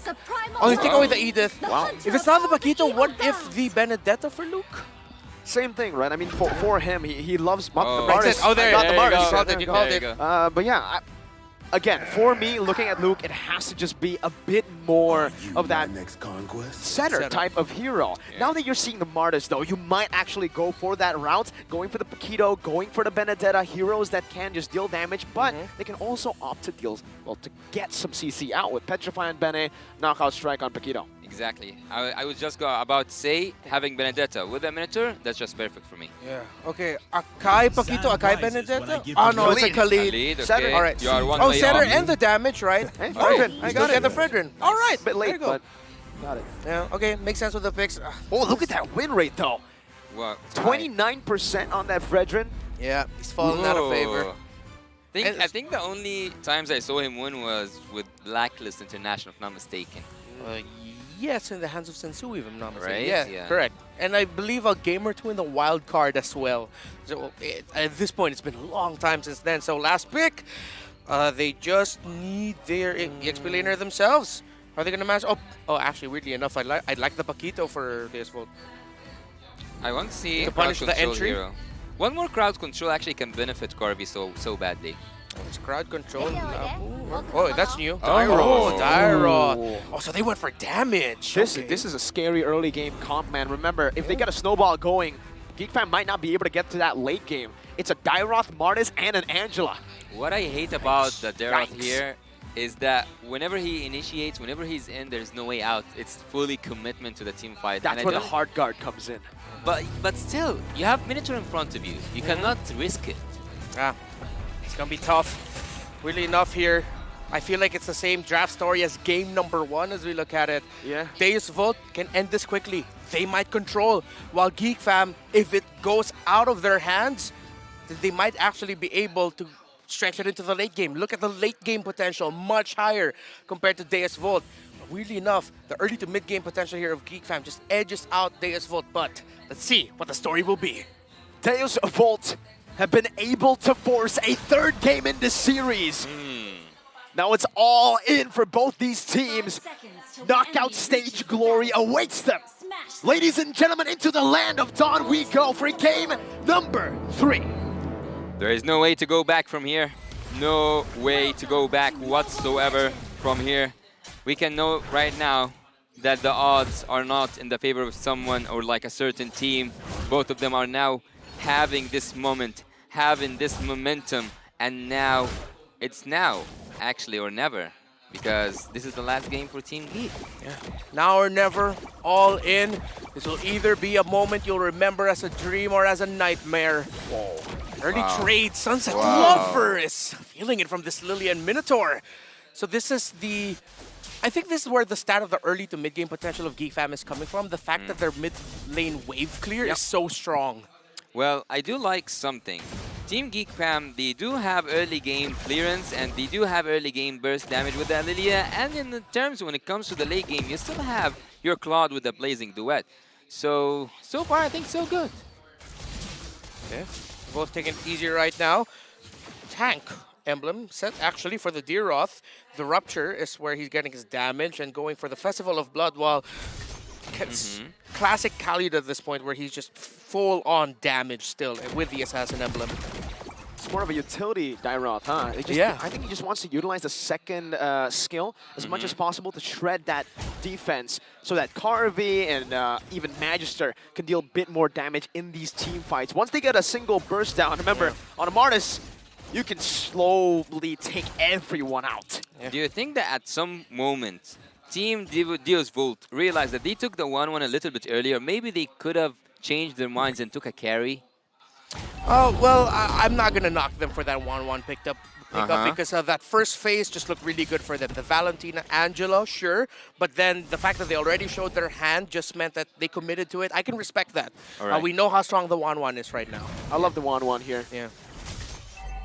See, be able to get this. It's a quick reset, so GeekFam now have a chance, and they're actually going to be the one to initiate it. Somewhat. Deus Vult, let's see if they can get a little bit of control again. The ultimate of the Minotaur is on the Valentina. Oh, Beloyski has brought Kid Bomba all the way to the back right now with the Ministerial predicts that! Raging Sandstorm, another knock-up of First Blood. Now, going to be able to get taken out, but Magister is looking for the re-engage, has the Decimate reset already. Luke in the back, looking for Sunset Lover, one more hit. He slashes him down. It's 2-1. Magister unable to utilize the reset on that ultimate. I was about to say things are calm in the land of Dawn and especially in the bot lane, but I didn't get to say it and things went down. Yeah. What a way to start off the game number 3, huh? A big wombo combo out of nowhere coming in from Beloyski. Flicker into the knockup. What a set. With a Minoan Fury to help follow up. Crazy. Help follow up coming in from Luke with a Raging Sandstorm. So that's what Deus Vult needs to watch out for here. And again, now we're understanding where that early to mid-game potential rating from GeekFam is coming from. Their ultimate dependent composition, their fast wave clear in the mid. Yeah, the Demon Hunter Sword is just looking at Marky, and Marky is looking at this Demon Hunter Sword. It's so near than you can imagine. 3 minutes into the game, and the core items for both gold laners is about to be collected right now. Magister actually taking that kill. Did he take both? No, he just took His team only got 1 kill. Yep. So Magister was about to take a second kill on Nile, if I'm not mistaken, right? He was so near, but Nile used the second skill. Am I wrong? Yeah, he was able to dash out. Yeah. Good thing, didn't give that up. But if Geek Fam has that potential, as we pointed out earlier, the potential is there also for Deus Volt. If Magister can find a good scenario to chain together all those decimates. So both teams have a lot of things to watch out for from the opposing team in terms of just being able to sweep up fights. If you're a Valentina, though, would you choose the Minotaur ult or the Black Shoes? Oh, I'd go for the Minotaur ult. Same. Because Get I that can set see up. that Valentina has stolen A-Boy's ult, not Beloyski. Well, it makes sense. For now, it helps you be a little bit safer in terms of being forward, in terms of clearing lane, because you can use the Black Shoes if ever you're put in a dangerous scenario. Yep. But later on, we'll see Sunset Lover really aim to pick up the ultimate of the Minotaur more. It's all about the timing, right? Yeah. With no neutral objective, the Black Shoes definitely serves a bit more of...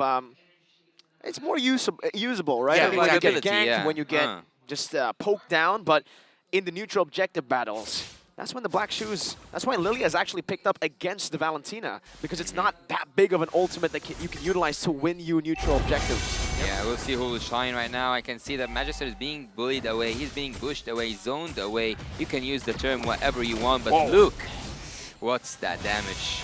There's a lot of damage. He still has the regen, though, and Sawo is already hovering over with a hard guard. Beloy needs to find a good stun. That Sunset Level with Black Shoes. Minions Fury knocking up one member. Beloyski going to be taken down as well, though. It's going to be a trade right now. Sawo is able to pick up one more. Luke escaping. Sunset Lover splash of damage. One more hit. Luke survives it. One Sunset Lover with a flicker forward. Finding another. Who's its worth? Wait, Marky gets a turret. Marky gets a turret.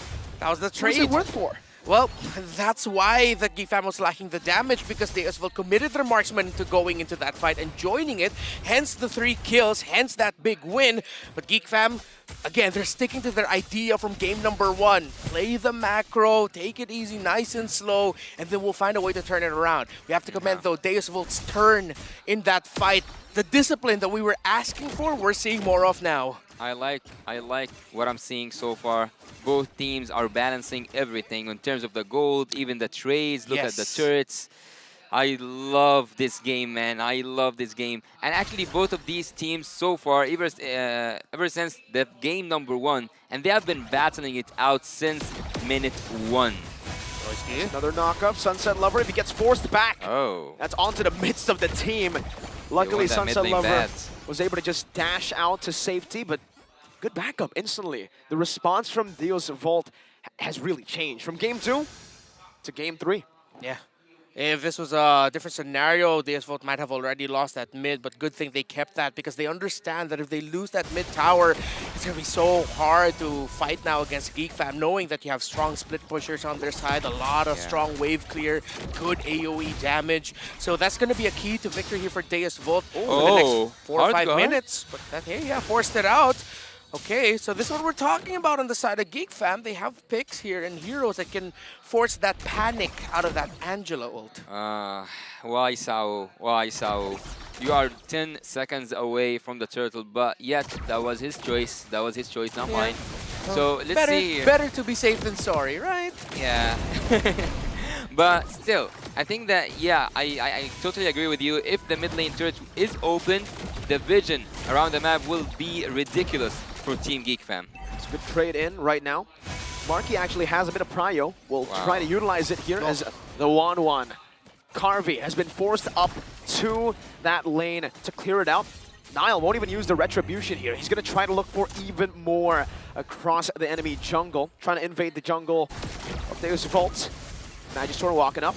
Yeah, I haven't seen Mortis get that zoned without even trying. Have you, Raptor? I've seen it a couple of times here, but Bomba already has a hard guard on him.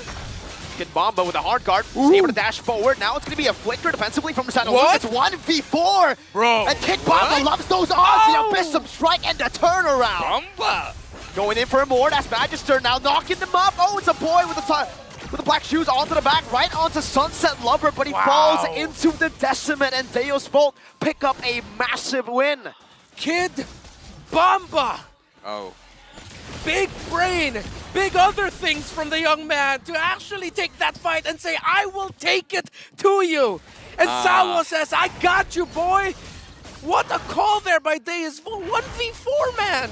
Wow, speaking of big, we have the big boy Miracle also here on desk. Wow, that's a really big gameplay here. Marky, actually, Marky, have he joined that team fight effectively? Yeah, he's 0-0-0. He's playing the map. He's the guy split pushing right now for Geek Fam. And I just, it's been a while since I've seen that, or maybe I've actually never seen that. That's why I'm so shooked.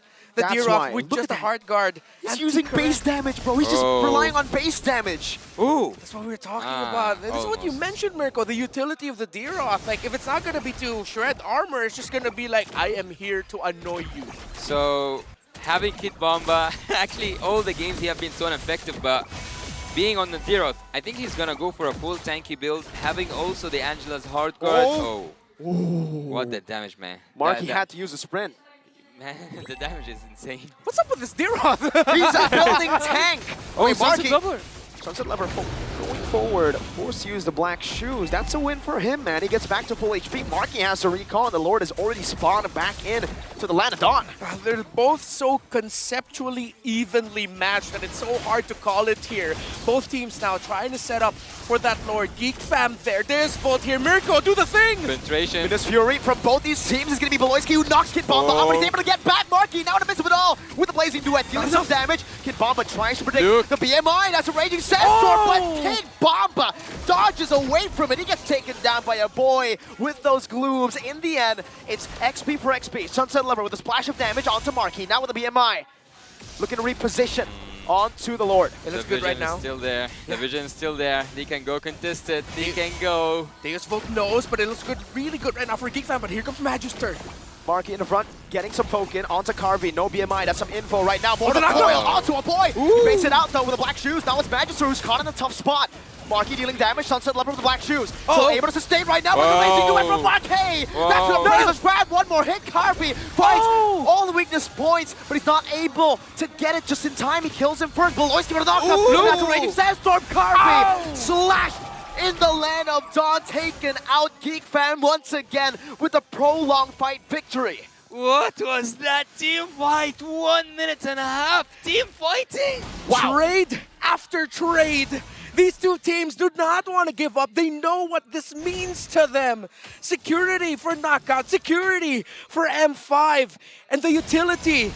Again, conceptually, they are so evenly matched. And these two teams are putting on a show by showing that. But Geek Fam are rushing the Lord. They're blitzing it without their jungler, and they've done it. They've snuck it under the raw Deusvul. Or maybe they knew, but they just didn't want to contest. That's what happens when Marky signs into the conversation. He came in with the Blazing Duets, dealing a lot of damage, and now even taking the Lord in a blink of an eye. He's treating that Lord even. It looks like he was a Lunox at some point. Yeah. Bomba, bomba. Is he gonna? Oh, all right. He's teasing. I thought. Yeah. I thought so too. It really looked like it. Boom. But Geek Fam had a question. How are we going to get this Lord? And Marky coming in with the solution. It's like, dude, let's just take it down. It's okay. And with a great positioning coming in from Geek Fam, they now can utilize this. How well can their macro translate into this? A push. The first big one with the first big Lord. Wow. There's no big difference in terms of the goals so far. Right. Team Geek Fam are so close to Team Deusvul. It's just the momentum, man. It's just the momentum. Team Deusvul, if they crash into this momentum, if Team Geek Fam got under their skin, they might just fall down. But let's look up there. It's the first. Is it the first? It's the first Lord in the game, and it might be an end game if Team Geek Fam went and fully committed to it. And game might be a bit too far. They still have to push through mid here. Okay, Bomba!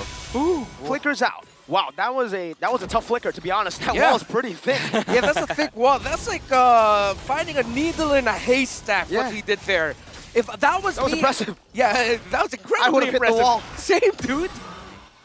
I bet Yasu wouldn't have hit the wall. 6,000 points. 6,000? Actually, there's a trick to do this flicker, and I know how to do it with a Lolita. Yeah. 6,000? 6,000, bro. It's going to be fine. So, looking here at the bot lane, I think that Marky, as you said, is just taking turret after turret, split pushing, and doing the pushing duty for Team Geek Fam. Increasing that gold doesn't actually matter to me at this point, because I think it's all about the macro skills right now. We have seen almost 10k difference, if I'm not mistaken, in the last game, and yet Team Deus Volt managed to find their way through and come back. Damage received is so high for Kid Bomba, but what I also want to point out is that his physical penetration is so annoying for Team Geek.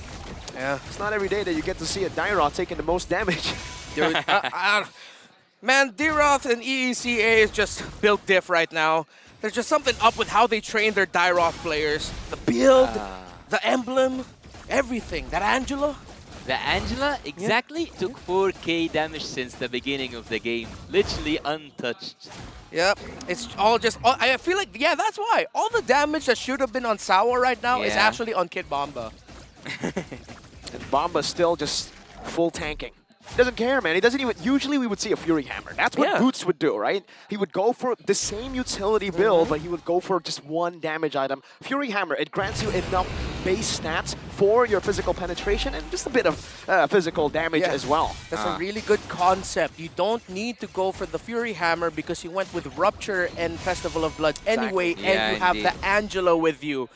Big brain by Kid Bomba, but now with this second Lord up, Geek Fam. Big Brain Bomba? Big Brain Bomba, yeah. Let's see if Geek Fam, how will they find the opening here? Because it looks good right now. It might be a sandwich play by them. They have the mid control. Deus Volt needs to do something about that. Look at the Khalid. He's looking for perhaps an assassination here. Yeah, he might. To the Angela.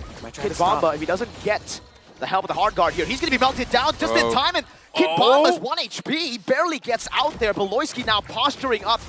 Marky walking up, now getting splashed by a big splash of damage there. He's going to be taken to 1/4 of his HP. The mid lane still pushing, though. The forced errors are still utilized by Geek Fam. Perfect execution of this Lord Dance. He knows his limits. That's all I have to say. Deus Volt, especially Kid Bomba, he knows his limits. And Sao not triggering that hard guard was genius. Yeah, he had to hold on. It was G.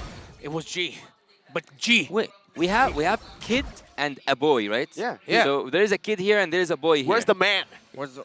Oh, one of them. One of them has to decide to be the man for their team. As Geek Fam didn't forget their basics.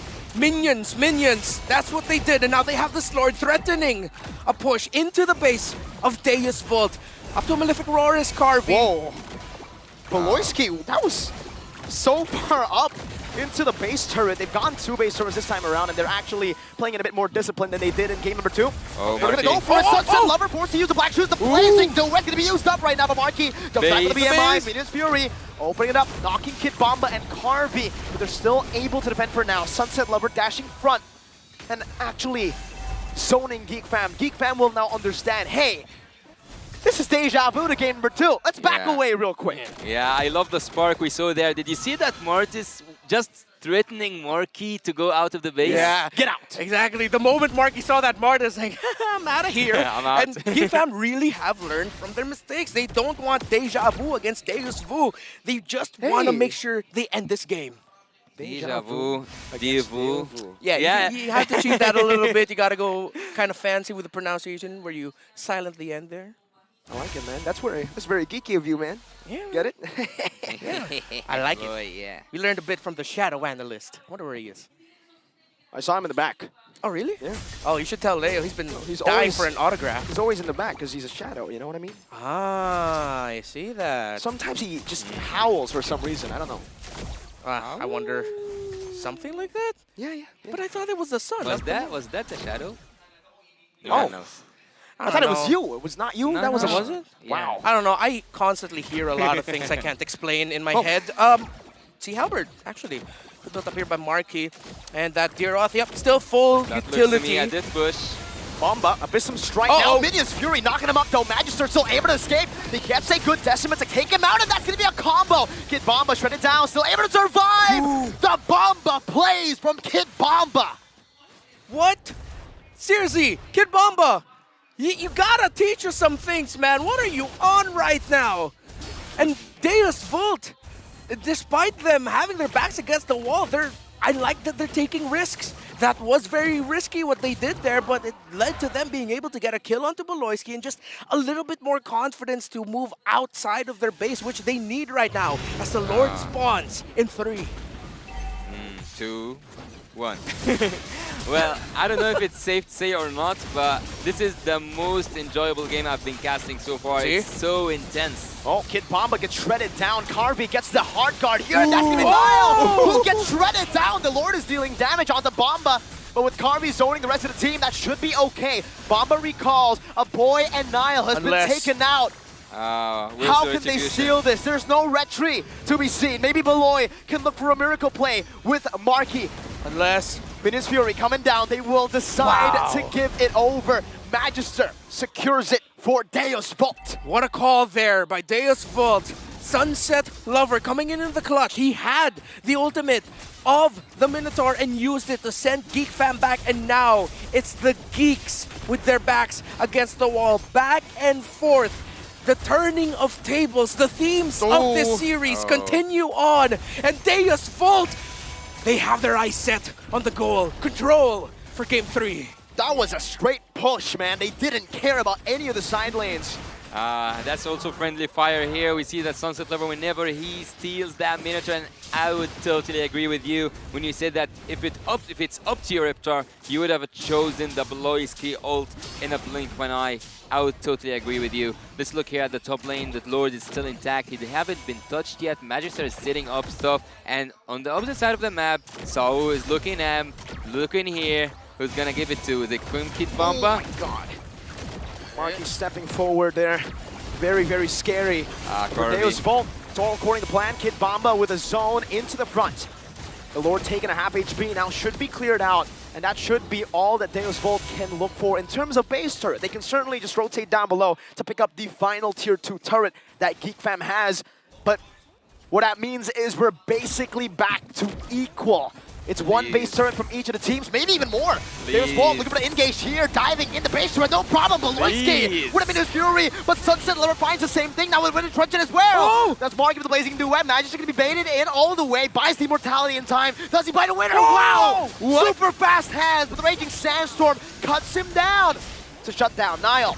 Taunting Kid Bomba up, forcing a flicker, dashing forward, Praises Wrath, dealing damage as Marky guns him down. Marky with the BMI.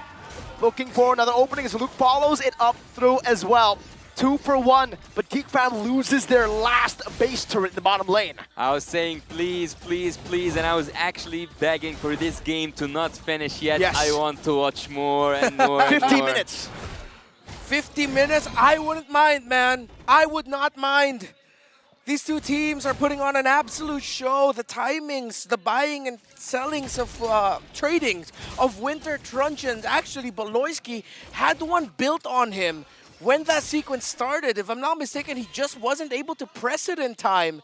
I believe the play for Beloyski was that he wanted to bait out some abilities, pop the Winter Truncheon, but no, Geek Fam, they're pushing forward. Look at them. They want to try, hoping for something, but I think it's just so that the minion waves are towards the side of Deus Vult, so it's a little bit better for them to go for the Lord. Well, I gotta tell you, Magister, when he came out of this base, he looked so insane. He looked so fast, and he's willing to take the risk. Team Deus Vult now, it's the same game, and I think the whole map is kind of empty right now. One turret left in the whole map. Everything is wide open. Everything is quite equal. Team Deus Vult can go for the risk, and it's not actually a risk. It's an equal competition. Geek Fam, Deus Vult, who's gonna win? There's a Winter Truncheon on the Fredrin, on the Minotaur. The frontliners for Geek Fam. Deus Vult have sent back Geek Fam right now. Slow and steady. 3 waves. Khalid is looking for an assassination. 3 waves coming down onto the base. Deus Vult need to respond to it, and they do. They send some of their members, but this might just give Geek Fam the opportunity to go for the Lord. Look at the Khalid already threatening a push, a segue play in the bottom lane if Deus Vult do not respond. Geek Fam can continue playing the map here. Luke, at some point, though, he'll need to give that up. That idea of split push and attempt up. He needs to try and gank, go with Marky to the back.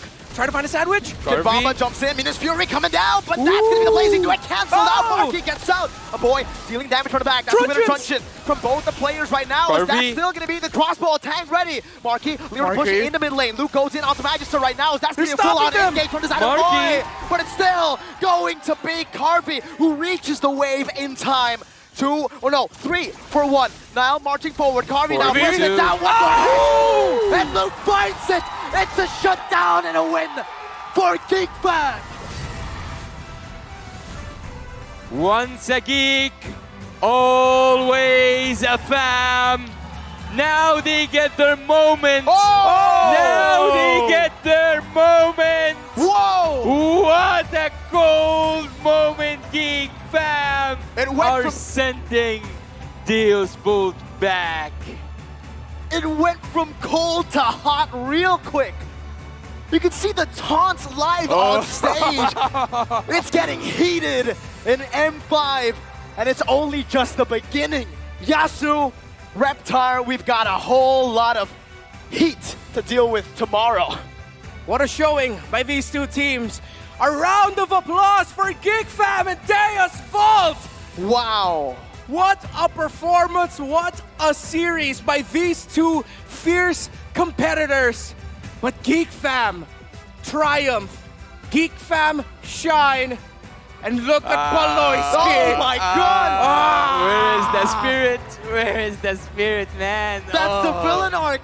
That's green for you. All right, I think we're going to the stage here, Yasu. We're going to the stage? All right. Oh man. Let's go together to the stage to get a sense of what's happening, Geek Fam. Let's go together and see what do they have to say.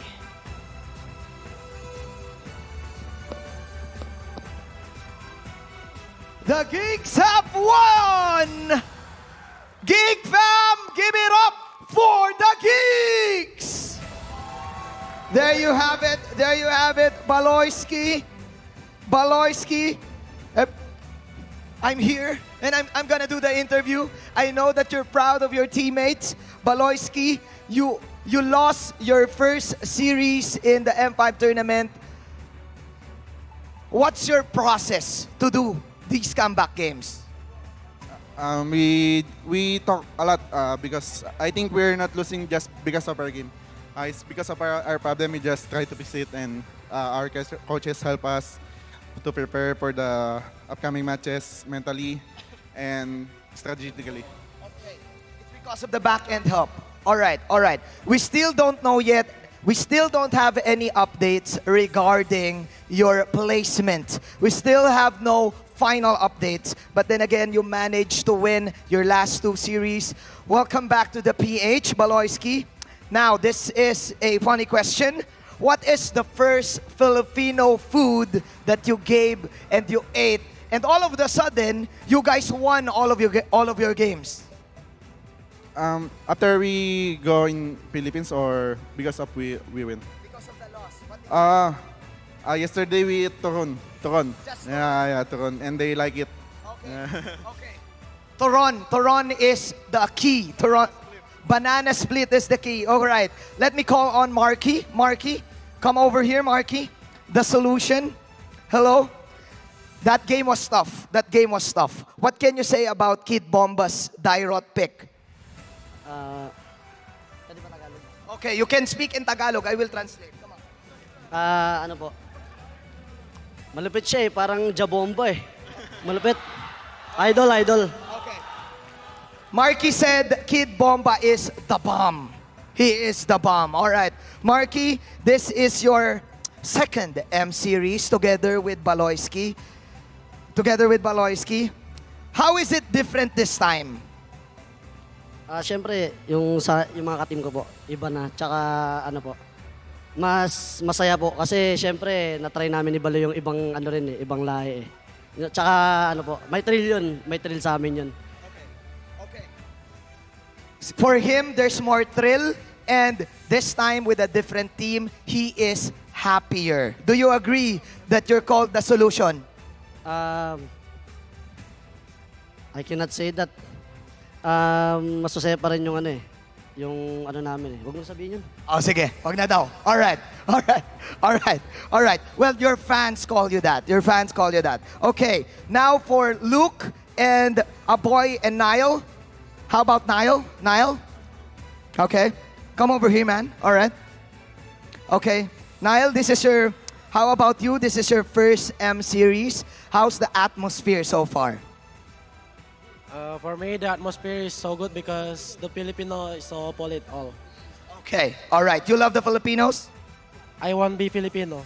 Okay, there you go. The Filipino Geek Fam fans. He wants to be a Filipino. Maybe soon. Okay. We don't know. Maybe soon. All right. Last message. Last question for the captain, Baloyski. Baloy, any message to your fans and your teammates? To all the fans that keep on supporting us, even we lose in MPLI and in our first match on M5, I thank you. I really appreciate you. I hope you continue support us if we make it to the playoffs. I'm not sure if we already qualified on the playoffs, but yeah, thank you so much. You guys is our strength. There you have it, ladies and gentlemen. Again, there's no final updates yet regarding the brackets for the knockouts, but the team who won this time is the Hungry Geek Fam. Clap your hands, everyone. There you go. There you go. There you go. All right, Baloyski, you can now take your walk to victory. There you have it. It was a tough game. Deus Volt gave their all. But then again, Geek Fam prevailed. Baloyski and the whole squad will wait for the results. Maybe tonight or maybe tomorrow. Now, let's pass it over back to our Shoutcasters. Shoutcasters, it's your turn.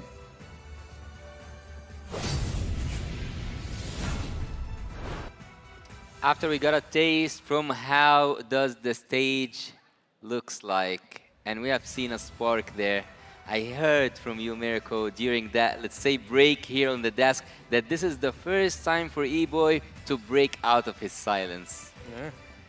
A boy's usually the quiet one. He's literally the Santay aja, bro. Santay. I mean, technically the whole team is, but remember what I told you in game number 2.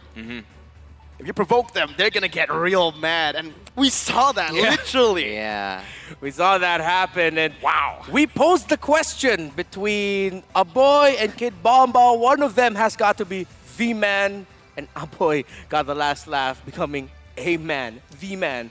One of the main reasons why Geek Fam won that game. But let's see who the MVP will be. Well, speaking of the man, let's see who is the man of the action, who is the most valuable player. The MVP for this match is...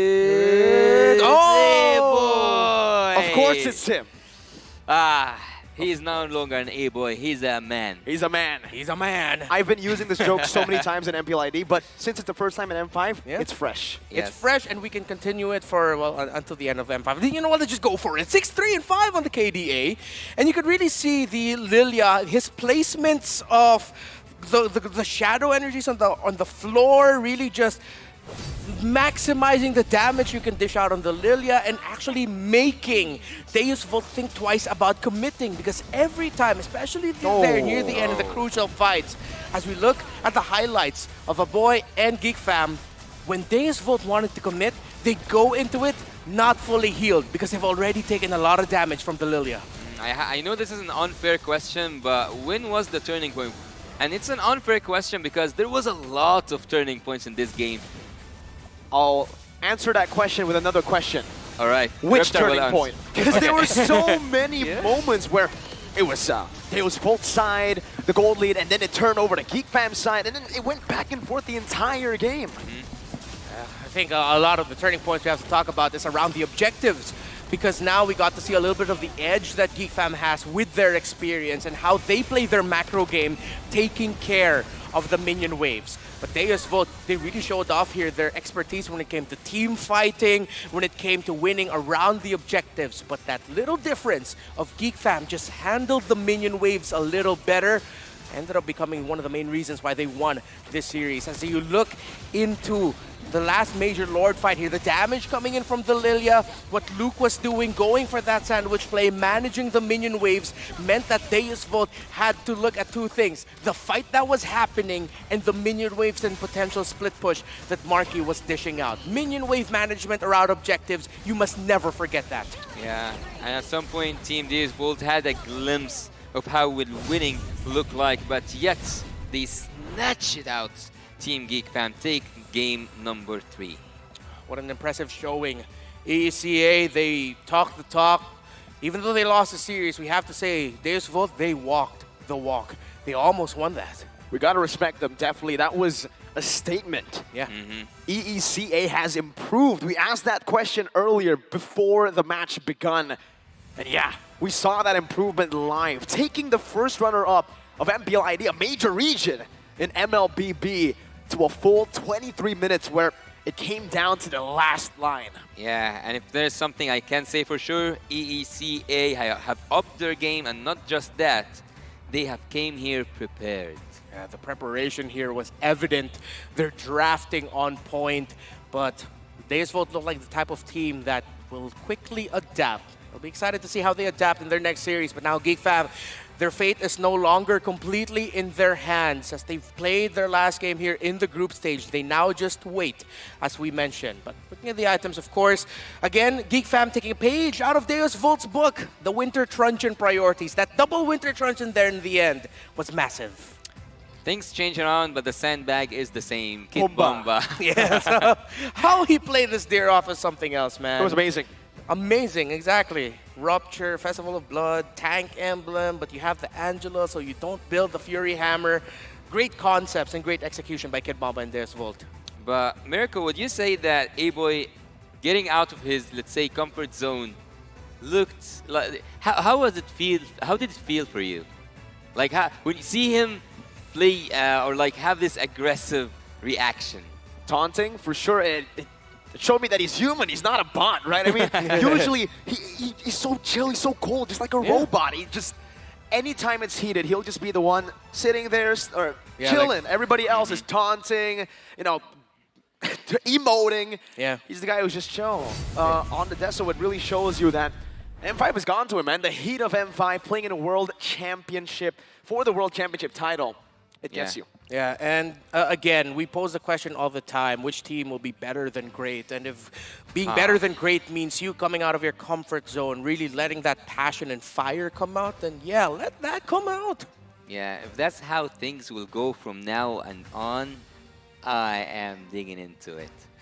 Well, let's go ahead and conclude this series. This series has been one of the most interesting series so far in the M5 group stage. So close to a time where we didn't even want it to end. But again, once again, we have to remind you that M5 is powered by Moonton, presented by Kadia, our global presenting partner, supported by ROG, our official gaming phone grab, our official super app partner, and Secret Lab, our official chair partner. Up next is the final match of the day number 4, between the back-to-back MPL Indonesia champions, Team Onyx, and the champion of MPL MENA Triple Esports. You don't want to miss it. You don't want to miss this action, so stay tuned. The M5 World Championship group stage will be right back within few minutes. And message real fast, please be gentle on Triple Esports. Get a breather. Let's go.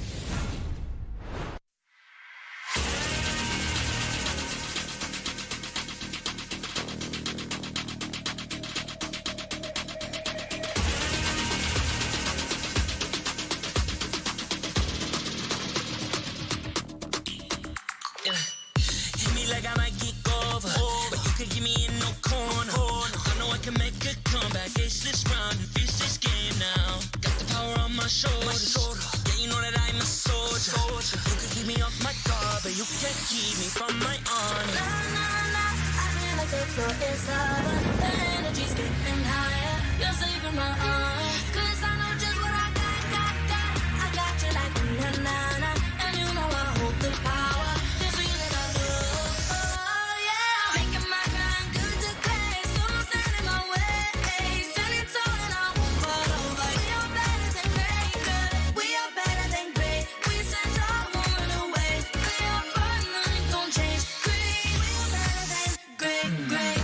Can't get it great, I'm better than great. I play my own role, I become the greatest. Transcend myself into this game, yeah. I build a power to dominate fate. Championship mind, no time for the weak. We start to the game, shout, reveal. Better than great, that's how we feel. I feel like the floor is lava. The energy's getting higher. You're saving my arms. 'Cause I know just what I got. I got you like na-na-na. And you know I hold the power. This feeling I love. Oh, yeah. Making my grind good to play. So don't stand in my way. Standing tall and I won't fall over. We are better than great, good. We are better than great. We stand tall, won't run away. Play our part, nothing gon' change. Great, we are better than great. If we stand tall and believe we can make it, you and me, with a sense of urgency, you'll see I'm better than great. I'm better than great. Oh yeah, yeah. Oh, I'm better than. Making my grind good to play, so don't stand in my way. Standing tall and I won't fall over. We are better than great, good. We are better than great. We stand tall, won't run away. Play our part, nothing gon' change. Great, we are better than great.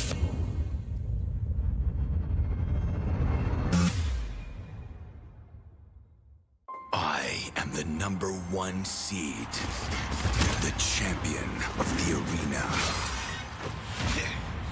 The fans adore me because I've never lost.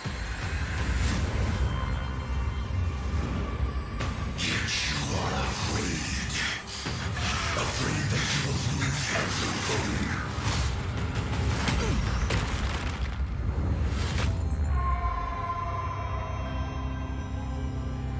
Do you ever get scared of losing, Kimmy? Well, big bro, I think we should cherish the joy and excitement of each game. Not who won or lost. That's right. I'll strive for victory, but I won't lose myself in its pursuit.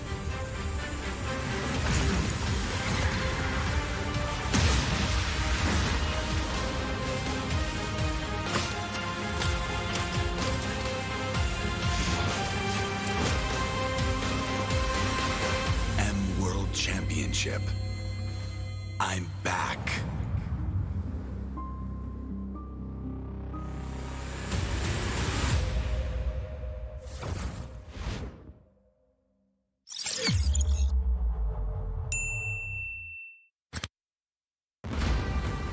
We are here at Gamers 8 to show that we are walking the walk.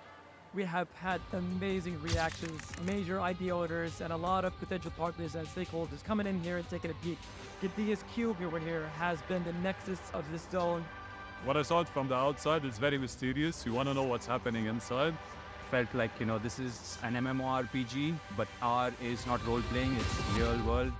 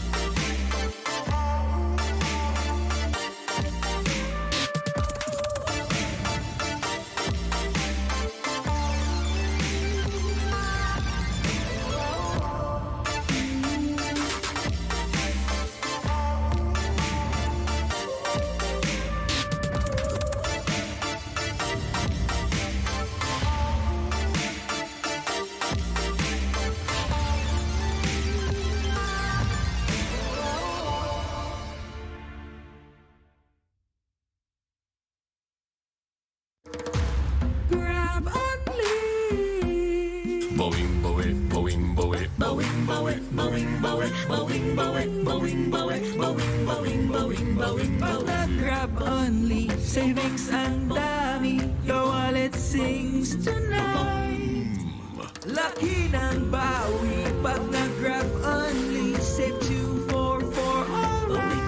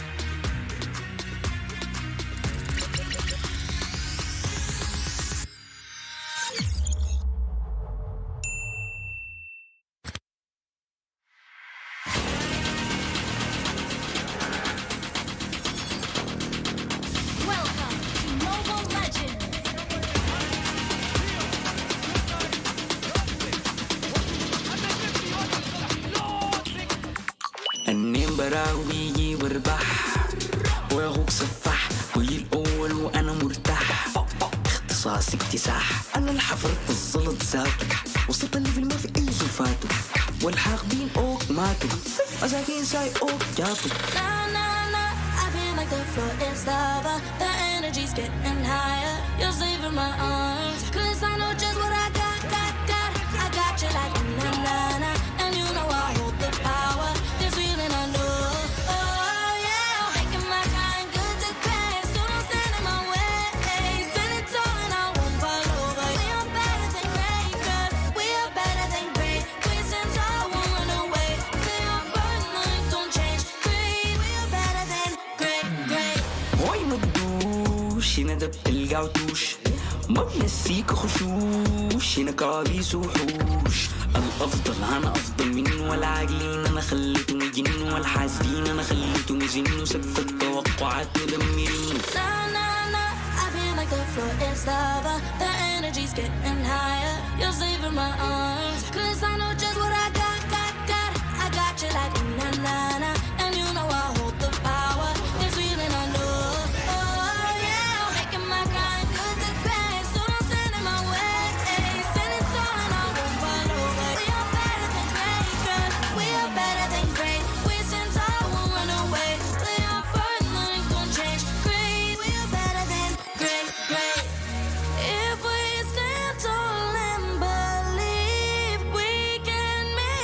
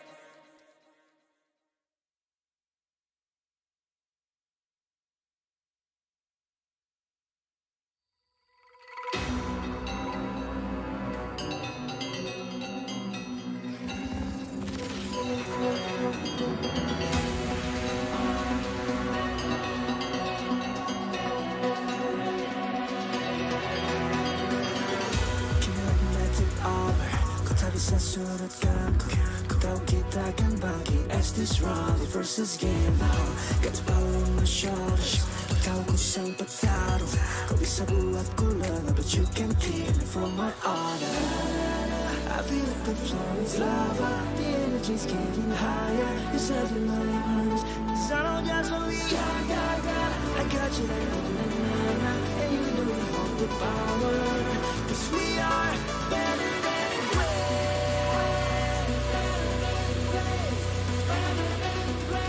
Cause we are better than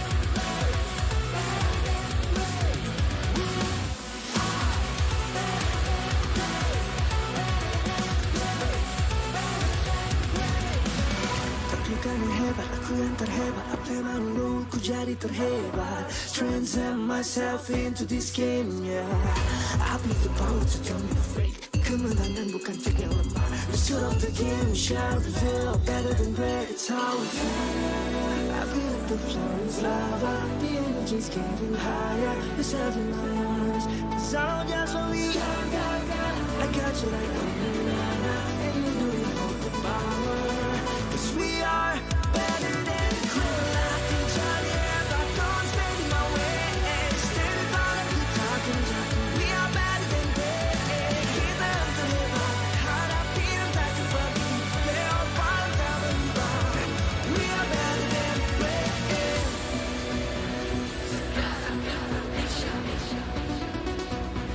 Cause we are better than great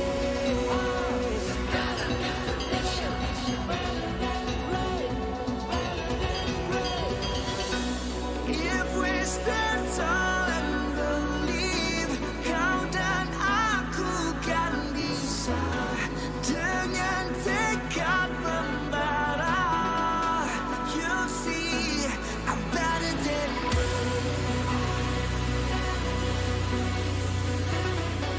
You see, I'm better than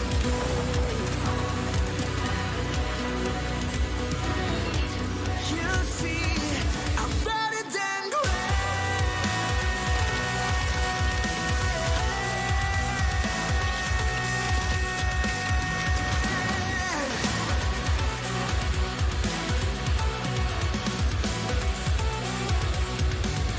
Ku berlatih jadi hebat, don't stand in my way Stand tall and keep talking We are better than great Kita yang terhebat, hadapi yang tak terbagi Leopard tak berubah We are better than great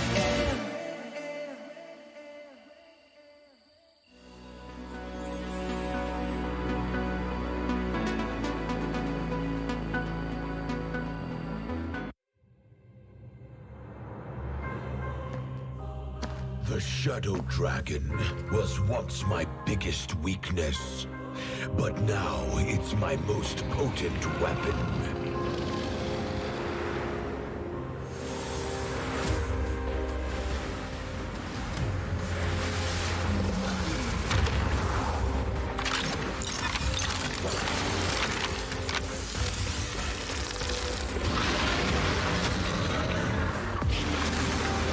Cosmic Dragon, rise and soar! Dragon Stomp! Dragon Scales! Dragon Rush! Rise beyond greatness and seize your own destiny.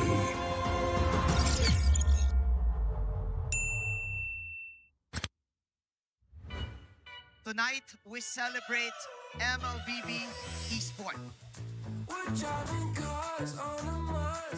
Do the kaldak! Do the kaldak!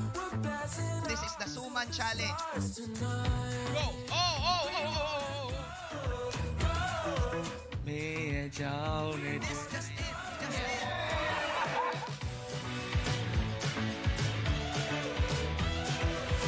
Welcome to M5 Gala!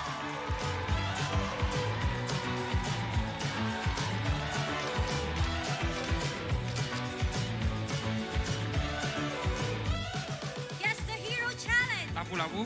Iritel, Franco, Nana. Nana. Best dressed team. Best dressed Super Marco.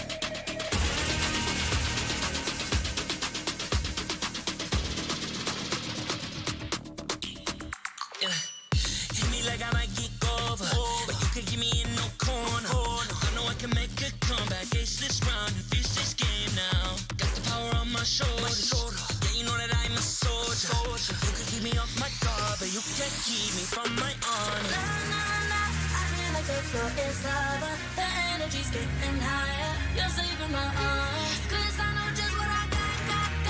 I got you like na-na-na. And you know I hold the power. This feeling I love. Oh yeah. Making my grind good to great. So don't stand in my way. Standing tall and I won't fall over. We are better than great, good. We are better than great. We stand tall, won't run away. We are fun, nothing gon' change. Great, we are better than great.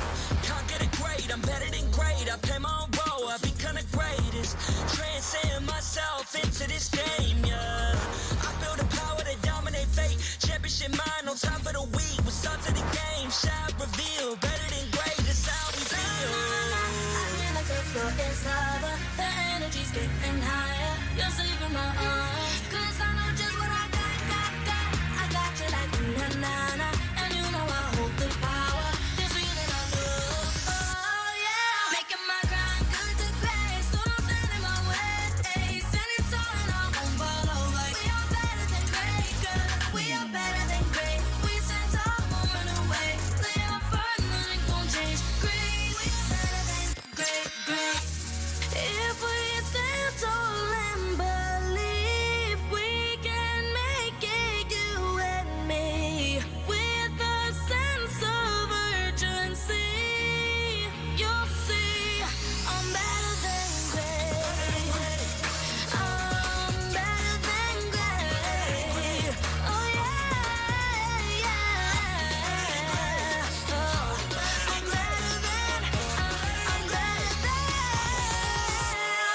Making my grind good to great. So don't stand in my way. Standing tall and I won't fall over. We are better than great, good. We are better than great. We stand tall, won't run away.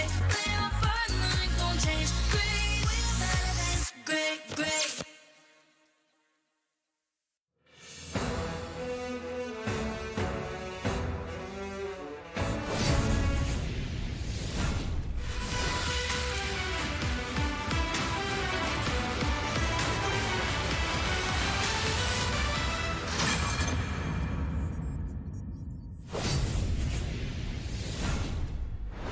Mabuhay! Hello, everyone! Right now, you guys are watching the M5 World Championship, where a matchup between the Sky Kings and the Guardians of the Gulf is about to unfold. Again, welcome to M5, and here with me, LaFell, Raptor, and Mirko. Dude, where'd you been? I was in China, bro. Dude, I miss you, man. Yeah, me too, man. I Me miss too, you, me man. too, me too. Yeah. Don't get too close. Nice. What? Oh, you want some? Okay, hold on. Yeah, just a little bit. Group No, wait, hug. are you? No, it's okay, it's okay. You don't need to Yo. remove it. I'm here. Okay, I'm here. we got the All group right. hug. Okay, it's a group hug. Aww, Group thank hug, you, group hug. Thank you. I'm never gonna forget that. Welcome to M5, especially with LaFell. It makes things a bit, we're close. Where's your... Oh, got it. Sometimes in life, you gotta take the risky way. Yeah. I hate them in real life, but the M5 World Championship is powered by Moonsan, presented by Kadia, supported by ROG, the official gaming phone, Grab, the official super app partner, and Secret Lab, our official chair partner. Thank you to our lovely sponsors. M5 wouldn't be possible without your support. And here's the thing, Reptar, Yo. you gotta think about this, right? Okay. I'm thinking. Best heroes, builds, and combos, it ain't enough. You gotta get ahead of the competition in rich, mythic, or mythical glory with the Secret Lab Titan Evo gaming chair, outfitted with pro-grade ergonomic features engineered for maximum performance. Shop match-winning comfort and keep yourself at the top of your game now. Are you at the top of your game? Yeah. Why? Because I'm on a Secret Lab chair, bro. Clever boy. Clever man. You guys are so cute. You're cute. We gotta Thanks, talk about you. the biggest threat for Triple Esports here. It's down to one series. Hey, take this seriously, all right? All right. This is an amazing game, Yeah, it is. right? Will be. Serious? Dead serious. I don't want us. What do I not want? They're don't down want- one series. Yes. Yeah. Okay. Down to one series. Triple Esports will face the Titans of the tournament. Huge. Going up against Onyx. This is gonna be. I mean, at this point, I don't know, man. Sky Kings going against Guardians of the Gulf. I can't even see Mirko here. This is how insane it is. What do you think, Renmar? What I think is the Guardians of the Gulf. We gotta nip it in the bud. We gotta talk about it. It's an underdog story for the Guardians of the Gulf here, because I think we all know a lot of people are looking at Onyx, the Sky Kings, to make it all the way to the top. I think so. I mean, What about just you? looking at the performances before, all the way from Season 11, from MSC, Season 12, they're looking like a force to be reckoned with, and they're currently tournament favorites. We got to talk about the differences in meta. It shouldn't be that much because the battle of the Filipino generals, Coach Yep and Coach Lyric, both have Filipino coaches. So, I don't know.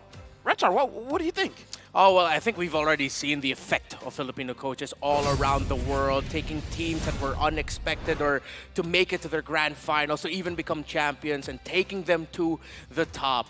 With Coach Lyric and Coach Yep both used to be coaches for Onyx Philippines, taking their talents to other countries, getting victories in other countries, really just continuing the legacy of the Philippine era in terms of our great exports. It's going to be a draft battle for sure, but the execution, how is it going to go for the Guardians of the Gulf? All right, so it looks like we may have went ahead here. But yeah, we're talking about Coach Yep as well as Coach Lyric. And I got to say, throughout this M5 World Championship, in terms of the micro skill, not a lot of difference. It really does come down to the draft and how you're going to play around those neutral objectives, especially the late game lords. It's the macro, right? I mean, it's going to be very, very important as we progress in MLBB. And currently in M5, we've seen that a lot of teams that were considered underdogs, they are able to finally step up. Just earlier, Deus Volt up against the first runners-up of MPL Indonesia. I was surprised, dude. Matching up in macro. Can you imagine? I was not on the desk. I was watching in the room. It knocked my socks off. Your socks? Yeah, I'm not wearing socks right now. How did it knock your socks off? Dude, imagination. I thought you usually don't wear socks, though. Either ways, in this game, I don't want to hear you guys talk anymore. Okay. I want to see what's going to happen here. I want to see the matches unfold. We can't start just like this. We need someone. Do you know who we need? Who do we need? We need the marshals. And with that, the camera will soon pan. It will go to the stage where we will introduce both teams. But before that, to officiate the M5 World Championship, we have our marshals making their way onto the stage. They are here to ensure the fairness and integrity of our games. Thank you very much, Rain, Wilbur, Shun, as well as Ivan, for making sure all of our players are receiving world-class help. And now, losing will never be an option for these Titans who are now making their way into the stage. Bow before the Sky Kings. They are Onyx Esports. The Sky Kings looking to prolong their win streak ever since MSC. This is the winning lineup, 100% win rate. Facing the Titans are the stalwart Guardians of the Gulf. They're back with triple the efforts to prove their worth. All the way from Mina is Triple Esports. You're gonna need to triple everything. The effort, the gameplay, the execution. If the Guardians of the Gulf want to take down the Sky Kings and humble them down to earth. To guide the teams to victory, we have their head coaches and analysts. For Onyx, we have Coach Yeb and analyst Adi. For Triple Esports, we have Coach Lyric. There you have it. These two coaches now, let's see what Triple Esports have cooked up to go up against Onyx. Will it be drafting? Will it be a new way to move? What do you guys think, Mirko? What is it? Is it a pick or is it a movement? I think you just gotta go crazy, right? Depending on whatever it is, if it's the draft, if it's the gameplay, the approach of the game needs to be different. You need to somehow throw a curveball at Onyx, and even then, it might still be read out. This is their winning lineup. CW, Kyrie, Boots, Sans, and Keyboy. Since Season 11, I believe, they've yet to lose a match. Dude, wow. Onyx for now has been playing a perfect game. Yeah. At this point, when you see Keyboy just randomly using the implosion, it's really to show what's up. But what's up right now is Triple Esports, Sano, Tarzan, Sanji, Cuffin, as well as Troll. In this game, Sano, we gotta look at it because he's subbing in. This isn't a lark. They're their GOAT laner. So a lot is on his shoulders to perform. Yeah, a lot of pressure on his shoulders, but we also got to talk about Troll here. He prefers those ISO pick-off type heroes. Wait, that sort of reminds me of someone. Right, Kid Boy. Yeah. I mean, they both have very similar playstyles. We've seen that for a lot of the roamers who have qualified here, it's the flashy roamers. We have Zorn from Malaysia, Troll from Triple Esports, and also Key Boy. Even all the way from Cambodia, we got Boxy. All the flashy roamers, all the pick-off, mechanic shine for these roamers. I mean, Mirko, I just have a question for you. I feel like we will be on the same page for Onyx. We know who's going to shine, right? Of course. Right? It's obviously going to be Kyrie. Huh? Wait, what? What are you talking about? Keyboy has been the MVP. I mean, like, okay, predictions all for Ani, but how can you say Kyrie Keyboy has been amazing? Excuse me, MVP of MSC? I mean, yeah, Keyboy, I can't really say anything bad about Keyboy. He's amazing too, but hey, man, if the Assassins are left open, it has to be Kyrie, this man. You're just pandering to the crowd, okay? I know you're using the pandering. All right. No, I get it. Let's try to Okay, gentlemen, all right. We got to get you guys back on the same page. Let's talk about another player, all right? Another player that I'm pretty sure at this point, when I ask you guys, who's that one player in Onyx here? You've already mentioned one. All right, on the count of three. Okay? Yeah, sure. A different one. Okay. 1, 2, 3. Sans. Okay. Same page. We'll agree on that part. We'll also agree that the camera loves one player. Oh, CW. Okay. All right, Kyrie, I know. Yeah, we know that's Kyrie. Wait. Come on. I thought it was Keyboy. Boots. Gotta get your eyes checked, bro. Albert. Oh, yeah, I'm not wearing my glasses today. Yeah, you have glasses, don't you? I think I left it in China. He was the one who flew. You're the one. Oh, He's sorry. the one who flew there. All right, sorry. My bad. It's all good, man. It's all good. My bad. It's hard to think when you can't see, you know? I miss you, man. Yeah, man. Dude, I think he blushed when you said that. It sounded like he blushed when you said I miss you. It was so random, you know? Why? I mean, I'm blushing as well looking at the audience prediction. Oh, wow. Malaysia has a lot of faith in Triple Esports. By a lot, you mean 8%. No, but come on. Oh. Okay, There we go, That's man. what we like. There we go, Saudi Arabia. Show that love for Triple Esports. That's 6%, though. Oh, 6%. Man. The rest of the world. Nepal. Wow. 100%. An entire country. No hesitation. Cold-blooded. Okay, here's the thing. We want surprises, do we not? Of course. Always. Triple Esports, if they're able to beat Onyx, wouldn't that be loco? That would be pretty loco, man. Right? No, That would be loco. very loco. Muy loco. I mean, is that the strat coming in? Going up against Onyx, do something that they don't expect. A level 1 5-man gang on EXP, who knows? Hey, Okay, sounds good. You know what? Fine, let's go with that. You're the analyst. Yeah, crazier stuff like that, more unique stuff like that. We saw glimpses of that in Geek Fam versus Deus Vult, so come on, Triple Esports, they gotta quadruple the loco. Quadruple The loco. I like that. He's one-upping triple. One-upping? You gotta take it to the next level so Let you me can reach just the say, sky. You gotta be better than great. That was so insane. You sounded acoustic.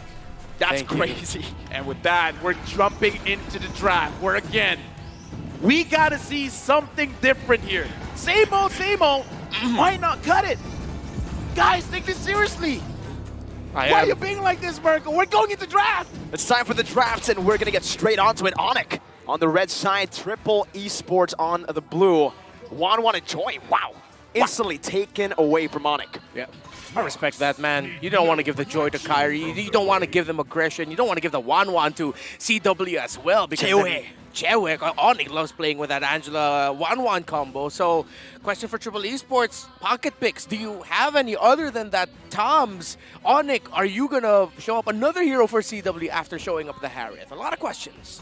Gaze. So for now, Nolan, Joy, as well as 1-1 banned out by Triple Esports. A lot of high mobility heroes. Perhaps they want to force a composition coming in from Onyx where the mobility isn't that much, so they don't really have to use a catch composition, more of a setup composition.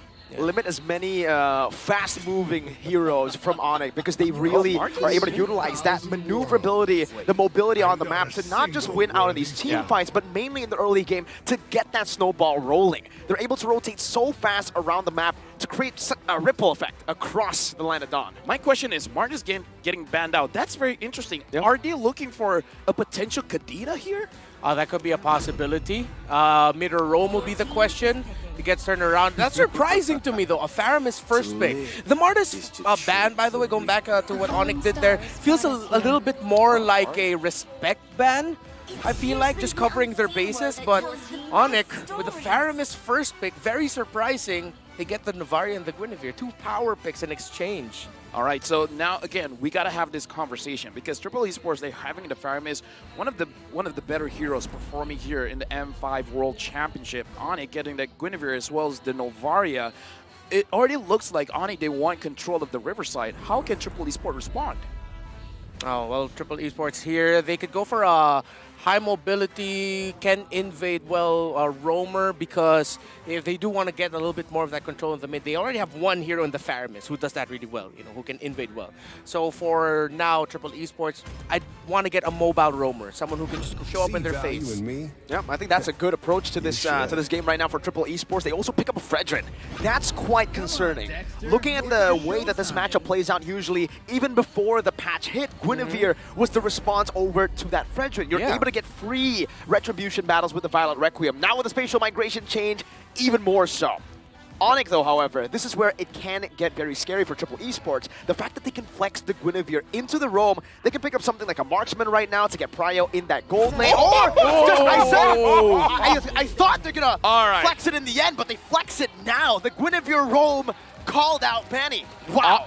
Onyx Nice picking one, up bro. very Nice one. fast because my question, honestly, is that Triple Esports, they're showing team fight. Faramis, Claude, with the Fredrin, sure, the Claude can go to the side lanes and possibly end the game that way, but having the Fanny here now, if I'm a Claude player, I'd be a little bit afraid, no? Yeah, I'd be very afraid. If I'm Triple Esports, I'm sad now that my idea of, okay, let's just be defensive, play for the map, split push, they can't do that anymore with the Fanny around. So now Triple Esports are going to be playing into a composition that their first 3 picks are already very uncomfortable against.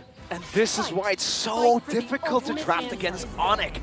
They pick up a Guinevere, you expect it to go to the jungle, especially considering there's a Fredrin pickup. It's such a good matchup. No, they say, we don't need good matchups. We'll play through Flex, and we will instantly ban out anything that can be a hurdle for this Fanny. The Hilda that was used many times to try to counter the Fanny. The Kufra as well. No bouncing ball. The only option left is Kaja. Dude. But will Onyx take it away? That's a bit risky. Let me just say, the praises you're giving to Onyx, I could have sworn they're BTR at this point. We gotta go for Triple Esports now.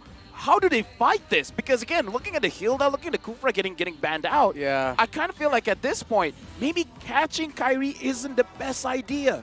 What other options can they have to invade the jungle to make sure that he doesn't have a good time in there? A Khalid roam? A little bit too spicy for my taste. But hey, loco. You know what? Loco, You need to go loco. We'll go That's for the a bit loco. more like Goofy, man. It's not loco. It's not loco. Okay. Yeah, okay. If they're not gonna go loco, they can just go low or co. So low or cho. I'm sorry. That's what I'm thinking about. Because at least with a cho, you can show yourself up. Constantly get that vision, you know? That's... Why are all the picks right now for That's Onyx a 2 so for perfect? me, by the way. 2 for me. Thank you. At least it wasn't a 1. You know what? We're seeing the hover for Edith as well as Paquito. Ooh, some good lockdown. I mean, Paquito is okay for the Fanny. Fanny, yeah. I don't know. Interesting. Oh, there it is. You're gonna Come call on. it. Come on. The It's loco. Cho. The locho. Locho. Locho. Paquito. All right, you The got your boxer fist. gets picked up. Show up with your feet now. All There right. you go. Looks like Triple Esports, their composition want to fight.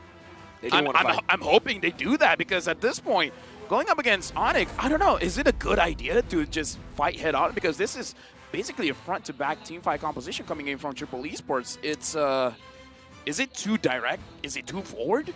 I think it's all right. I think it's really all right for Triple Esports. They have a proper pickoff in the early game. They have proper defenses. They needed that Cho, right? If it's not a Cho, they would definitely have to go for something like a Kaja. But knowing that there's a Guinevere, you go in, you're going to get engaged on. That Requiem will stop you in your way to pick off anyone. And now it's Onyx with a tie rod. So they have so much physical power already with a Fanny, add on the carry, and now physical defense shred with the tie rod. That utility that we saw earlier from Kid Bomba. At this point, it might as well be true damage, man. Having the diagram on your team, yep.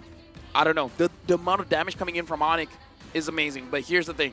If you don't succeed in dishing out that damage, if you don't do well early, it could backfire.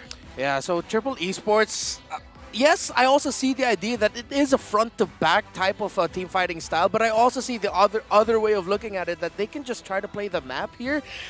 But it's going to be so much easier said than done. Again, that Fanny pickup alone in that first phase just sort of turned off the idea. What I see potentially Triple Esports doing, all right, let's show up in this part of the map. We force something, let's get on out of here. It's like they're always just going to be constantly rotating. It's like guerrilla warfare style, you know? You show up, force a reaction, get out. Force a reaction, get out. And again, that Cho pick, I feel like it's just so forced, right? You go for any of the other suppression heroes, and you get countered hard by the Guinevere. Yeah, but now we're jumping into game number 1. The Sky Kings going up against Triple Esports here. Again, this is a magnificent draft coming in from Onyx. Can Triple Esports fight back? Welcome to the land of Dawn. And this game, who will strike first blood? Onyx look like they're going to be faster this time around. The rotational speed and clearing speed of the Fanny, of course, will trump the Fredrin. So now Onyx, they've drafted for fast. They drafted for early to mid-end. And so far, nothing's happening that's really going to disrupt that. My question right now, which lane can Triple Esport win? Can they win the gold lane? Can they win the EXP? Because as of right now, I don't know, looks like Onyx is winning those. Yeah, honestly, looking at it, the gold lane is winnable, right? It's going to be very hard because the carry definitely has a better time, I would say. But when you're a Claude user, it really comes down to a skill matchup every single time in your lane.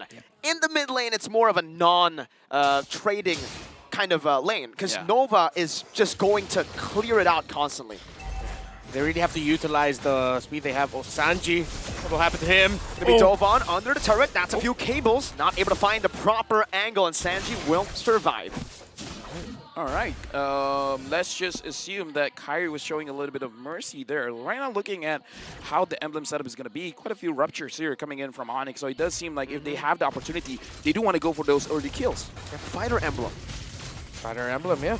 They want to go fast. So it's a different approach here. So they aren't leaning too much onto the idea that, okay, this one will be more utility, that it's just, we know our strength is ending this game quickly. Let's stick to that idea. That's what Onyx wants. So Triple Esports, they have to really study where Fanny is going to be rotating, where the members of Onyx are, because they can always just, again, counter against that. But Triple Esports, they're brave, man. They're taking it to Onyx. They want to heavily contest this first hurdle. It looks like Troll is looking at Kyrie, sees that he's doing the purple buff. They got to finish this up fast, and they do. Yeah. Good take for Triple. They try to deny away any sort of engage, but now it's going to be Onyx who jumps in. Keyboy gets a good spatial migration, gets chunked, but it's only just a clone. Now Troll with Way to Dragon, that's a good taunt as well. Onto Kyrie, and it's Triple Esports who find the first kill in the game. First blood brought to you by Kidia. I mean, that's a good start, right? Because any kind of mistakes that you can catch from Onyx, that's amazing, because you start small, you get that snowball going, and then eventually Onyx will crumble. Yeah, and that's one of the strengths of having a Chopic, other than helping set the tempo here, is that you can really punish the aggression that Onyx wants, sort of like this. Boy! Spatial migration canceled out. Now Troll looking for the kill. By the Dragon Flicker, a combo. What? It's a Keyboy. That's Cole forcing a Requiem in desperation. But on the other side, how's Kyrie? A level ahead, now jumps in on the Sano, blazing to it defensively now with the cutthroat as well. No! With an amazing outplay, and just like that, the odds turn around. Yo, this game is hype, man. All right, let's go. All right, this is a game. Triple, all right, I like what we're seeing from them. Again, the idea that I suggested.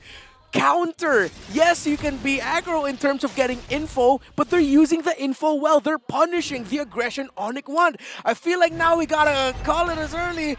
Onyx, you gotta start respecting Triple, man. Hey, we gotta talk about what Triple Esports has to do, because we've seen this time and time again. You get a lead, and then somehow you throw away the lead. How do they not throw away this lead? What do they have to do? Play it slow? Play it more aggressive? What do you have to do? Well, I like what they're going for here, going for that counter punch, but at the same time, it's not really slow. It's just a little bit more defensive minded. They're getting the info that they need. They're finding a little bits of control. How? The gold lead Triple has 3 kills over Onyx, but seems like Onyx are doing a good job at... They actually got the goal lead back for a second there through what, farming? Sheer farm alone, the speed. Spatial migration into the Requiem. That's a good nether realm to provide some defense. Keyboy getting out. Boost getting chunked as well. Sanji now with a few punches forward and a knockout strike. Troll. Look at the zone. The opponent's away. Tarzan. Surgical precision. One thing that I do like that Triple Esports understand with that draft going up against Onyx is that they do have the priority when they want to contest for these turtles, and I like the non-hesitation. They understand if Kyrie wants to contest, it's going to be dangerous for him. So don't hesitate, just grab it. And at the same time now, Onyx are playing around the map. Triple Esports here. I like the pace that they're playing at a little bit, but now Onyx have sort of woken up. I like the rail. Keep going. Spatial migration, no commitment, no Requiem used up just yet. They'll try to utilize the side lanes, and again, sure, Triple are able to take the goal lead back, but the fact that it's kept at such a low amount, 150. Dude, my question is, who's grabbing the goal from Onyx here? Because it's CW, I think. Okay, it's either CW or Kyrie, because Kyrie has been invading the jungle, but if we look at the level difference, it's not really there. So even I'm hesitating. Is it really Kyrie, or is it just all CW? Well, in that first sequence or second sequence there, CW actually got to maximize the energy shield. So that's a good amount of it, maybe around close to 250, around that. Then at the same time, you can't forget how fast a Novaria and a Fanny can rotate around the map together, that even though your opposing team is getting a lot of kills, they're clearing minion waves and going around the map super quickly. One thing I do have to say, Triple Esports have to start trading the steals into any kind of objectives. They got the turtle, but the turtles are still standing. You gotta get them down quickly so that you can have proper map control. Yeah, someone's gonna need to pull the trigger at this point in terms of really trying to make a play of getting down a turret. I think it's gonna be difficult for either of them to actually get a win in the mid. It's gonna be happening in one of the side lanes. Either it's gonna be a skirmish and then someone's gonna break a turret after that, or they just do that classic trade of we go top, you go bottom, and we just trade that out. I mean, at this point, it looks like Onyx, they're moving, start of minute 6, they're moving as forward. They're making sure that they never getting caught. Kyrie as well has been farming quite a lot. I'm wondering which item is he waiting for him to be like, okay, you know what? I got this. I'm going for it. He has the Heptases. Yeah, I think he's going to be rushing the Roar after this. Ooh. Yep. A lot of penetration on top of the Dairoth already with the Rupture, remember? Yeah. My mom said no such thing as too much damage. Yeah. And I believe my mom. I believe my mom. I believe in your mom too. Thank you. She's nice. She's very nice. I haven't met her, but I assume. All right. Oh, Troll. Oh! Wait, that's onto the Guinevere right now. The Blazing Duet connecting, but Keyboy just gets out with the spatial migration. Now it's giving the re-engage. Kyrie jumping in. Tarzan. Crisp, clean. Troll, though, going to be cut down, and taken out by CW, who's now shredding Tarzan. Who's jumping in? Netherrealm providing them the right amount of support, but now it's going to be Keyboy, who jumps in once again with the Requiem. No follow-up, though. Keyboy forced back. CW doing some damage again onto the Triple Esports members. Poked down by a good Astral Spear and an Astral Echo. Despite the botch engage coming in from Troll, I do have to say, the team fight coming in from Triple Esports is pretty good. None of them were really taken down just now, and Kyrie goes in. Okay, can he actually? Nope. Not enough, not just yet. Yeah, Triple Esports, you mentioned it, surgical is what they're trying to be, and the control, I can't help but commend it. Let's look at the items, of course, more defensive there for the Fredrin, crazy, well, up to a Dreadnought. So they're really also rushing items to reduce the physical damage output of Triple Esports, still respecting it. Interesting for me is the Bloodless Axe coming in from Sanji. We don't usually see that build all that often, Not even just the Bloodless, not just as a build, but like just the item in general. Yeah. Usually you see a Hunter Strike. Yeah, I don't remember the last time I saw a Bloodless Axe. So, okay, I think they really just want a little bit more sustain, rather. But the he wants to 1v1 Kyrie?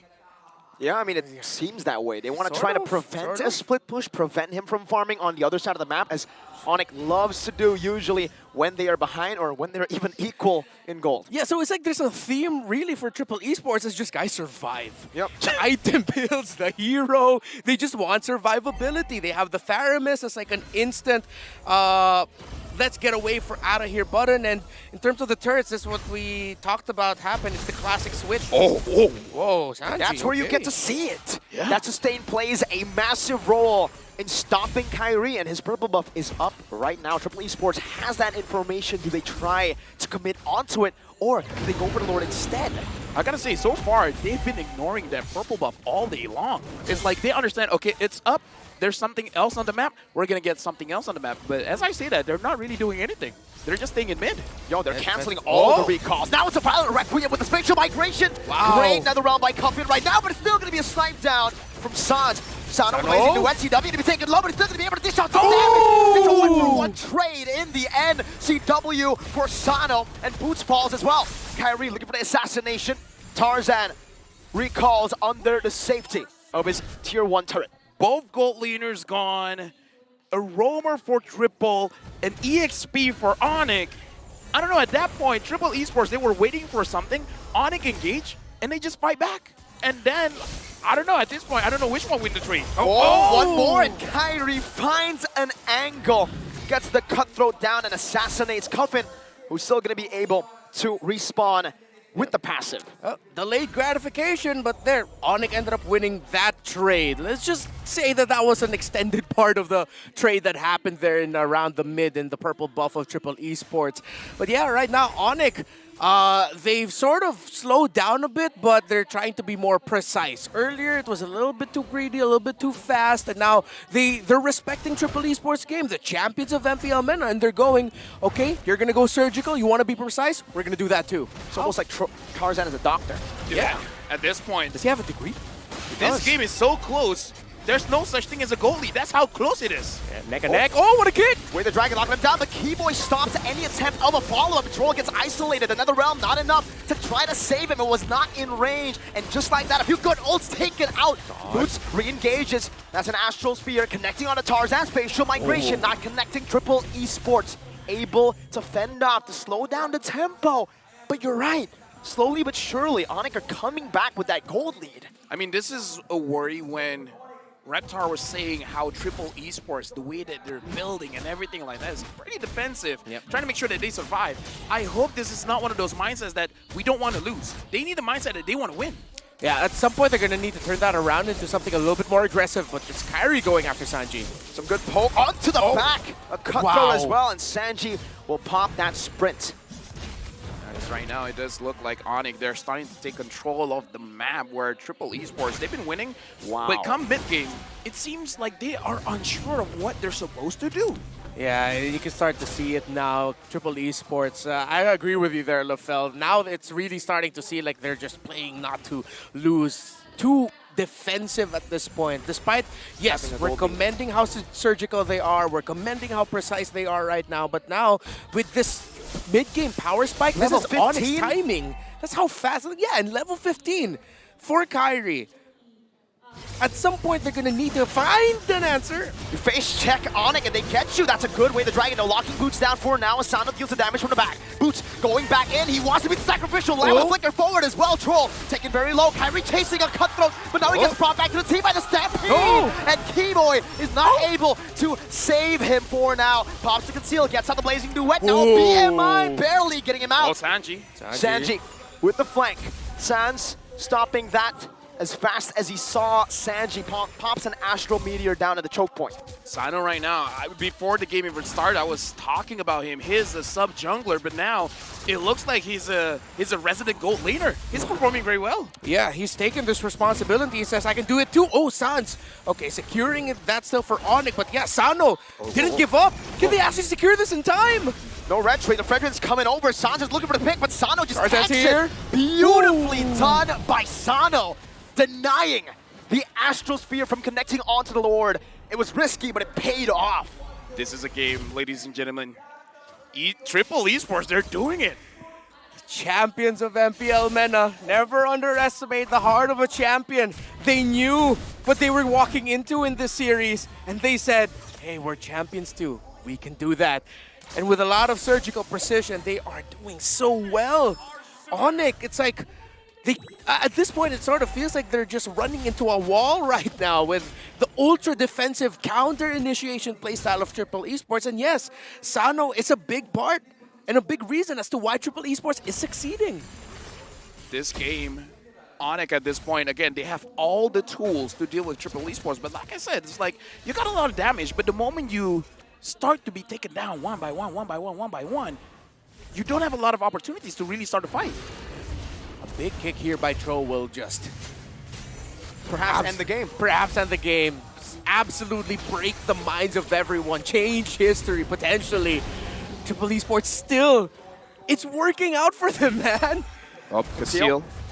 Troll's looking for an angle. Has the flicker as well, but Boots denies it away. CW clearing the wave in the mid lane. Meanwhile, does some damage with the help of the Astral Echo. Getting that multiplier on the hitbox now with the Violent Requiem and connects on the Sanji, but that's just going to be Sanji. Sano with a blazing duet to the back, but CW is able to kite back as well. Both teams disengaging, but it's a big win for Triple. They steal away the No, what? Still on Kyrie. That's still on Kyrie. We got the secure retribution. Oh, whoa. Wow. Okay. Troll didn't get to tap away the dragon there.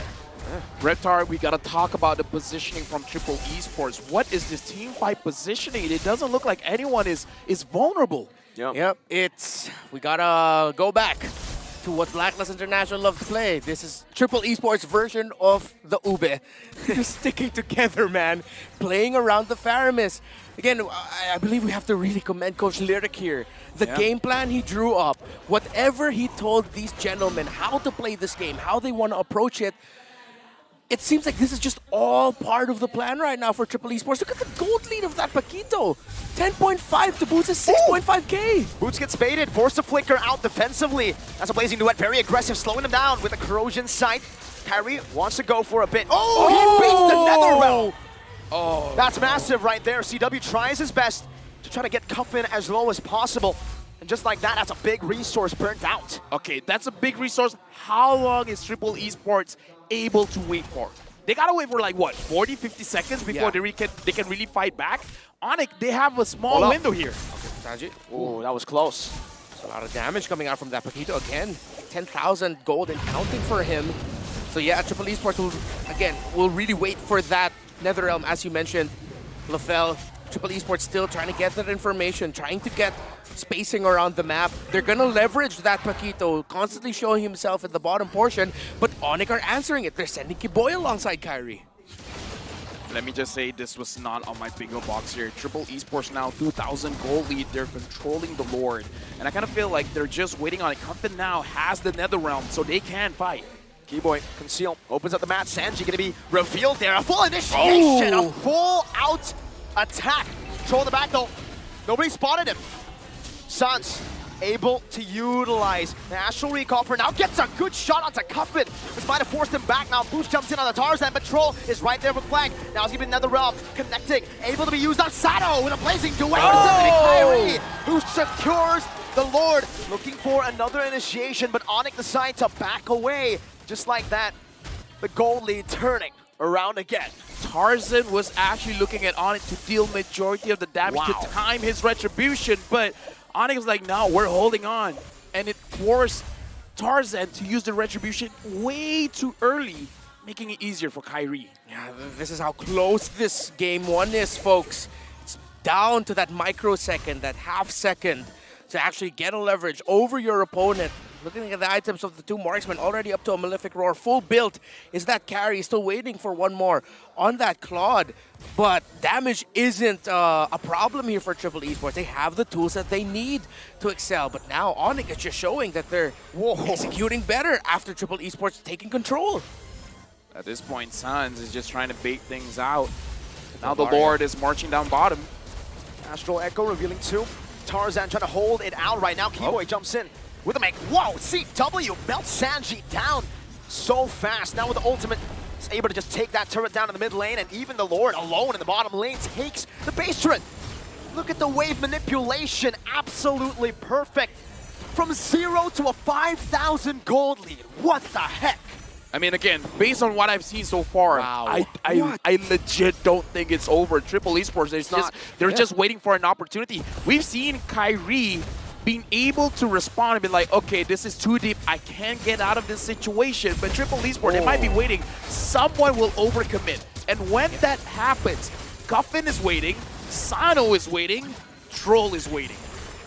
Triple Esports just need to keep that patience there. If they get too impatient, if they try to force anything, that's not them. that hasn't been them this entire game. They can't get too excited if ever they find just a sliver of opportunity. It has to be easier said than done, but near picture perfect for Triple Esports to turn it around. But the damage is threading the needle, and he's not just finding the front line, he's actually threading the needle. He's getting through to the back line. Yeah, it feels like I'm watching Wanted here. It's like, is that curving? Is that little meteor curving somehow? Mirko, you and me said his name at the same time. That's how good this dude is. All right, that's true earlier when I asked you guys. Yeah. Thanks for breaking us up, by the way. Yeah, Appreciate that. yeah. But I got gotta you give guys. props to CW though. The fact that he's been playing this game so perfectly as well. Look at his gold. 4,000 ahead almost compared to Sano. Yeah, but with how well Triple Esports got to play this game, despite that massive swing, it was at the point where both of them were past 50K. Yep. So it was like, all right, you got the swing, you got the map, but again, they have Oh my goodness! The fight hasn't started. Yikes. And you're starting off with below half HP. That's a good way to start a fight. Let your opponents bleed before it begins. Yeah, that's the strength of the Navaria. Why Or in she's this such a free case, pick. Bird. Oh, that's true. Maybe just a little bit of bleeding. Yeah. He's able to just poke them out. Troll's looking for an angle to go for this pick, but Sans has that Purify. That's why it's so hard, even when Troll gets a proper angle. A flank Tarzan knocked up. Violent Requiem as well. Sans pops down to Astral Meteor, but look at that. They've just baited in. Boom! With the Abyssum Strike, and now it should be a full-on initiation. No Netherrealm to save them. Triple Esports decide to back away. Keyboy using the clone to bait out a few more resources. Have Onyx just won out on a Lord? Let's see, can they get close enough? The Retribution's still up there unless Triple Esports are actually going to force it or maybe even try to force a reset. But still looks good right now for Onyx. Troll! Sans purifies out of it. Troll now baited in all the way. The Astral Echo gets placed down. Sano forced to jump all the way back to the defensive BMI. He placed down Free Fine and Boots. Does not want to let Tarzan go. It's Sans who picks up the kill. It's Onyx who, out of nowhere, found again a small hole in the game of Triple and are utilizing it to its maximum potential. The discipline and the respect that Onyx is showing, they're not overcommitting to a fight. No, they're really trying to bait things out. And now Keyboy finds one. Violent Requiem again, another realm gonna be baited out, and Keyboy, he only loses out on the clone. There's nothing that they are giving away. Oh, Sano! Sano with a big play right now. CW is gonna be able to dish out some damage, but Kyrie will still secure it! Sans! Gila Sans! From Jakarta with love. What a hit by the Navaria. What the heck? Meteor hurts. Oh man, Lafel, we said the name of the player and we got it right, man. So this is what happens when two curses predict the same thing. Neutralized. It's neutralized. I can't imagine if Wolf is here as well. Oh no. Okay. This guy needs to stop, bro. Onyx right now, as a friend of mine once said, this is endable. It's endable. Good for them. So Triple Esports, if they can defend this, if they can somehow get CW, I feel like they have a chance. Winter Truncheon bot. The Purify was already a big problem. Now they have a winner, and it's Keyboy who jumps in with the facial migration, baiting as the Netherrealm. Kyrie jumping to the back, gets Tarzan down with immortality before he can even use their Praesor's Grasp. No. And Onyx now is CW with a double kill. Kyrie buys the immortality. They have wiped Triple Esports out, and they have taken game one. What looked to be a big win for Triple has just turned around completely. Composure. Onyx showed constraint, respect for Triple Esports. They won game number one, but it was not an easy feat. They made Onyx sweat, did Triple Esports. They reminded Onyx that they're champions too in their own region, that the Guardians of the Gulf can take it to the Sky Kings. But the Sky Kings take game number one.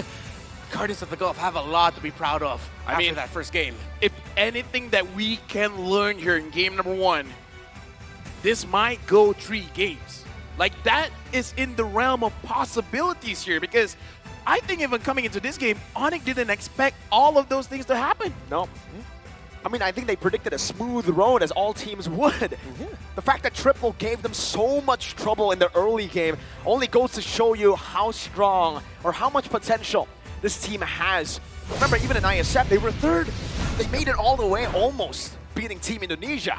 After this, we will be looking at the MVP, but I do gotta say, one person was a big problem. Oh, Keyboy. Like every single time he went in, baited out, that NetherRealm is like, dude, one person baited out one of the most important ults, and he just left his clone.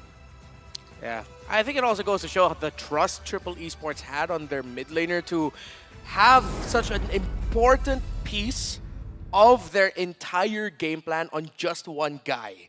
The pressure that you put that Faramis on, but for a good amount of the game, he was telling the pressure, I can do this, until it couldn't anymore. Yeah, now we gotta look at the MVP of the game.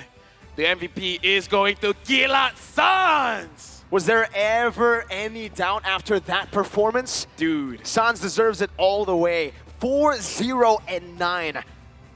I mean, what is there to say? We gotta look at the damage. The thing about a Novaria is you don't do a lot of damage if you don't hit your shots. Sans hits his shots, man. Yeah, and it's interesting. It wasn't even the type of Novaria. He went for the Enchanted Talisman. I know there's like a different school of thought now with Novaria in terms of the item prioritization, but going after all that cooldown reduction meant that he just willy-nilly just tossed all of the Star Shatters that the Novaria had, and that's one of the reasons why Onyx kept it somewhat close, despite Triple Esports punishing everything that Onyx were trying to throw at them, just that Star Shatter that he was getting. We gotta talk about how good the early to mid game is for Triple Esports. Sano. At one point, it just seems like they aren't really sure what are they going for. And I kind of feel like that's what they need to change. If they have an advantage, they need to figure out how to drop down those turrets to make sure that they can control the jungle. It was like they were relying on Onyx to make a mistake more so than being proactive on the map. And once Onyx were able to come back with that power spike, that's when it all turned around.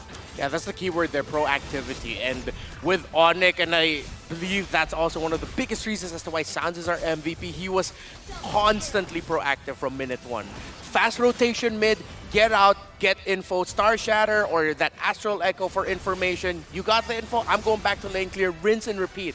He was like a machine in this game, was Sans, and I believe the Star Shatter that he dished out here onto Sano, I think that we're going to cash it, was the proof of it all.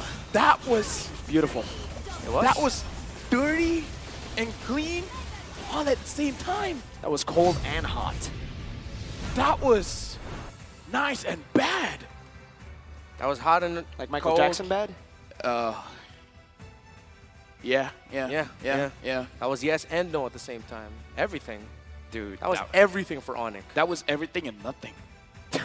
That's a good one. Yeah, right? Yeah. All right. Now we got to look at the items here because, again, Triple Esports, again, we don't see this kind of build on the Paquito quite a lot, being a little bit more defensive, but we saw in the early to mid is actually quite good against the Fanny. Yep.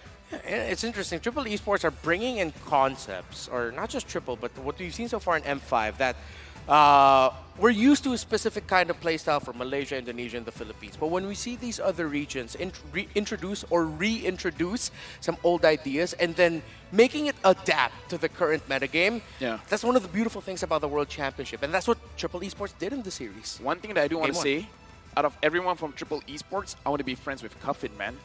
Every single time I'm about to die, I'm sure he's got my back. He has another realm just somewhere in his pocket, wherever it is. How is he around every single time? Yeah. I don't know, man. He just likes to chill. He's chill like that. Dude, but now we got to look at the rich guy here. CW doing well in the carry. Sans.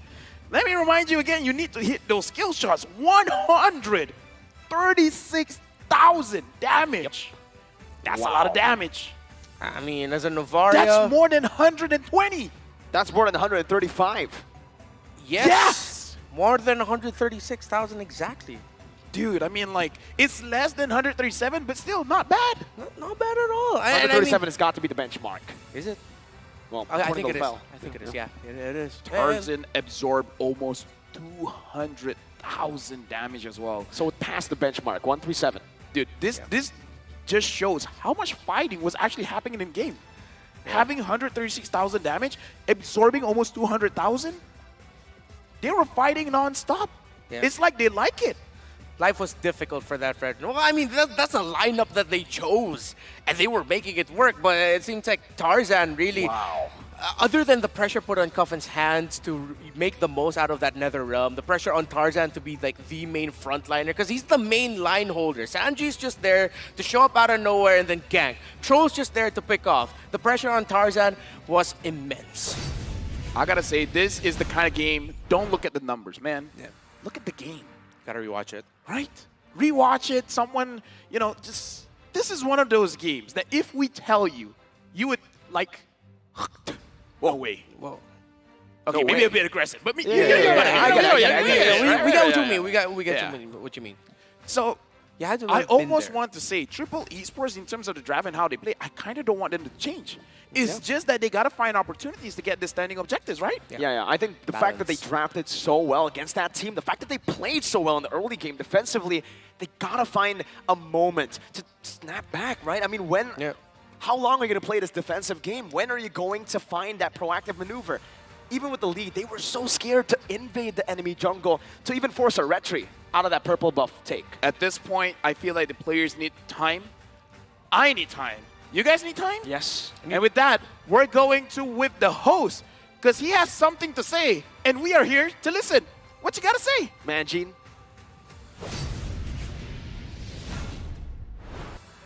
Yes, I do have something to say.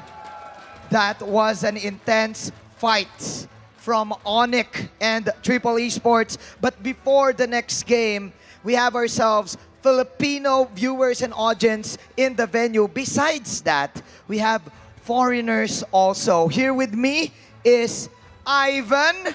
Hi, Ivan. Ewan, sorry. Ewan, that's your English name. Ewan and Ivan. My mistake. I'm sorry. And, sorry, what's your name again? Ewan and Steve. You can use the mic. All right. Steve is a Filipino, right? Steve is Indonesian, but he speaks Pinoy. He speaks Tagalog. And Ewan doesn't know how to speak, but we will try to interview him. And their friend, what's her name? Lance. Lance, he will be the cheerer, okay? Yeah. Okay. All right. So you're Indonesian. You're new here to the Philippines. Which places in the Philippines is your favorite? I feel peanuts. Chili peanuts. Sorry, what? Tempat di mana yang kamu jadi favorit? Makati City. Makati. Makati City, yeah. Makati City. That's Yeah. far from here. That's around almost the south. Yeah. Okay. Shout out sa mga taga Makati. All right. Siya ang ating translator. Okay. All right. Okay. If you want to taste a Filipino food, what food is it? Kalau kamu mau coba makanan Filipino, makanan apa yang kamu mau coba? Siomay beef. Okay, beef siomai. Yeah, beef siomai. Beef siomai. There's so many of that in the streets. Okay, that's very cheap. That's nice. That's nice. All right, beef siomai. What team do you support in M5? Tim apa yang kamu dukung? Onyx. Onyx. Okay. Yeah. Okay, of course. Of course. All right, of course. Okay. If you're gonna say a message to Onyx, please give them a message. Kalau kamu bisa kirim pesan ke Onyx, mau pesan apa? Tetap semangat untuk Indonesia! Yeah! What did he say? What did he say? He say always Always fight. fight for Indonesia. Always fight. I learned the Indonesian term. It's Jaya, Jaya, Jaya, right? Yeah, Jaya. Can you say that again? Jaya, Jaya, Jaya with feelings. Okay? 3, 2, 1, go. Jaya, Jaya, Jaya! Okay. All right. All right. Who do you think will win M5? Siapa yang akan menang di M5? Onyx pastinya dong. Okay. Okay. He's not biased. He's not biased. How about you, Steve? Who do you think will win M5? Onyx Indonesia. Okay. Props to Steve. Kasi si Steve, he's Indonesian, pero ang straight niya magtagalog. Bakit? Ba't ang straight mo magtagalog? Araw-araw kain ako tapsilog eh. Araw-araw kumakain tapsilog. Okay. I asked him why he knows to speak in Tagalog. All right. So I have a challenge for you. I have a challenge. Are you up to do the challenge? Ada challenge. Okay, challenge. Okay. We're gonna pass it to the casters. Okay? But there's a famous dance step right now in the Philippines and I want you to do it. Okay? Okay. if you're gonna pass it to the casters. So it goes like this. So if we're gonna pass it to the casters, it goes like this. Okay? Just like that. Yes, with feelings. Okay, with energy. Okay? All right, we're about to start the game. We're about to start the game. E1, please pass it to the casters.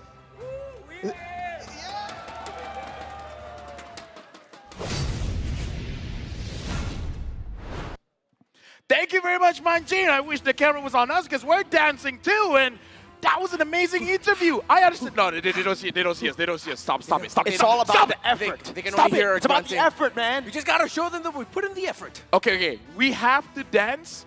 We have to let them know we're dancing just through our microphones. Okay? No. In 3, 2, 1.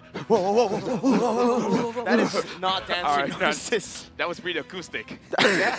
Yeah. That was. I mean, it's very musical. My favorite genre. You know, it's like beatboxing. singing Yeah, without a beatbox. beat. Right? Isn't that what acoustic? Beatboxing? Yeah, singing without a beat. Yeah. Well, it's... Marco. No, it's not Sing singing. with acoustic Takya ko instruments. napaham.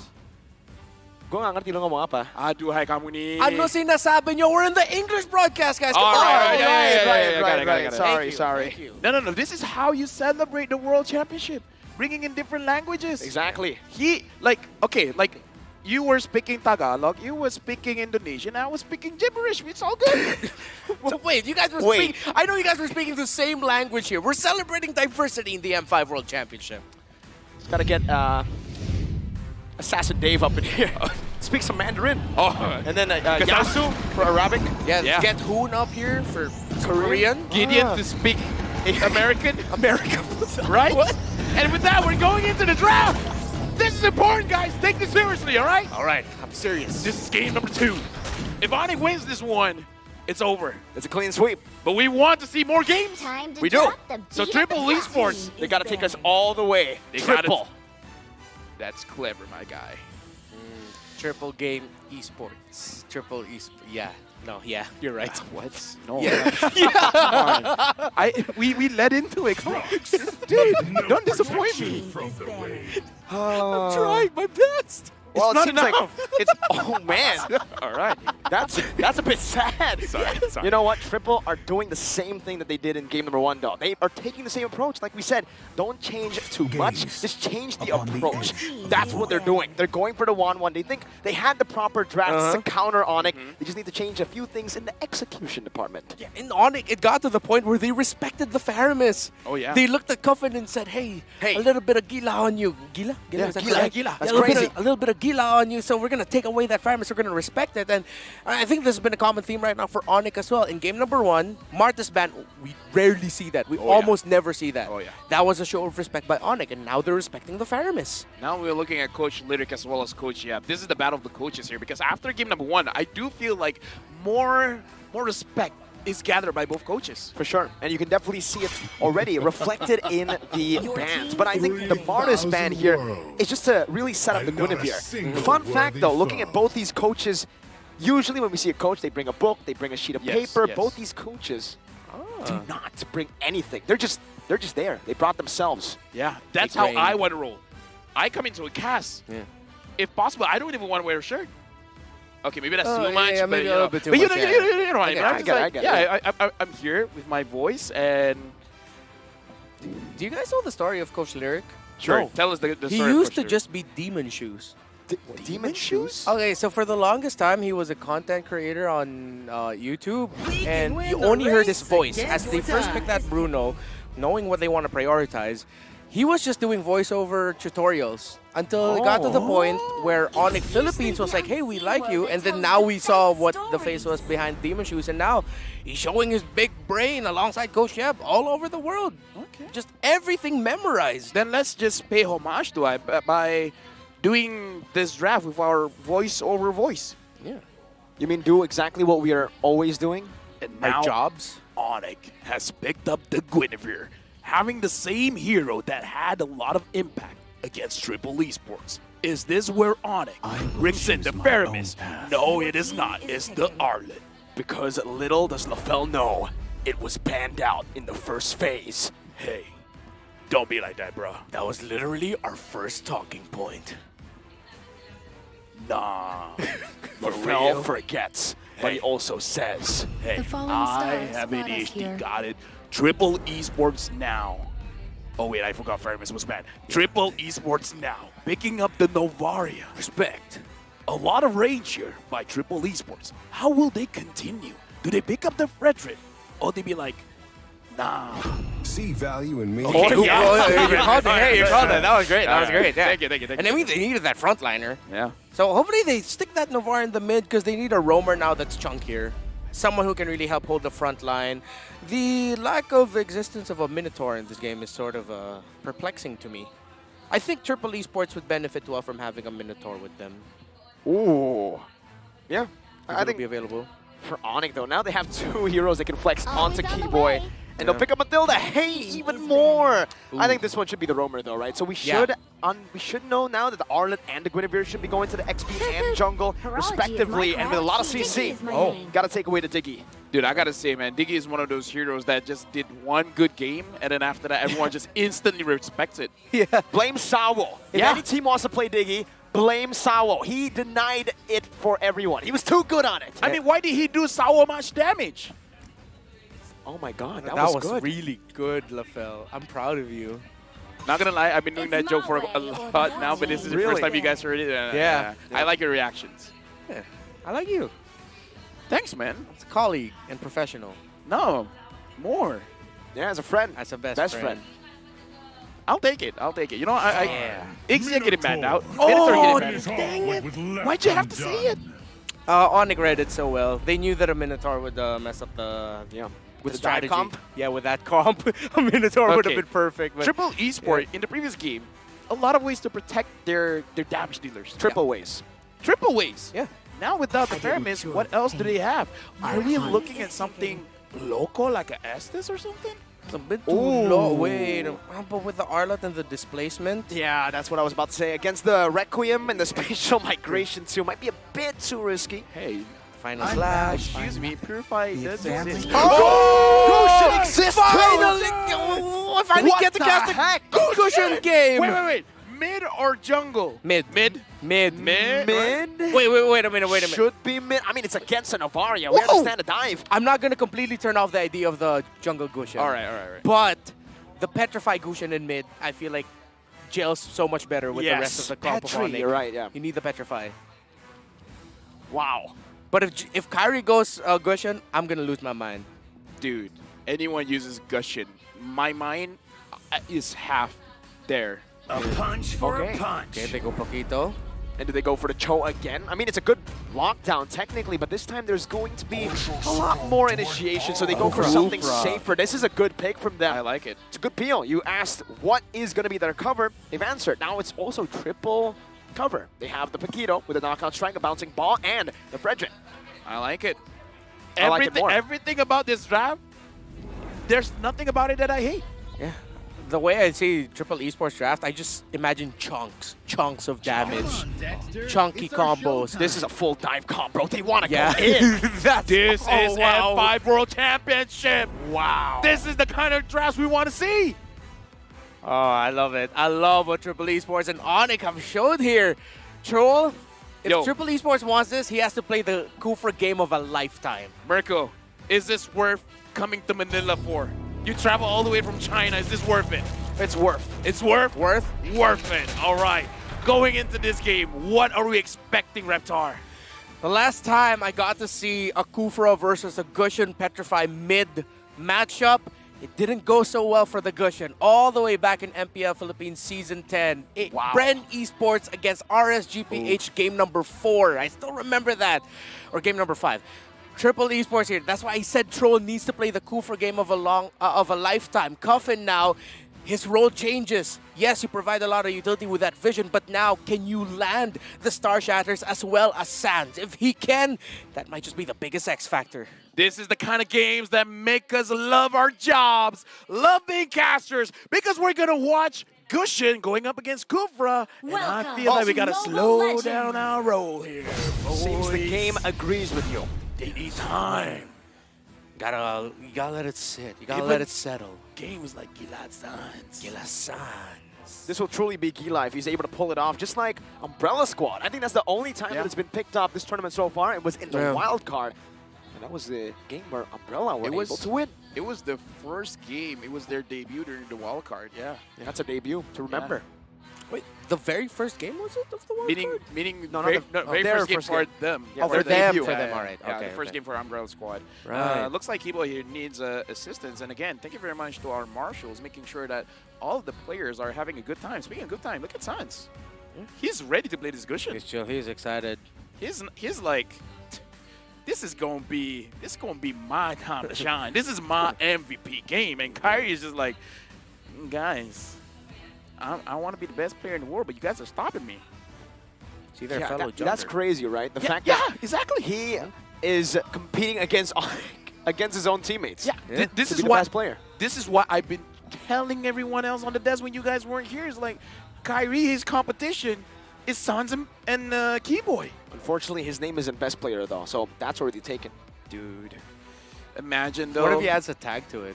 What Best if he- player 2? Or best player Kyrie? Too long. Too long. Too long. Need something a little bit catchier. Yeah. You know what? Let's talk about Sans' pick, right? Because to see Gushin, it's a little bit bittersweet as a caster. Why? Yeah, I'm gushing right now with excitement. Yeah, I mean, firstly that, because you want to see these crazy play, but then again, you look at the ultimate and how do you pronounce this? Incandescence. Incandescence. Incandescence. Incandescence. Incandescence. And there we go! We're jumping into the game! That was dramatic. That was really cool. Amazing. That was better than great. Truly is incandescence. Incandescence. Incandescence. It's like this. You know Ikan? Yeah. And you know Jogit? I know that there's a fade attempt happening now, but it's a good thing that Triple Esports has good backup. Okay. So right now, the Guinevere is so much faster compared to the Fredrin at some point. It's surprising to me. I thought Triple Esports would actually help their Fredrin clear. They just help protect, not really trying to speed up the process. So I think slow and methodical approach is going to be the call again for Triple Esports. Going to be trusting on a stronger counter engage. Dude, even considering this, Sans has not just one way to enter a fight. He has Keyboy as well. So even if he misses his daggers, he has different ways to bring in the damage. He can fly in with the Matilda. And we haven't seen that combo. I do want to see it if ever. Just ride along with the Matilda straight into your target in the back line. Yeah, if I'm the side leaders, I'm not feeling safe. I don't care if I'm in EXP. I kind of feel like the damage is going to be enough to take down the Paquito. Sano going to be engaged on already early on there. Requiem takes him down. First blood, Troll looking for a re-engage, gets the knockup with the Tyrant's Revenge, and now it's going to be Tarzan, who looks for the follow-up. Kyrie trying to dodge away. That's a guiding win from Keyboy to guide Kyrie to safety. Close there from Tarzan, almost able to take Kyrie down, but he's able to get out with the spatial migration, and CW walks up, tries to deny this invade, and he does, right? Did he do it? Tarzan gets the final one there. Keyboy is the real savior, man. I mean, like before this, we saw Kyrie basically 0 HP, still being able to be saved by Keyboy. So in this game, Triple Esports will have a tough time, even if Troll gets a good lockdown. Yeah. As long as Keyboy is able to evade that, his team is fine. Whoa, a Bruno versus a Claude matchup, and it looks like this. Wow, Sano right now, it looks like he's getting outclassed. I see double Kyrie! A good spatial migration, but it's going to be canceled out. Appraiser's Wrath locked in. Tarzan still finding him, but the Petrify and the Incandescence locks him down, takes him out. CW versus Sano. Up top this time, CW is going to be the one losing it out. Boots flickers out with the knockout strike. Cufflin's looking for a shot to thread the needle, but Keyboy just soaks it in. Just flies over. Oh, man. Someone would be proud. Someone. Okay, right now, I'm actually looking at the lineup for both teams. Onyx has a lot of damage. Triple Esports, I'm a little bit worried that they don't have enough. Yeah. That will be a problem. It will be. When I talked about the chunks earlier the Triple Esports can bring out, they need to set themselves up for it. So at some point, I want to see them commit a rotation into wherever Sano is, to just so that he can get a clear lead over CW right now. It's a little bit too close for comfort. You have the Bruno with you. You have to be playing a little faster as Troll and Sans just exchange TPs and stickers. This is the global and universal show of respect between players. That was not Incandescence, that was Sun Dances. Sun Dance, yeah. Sans, Incan Suns. 5 out of 10. Oh, thanks. 2 out of 10, man. I'll take Reptar's score. Yeah, I'd be surprised if he didn't. Unless, oh, Troll wants to just go in. Keyboy locked down and taken out. Tarzan picks up that kill. CW gets caught in the Astral Echo. The Sphere not connecting. A good BMI gets him out defensively. Meanwhile, Sano just shredding that turret gold up top, easily getting the Haas Claws. CW will be losing out on a lot of gold. I want to see more of this. I want to see Triple Esports going to the side lanes and actually get something. But look at Sans. He's positioning himself to potentially flank from behind. Yeah, Troll's waiting. Trying to wait for something? Blazing away, Keyboy with a good knock-up onto Tarzan. That's a lockdown, but Tarzan's able to find just a taunt. Not enough to get him out, though. Sans jumps forward, not able to find the sword spike, and is forced to back away. I was quite perplexed as to why Troll was waiting. I thought they could have been a bit more, well, decisive with that approach. Like, before even Kyrie got there, I thought Troll and Tarzan would go forward, but here he is! Beautifully done from Troll. Kyrie locked down and taken out. This time it's going to be Cupman who takes it away from Onyx. Boots with a vengeance now onto Troll with the help of Keyboy. Boots with a vengeance again. Tarzan coming in to try to save his rover, and he does. Meanwhile, Onyx in the bottom lane finds a kill back. Sano taken out, and CW gets the free hit on that turret gold. I gotta say, that's a goal lead experience I don't want to experience. Right now, Sanji going up against Boots. Looks like Boots is having quite a good time against Sanji. He is. Maximizing. As I say that, Sanji got the gold grab. Congratulations. That's the curse. Yeah, sometimes you can't get everything you want in life. What? Similar to Mobile Legends. What do you mean? Sometimes you don't get everything you want in life? Yeah. Oh, I heard the opposite. Oh. What did you hear? Triple Esports right now, what do they have to look for to go up against Oni? The engages were good, but the timing, save me here, Mirko. The timing has been phenomenal for Troll. Timer's revenge and the rage. Keyboy gonna be clapped down. Oh man, he just gets out. Leo would say that's a caca move, man. And Sano just picks up the turret. It is gonna be traded, however. In that top lane, it's the Arlet who picks up a turret. Dude, I really like, oh no, in the mid lane though, Sanji gets taken out, gets found out by Onyx, but Triple Esports, again, you gotta respect how they're playing the game. They know what they want in terms of the macro control, clearing minion waves, going for a specific gank somewhere. They're helping out Sano now, but they need to find and try to apply a little bit more pressure on CW because right now it's very close. They can actually try to hunt down the gold laner, but in classic Triple Esports fashion, they'll probably just get away before Onyx could answer. And Sans, right? The fact that he picked off Sanji there with the Gushin. I think in the previous M series, the last player to pick up this hero was Sanji. No, it's a different Sanji. Yeah. He was playing in mid, and I believe he is in Echo. It's a different multiverse. So this is a multiverse where Sanji was born in Saudi Arabia and played XP. Exactly, and now looks like Tarzan wants this turtle, but Keyboy, CW, and Boots, they're waiting.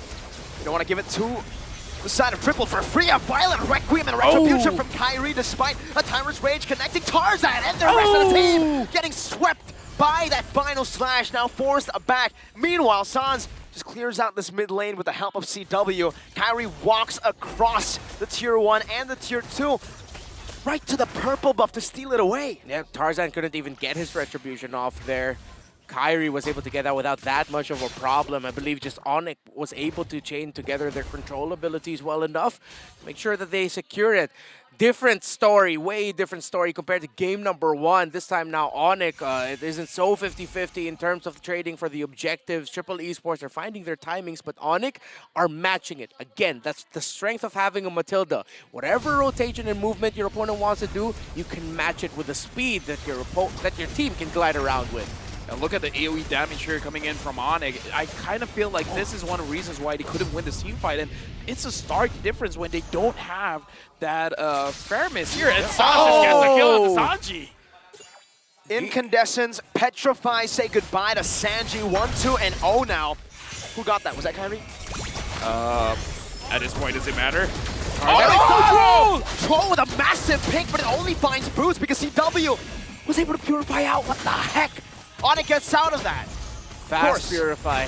You need to go, Keyboy. Kyrie. Troll migration now. There's a Blazing Duet as well. Boots able to sweep Tarzan across. Troll with another Timer's Revenge. This time, no rage to follow it up. but Onyx want to go for the turret. A good clear from Sanji. Meanwhile, on the bottom lane, getting shoved over. CW getting a few shots, dealing almost 0 damage, but hey, damage is damage, man. What is the limit testing going on by both teams here? 5,000 goal lead for Onyx. With Triple Esports, they're finding avenues, actually trying to, something here. And Keyboy might have made a mistake. Nope. No. Still gets away with the circling eagle.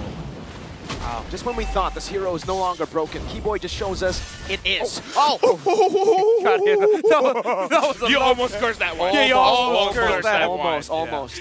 Mickey Boy's going. If he died, you had to personally apologize to him. Yeah, I will. Yeah, like after the game, you'd go down there to explain yourself. No, during the game. Oh, during. So I don't think the down. marshals would allow that, man. Pause, go down. The marshals will. I will curse them if they don't. Maaf bang, and then come back up. Yeah.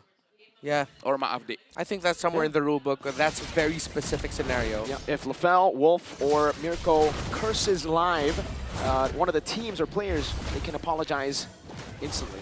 Making my dream come true, having my name in the rule book.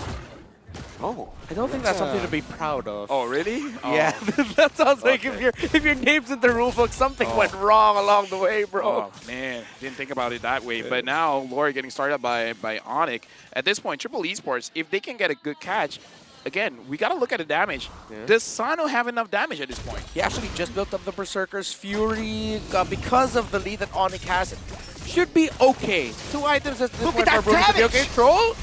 Wow, that's a Violent Requiem again in incandescence. Burst him down, Boots. Final splash now locking Sanji down. One more hit should do it, but in the back it's going to be Keyboy, who escaped for a while, but the fadeaway ball will take him down. Sword Spike.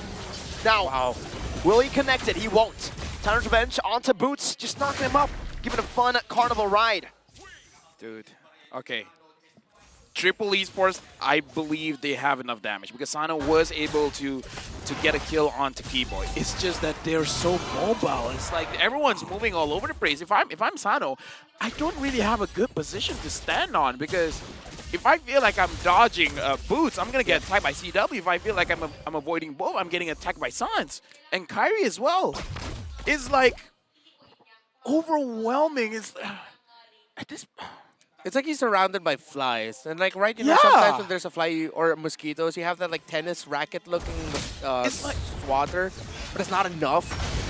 Bouncing Troll's bouncing ball can only block so many dashes. There's so many things in my head that I feel like I shouldn't say it. Yeah. It's like, okay. Okay, all right. Overwhelming. Overwhelming. We'll stop there. Yeah. Overwhelming, overloaded right now with Triple Esports. Wow. Keyboy gets on. It was a baited troll. What? Gets punished. Sans picks up the kill. Up top, the Lord is still there, and Onyx will utilize it. Keyboy soaks in the damage of the Astral Spear. That's a base turret taken down with the first Lord of the game. Right now, Triple Esports, they're trying their best to defend. Boots is barely taking any damage, and Keyboy is still there to make sure that he's safe. Sans here standing menacingly in front, and now they're going for the mid. Circling Eagle to the back. Tars having a good time, and the Requiem comes in with the final slash, but it's going to be cancelled out. Boots gets it delayed. Sano now going to be gunned down with the blazing duet. CW picks up the kill. Meanwhile, in the back, that same thing happens. Sans is godlike on the goose shit.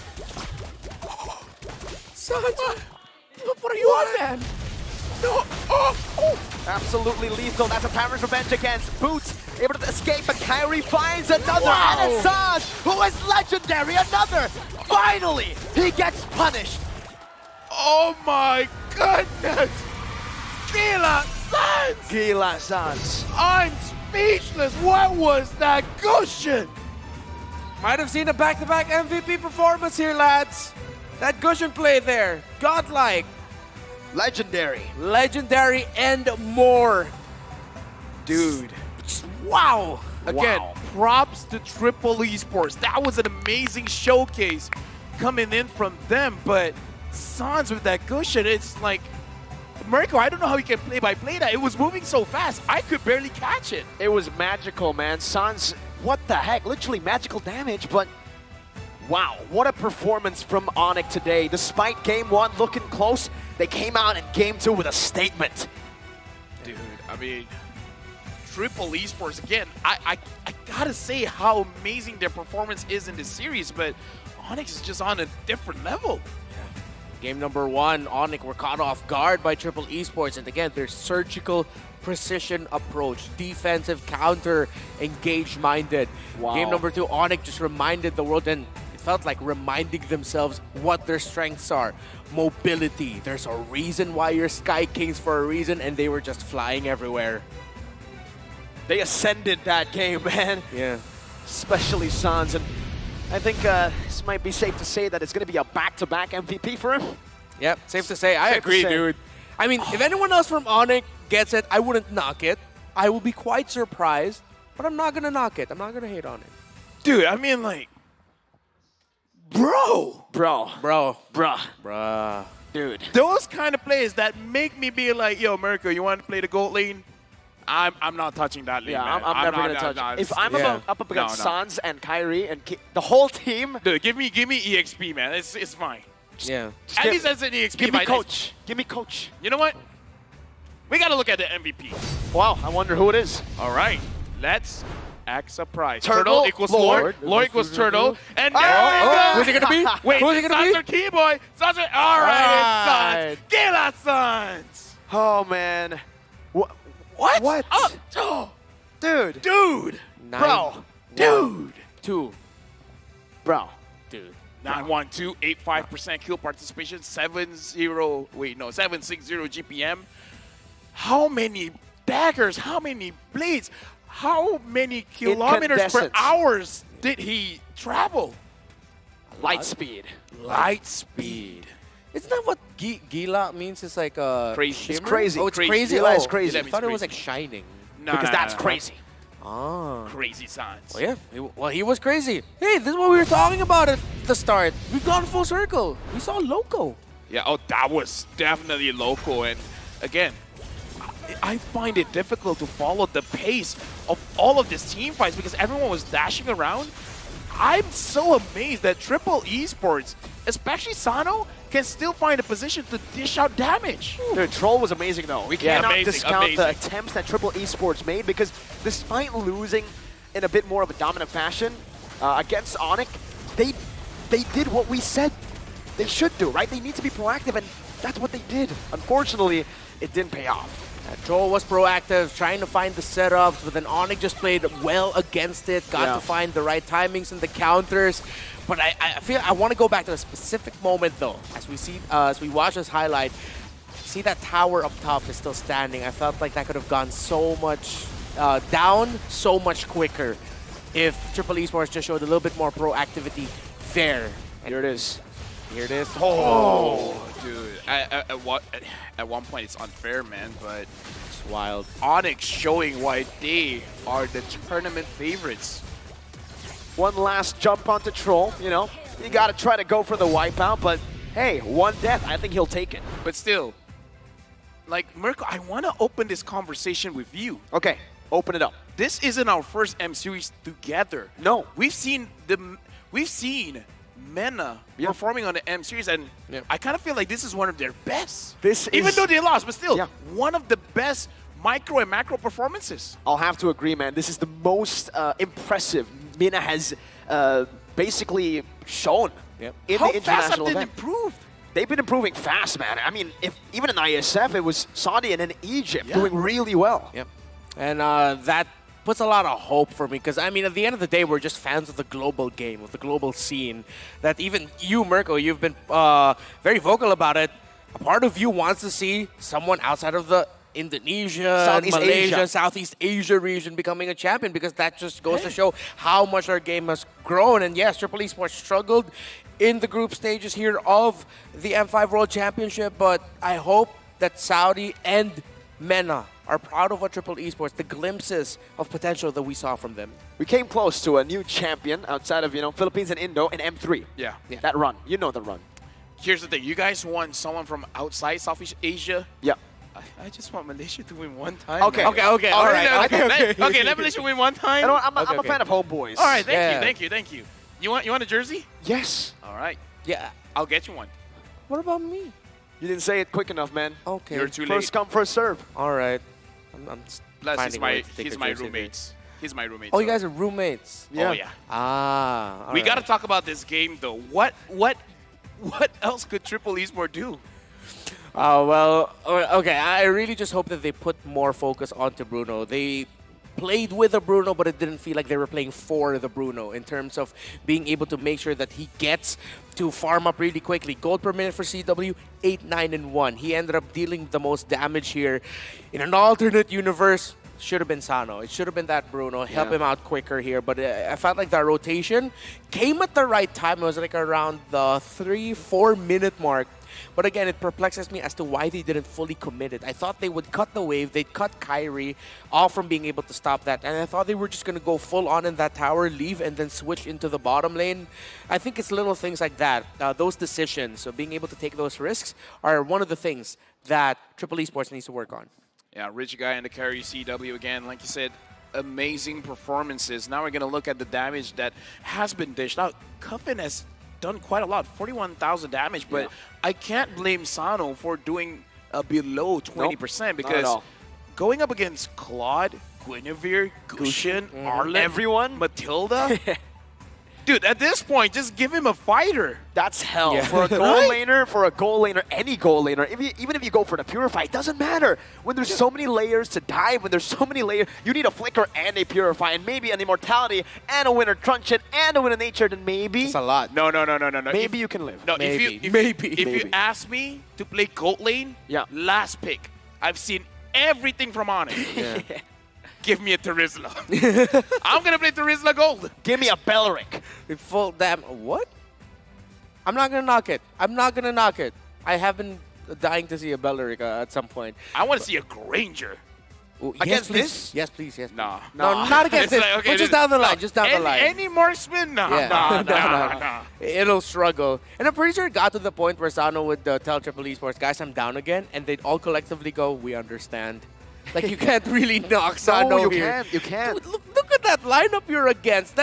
You first picked the Bruno. You thought, all right, guys, this is going to be our... Oh, no, look at their lineup. That's completely everything against the Bruno. Especially when you see, oh, we're up against Claude. That's a winning matchup, my boy. Sano, you're... Oh. I mean, if they have a Faramis, maybe. Exactly. Yeah. Maybe. So the Faramis ban was crucial for this victory going over to Onyx. The Diggy, too. The Diggy as well, yeah. Yeah. Diggy plus the Bruno would have been perfect. And it really would. It even got to the point where, okay, if you go back to classic ideas of like Rafa Bruno, it would have been enough. I feel like the Kufra was, in this scenario, the best pick possible. But again, overloaded, overwhelmed. What I mean, like, again, looking at the game, this is stupid. Hey, man, I think we were adorable. I mean, it was funnier in our heads. I mean, the interview was over. The game happened. Hey, we didn't get to do it. We gotta do it. We gotta commit, man. This is what you were talking about. Commit to the bit. effort. Commitment.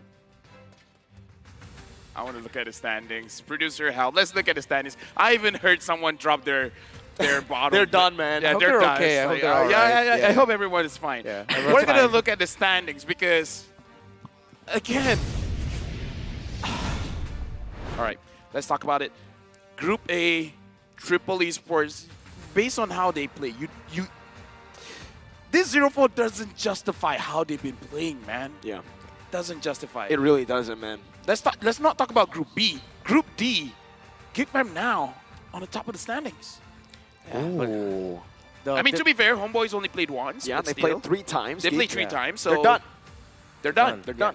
Again, that's the difficult thing about Geek Fam. Their fate is no longer in their hands. They've done everything that they could at this point, and now it's up to the rest of the members in Group D, specifically Homeboys and maybe even Devo to see, or DS Volt to see who's going to end up getting that crucial spot. So there's a possibility that we get a 3-way tie in Group C, B, and D. Oh, yeah. Yes. Wow. Only Group A. World stage, baby. It's that close. You're close.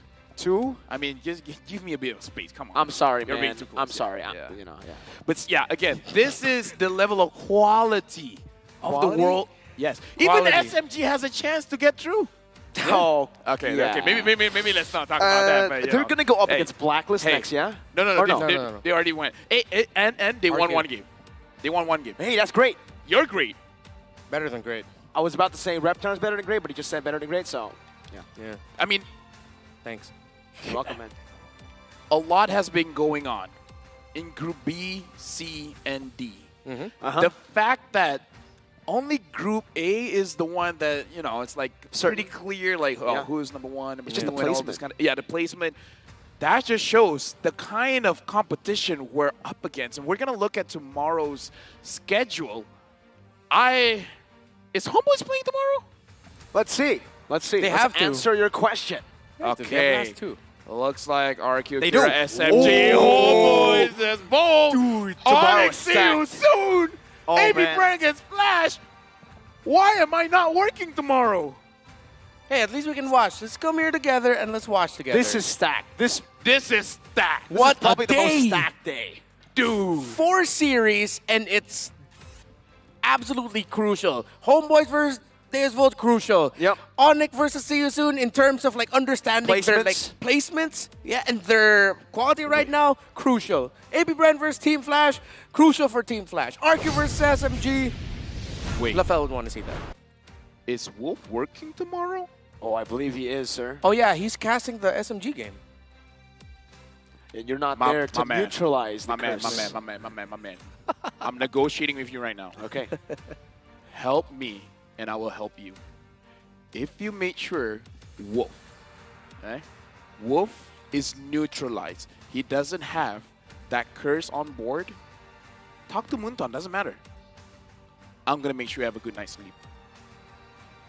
Is that a 'Cause threat? wait, That's no, not no, a terrifying. threat. No, That's not a no, negotiation. That's a threat. I have nothing else to. Oh, Neutralize his curse for Indonesian teams. Yes. Okay. I feel like we have need a to lot work together here. We need Be stronger. to combine our strength Yep. to fight against Wolf. We're gonna throw it over to our host because at this point, shake on it. Reptar, I believe you need to get on this conversation as well. Manjin, I hope you're ready because we're gonna throw it over to him soon. Okay. What do you want, Reptar? What do you mean? What I want? I just want. In a negotiation, I need to know your needs, my friend. I'm good, man. The Filipino teams look fine, so I'm all right here. You're the one who needs negotiating for the Malaysian teams. Oh, he didn't even say Indonesia.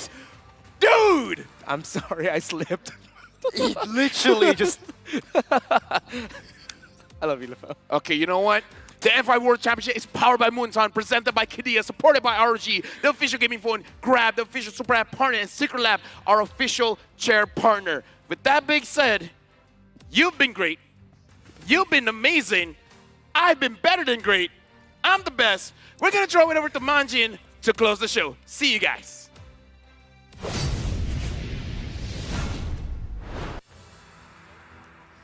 I don't know, guys, but we all know that the Filipino teams will take this for sure. We just witnessed a world-class action-packed day from the world's best Mobile Legends Bang Bang teams in the M5 World Championship. Earlier, we saw Burmese ghouls rise from the dead after snapping the Mongolian downloaders' streak. They broke the streak of Lil Gun.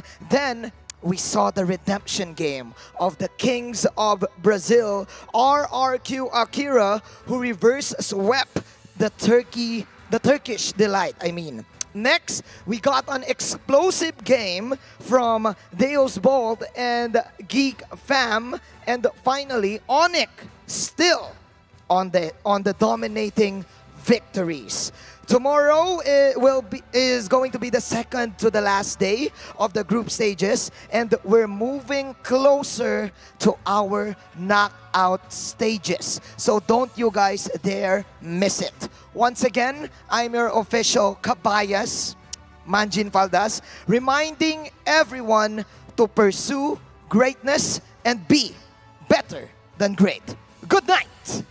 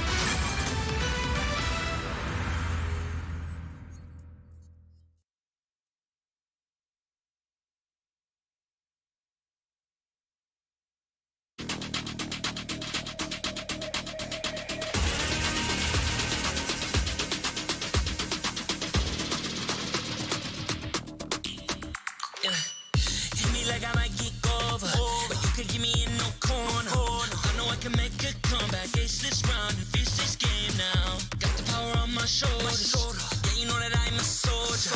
You can keep me off my guard, but you can't keep me from my honor. I feel like the floor is lava. The energy's getting higher. You're saving my arms. 'Cause I know just what I got. I got you like na-na-na. And you know I hold the power. This feeling I love. Oh yeah. Making my grind good to great. So don't stand in my way. Standing tall and I won't fall over. We are better than great. Good. We are better than great. We stand tall, won't run away. We are burning, nothing gon' change. Great. We are better than great. Can't get it great, I'm better than great. I play my own role, I become the greatest. Transcend myself into this game, yeah. I feel the power to dominate fate. Championship mind, no time for the weak. We start to the game, shine, reveal. Better than great, that's how we feel. I feel like the floor is lava. The energy's getting higher. You're saving my arms. 'Cause I know just what I got. I got you like na-na-na. And you know I hold the power. This feeling I love. Oh yeah. Making my grind good to great. So don't stand in my way. Standing tall and I won't fall over. We are better than great. Good. We are better than great. We stand tall, won't run away. We are firm, nothing gon' change. Great. We are better than great. If we stand tall and believe we can make it, you and me, with a sense of urgency, you'll see I'm better than great. I'm better than great. Oh yeah. Oh, I'm better than. Making my grind good to great. So don't stand in my way. Standing tall and I won't fall over. We are better than great. Good. We are better than great. We stand tall, won't run away. We are firm, nothing gon' change. Great. We are better than great.